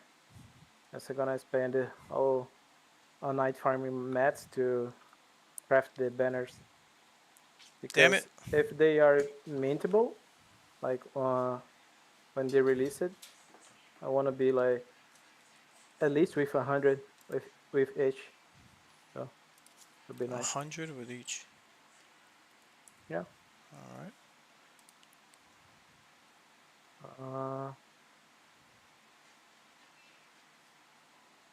I have complete this quest of the bug, but it's not working. Like there is one quest, there is still not working. All right, let's try to get this dungeon stuff done because we want to maximize mana, so we can help you with the Sure, last ones. And then sure. Go ahead, like if you guys like wanna do the last run of the day of you guys like can jump in, like you guys can keep farming. I'm doing stuff with another NFTs. So like if you when you guys are going to get out of the game, you guys can call me before you guys leave I and do want the to. dungeon. What do you guys think? Because I want to do my own thing after we do dungeons. I don't want to have to wake up and then start doing Right. battles. Yeah, I'm good with whatever. Okay. Okay, let me see the ingredients. Let's It's the fly. shadow, right? Yeah. Look at all the shadows and then. I have the shadow powder, shadow horn, shadow fetal, shadow feather, and shadow eye. Oh damn. Isn't the eye from the And slime? one, I don't know, actually. Shit. Um. All right. Well. I know feather. It might be from the RP, right? Yes. It's the same ones. It's the same Or ones that we get from the actual non-shadow boss. So if you could look at. I need to put up a heal, right, for this? Maybe. 1, 2, 3, Maybe 4, 5. Yeah, It's I'll 6 make a boss. heal. If it is 6, I just need one more. Was it the slime you needed? Maybe it was the slime. I guess so. Damn, man. Probably. Shit. Let's see. What do? We go to the secluded place? Yeah, 15 plus. Secluded spring? The horn, the bladed feather, the eye. Do you guys know where you got the Ronin banner? I don't. Like who would I have to I'm kill the for bear. that? I guess it's on the bear. Oh yeah, it was the bear. got the Ronin banner? What the hell? Elixir, shadow eye. And put shadow.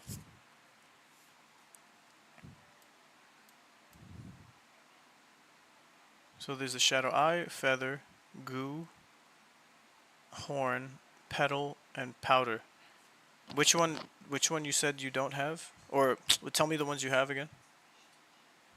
Let's see. Powder, Okay. petal, All right. horn, feather, and eye. So you don't have the goo. I think the goo is from the slime guy. Line. Yeah. Okay, so let's just do that, and then you should be able to complete the quest. Thank you, boys. User. I'm gonna miss you guys.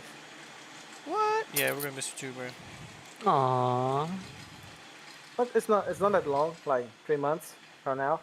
Yeah. See you in a few months. And I'll be chatting away. You know, the markets don't sleep, so you know there'll be stuff happening. And then. Like if you know like something that I can win money, like invest something little, you can type me in. Like I like to do this stuff too. Yeah. Because most of the here. NFTs that I play is like all free games. So Right. like I don't like waste money. I just save them. Okay. I'll keep that in mind. So if you know like a little investment, that would be good. Shit! What the hell? It's the B. Are we missing someone? This is not. Bald? Is he with us? Oh shit, yeah, me, sorry. I'm at the entrance. Where are you guys? Oh, we're inside. Should I follow Felix or? Yeah, the slime is right up here. Place? Just keep Did going you guys north. go to the right side or Northeast. the northeast? All right. All the way at the corner where the willow tree is. So. I'm away. Ray, are you hearing your voice? No, I'm not hearing my voice. You're good. All right. You could stay up. Okay. Yeah, sounds clear. Because I could hear the echo as well. Like I could hear Ray's echo. Oh shit, it's that loud, eh? I can Yeah, keep well, I muting think it. just Yeah, in case. yeah, because I guess you just come from your mic, so we would just hear whatever that was.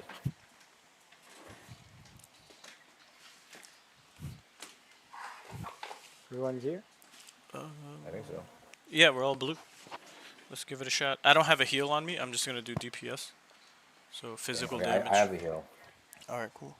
My builds are already physical, so we should be able to kill this slime easy this time, right? Yeah. It should be. Die, bitch.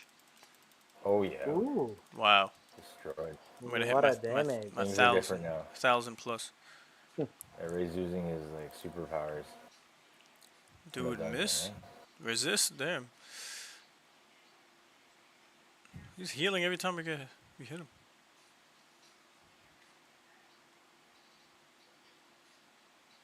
Get him with the bolt. Bam. Ooh, Oh, 1,100. yeah, nice. There you go. So someone did like big damage. That was the new spell that I got. Ooh. Let me see if I completed. Let me go back there. Did something happen in your journal?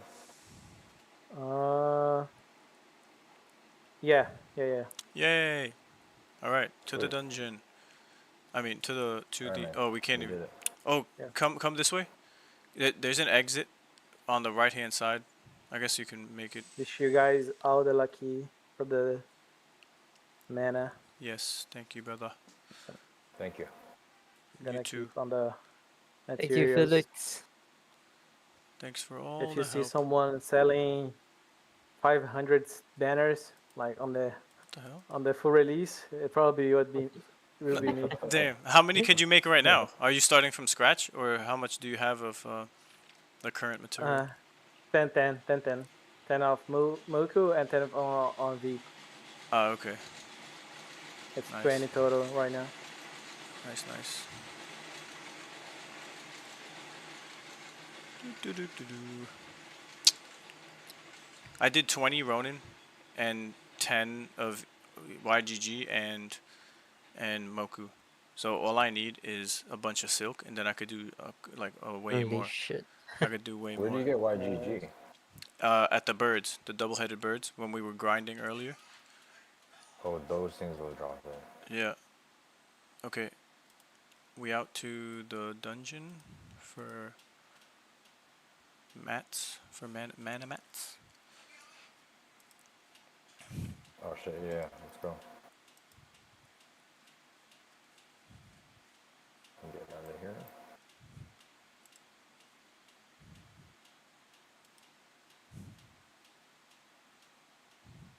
I think it'll pull us all. I'm gonna start it up now.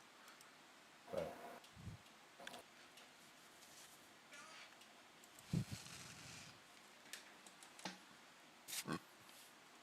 Excuse me.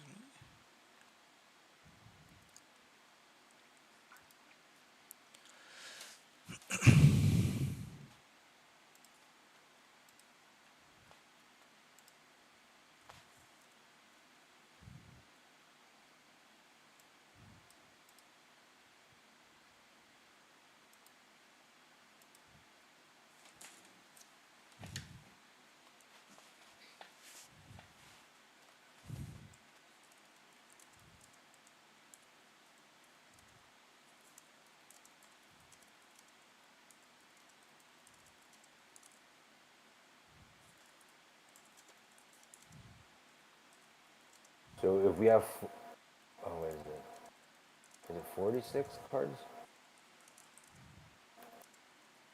Let me see here. Yeah, that's about right. Yeah, 46. so 46 is the maximum, right? That's all the cards. From what I can tell. Yeah, that's what they said on the Twitter space too. There's gonna be more. Okay, cool.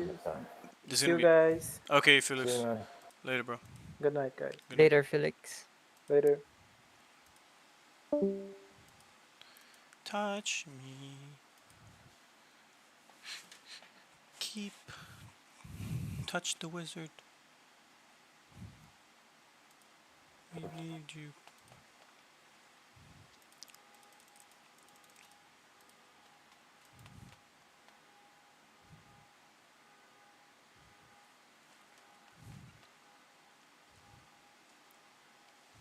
there's gonna be so many spells to freaking put in the temple. It's gonna be crazy. It's gonna be a half an hour of dragging spells from inventory to the temple. Or more. Who knows?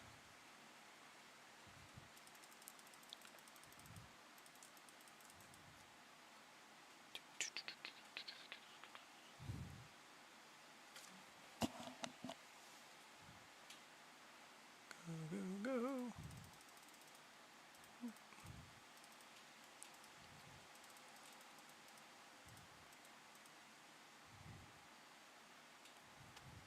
Slime time.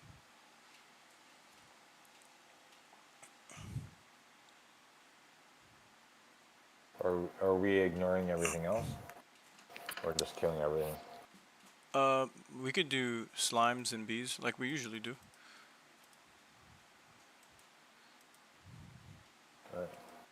Yeah. Oh shit, I gotta change my skill.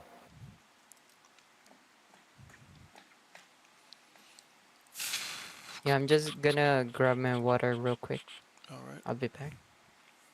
Yeah, I think I might do that too. I'm gonna get some water. Let's just hide. BRB.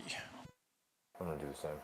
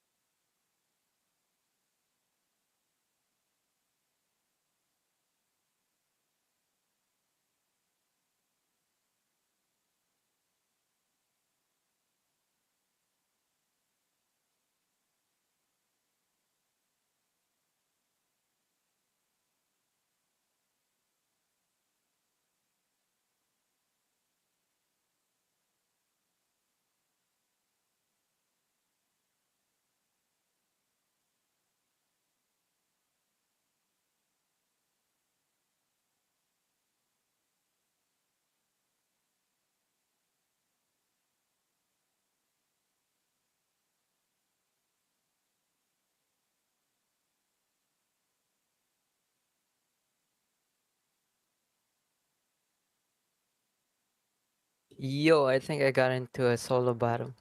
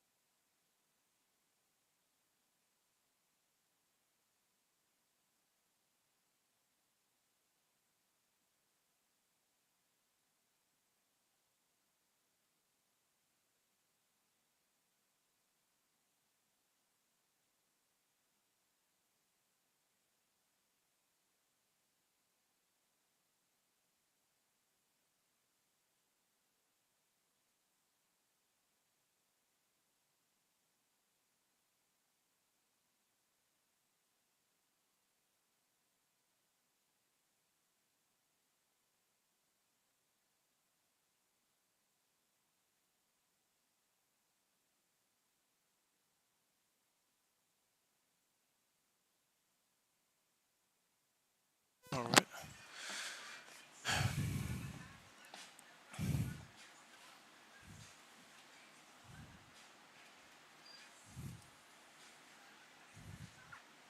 What I'm gonna do also is compile all the photos and then make a channel so people could reference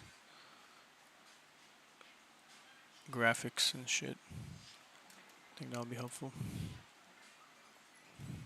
I'm sorry, compile what? Compile like the bunch of photos that we have that people shared or that the team has shared, like whether the land biomes or Mhm. the all of the kind guild biomes. Even though it's probably not going to matter now because the test is ending, but Yeah.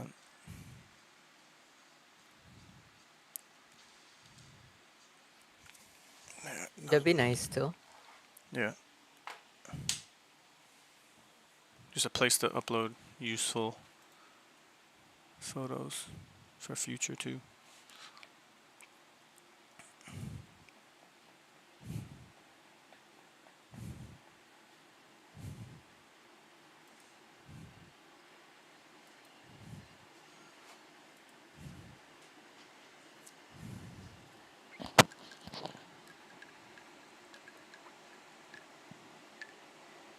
Is the game just loading for you guys? Mm-hmm. Yeah, okay. Yep. It's been running for a while. My ping is at 10,000. I don't even see a thing.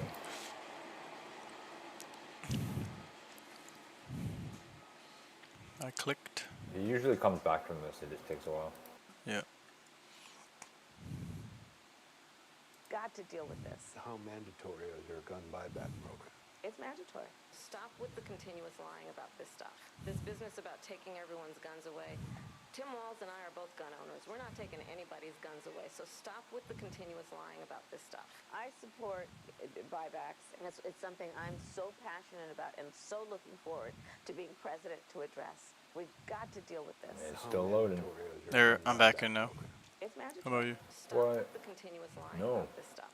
This business about Yeah, same taking here. everyone's guns away. I see you. You I guys see, are back in the world? yeah, I see you walking in place, just like kind of glitched out. Continuous lying about this stuff. I support buybacks. All right, Yeah, hold on, let's I'm in refresh. loading Okay. screen. Log out, Or log in. maybe if you. Maybe another fight. Let's see. Yeah. Anything? Did you? No, I just reloaded. Oh.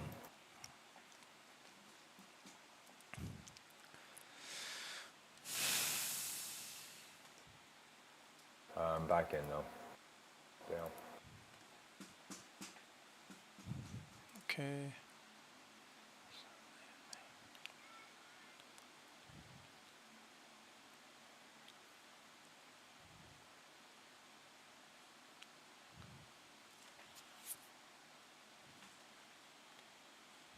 All right, escape.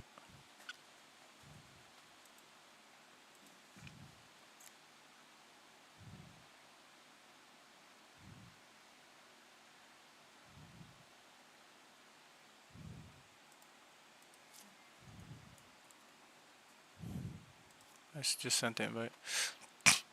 Yep, got it.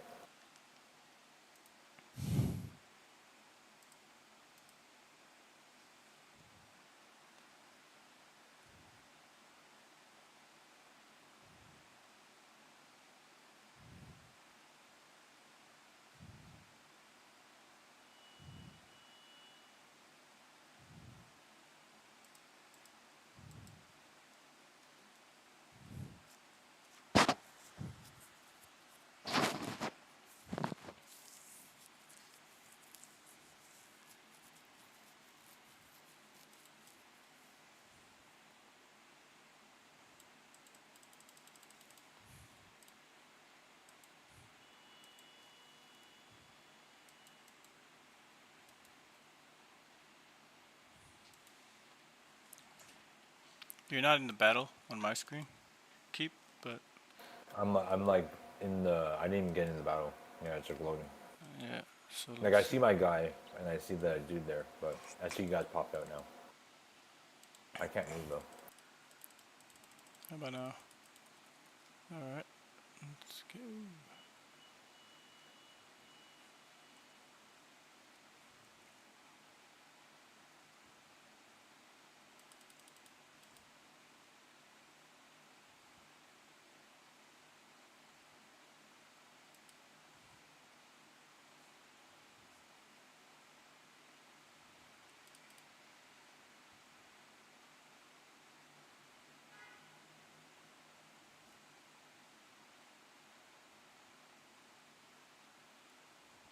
Let's try this guy.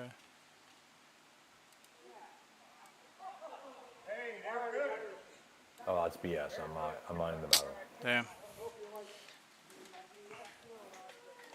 I didn't load out, Was so the fix a logout or? yeah, I didn't even log out, so I just realized that. Maybe that could be it. I could try tapping someone, but I think last time I could try it, but I'm gonna try the next guy. I'm gonna log out from here. Or are you gonna take us in? Yeah, yeah, I touched it, but yeah, you guys go in the battle. Weird.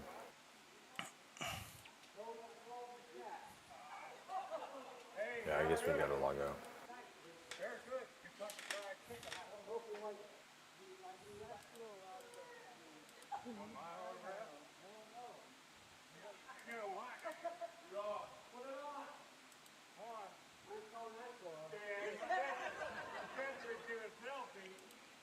Alright. Oh man. Come on, bro. Oh shit, it spawned on top of us. They don't What want the us to fuck? grind, bro. They Oh, don't want us to grind. Shit is Come cursed. on, come on.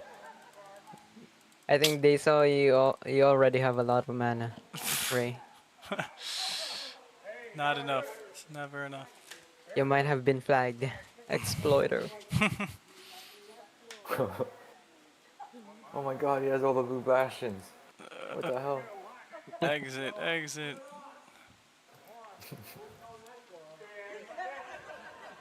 Are we just doing a logout from here? Yep, I logged out.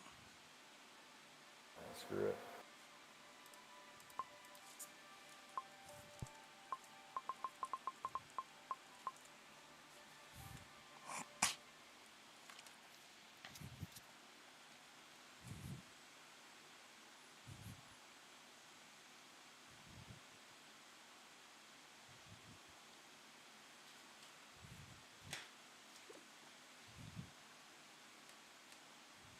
Oh, the crew stuff's happening tomorrow in Star Atlas. Yeah, yep. That's awesome. Make sure you don't have no cargo in your ships. It'll all get burned. Yeah, I'm gonna move that stuff right after this. I'm gonna invite you guys in game. Chasm. Boom.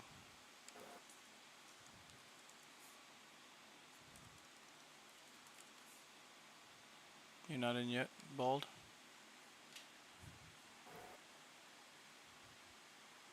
Mr. Bald. Oh shit, sorry. I'm still logging in. Oh, okay.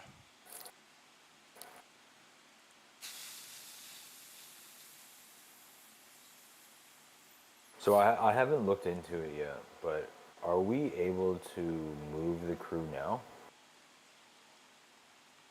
From like the stuff that was in our wallet. I think so. I thought we were always able to send them in, or It wasn't clear to me if it was like 100% working, and then like the team never really 100% said it. So I was just like waiting until they would officially say it. I'm like I'm not in any rush, but yeah, I have a few hundred, like a few hundred I have to do, and I think they were saying like 1 at a time or something. I thought it was 3 at a time, and then I think I saw one communication that was saying 1 at a time. I'm like, oh, what did I do to myself? Yeah, I got mine in the same boat. Got a couple hundred, and I ain't trying to do all that. So I'll wait until tomorrow. Not totally in a rush.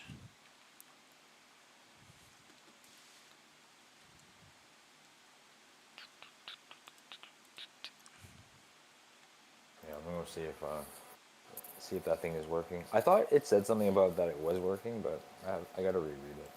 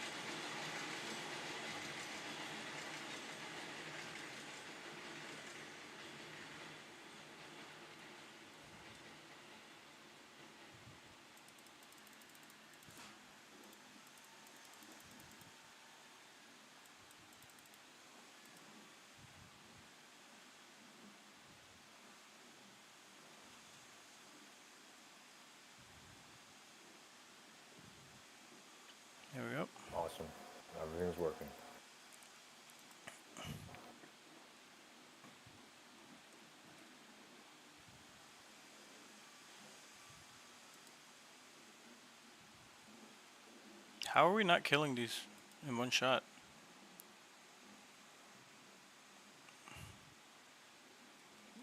Between the three of us with an AoE?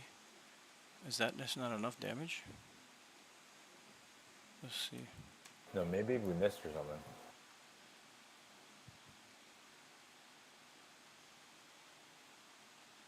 Yes, sir. How late in a pregnancy would your bill apply? This bill would remove the following statutes: trap or targeted regulations of abortion providers, removing language classifying facilities that perform 5 or more first trimester abortions per month as hospitals. It would repeal Virginia's informed consent mandatory ultrasound and 24-hour delay. It would repeal the requirement that second trimester abortions be performed in a hospital licensed by the State Department of Health. It would repeal the requirement for 2 additional physicians in cases of third trimester abortions. Delegate Tran, Yes, sir. how late in a pregnancy would your bill apply if Do you guys a know if the bear physician can be soloed, like the regular one? Yeah, somebody did a solo build to kill it. Oh, that's what that tweet was? Okay. Yeah, it's possible, Yeah, I'll but look at it.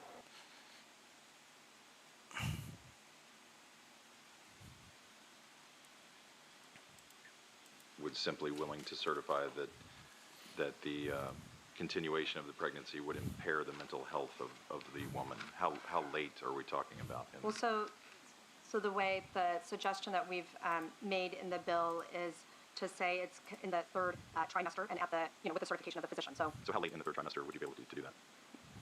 it's very unfortunate that our physicians, our witnesses, were not able to attend today to speak specifically. No, I'm talking about your bill. Yeah, I mean- How late in the third trimester could a physician perform an abortion if he indicated it would impair the mental health of the woman? Or physical health. Okay. I'm talking about the mental health. So, through the third trimester. The third trimester goes all the way up to 40 weeks. Okay, but to the end of the third trimester. Yep, I don't think we have a limit in the bill. So, where it's obvious that a woman is about to give birth, she has physical signs that she's about to give birth, would that still be a point at which she could request an abortion if she was so certified?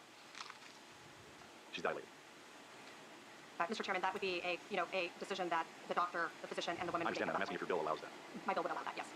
I certainly could have said a week from her due date, and that would have been the same answer, correct? That is allowed in the bill, yes. And in addition to what you just represented, you do acknowledge that you substantially changed the standard by removing a couple of words here, correct? Substantially, I'm sorry, line 80. Line 80. I'm sorry, can you just let me know? I think I'm in the right part. Line 80. Line 80. You are changing the standard under which the judgment call is made. For an abortion at any point in the third trimester. You're changing the standard. I'm changing the standard, yes. Okay, all right. What type of mental health conditions would you anticipate would be utilized by physicians under these circumstances to determine that a child that is otherwise viable is worthy of an abortion? Again, I'm not a physician, so I can't make those calls as to when a physician would determine that a woman's mental health where they would be able to certify an abortion at that point. But the physician wouldn't have to have any specialized training in mental health to make that determination under your bill, right? Under this bill, no. Okay. All right, thank you. Delegate Tran, what are some of the conditions that a woman could be experiencing in a third trimester, late-term pregnancy, for which abortion and not delivery would be the optimal result to protect either her life or health or that of the child, if that's even an interest? But what would be is there any commonly accepted medical decision to terminate the pregnancy in the late term rather than deliver the child if the mother's health or life is actually in danger? Mr. Chairman, I am aware that there are certain medical conditions where that might be an option for the mother, and I would actually turn over to Galena from Maywell to see if she has the specific medical examples. Okay. Thank you. So, hi. I'm really short. Okay. I don't have a lot of specific examples because I'm not a physician. I'm an attorney. So, and we unfortunately do not have the physicians could not be here today because they are seeing patients at the moment. I know that there are certain central nervous system anomalies that cannot be determined until later stages in the pregnancy. I also know that certain anomalies like the absence of certain organs. Okay, so you're talking about the child. Let me just leave that out of the equation then. In terms of the health or life of the mother, what conditions are there that can't be resolved by delivering the child rather than undergoing an abortion? Again, I'm not a physician. What I can point to a case that happened in Ireland. That's the first one that comes to my mind. That I'm happy to find for you and send you the article about. I can definitely send you that article, and if you'll give me some time, I can ask our physicians to provide you with a list of maladies that can lead to a woman having to have an abortion at the late stage of pregnancy. I do know that those cases exist. But you don't know what they are. Like I said, not a physician. I do not have those specifics about the woman. I have some specifics about the fetus. I do not have the specifics about the woman. All right. And again, since you yielded, you don't have any. I'm telling you, you don't have any specifics on that, obviously. No, I don't. Okay. Okay. Well, we're talking about a lot of physician stuff here. Nobody appears to know the answer, and the doctors aren't here. So, it would have been helpful maybe to have those questions answered.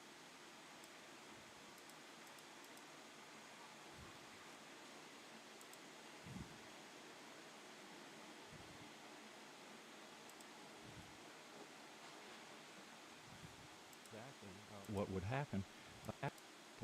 If a mother is in labor, I can tell you exactly what would happen. the infant would be delivered, the infant would be kept comfortable, the infant would be resuscitated if that's what the mother and the family desired, and then a discussion would ensue between the physicians and the mother. So I think this was, if a mother is in labor, I can tell you exactly what would happen. The infant would be delivered.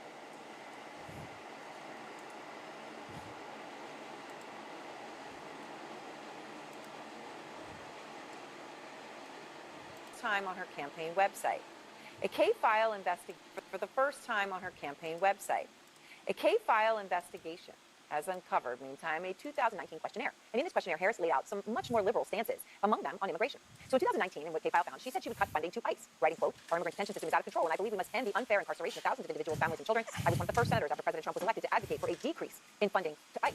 Well, now, of course, she's touting the Biden administration's executive order to crack down on the border. K-file's Andrew Kaczynski joins me now. Andrew, that's pretty incredible on its own when you're talking about what you found here on ICE. What else did you find? Yeah, and this was a questionnaire that she filled out for the ACLU, and this questionnaire is really an interesting snapshot in time of that 2019 Democratic primary. Kamala Harris was trying to get to the left of Bernie Sanders. She was trying to get to the left of Bernie Sanders. You really see that in a lot of these answers, and I want to walk our viewers through a little bit of what she said. Let's just take immigration and look at what she said here. She said on immigration, she made this open-ended pledge to end immigrant detention. She said she supported taxpayer-funded gender transition surgeries for detained migrants. She also said she taxpayer-funded gender transition surgeries for detained migrants. She actually said she supported that. She both wrote and answered in the affirmative when she was asked this. And she said she also supported it for federal prisoners. Now, she also pledged to slash immigration detention by 50%, close all family and private facilities, and decrease funding for ICE, and then end ICE detainers with local law enforcement. I mean, these are things that, it would be hard to think we would come up with, taxpayer-funding gender transitions for detained migrants, and yet this, as you say, written and verbally.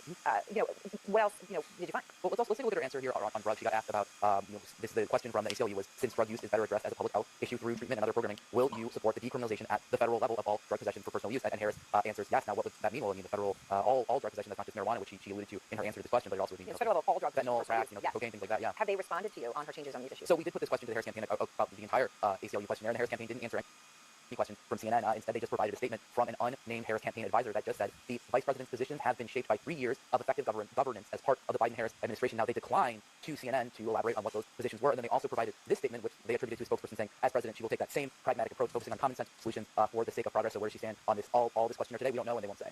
It's pretty incredible stuff, and thank you very much, Andrew K-file, for this reporting.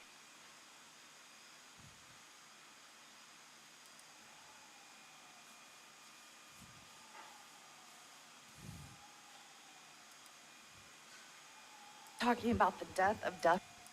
Everyone is talking about the death of ducks and cats in this town, but I'd like to talk about the death of one very special person, my mother-in-law, Kathy Heaton. On December 1st, I received a phone call that changed my life forever. She was collecting her trash can from her driveway when a car struck and killed her instantly. A task she had done over 2,000 times, spanning 4 decades in Springfield. That morning, though, a Haitian immigrant was allegedly driving recklessly when he struck and killed her. So I'm seeing that Maddo guy say talk in the allegedly Watcher's because- order, explaining, like, I guess the lock land from the exploit. And he says they may be unlocked for something later, but Dota said no. So maybe this is like him just making another mistake, right? So maybe he does just say stuff. Or like interprets it slightly different, but like Dota did say there's no one's getting anything, which I would probably take that. Damn, Maddo. This guy is freaking Maddo Chucky. Gotta chill out, Maddo. Word. I mean, he's gonna make that guy hyped up, and that guy's gonna go get that land. Oh shit, yeah. Poor guy, man. I hope not. Dude. You might have the bad experience from that. It's gonna be like, oh, you guys said this, said that. It didn't happen, oh man.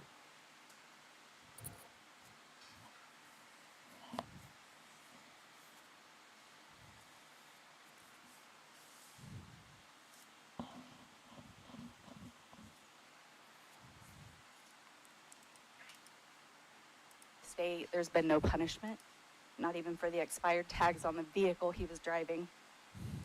Months before she was killed, I began noticing the reckless driving. Update on the lines from today's exploit. Same as other lines? Same as, I don't know. Never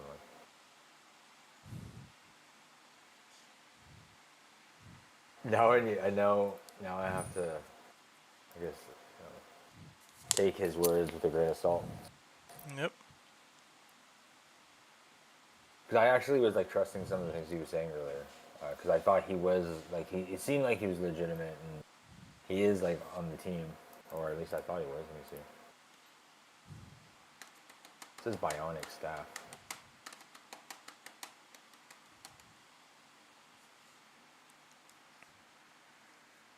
But maybe he just has old information.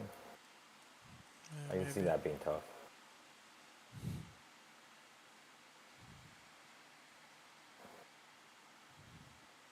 But it would be like, if Bruce says it or Dota, I'll believe him.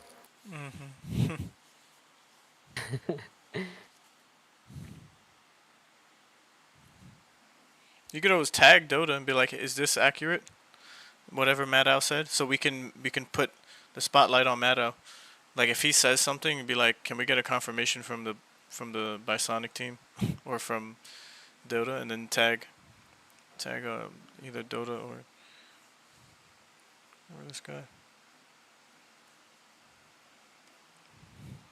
Yeah, I don't really want to tag him.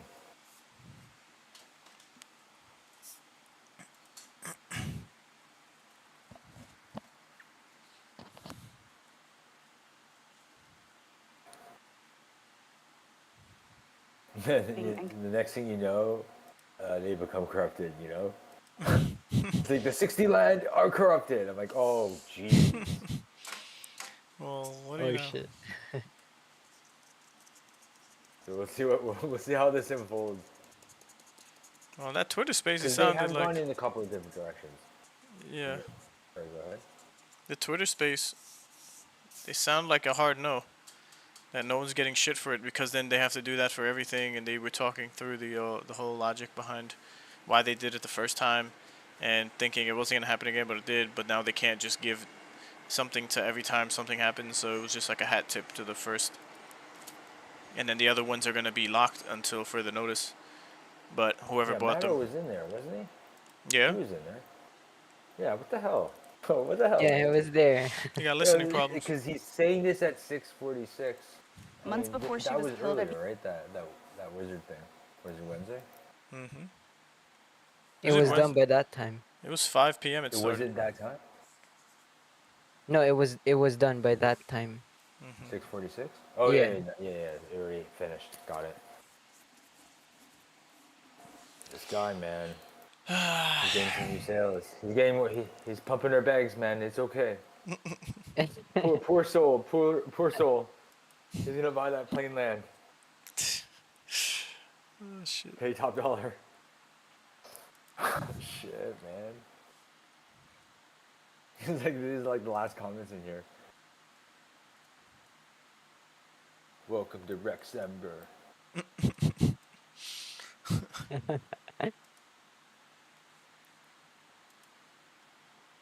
Began noticing the reckless and complete disregard for our driving laws by some members of the Haitian community. It made me angry. But now my anger has turned to fear for the safety of my family and the citizens of That's like Springfield. the bullshit I've been to advice you Haiti. get with having the ring. That's the advantages of the ring, right? Yeah. It's just BS from Maddow. It's like, oh, it's such good alpha. Oh, man. For the first time on her campaign website, a K-file investigation has uncovered meantime a 2019 questionnaire. 14 years ago. My husband and I went, and it was my first time in a third world country. I sobbed when I saw the poverty living there, and I have great empathy and compassion for them, longing for a safe. They didn't, so they're capable of anything. I'm ready for anything. Let's see what happens. Hopefully the game is successful. Yep.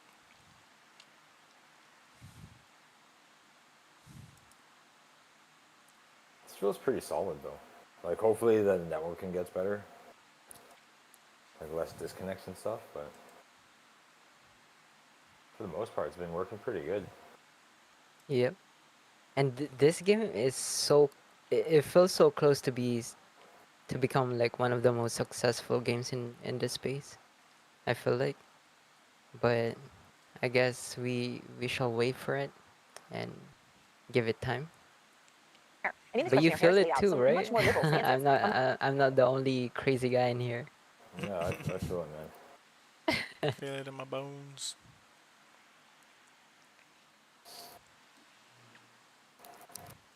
Like even my wife is like sort of hyped up on it. Like she's not, she hears me talk about this crap all the time. Right. Like she was like, she could sort of see like, hey, then maybe there is something to this game, right?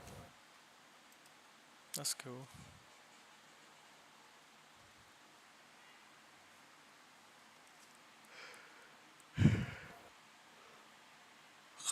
Yeah, because if she's getting a bit like, if she's a bit bullish on it, I'm like, oh, it's maybe gonna, it's probably really bullish then.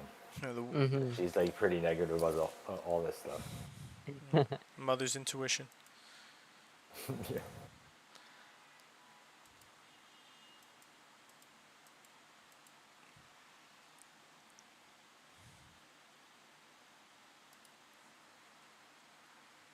Killed her. I say allegedly because to this day there's been no punishment, not even for the expired tags on the vehicle he was driving. Yeah, but it sounded Months like before she was killed, I began noticing the reckless driving and complete great disregard news for our from driving laws by Wizard Wednesday. Like everything sounds good for them. Good to hear.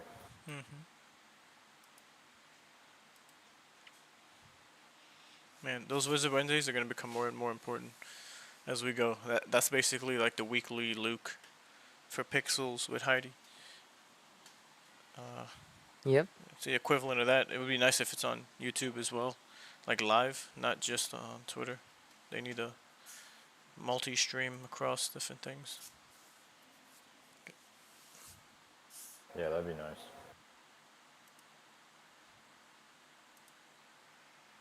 Yeah, one thing I was hoping to hear is about the mobile aspect of the game.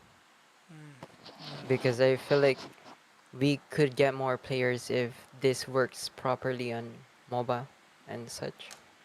I mean, it does, right? But when everything is smooth, but not right now, I guess. Maybe it's too early. Have you guys tried it on mobile? Nope, have not. I tried it a little bit, but my phone is kind of slow, so might not be a good device to use for me. Did it feel a little choppy or something? Like laggy, I guess. Um, a little bit, yeah.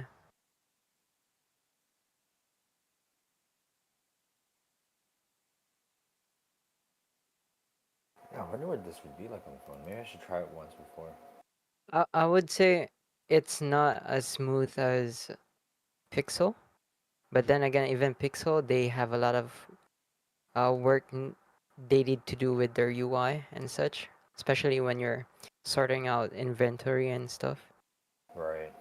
But I feel like this game is gonna be so good with mobile too, with the graphics, with how the gameplay is, right? Because you're not dealing with a game which is affected by latency when it comes to the battle. Like you have some room for error. It's not like it's not gonna punish you if you miss out on milliseconds, right? Right. So this could be good for Southeast Asia. This could be, I mean, we're seeing it right now, but most of the people I see that plays, they're on the computer. I Right. haven't seen, people who plays Axie on their mobile post something about, the Runiverse. Um, but I feel like once everything's smooth, this could pop off even more, especially when they see that, you could actually make money from create to earn. Right.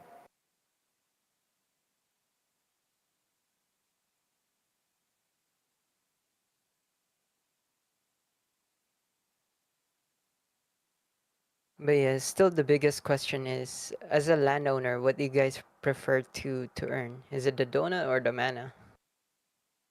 Ooh. Mana Are we donuts. thinking that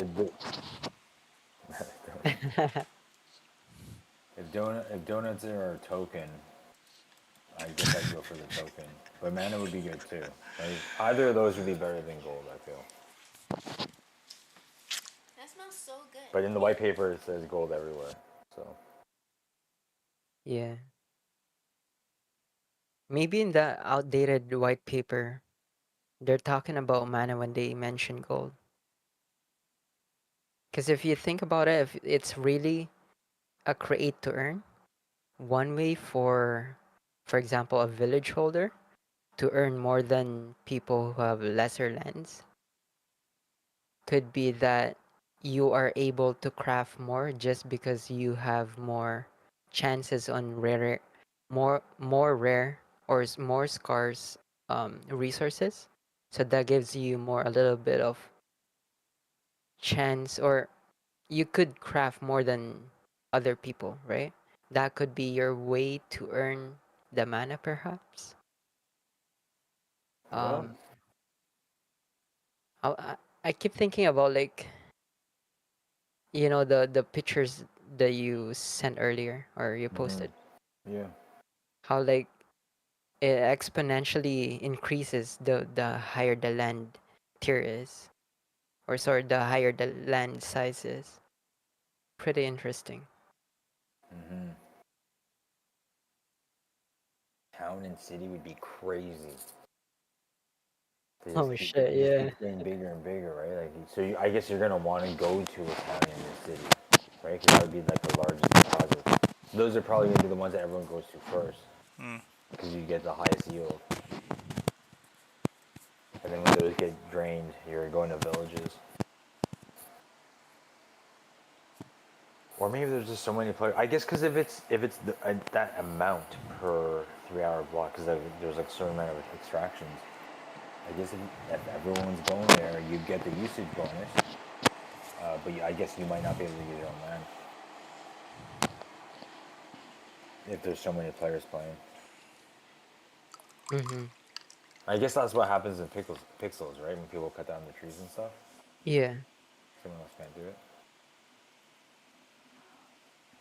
Yeah. I wonder if, like, for example, you're gathering on the stations, right? Is it only one people who could gather while it's on cooldown, or can everybody have different cooldowns? Like, could gathering stations have instances, or could it only have one cooldown, like global cooldown? Which is Yeah. how Pixel turned into. Right. Well, I don't think it starts out What that did way. Pixel do yet? Uh, like in Pixels, everyone at any time, multiple times, could just click on one soil plot, for example, and then plant a seed. So in separate instances, so you wouldn't see other people's plants, but you would see them all in the same area, waiting or planting. But all you see is what you're planting. So it's just like a mass farming situation. You see a bunch of people just in one area, overlapping each other, and let's say farming That's on. how I remember it. Yeah, that's how I remember it. So Yeah. you're saying it doesn't do that now? No, it's changed since then. It's No. been a while. After chapter 2, now you have Yeah, one I person know it's per. like chapter 2. Yeah, one person per plot of soil, per industry, per wood table, per and then there's a timer. So if what you're crafting is a higher tier, it takes longer. So it could be a 2 hour craft, and now that table is occupied for 2 hours. And if you don't have another one, you gotta go somewhere else. Like Whoa. and so it kind of What slows the everything hell? down, and it makes you go into a guild, because then guilds have lands and they could open up and have a bunch of these woodworking tables on one whole plot, and that's where everyone goes to level up their woodworking. And then there's another land that they have, and then there's a whole bunch of metal working, and that's where you do your metalworking skill leveling for the next tier if it's a small first tier, second tier. And then you have your specs, so your specs could be where all your trees are for the first level, and then you got trees there, so you don't have to go anywhere and try to fight for trees, because that's how it is. If it's like you go to a public NFT land with only trees, if they don't have your tier, you can't even, like, if they have a higher tier and you're low, you can't even cut those. And then everyone, if they have that tier of tree, is competing. So if you chop it down first, the other guy can't even chop it. They got to wait until it respawns, and then you got to be chopping Bro. away. It's a Hunger Games for resources. Yeah. So it first happened before the transitioning to chapter 2. Change it with the trees first. So the trees became more scarce because people can only cut it every 8 hours or 10, I think. Mm-hmm. And there's only one person who could cut it. So what I did with my land was I closed it, the guild that I was part of got mad actually. They said that I was acting alone, but I wanted to test out something that I'm only gonna let people who I interact with to cut my trees. So I was like, oh, 4 trees for you, right? 10 Yeah. trees for me, because I'm the owner. And then I did some splitting too. My friend was playing that at that time, and I gave him 4 trees, and it became like one thing that was so um I guess you'd see everywhere, ubiquitous. Mm-hmm. Is that the word? Yeah. Um, it was suddenly like chaotic because like it became so scarce and you could only harvest it on every 9 hours. It went crazy, like, to be honest. Yeah. Wow. So like within the open, consistent beta here for Forgotten Runes, I think it's gonna be like the old days of Pixel, because you could do this right now. Cerulean Garden, you go up north to resource nodes, gather stations, and you'll see a bunch of people there, just overlapping each other, clicking on the same circle on the same resource gathering station. Although there's 3 different circles you can even, you know, craft from, and everyone is in their own instance. So it's not like you're waiting for that person's countdown to go, and then you can click on it if you get there in time. I think that's how it's gonna be, and then that's why there's 3-hour rotating cycles or epochs with dynamic nodes in the world that are for free if you don't have an open gathering station to go to. So then they reassess the total that have been mined of each resource everywhere in the world, and then it rebalances. So now there's not an imbalance of resource, and you're gonna have to start moving around again because the nodes change location, they rebalance what it is, and then that happens every 3 hours forever, apparently, until there's some other change. Yeah, that sounds crazy. Yep. So when that change happened in Pixels, where because I think I do remember seeing that change happen. Maybe I didn't see the trees happen. Did the trees thing happen before Chapter 2? Yes, Yeah. Yep, Okay, it did. so maybe I did see the tree thing, but Pissed people when off. that okay, so people didn't like that change, right? Well, yeah, because people were buying lands because each land had, depending on the size, or depending on the land, you could have a certain amount of trees. So I forget the numbers now, but it was like 10 to 13 trees, and then 16 to 20 trees, and then you have 38 trees. So Yeah. so there was a different range of amount of trees you can get on the plot, and once they did the update, now it doesn't even matter. So people are valuing plots on the land, on NFTs, where now it's across the board, it's the same for everyone. Yeah, and it's like, what the hell? You have to plant So why trees. is it the same? Why are they the same? Because now trees are possible to be planted on everyone's land. So Oh, okay. So that wasn't a thing before. yeah, Okay, Yeah, it cool. was it I was didn't know just that. metadata before. right, So you either have like light density or dense, right. That's what it and was. yeah. So So I know they had like, didn't they have like other items on the land too? Did that affect those things too? I think they had like a chicken coop or something, or that's still there the was same. that's all still unique on the lands, I guess. Yeah, finite and Okay. not on everyone. So you have to go to a land that has a coop, but it has to be an open land because there's permissions that you can turn it off for your guildmates only. So, or you buy them on the market. That's it. Like, that's the only other option if you can't get to a world that has it open. But you could search on this third-party website what's open, what's not open, what they have as far as the unique, like chicken coop, windmill, or Oh yeah, that was the other one. trees. Yeah. The windmill was the other one. So, Bold, when you're giving permissions, you can do it per tree. I had to do it manually. I had to talk to them. So they try I to chop your tree down. It wouldn't let them. No, actually they could. It was more of like You take trust. these. Yeah, Yeah, yeah, straight up trust. uh, we were talking before, like me and my guild. Um, it would have been better if you could, just select highlight trees that you want a certain wallet to give permission to, because Yeah. you could actually do that with people who can enter your land. Might as well do that with each industries at that time. Exactly. But I guess it didn't matter because we transitioned in a way where you could have infinite infinite trees, like pixel land full of trees. Yeah. That became a thing. But now they're going to, I guess, move back to the old times where there should be a limit because it diluted the specific tiers of resources like way too much, and it became worthless. Yep. So now they're tuning it back. Everything becomes How are they gonna? worthless. How do they turn it back? Do they just go back and use the old metadata? More like limiting trees or industries, but also probably for the task board to ask some more of those worthless resources. So it's like they have levers they could turn on, they could pull, and I don't know how they're gonna execute it. Like I'd have to see, and maybe could tell you about it like the next time we play. Yeah. Yeah, I yeah. didn't realize so much was going on. Like they were doing so many changes. Wow. Yeah, there's always something going on, really. But it's been kind of a dry spell after Chapter 2.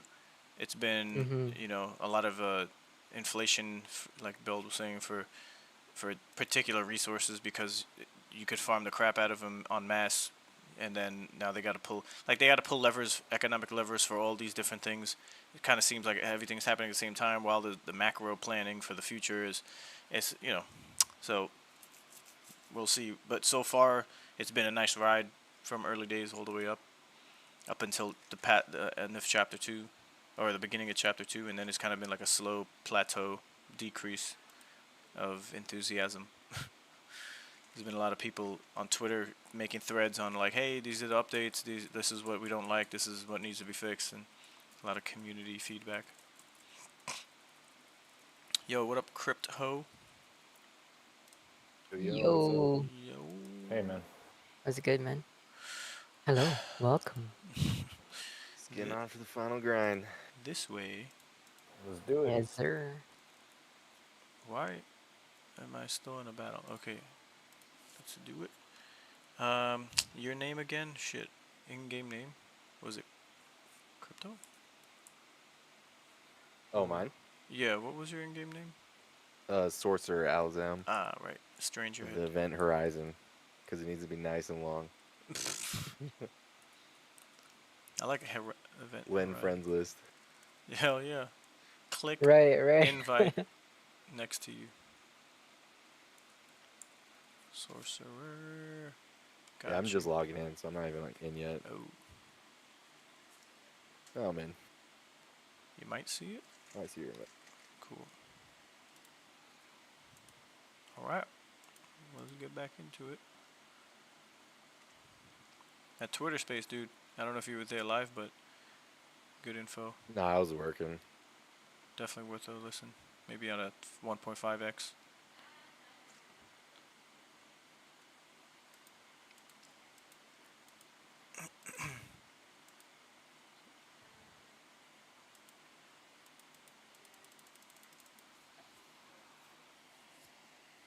Oh, man.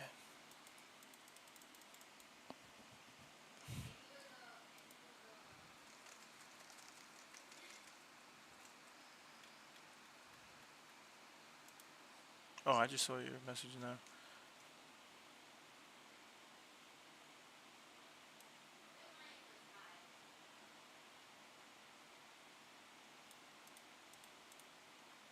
Yeah, the settlement floor is kind of just looking blue.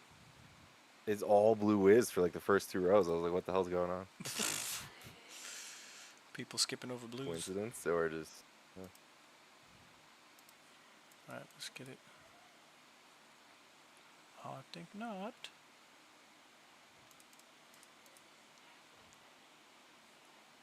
Let's get some... Oh, my bad.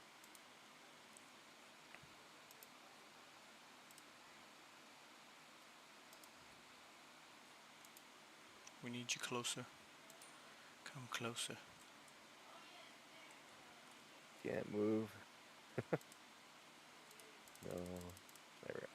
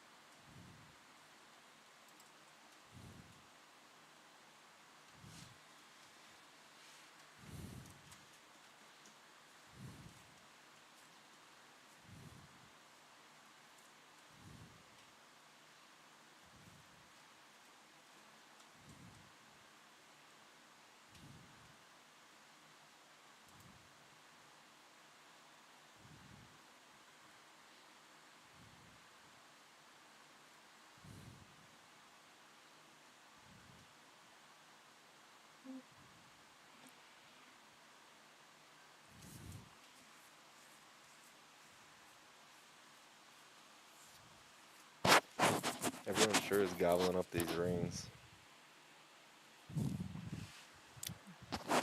Like, They want me to get them cheaper, I guess. what they're selling? They're selling off the floor without even bids getting accepted? Yeah. It's got one more and we're back to 1150. Oh, shit. Man, they got down to 700 and I was like, just maybe if everyone just chills for a second, we let these go down to like 500.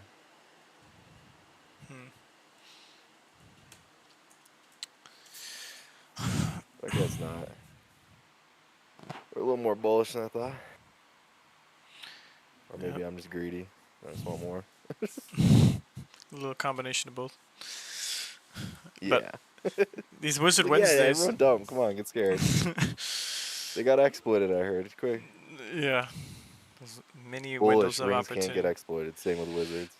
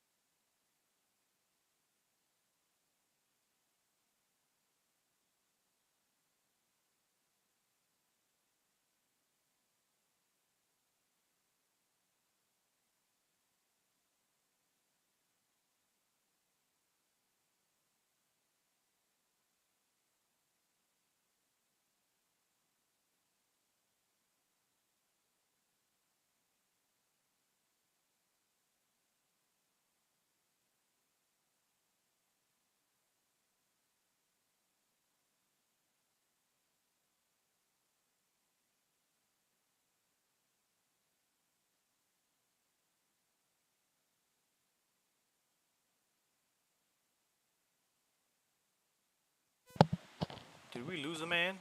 Did he drop out, or maybe he's too far? I should have bet something. Like, we should go to Italy tomorrow.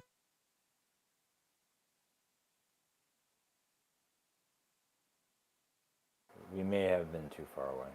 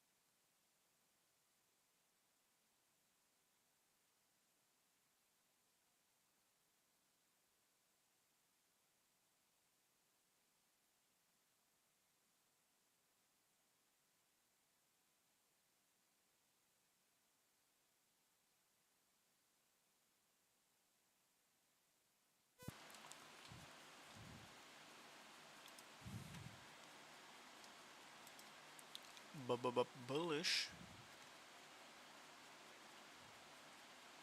Oh shit.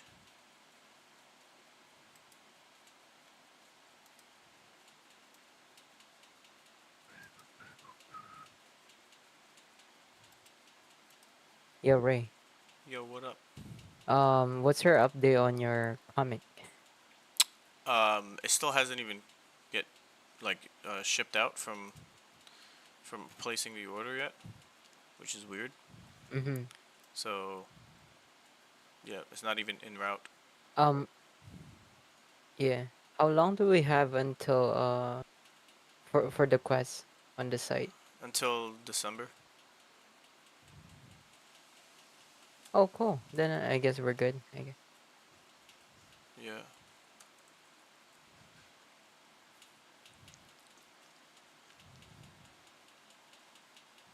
The sooner the better.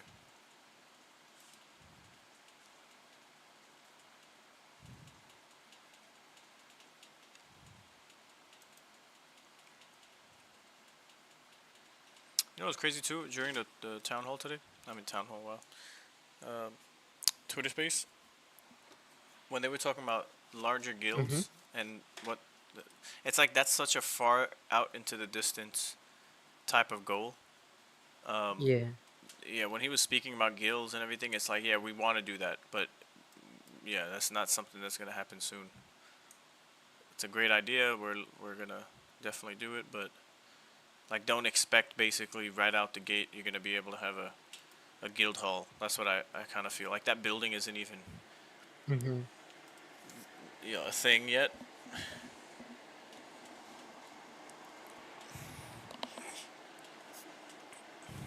Hopefully you can do teleports or something. Yeah, I think that's gonna be a major one right out the gate. You know, maybe a temple, of course, and then a mage hall. Maybe everything they have for a settlement is gonna be possible. Oh, actually, the thing I saw in the white paper was that you could use public buildings up to level 30. Oh. Yeah. Yeah. It's kind of like All right. halfway. And then And the then 31 on beyond, you have to go outside. mm-hmm. That's I guess that's where specialization begins for us wizards. Hmm. Yeah. Isn't that kind of high? Level 30? I thought that was a little high. So it's like, okay, wow, you have to like go. Yeah, I mean, it will be higher than what we're now. So it'll be higher level spells than this. Oh, we're missing a Oh, man. that was too far away? Yeah, I guess I was too far away.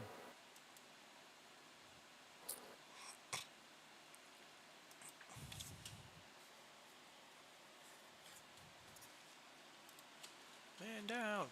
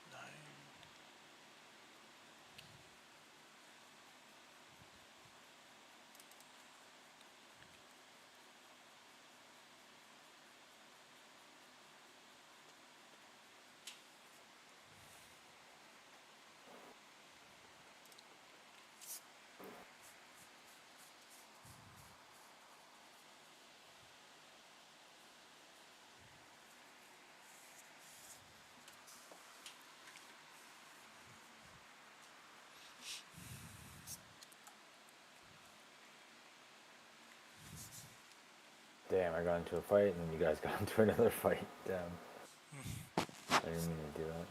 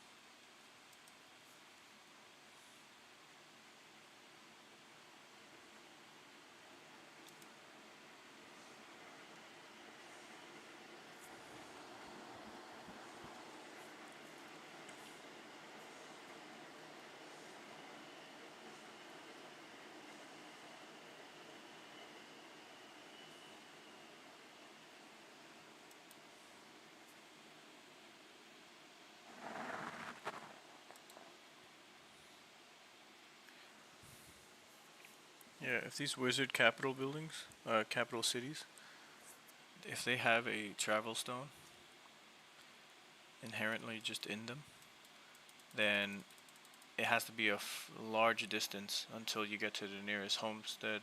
I mean, until we get to the nearest village. That's just placing a travel stone on it. Because then it's kind of like, why does Why do we have two right so close to each other?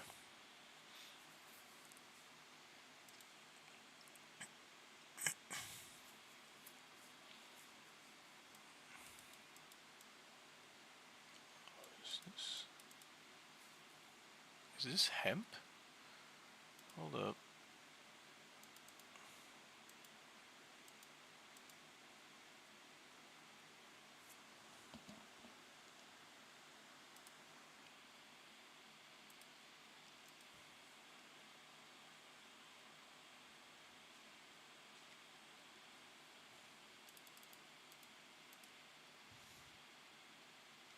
It's hemp. Dude, there's a hemp right here. I could do both farmings. For banner and for mana. Let's go. And now I'm stuck in the corner here. You kidding me?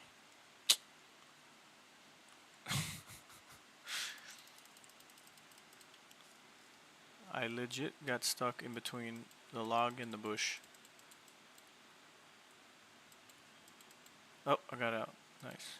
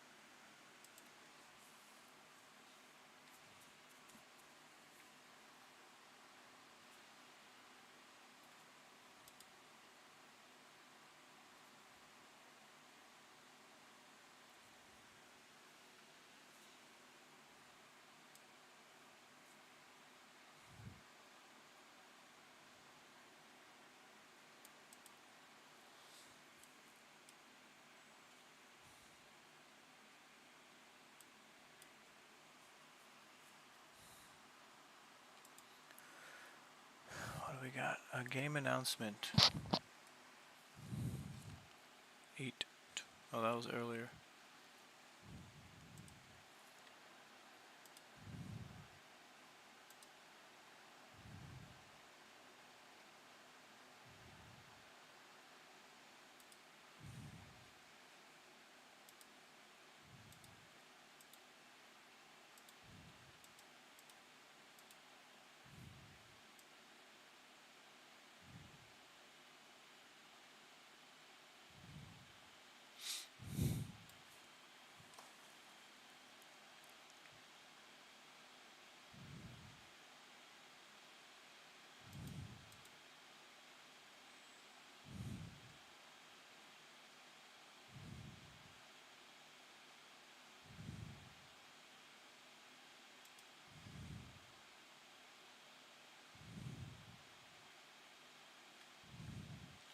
Yeah, it seems like we're talking about we need more communication, more clarity on things.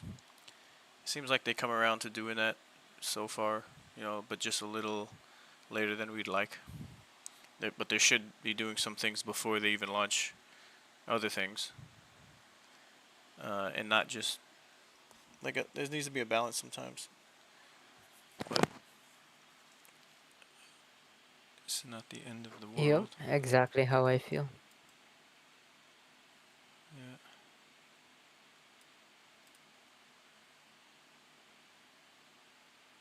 Like in projects like this, especially with a game, you can't act like mysterious at all times, right? You gotta have like some sort of clear communications. Because this is a different, um, I'd say, different part of the project where it's not like before. You could speculate with just, pixelated pictures Mm-hmm. and such. For sure. Much more happening now.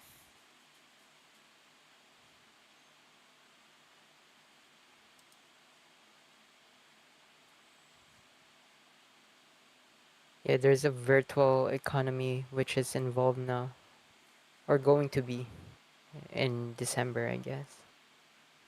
It's not like, you're just doing some mysterious shit so that floor price go up.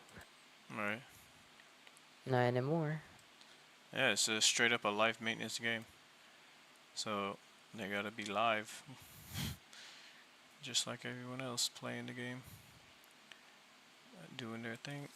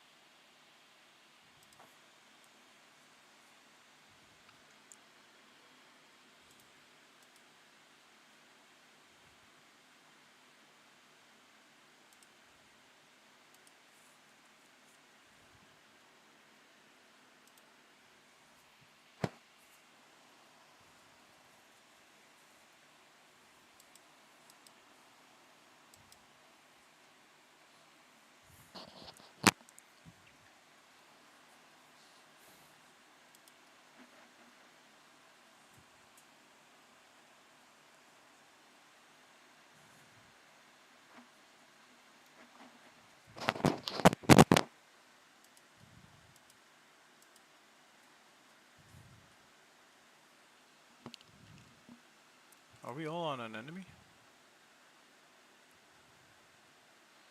It's taking longer to get tagged into these. Yeah, I'm on a cooldown, I think. Yo, the slimes aren't even Same. here. There goes one. Yeah, pulls us in.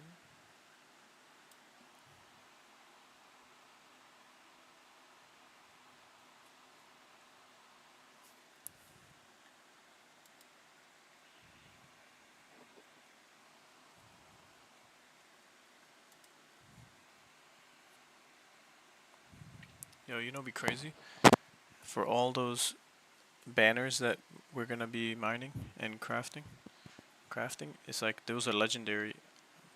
Those are all legendary, so it's gonna be interesting if we can get mana for those or more mana because they're legendary.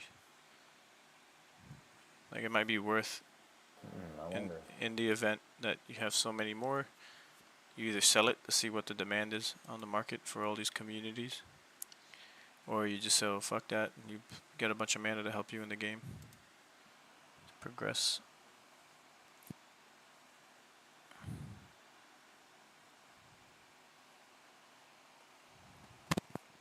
But it's pretty demanding for those 4 resources. Like I said earlier, there's 3 of the 4 that are 20 per banner. And that adds up real fast.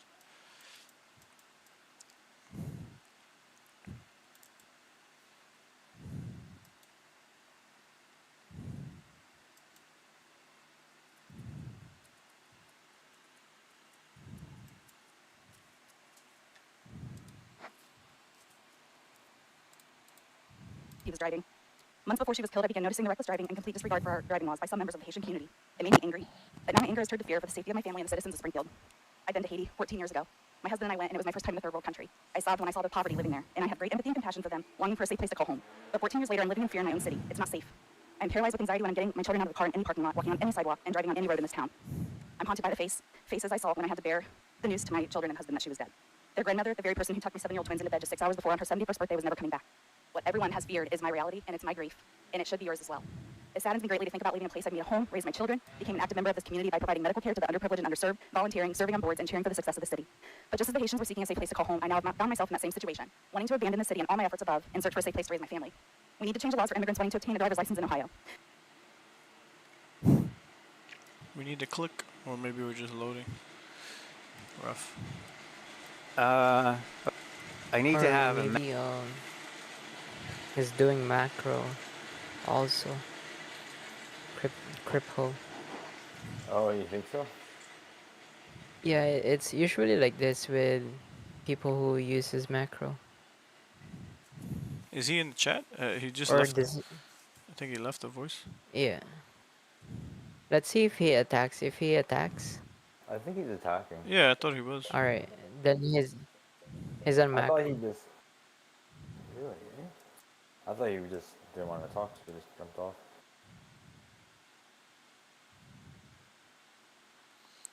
So he's attacking, right? Yeah. So we'll Oh, there we go. Just close, yeah. That's fast. Let's see. Because I noticed the same pattern with Volter and also Ronin. Ronin.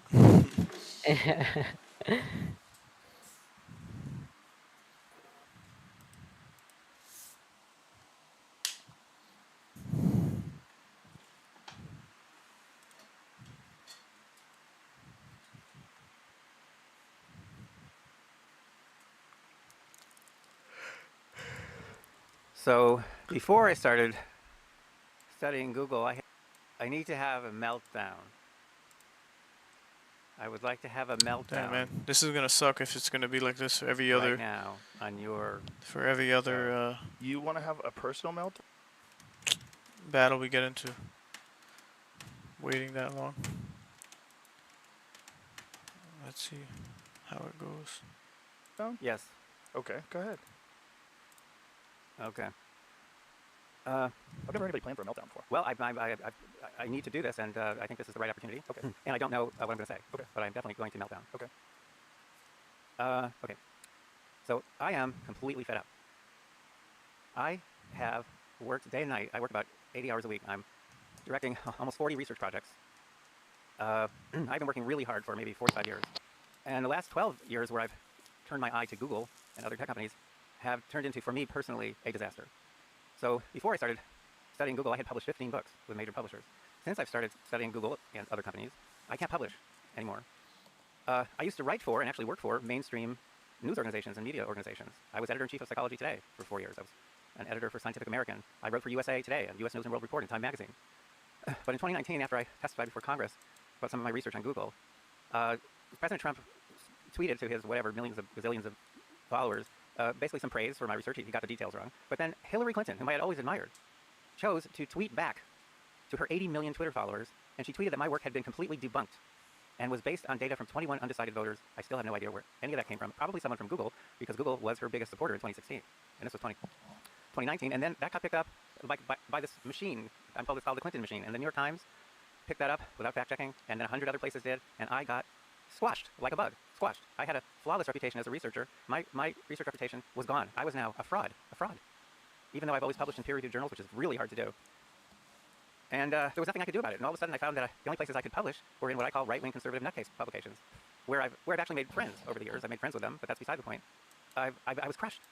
And not only that, I've been discovering things. I've made at least 10 major discoveries about new forms of influence that the internet has made possible. These are controlled almost entirely by a couple of big tech companies, affecting more than 5 billion people around the world every single day. And I've discovered them, I've named them, I've quantified them, I've published randomized controlled studies to show how they work, published them in peer-reviewed journals. We just had another paper accepted yesterday. And I've built systems to do to them what they do to us and our kids. They surveil us and our kids 24 hours a day. Google alone does that over more than 200 different platforms, most of which no one's ever heard of. People have no idea the extent they're being monitored. They're being monitored when they have Android phones. They're being monitored even when your phone is off. Even when the power is off, you're still being monitored. How do they do that? Well, because remember when we could take the batteries out? Yeah. And then at some point they soldered them in? Yeah. Because they soldered the batteries in, even when you turn the phone off, it's not off. It's easy to demonstrate. It's still transmitting. Or it'll transmit the moment the power comes back on. It's still collecting data. So what am I trying to say here? Then my wife was killed in a suspicious car accident. This was also shortly after I testified before Congress in 2019. Right before she was killed, I did a private briefing for Ken Paxton, the AG of Texas, and other AGs at Stanford University. And one of those guys came out afterwards and he said, well, based on what you told us, Dr. Epstein, I don't mean to scare you, but he said, I predict you're going to be killed in some sort of accident in the next few months. So I told you this before when I was on before, and obviously I wasn't killed, but my beautiful wife was killed. And, you know, her vehicle was never inspected forensically, and it disappeared from the impound lot. I was told it was sold to some junk company in Mexico. And that is one of now six incidents, of violence against people who are associated with me over the past few years. The last just happened a couple of weeks ago. What was that one? Well, this last one was kind of weird and creepy. And then I was at a meeting in Dallas, I think it was. Oh, no, it was up in Monterey. And it was with General Paxton, and then with some of my staff. And one of my staff members sitting next to me, she all of a sudden just brushed her hand against my computer case, that's my computer case. Okay. And she screamed. And we all went, what happened? And she goes, look. And there was a needle sticking out of the computer case, which is impossible. And it was going a half inch into her thumb. It had gone through the end. And of course, I'm thinking, oh, that's awful, but maybe you just saved my life. Maybe it's, it's got some sort of weird poison on it, or it's like a Putin thing. It's got, radioactive substances or something. I'm trying to joke around, but meanwhile, she was terrified. How did a pin get, and by the way, I have a picture of the pin. It's really creepy. I've never. So when you're saying a needle, you're not saying like a syringe, you're saying a needle like a sewing needle? No, that's what I'm saying. None of us has ever seen a needle like this needle. It's about 2 inches long. The end is like it's been sharpened. Okay. You can see it sharpened, and at the end where there should be a hole for thread, there's no hole. Okay. So I don't know what it is, but we've had worse incidents too. I'm just saying this was happened to be the latest. But that's in your computer bag? Was your computer bag ever out of your care? Well, not that I noticed, but if somebody wanted to harm you, a little needle, it's not really. Oh, I don't think that's someone wanting to harm me. What do you think that is? Well, if it's anything, it's someone wanting to scare me. And the fact is, I have been scared, and so have a lot of my staff. This summer, we've had 26 interns. They come from all over the country. 23 of these people were volunteers, and fantastic young people, extremely smart. Helping me run almost 40 research projects. Mm-hmm. And there is, we take precautions, and there is some fear. And one of these young men, who's done superb work, he asked that we take his name off of everything. He didn't quit, but he's just saying because sounds reasonable. Yeah, because they're having a number of incidents, and if I were, did you ever hear of John Katsimatidis? No. Okay, he owns a ton of supermarkets in New York. He also owns WABC New York. But I was at a luncheon with him. I shouldn't do this on the air. I shouldn't do this. But he actually said, to make a long story short, that if he were Google, he would kill me.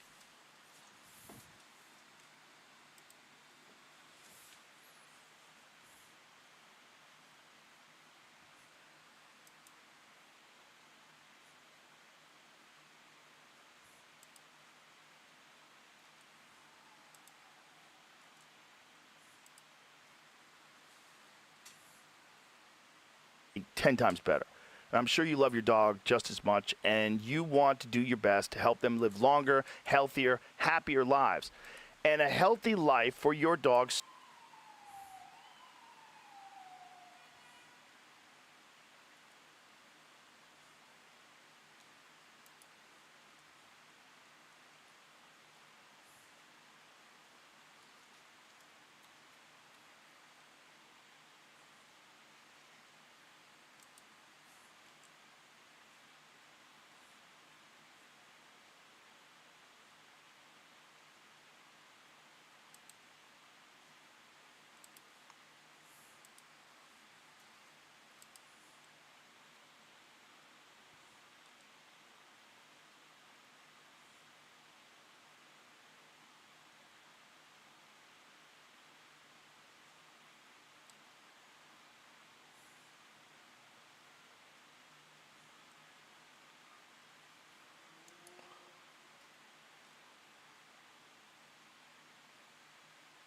It was very rude of you. Get the fuck out of my face! Do you want to go to jail?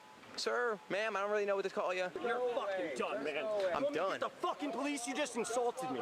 Well, listen here, pal. I mean, you are gonna go to jail. And I could fucking tell the police to get you. I'm vegan, so don't say that. Listen. Told me, man, you really get the fuck out of my way right now. Okay, yeah, we'll do that. You do not have a release. I will sue you. If you're gonna sue him, don't sue him, man, because we're trying to just. You do not have a release. If you fucking post this, I will destroy you. I will destroy you. Just keep going on. I got my crew with me now. I got my crew. Yeah! Yeah! What's up? Woo! Who won? Who's next? Get the fuck out of my face now! Ooh, that was very rude of you. Get the fuck out of my face! Do you want to go to jail? Sir, ma'am, I don't really know what to call you. You're fucking done, man. I'm done. Get the fucking police, you just insulted me.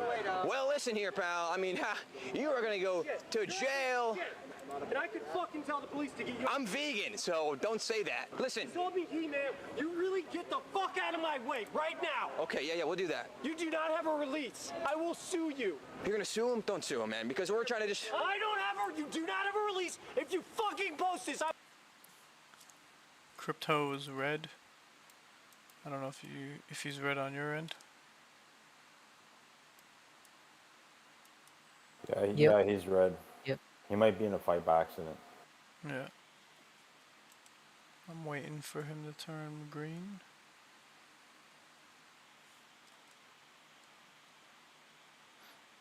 This, she's going to do that, she's going to do all these wonderful things. Why hasn't she done it? She's been there for 3.5 years. They've had 3.5 years to fix the border. They've had 3.5 years to create jobs and all the things we talked about. Why hasn't she done it? She should leave right now, go down to that beautiful White House, go to the Capitol, get everyone together and do the things you want to do, but you haven't done it, and you won't do it because you believe in things that the American people don't believe in. You believe in things like we're not going to frack, we're not going to take fossil fuel, we're not going to do things that are going to make this country strong, whether you like it or not. Germany tried that, and within 1 year they were back to building normal energy plants. We're not ready for it. We can't sacrifice our country for the sake of bad vision. But I just asked one simple question. Why didn't she do it? We're a failing nation.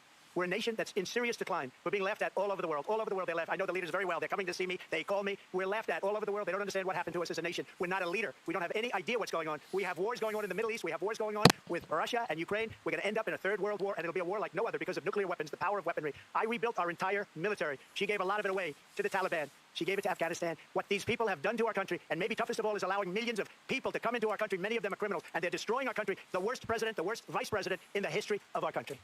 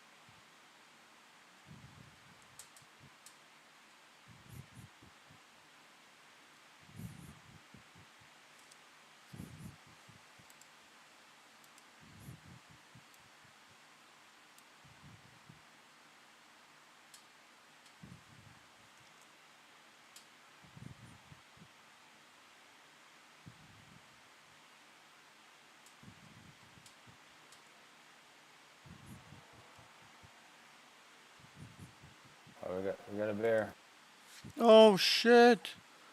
Unacceptable. Kill this bitch. Damn. Shit. Again, maybe we They are can get fucked. through it. Oh fuck. Oh no. Come on. Am I gonna die?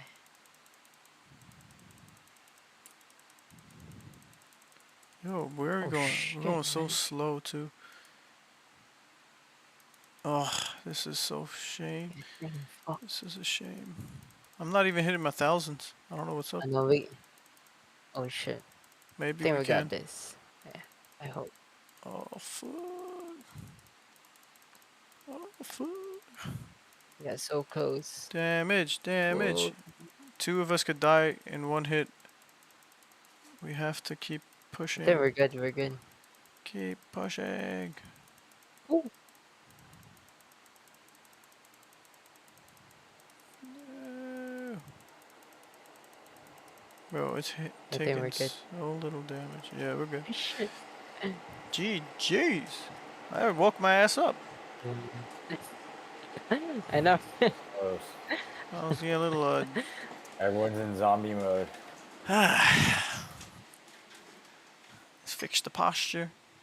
Take a sip. Yes, sir. I gotta get out from this corner. Where the other guy's yellow. Sure, we gotta go closer. Yeah. What time are you guys gonna play tomorrow? In the morning. Like, I'll get on around like 8. Cool. Yeah, I'll probably be on it like my usual around 9. Alright. Alright. Yeah, because I'm gonna stop playing at 11. And I'll just try and get on tomorrow. Oh, okay. earlier. Go to sleep early. Yeah.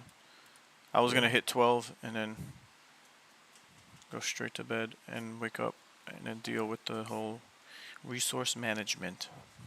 Mm-hmm. Better not be laggy. If I'm gonna have any troubles tomorrow, I'm gonna be like, bro, Yeah. seriously. Yeah, I hope not.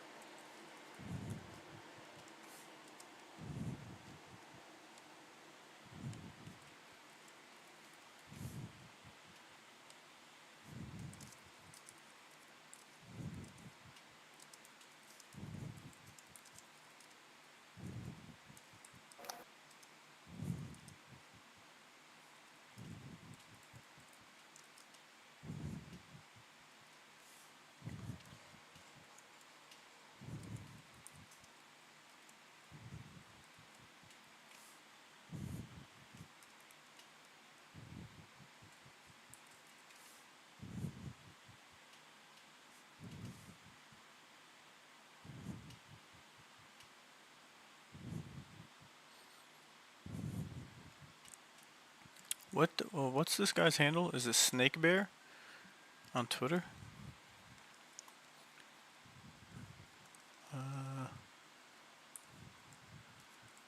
Who's Snake Bear? This Bear snake. bear snake. Said it backwards. Bear snake. There it goes. Yo, Quinn just posted a very successful Pixel Online billboard experiment. Advertisers saw incredible performance. This ad drove greater than 50 new users on 237 clicks. An unheard of 21% conversion rate. Pixel players are extremely valuable and Pixel players are extremely valuable viewers. Excuse me. And then he goes on. Plus, the landowner received $100 for the ad. 33% annual yield on their NFT land. This is Oh for shit. metrics like this. Tell me we're really going into something big. Cool. This is how advertisers can fund play to E. More ads coming soon. Want to participate? Comment below. And then I'm gonna tag. I'm like, hey Quinn, we need to get Forgotten Runes into the mix, if not already in the pipeline for billboards, paging Dota and Bear Snake. Ooh. Maybe they start with villages, or higher. That'd be so cool. Oh yeah, one of the billboards is Tribally. Yeah, tribally. When tribally. With yeah. Oh, Tribally, yeah. That's the one. There's a couple more, no? There was before this one. I think there was 4 in total. But I haven't visited them, so.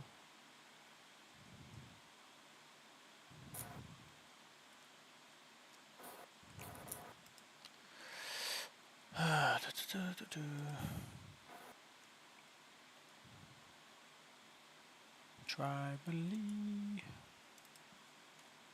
Pretty cool, pretty cool.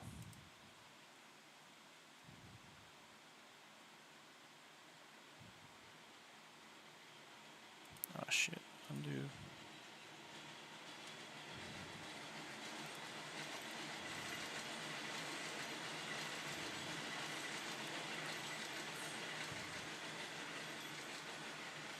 should tag what's his name. I'll do a quote. Quote tweet. And what's his name? Is Gel? Was it Gel? Gel. What's this Bisonics guy's name? I'm losing my mind. I forgot. What'd you say?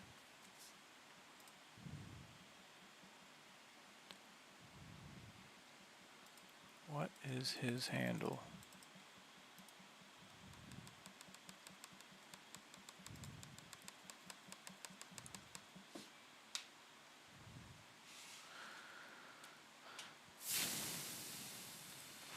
Let's check. Oh, it was Bruce?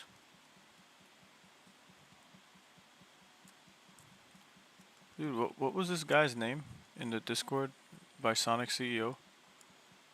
It was Bruce, right? Yeah, co-founder.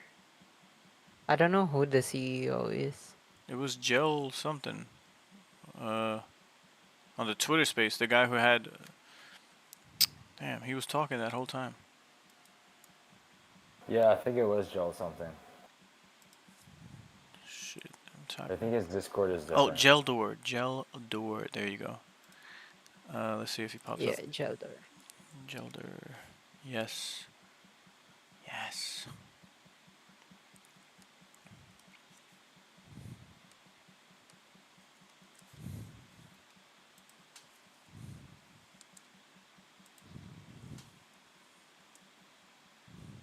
Yeah, I hope they don't underestimate, working with pixels. Because I feel like a lot of the stuff we saw over the 2 weeks, all the problems we saw, could have been prevented if they got a little bit of like, I don't know, guidance from, not guidance, sorry, maybe collaboration. Because we saw all these kinds of problems with pixels too. Server problems, especially with the donut and the minting. Yeah.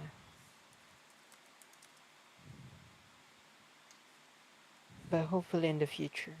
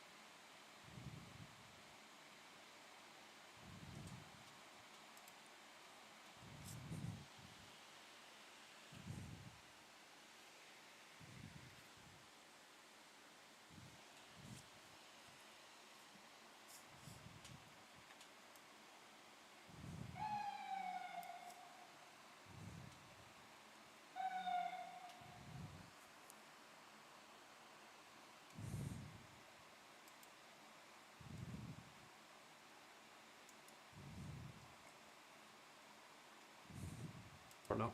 Oh, okay, Sir, you gotta pay your taxes. Taxes? How much? I don't know. Oh, okay, I owe nothing? No, you do. Okay, how much? I don't know. Habibi, who knows? Ideally you, sir. How am I supposed to know? Well, you gotta do your calculations. How? We have tools for that. Yeah, why don't you use them then? They're for you to use. Why me? It's your taxes. Yeah, but you want some. Oh yeah, we do. Habibi, what if I don't pay? Well, we take your stuff. I take my stuff, I'll buy more. You also go to prison. I don't want to go to prison. Then do the calculations and pay. Oh, what if I make mistake? That's tax fraud. But it's mistake that you made. How will I even know I make mistake? We'll let you know, don't worry. Ah, so you do know how much I owe? No. Then how will you know I make mistake? We have tools for that. Then just use the tools, ya حمار. They're different tools. Also, I'm not getting paycheck now. I'm living on saving. Oh, you're getting paid cash. What? We know. How do you know that? We got tools for that. Sir, you gotta pay your taxes. Taxes? How much? I don't know. Oh, okay, I owe nothing? No, you do. Okay, how much? I don't know. Habibi, who knows? Ideally you, sir. How am I supposed to know? Well, you gotta do your calculations. How? We have tools for that. Yeah, why don't you use them then? They're for you to use. Why me? It's your taxes. Yeah, but you want some. Oh yeah, we do. Habibi, what if I don't pay? Well, we take your stuff. I take my stuff, I'll buy more. You also go to prison. I don't want to go to prison. Then do the calculations and pay. Oh, what if I make mistake? That's tax fraud. But Yo, it's this is mistake the last that one you for me. made. How will I even know? But I could mistake? just Will it? refresh, yeah, reload from here, so you guys could still farm. Okay, thanks, bro. Yes, sir. So we'll see you 6 a.m. bright and early. Hell no. Probably before 9, but okay. not 6. Definitely. God damn. When did you want to end this farm, Ray? I was gonna go till 12. Like maybe like it could be 11:40, not exactly 12, but. Sure.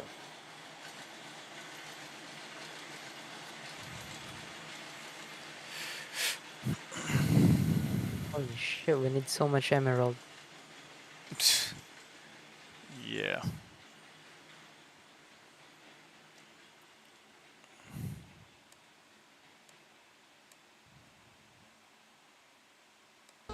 Come on.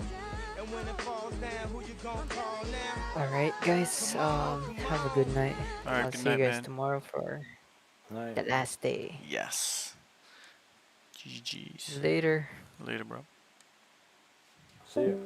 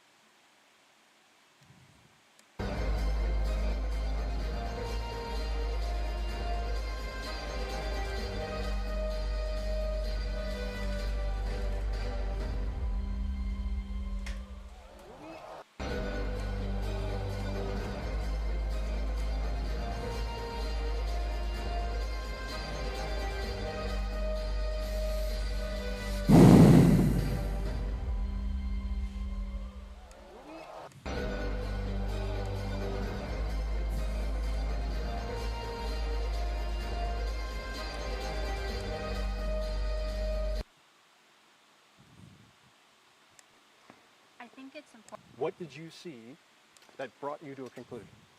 I think it's important to remember that we are voting for the leader of our country and not who we like the most or who we want in our wedding party, but who is actually going to make our country better. And we're in an incredibly unique situation where we've had both of the candidates in office before and we've gotten to see what they would do.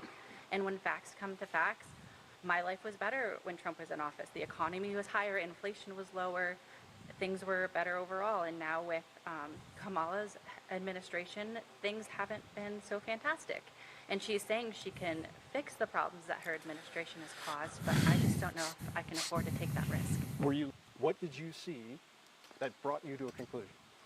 I think it's important to remember that we are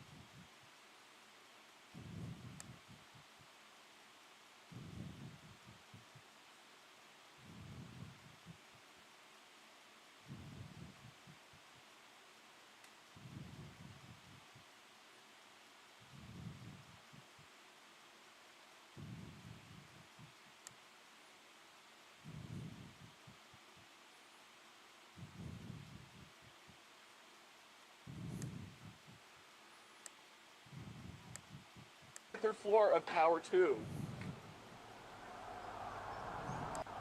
It's so freaked out.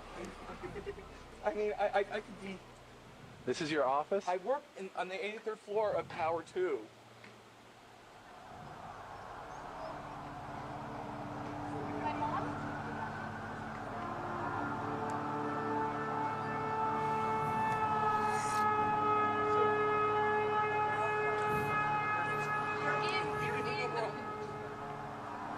So freaked out.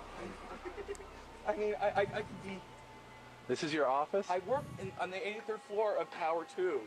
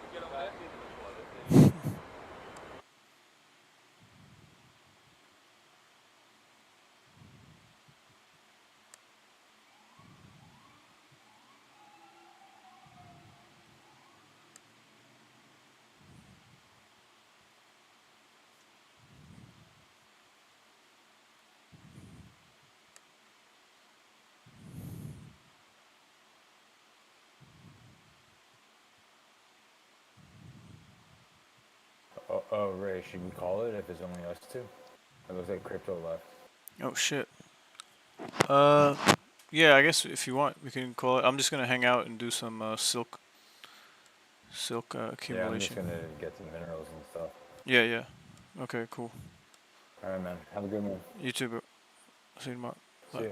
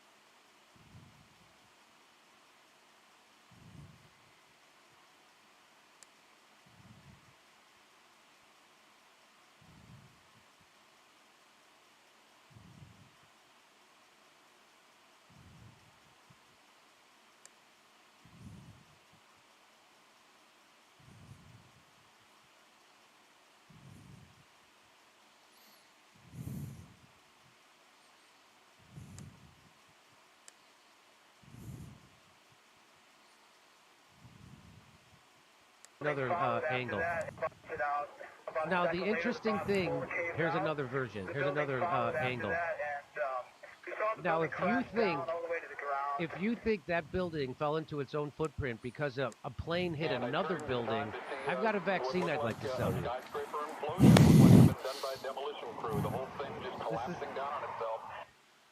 So I just wanted to show you, this was predicted. That was, so BBC, 20 minutes before that building fell, the BBC did this. Now this is the only video I could get of it. I'm going to apologize for these graphics being there, but the BBC predicted. Yo, you still on? Yeah, I'm doing some silk on the mush. Bald and keep. Yeah, I wasn't sure if you guys call it left a day. or I got fucking bugged out or what. But Yeah, we were once you left. Keep was like, hey, he's gonna knock out because he's gonna get up tomorrow earlier. Same as Bald. Just to manage the resources and shit. Clean house.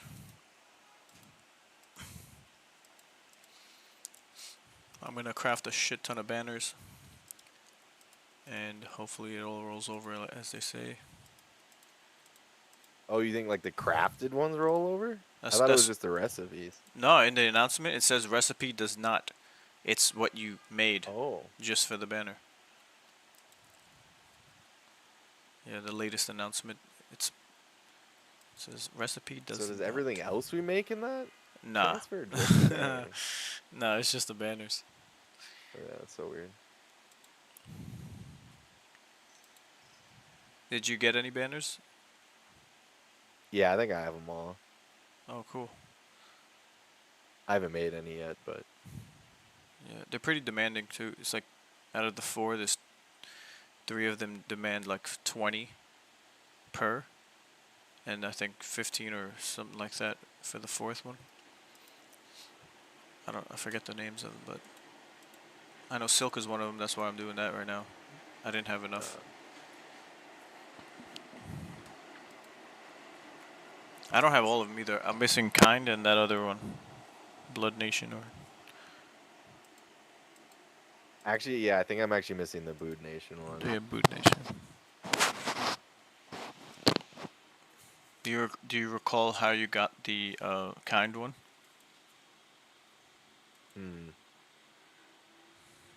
No, I thought it's just a mob in each of the 3 different areas, isn't it? And then the chests. Probably, yeah. I'm not sure. It should be the way it is. But.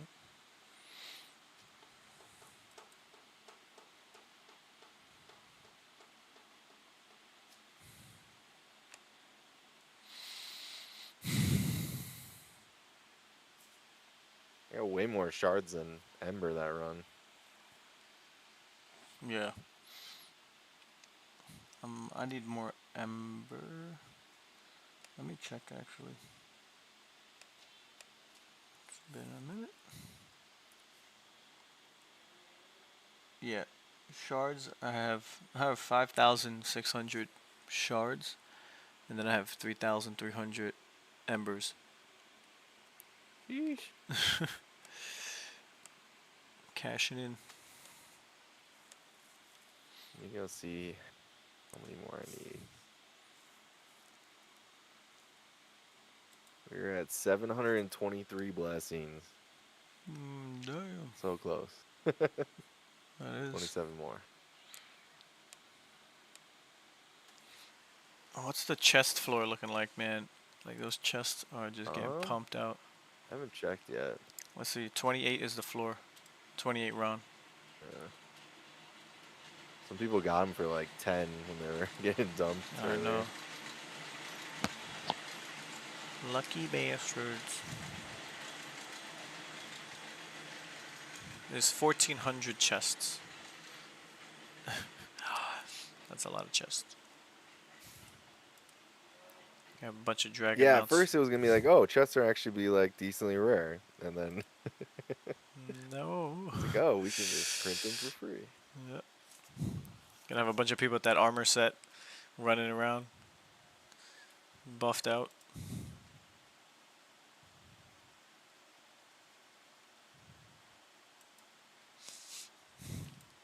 That would be some shit. They only give you the recipe and then you still have to go out and get all the resources, which will be a grind.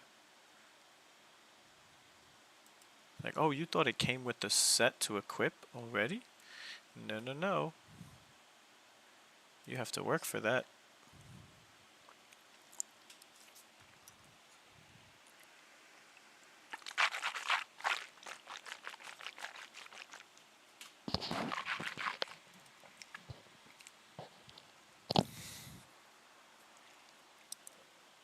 Mounts could still be rarer than the gold quantum crates, though, technically, right? Yes. Yes. The floor for gold mounts from Eva Memory is still around $100. Yeah. There's only 500 each of those, so. The dragon chests are just gonna be fucked because if it's like if you actually want a mount, you're just gonna have to rip or buy for whatever someone who got one from the box is gonna sell for, I guess. Yeah. Oh, man. But I guess maybe a bunch of people, depends how land does in comparison, a bunch of people might just swap their boxes for land. Although I guess it's kind of good. I guess a bunch of those got bought that were exploited, so they won't get turned in. Mm-hmm. Yep.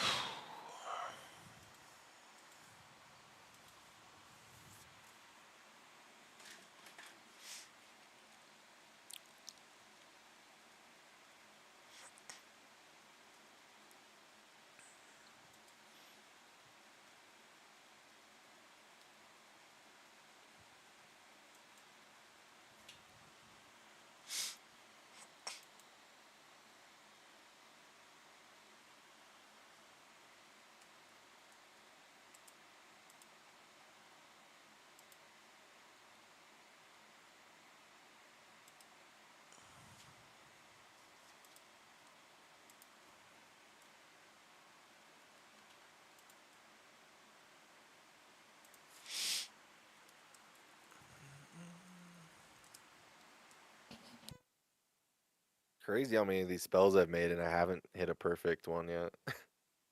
Which spell are you crafting? Grace of the Fallen.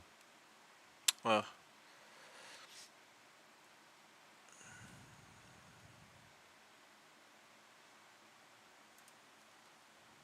Do you know what the perfect number is for the stats? Or is it just like the... Don't off the top of my head, I can look it up. On that wiki, right? I think. Yeah, the wiki has it laid out with the min-max.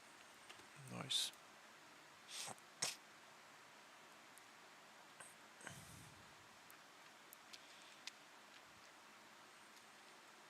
Yeah, that website is going to become so in handy once it gets updated. This guy is a Chad. He created pixels.tips. I don't know if you're aware. For pixels on. Oh, is it that same guy? Okay. Yeah, yeah. Yeah, I guess I didn't even pay attention. This guy's a beast.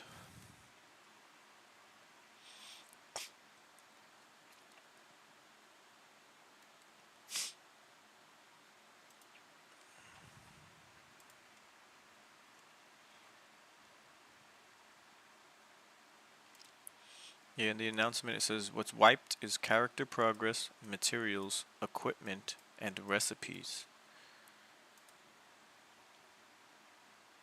So, sayonara. Everything.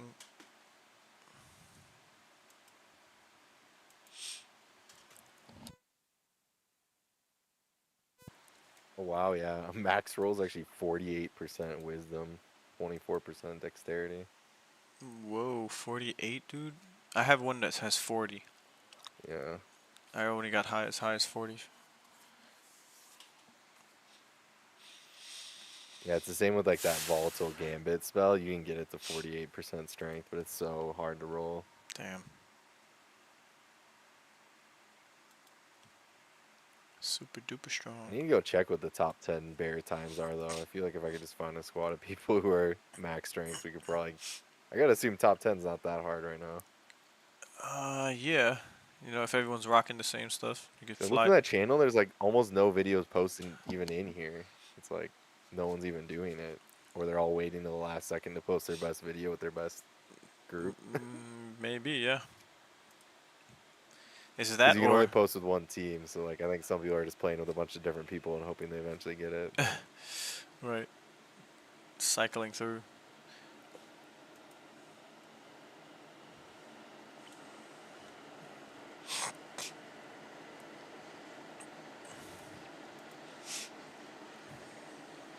I think Ryan would have done it with Logic or these guys from who already made those videos of doing it under 30 seconds. Yeah.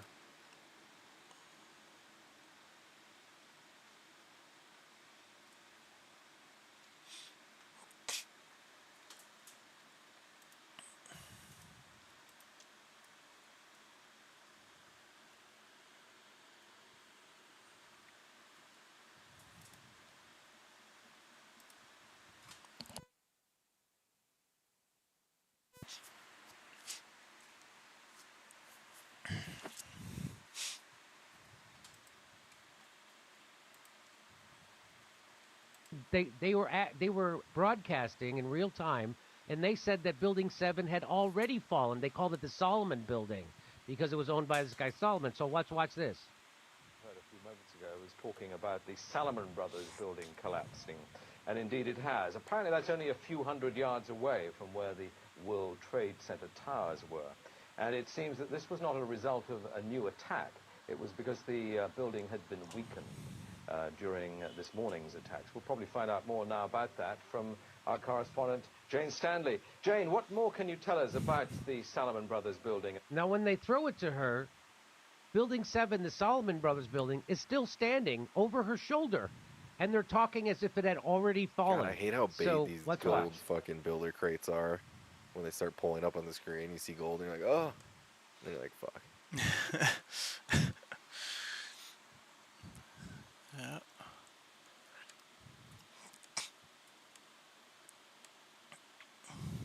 Gotcha. Behind that, there's an empty piece of what was a very familiar New York skyline, a symbol of the financial prosperity of this city, but There completely it is. disappeared now, and New Yorkers still unable to take on board what has happened to them today. Presumably there were very few... So that was the BBC, and in real time on television, telling you that the Building 7 had already fallen when it hadn't fallen yet.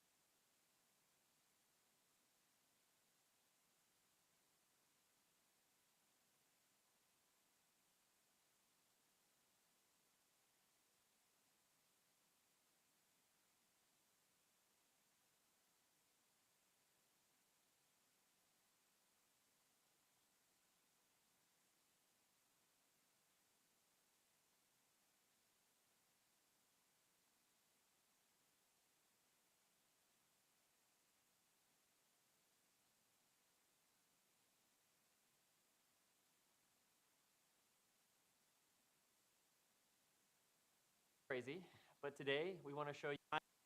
We're back, this time with some fun news.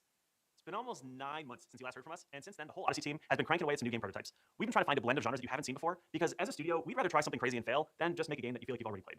It's a scary process, but it's also kind of awesome, because taking risks is why we started a brand new studio in the first place. So, this may be a little crazy, but today we want to show you one of those prototypes, and in a few days, have some of you play it. This is early gameplay footage of what we're currently calling Bite Breakers.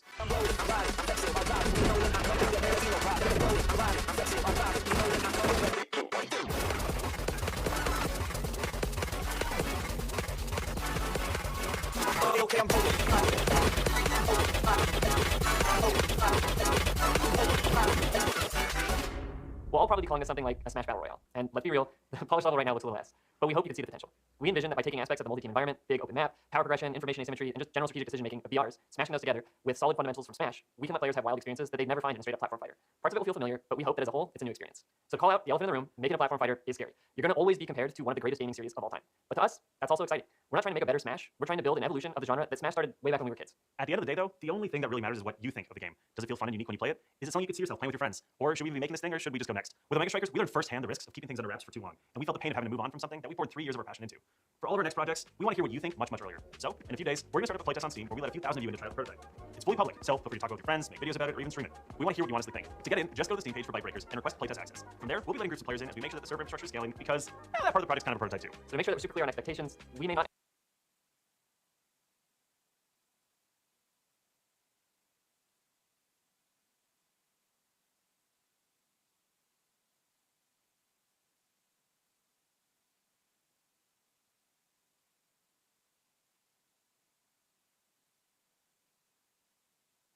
end up actually making this prototype.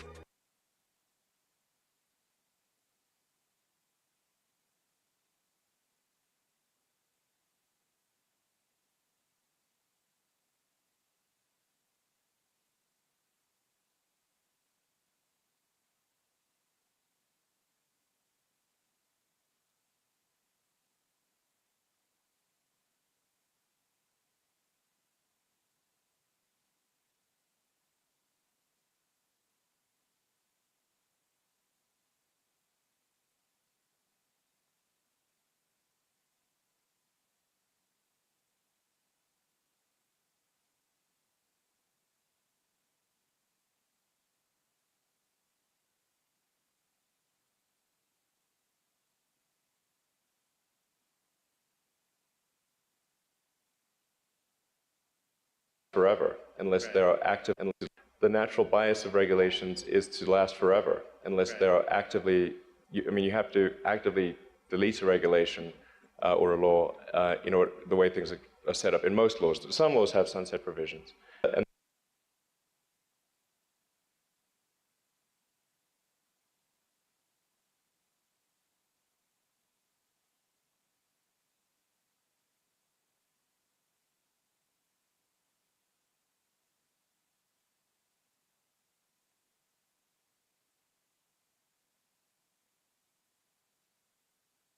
%20 of the voting shares of almost every single massive corporation in the world. And in just 7 months, they bought 2% of the entire Bitcoin supply. Does that mean they'll eventually control the fate of Bitcoin as well? Let's mine deep. Bitcoiners speculated for years on what the arrival of the first Bitcoin spot ETF in the US would look like. The resounding winner? BlackRock and their IBIT ETF. But BlackRock isn't exactly known to be the benevolent custodian of commodities, shares, and assets that it likes to make itself out to be. One of the ways BlackRock controls companies and what they own is through their large passive investment ETFs. By buying shares of this misleading, false claim. All I would say is he brought up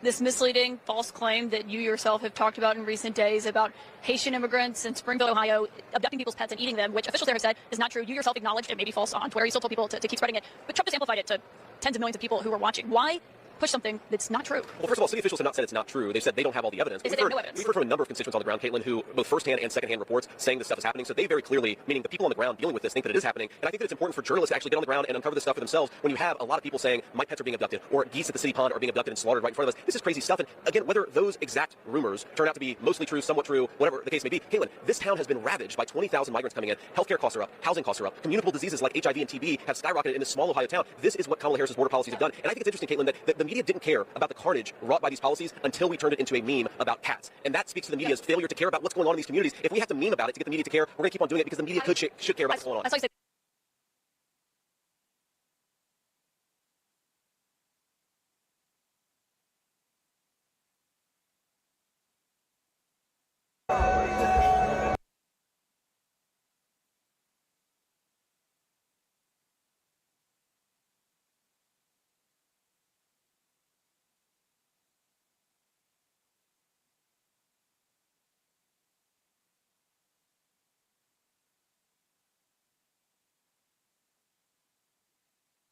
of America. It went on from there. Despite the economy being the #1 issue facing the country, the sitting vice president generally reverted to talking points about a few of her policy proposals. Even Harris allies today are saying that she needs to talk more about what she will do for Americans if elected. Senator Bernie Sanders will be here in a second to talk about more about the need for her to fill in some of those blanks. On the border, another vulnerable issue for Harris, she also dodged. Would you have done anything differently from President Biden on this? So I'm the only person on this stage who has prosecuted transnational criminal organizations for the trafficking of guns, drugs, and human beings. Okay, that wasn't the question. When asked how she would break through the Israel-Hamas war stalemate, Harris said this. We need a ceasefire deal and we need the hostages out. And so we will continue to work around the clock on that. Okay, but again, how? There he is. I wanted to give a shout out. Vintage Clash, there he is. I wanted to give a shout out to my lovely wife, Esmeralda, who started her chemotherapy today. Can you do us a favor and yell for the nurse to bring a few more blankets? Nurse! Hey, nurse! Blankets in this room! Yeah, you, the one that walked right by the door! Let's turn that up. Vintage Clash, there he is. I wanted to give a shout out to my lovely wife, Esmeralda, who started her chemotherapy today. Can you do us a favor and yell,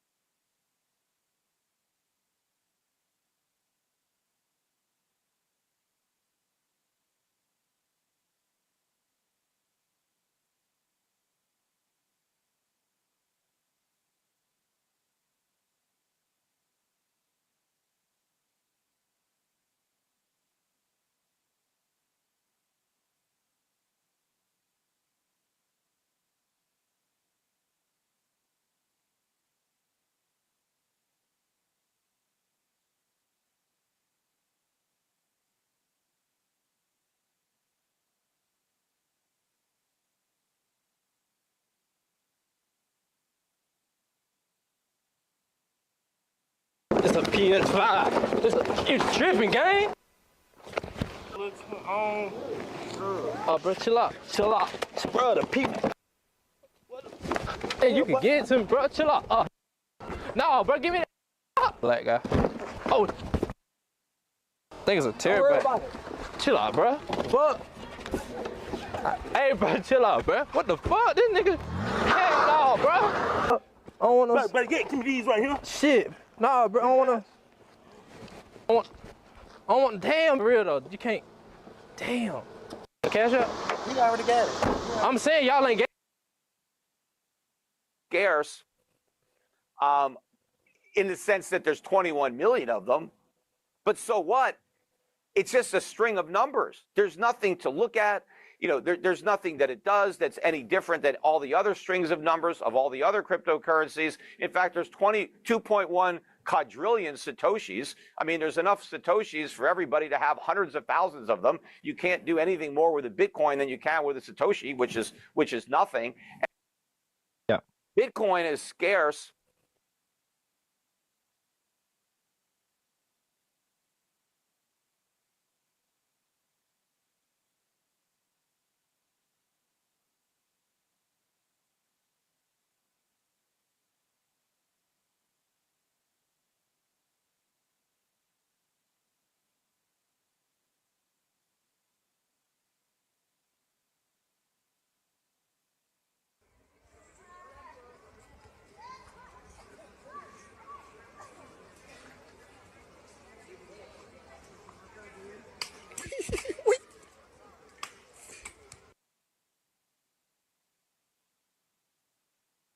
Qui da noi i gatti si tengono in casa, come se fossero figli nostri. Non è che io vai Non ho cosa, non ho cosa, non ho cosa, non vuol dire qui non siamo dove vai tu? Dove vai tu? Ora ti mando io in galera, te ne vai in galera, te ne vai, vergogna. Guarda che stai a fare, vergognati, vergognati.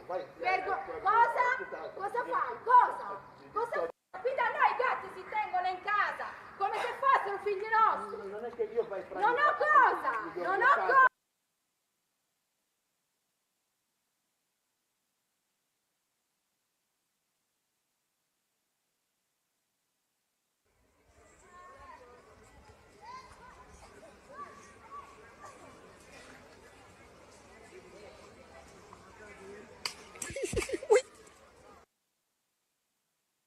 Walk. I don't know how long your cameras are here for. Why don't we walk through Albufeira High Street? If you're happy to do I'll it. do it with you. Why don't we walk through Albufeira High Street and see the reception we receive? All right. See Cool. how the British public feel. Okay. I ain't been out like I can't remember. When I used to go out, I end up being unsociable. Go on, mate. How are you? You good? Keep it up. Cheers, bro. Cheers, bro. Go on, mate. How are you? I tell you what, Children, we've been trying to get this message across for years. Thank you for when my 75-year-old Nana is fucking phoning me up and coming over my house and going, have you seen that Tom Robinson? Said, well, I have. And he's going, that man there is completely right. And that's a 75-year-old woman. Nana's on it. Come on, man. Someone mad has made on it. Yeah, Thank you very much Cheers. for your No, advice. thank you, darling. Thank you, darling. Thank you. Hi, how are you? Yes, all right. You all right, How Tom? are you? Well, Cheers, darling. Thanks.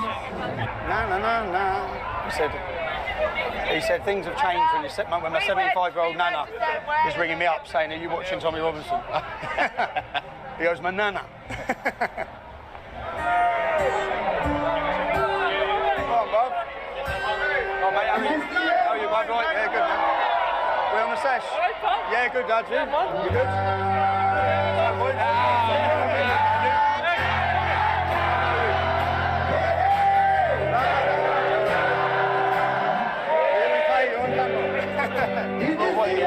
Cheers, bub. Cheers, bub. Cheers, bub.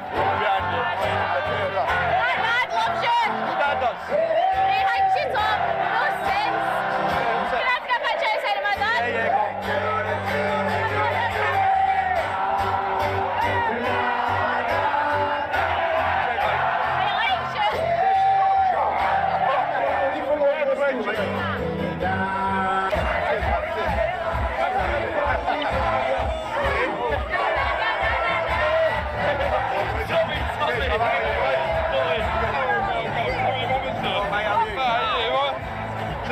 I'm proud of what you're doing. I'm proud of that. Have a good holiday.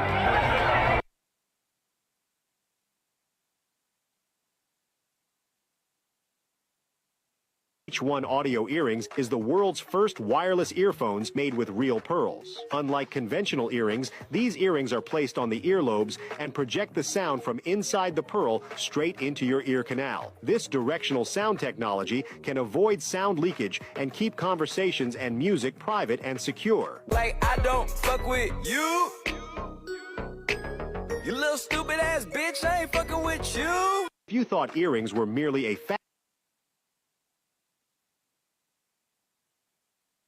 Want my autograph? There you go, man.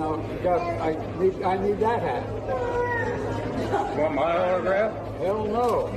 You know my name. Come on. I ain't going that far. Yeah, you said you would do a selfie. There you go.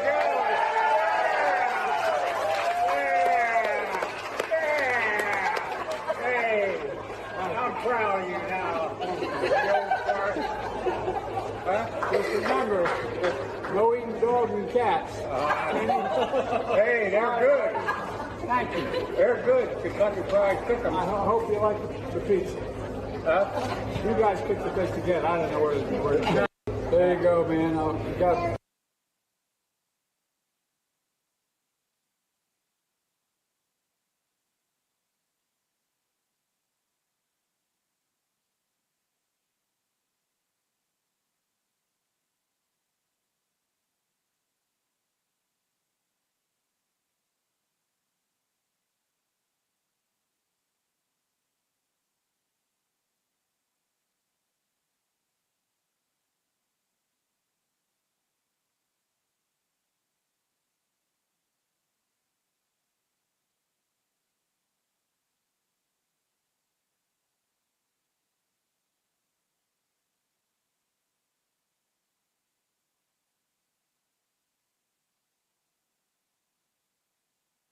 Those were not bugs.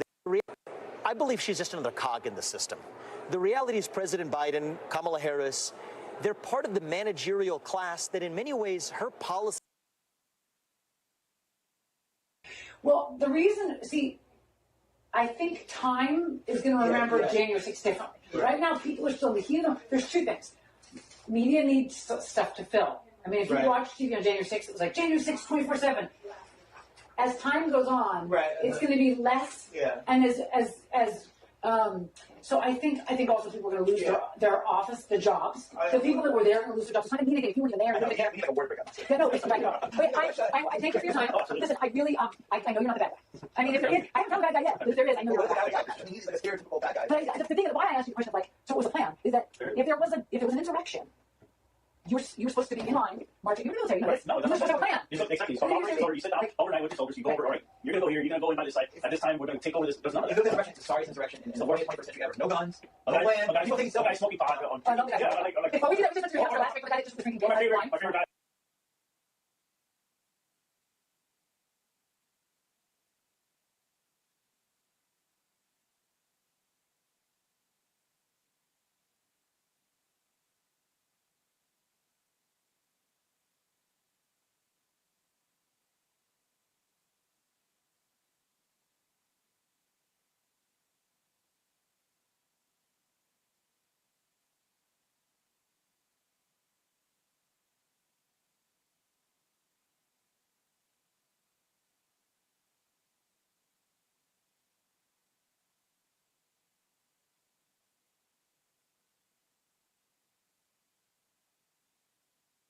Load of bullshit that I have.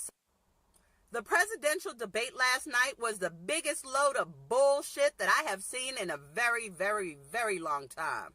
I think it's pretty damn obvious why Kamala Harris insisted upon having the debate on ABC. Because those motherfuckers were biased as fuck.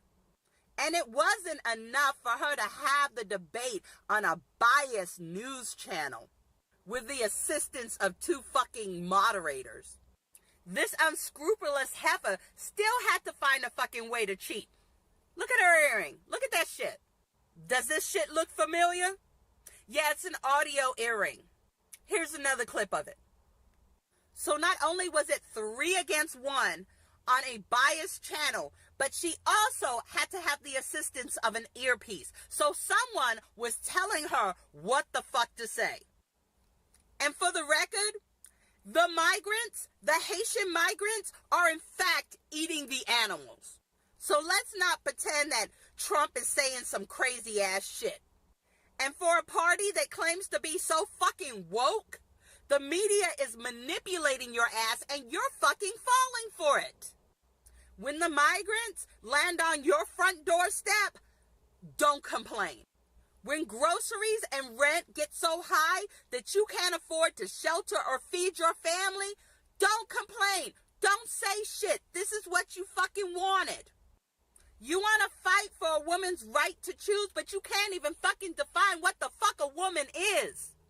At this point, everybody is pretty decided. I don't think there's many undecided voters out there. So let's take this motherfucking thing to the goddamn polls. Because I got a feeling there's going to be a lot of pissed off Kamala supporters come November.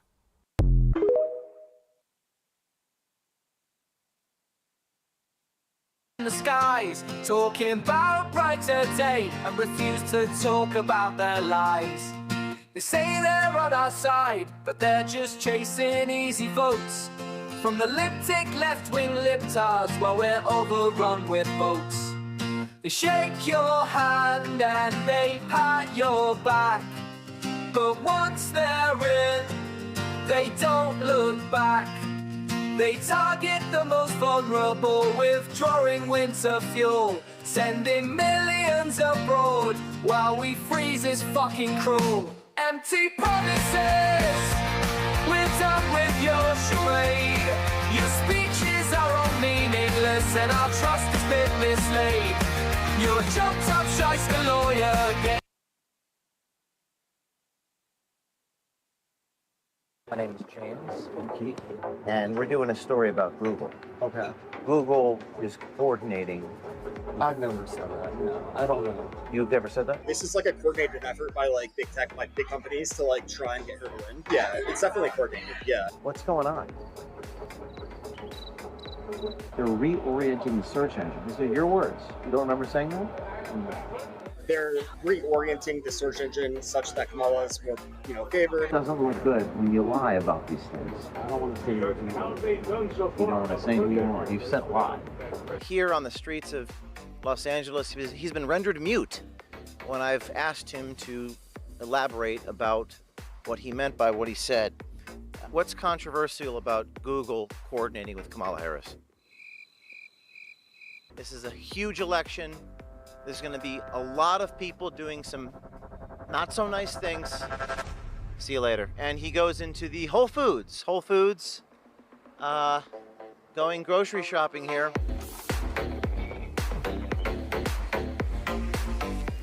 Do you feel bad that Google is like deceiving people in that way? No. You don't feel bad? No.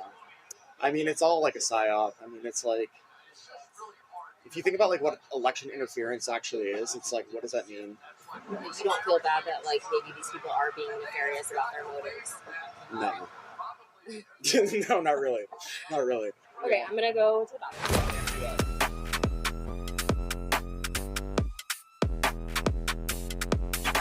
Hi. How are you doing? Is this seat taken? Yeah. Hi. My name is James. And you were talking about this Disney tape. Remember that Disney undercover recording you were talking to my friend about? I know Disney had a little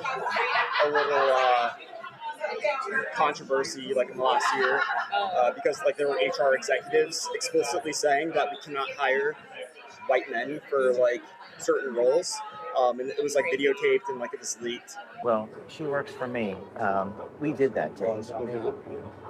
And we're doing a story about Google. Okay. Right? Yeah.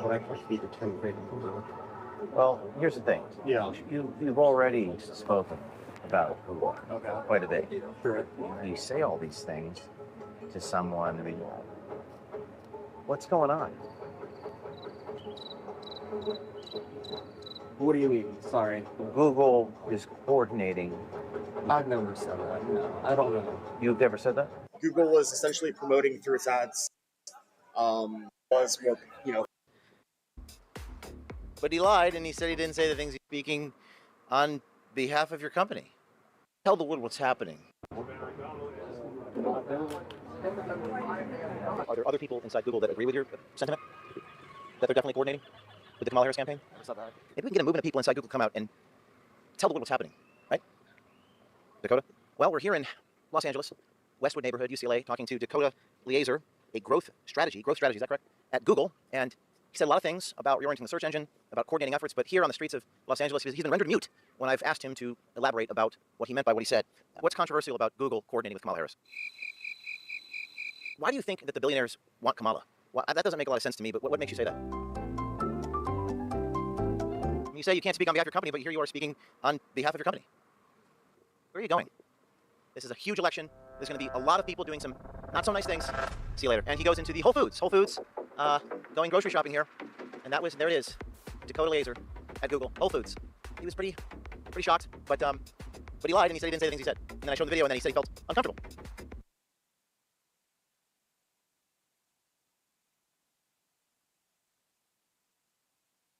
Today, because she's the most qualified person to do it, to lead our efforts with Mexico and the Northern Triangle and the countries that help. We're going to need help in stemming the movement of so many folks stemming the migration to our southern border. So this new surge we're dealing with now started with the last administration, but it's our responsibility to deal with it mainly and to stop what's happening. And so this increase has been consequential. But the vice president's agreed, among the multiple other things that have a meeting, and I appreciate it, agreed to lead our diplomatic effort and work with those nations to accept the returnees and enhance migration enforcement at their borders. We're already talking with Mexico about that. She's already done that. We're going to be dealing with a full team now. We have to be able to deal with the problem here at home, but also to deal with it now in terms of your countries. It's not her full responsibility and job, but she's leading the effort, because I think the best thing to do is to put someone who, when he or she speaks, they don't have to wonder about, is that what the president is? When she speaks for me, doesn't have to check with me, she knows what she's doing, and I hope we can move this along.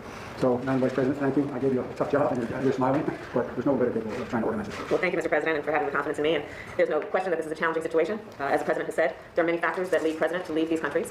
And while we are clear that people should not come to the border now, we also understand that we will enforce the law, and that we also, because we can chew gum and walk at the same time, must address the root causes that cause people to make the trek, as the President has described, to come here. Needless to say, the work will not be easy, but it is important work. It is work that we demand, and the people of our countries, I believe.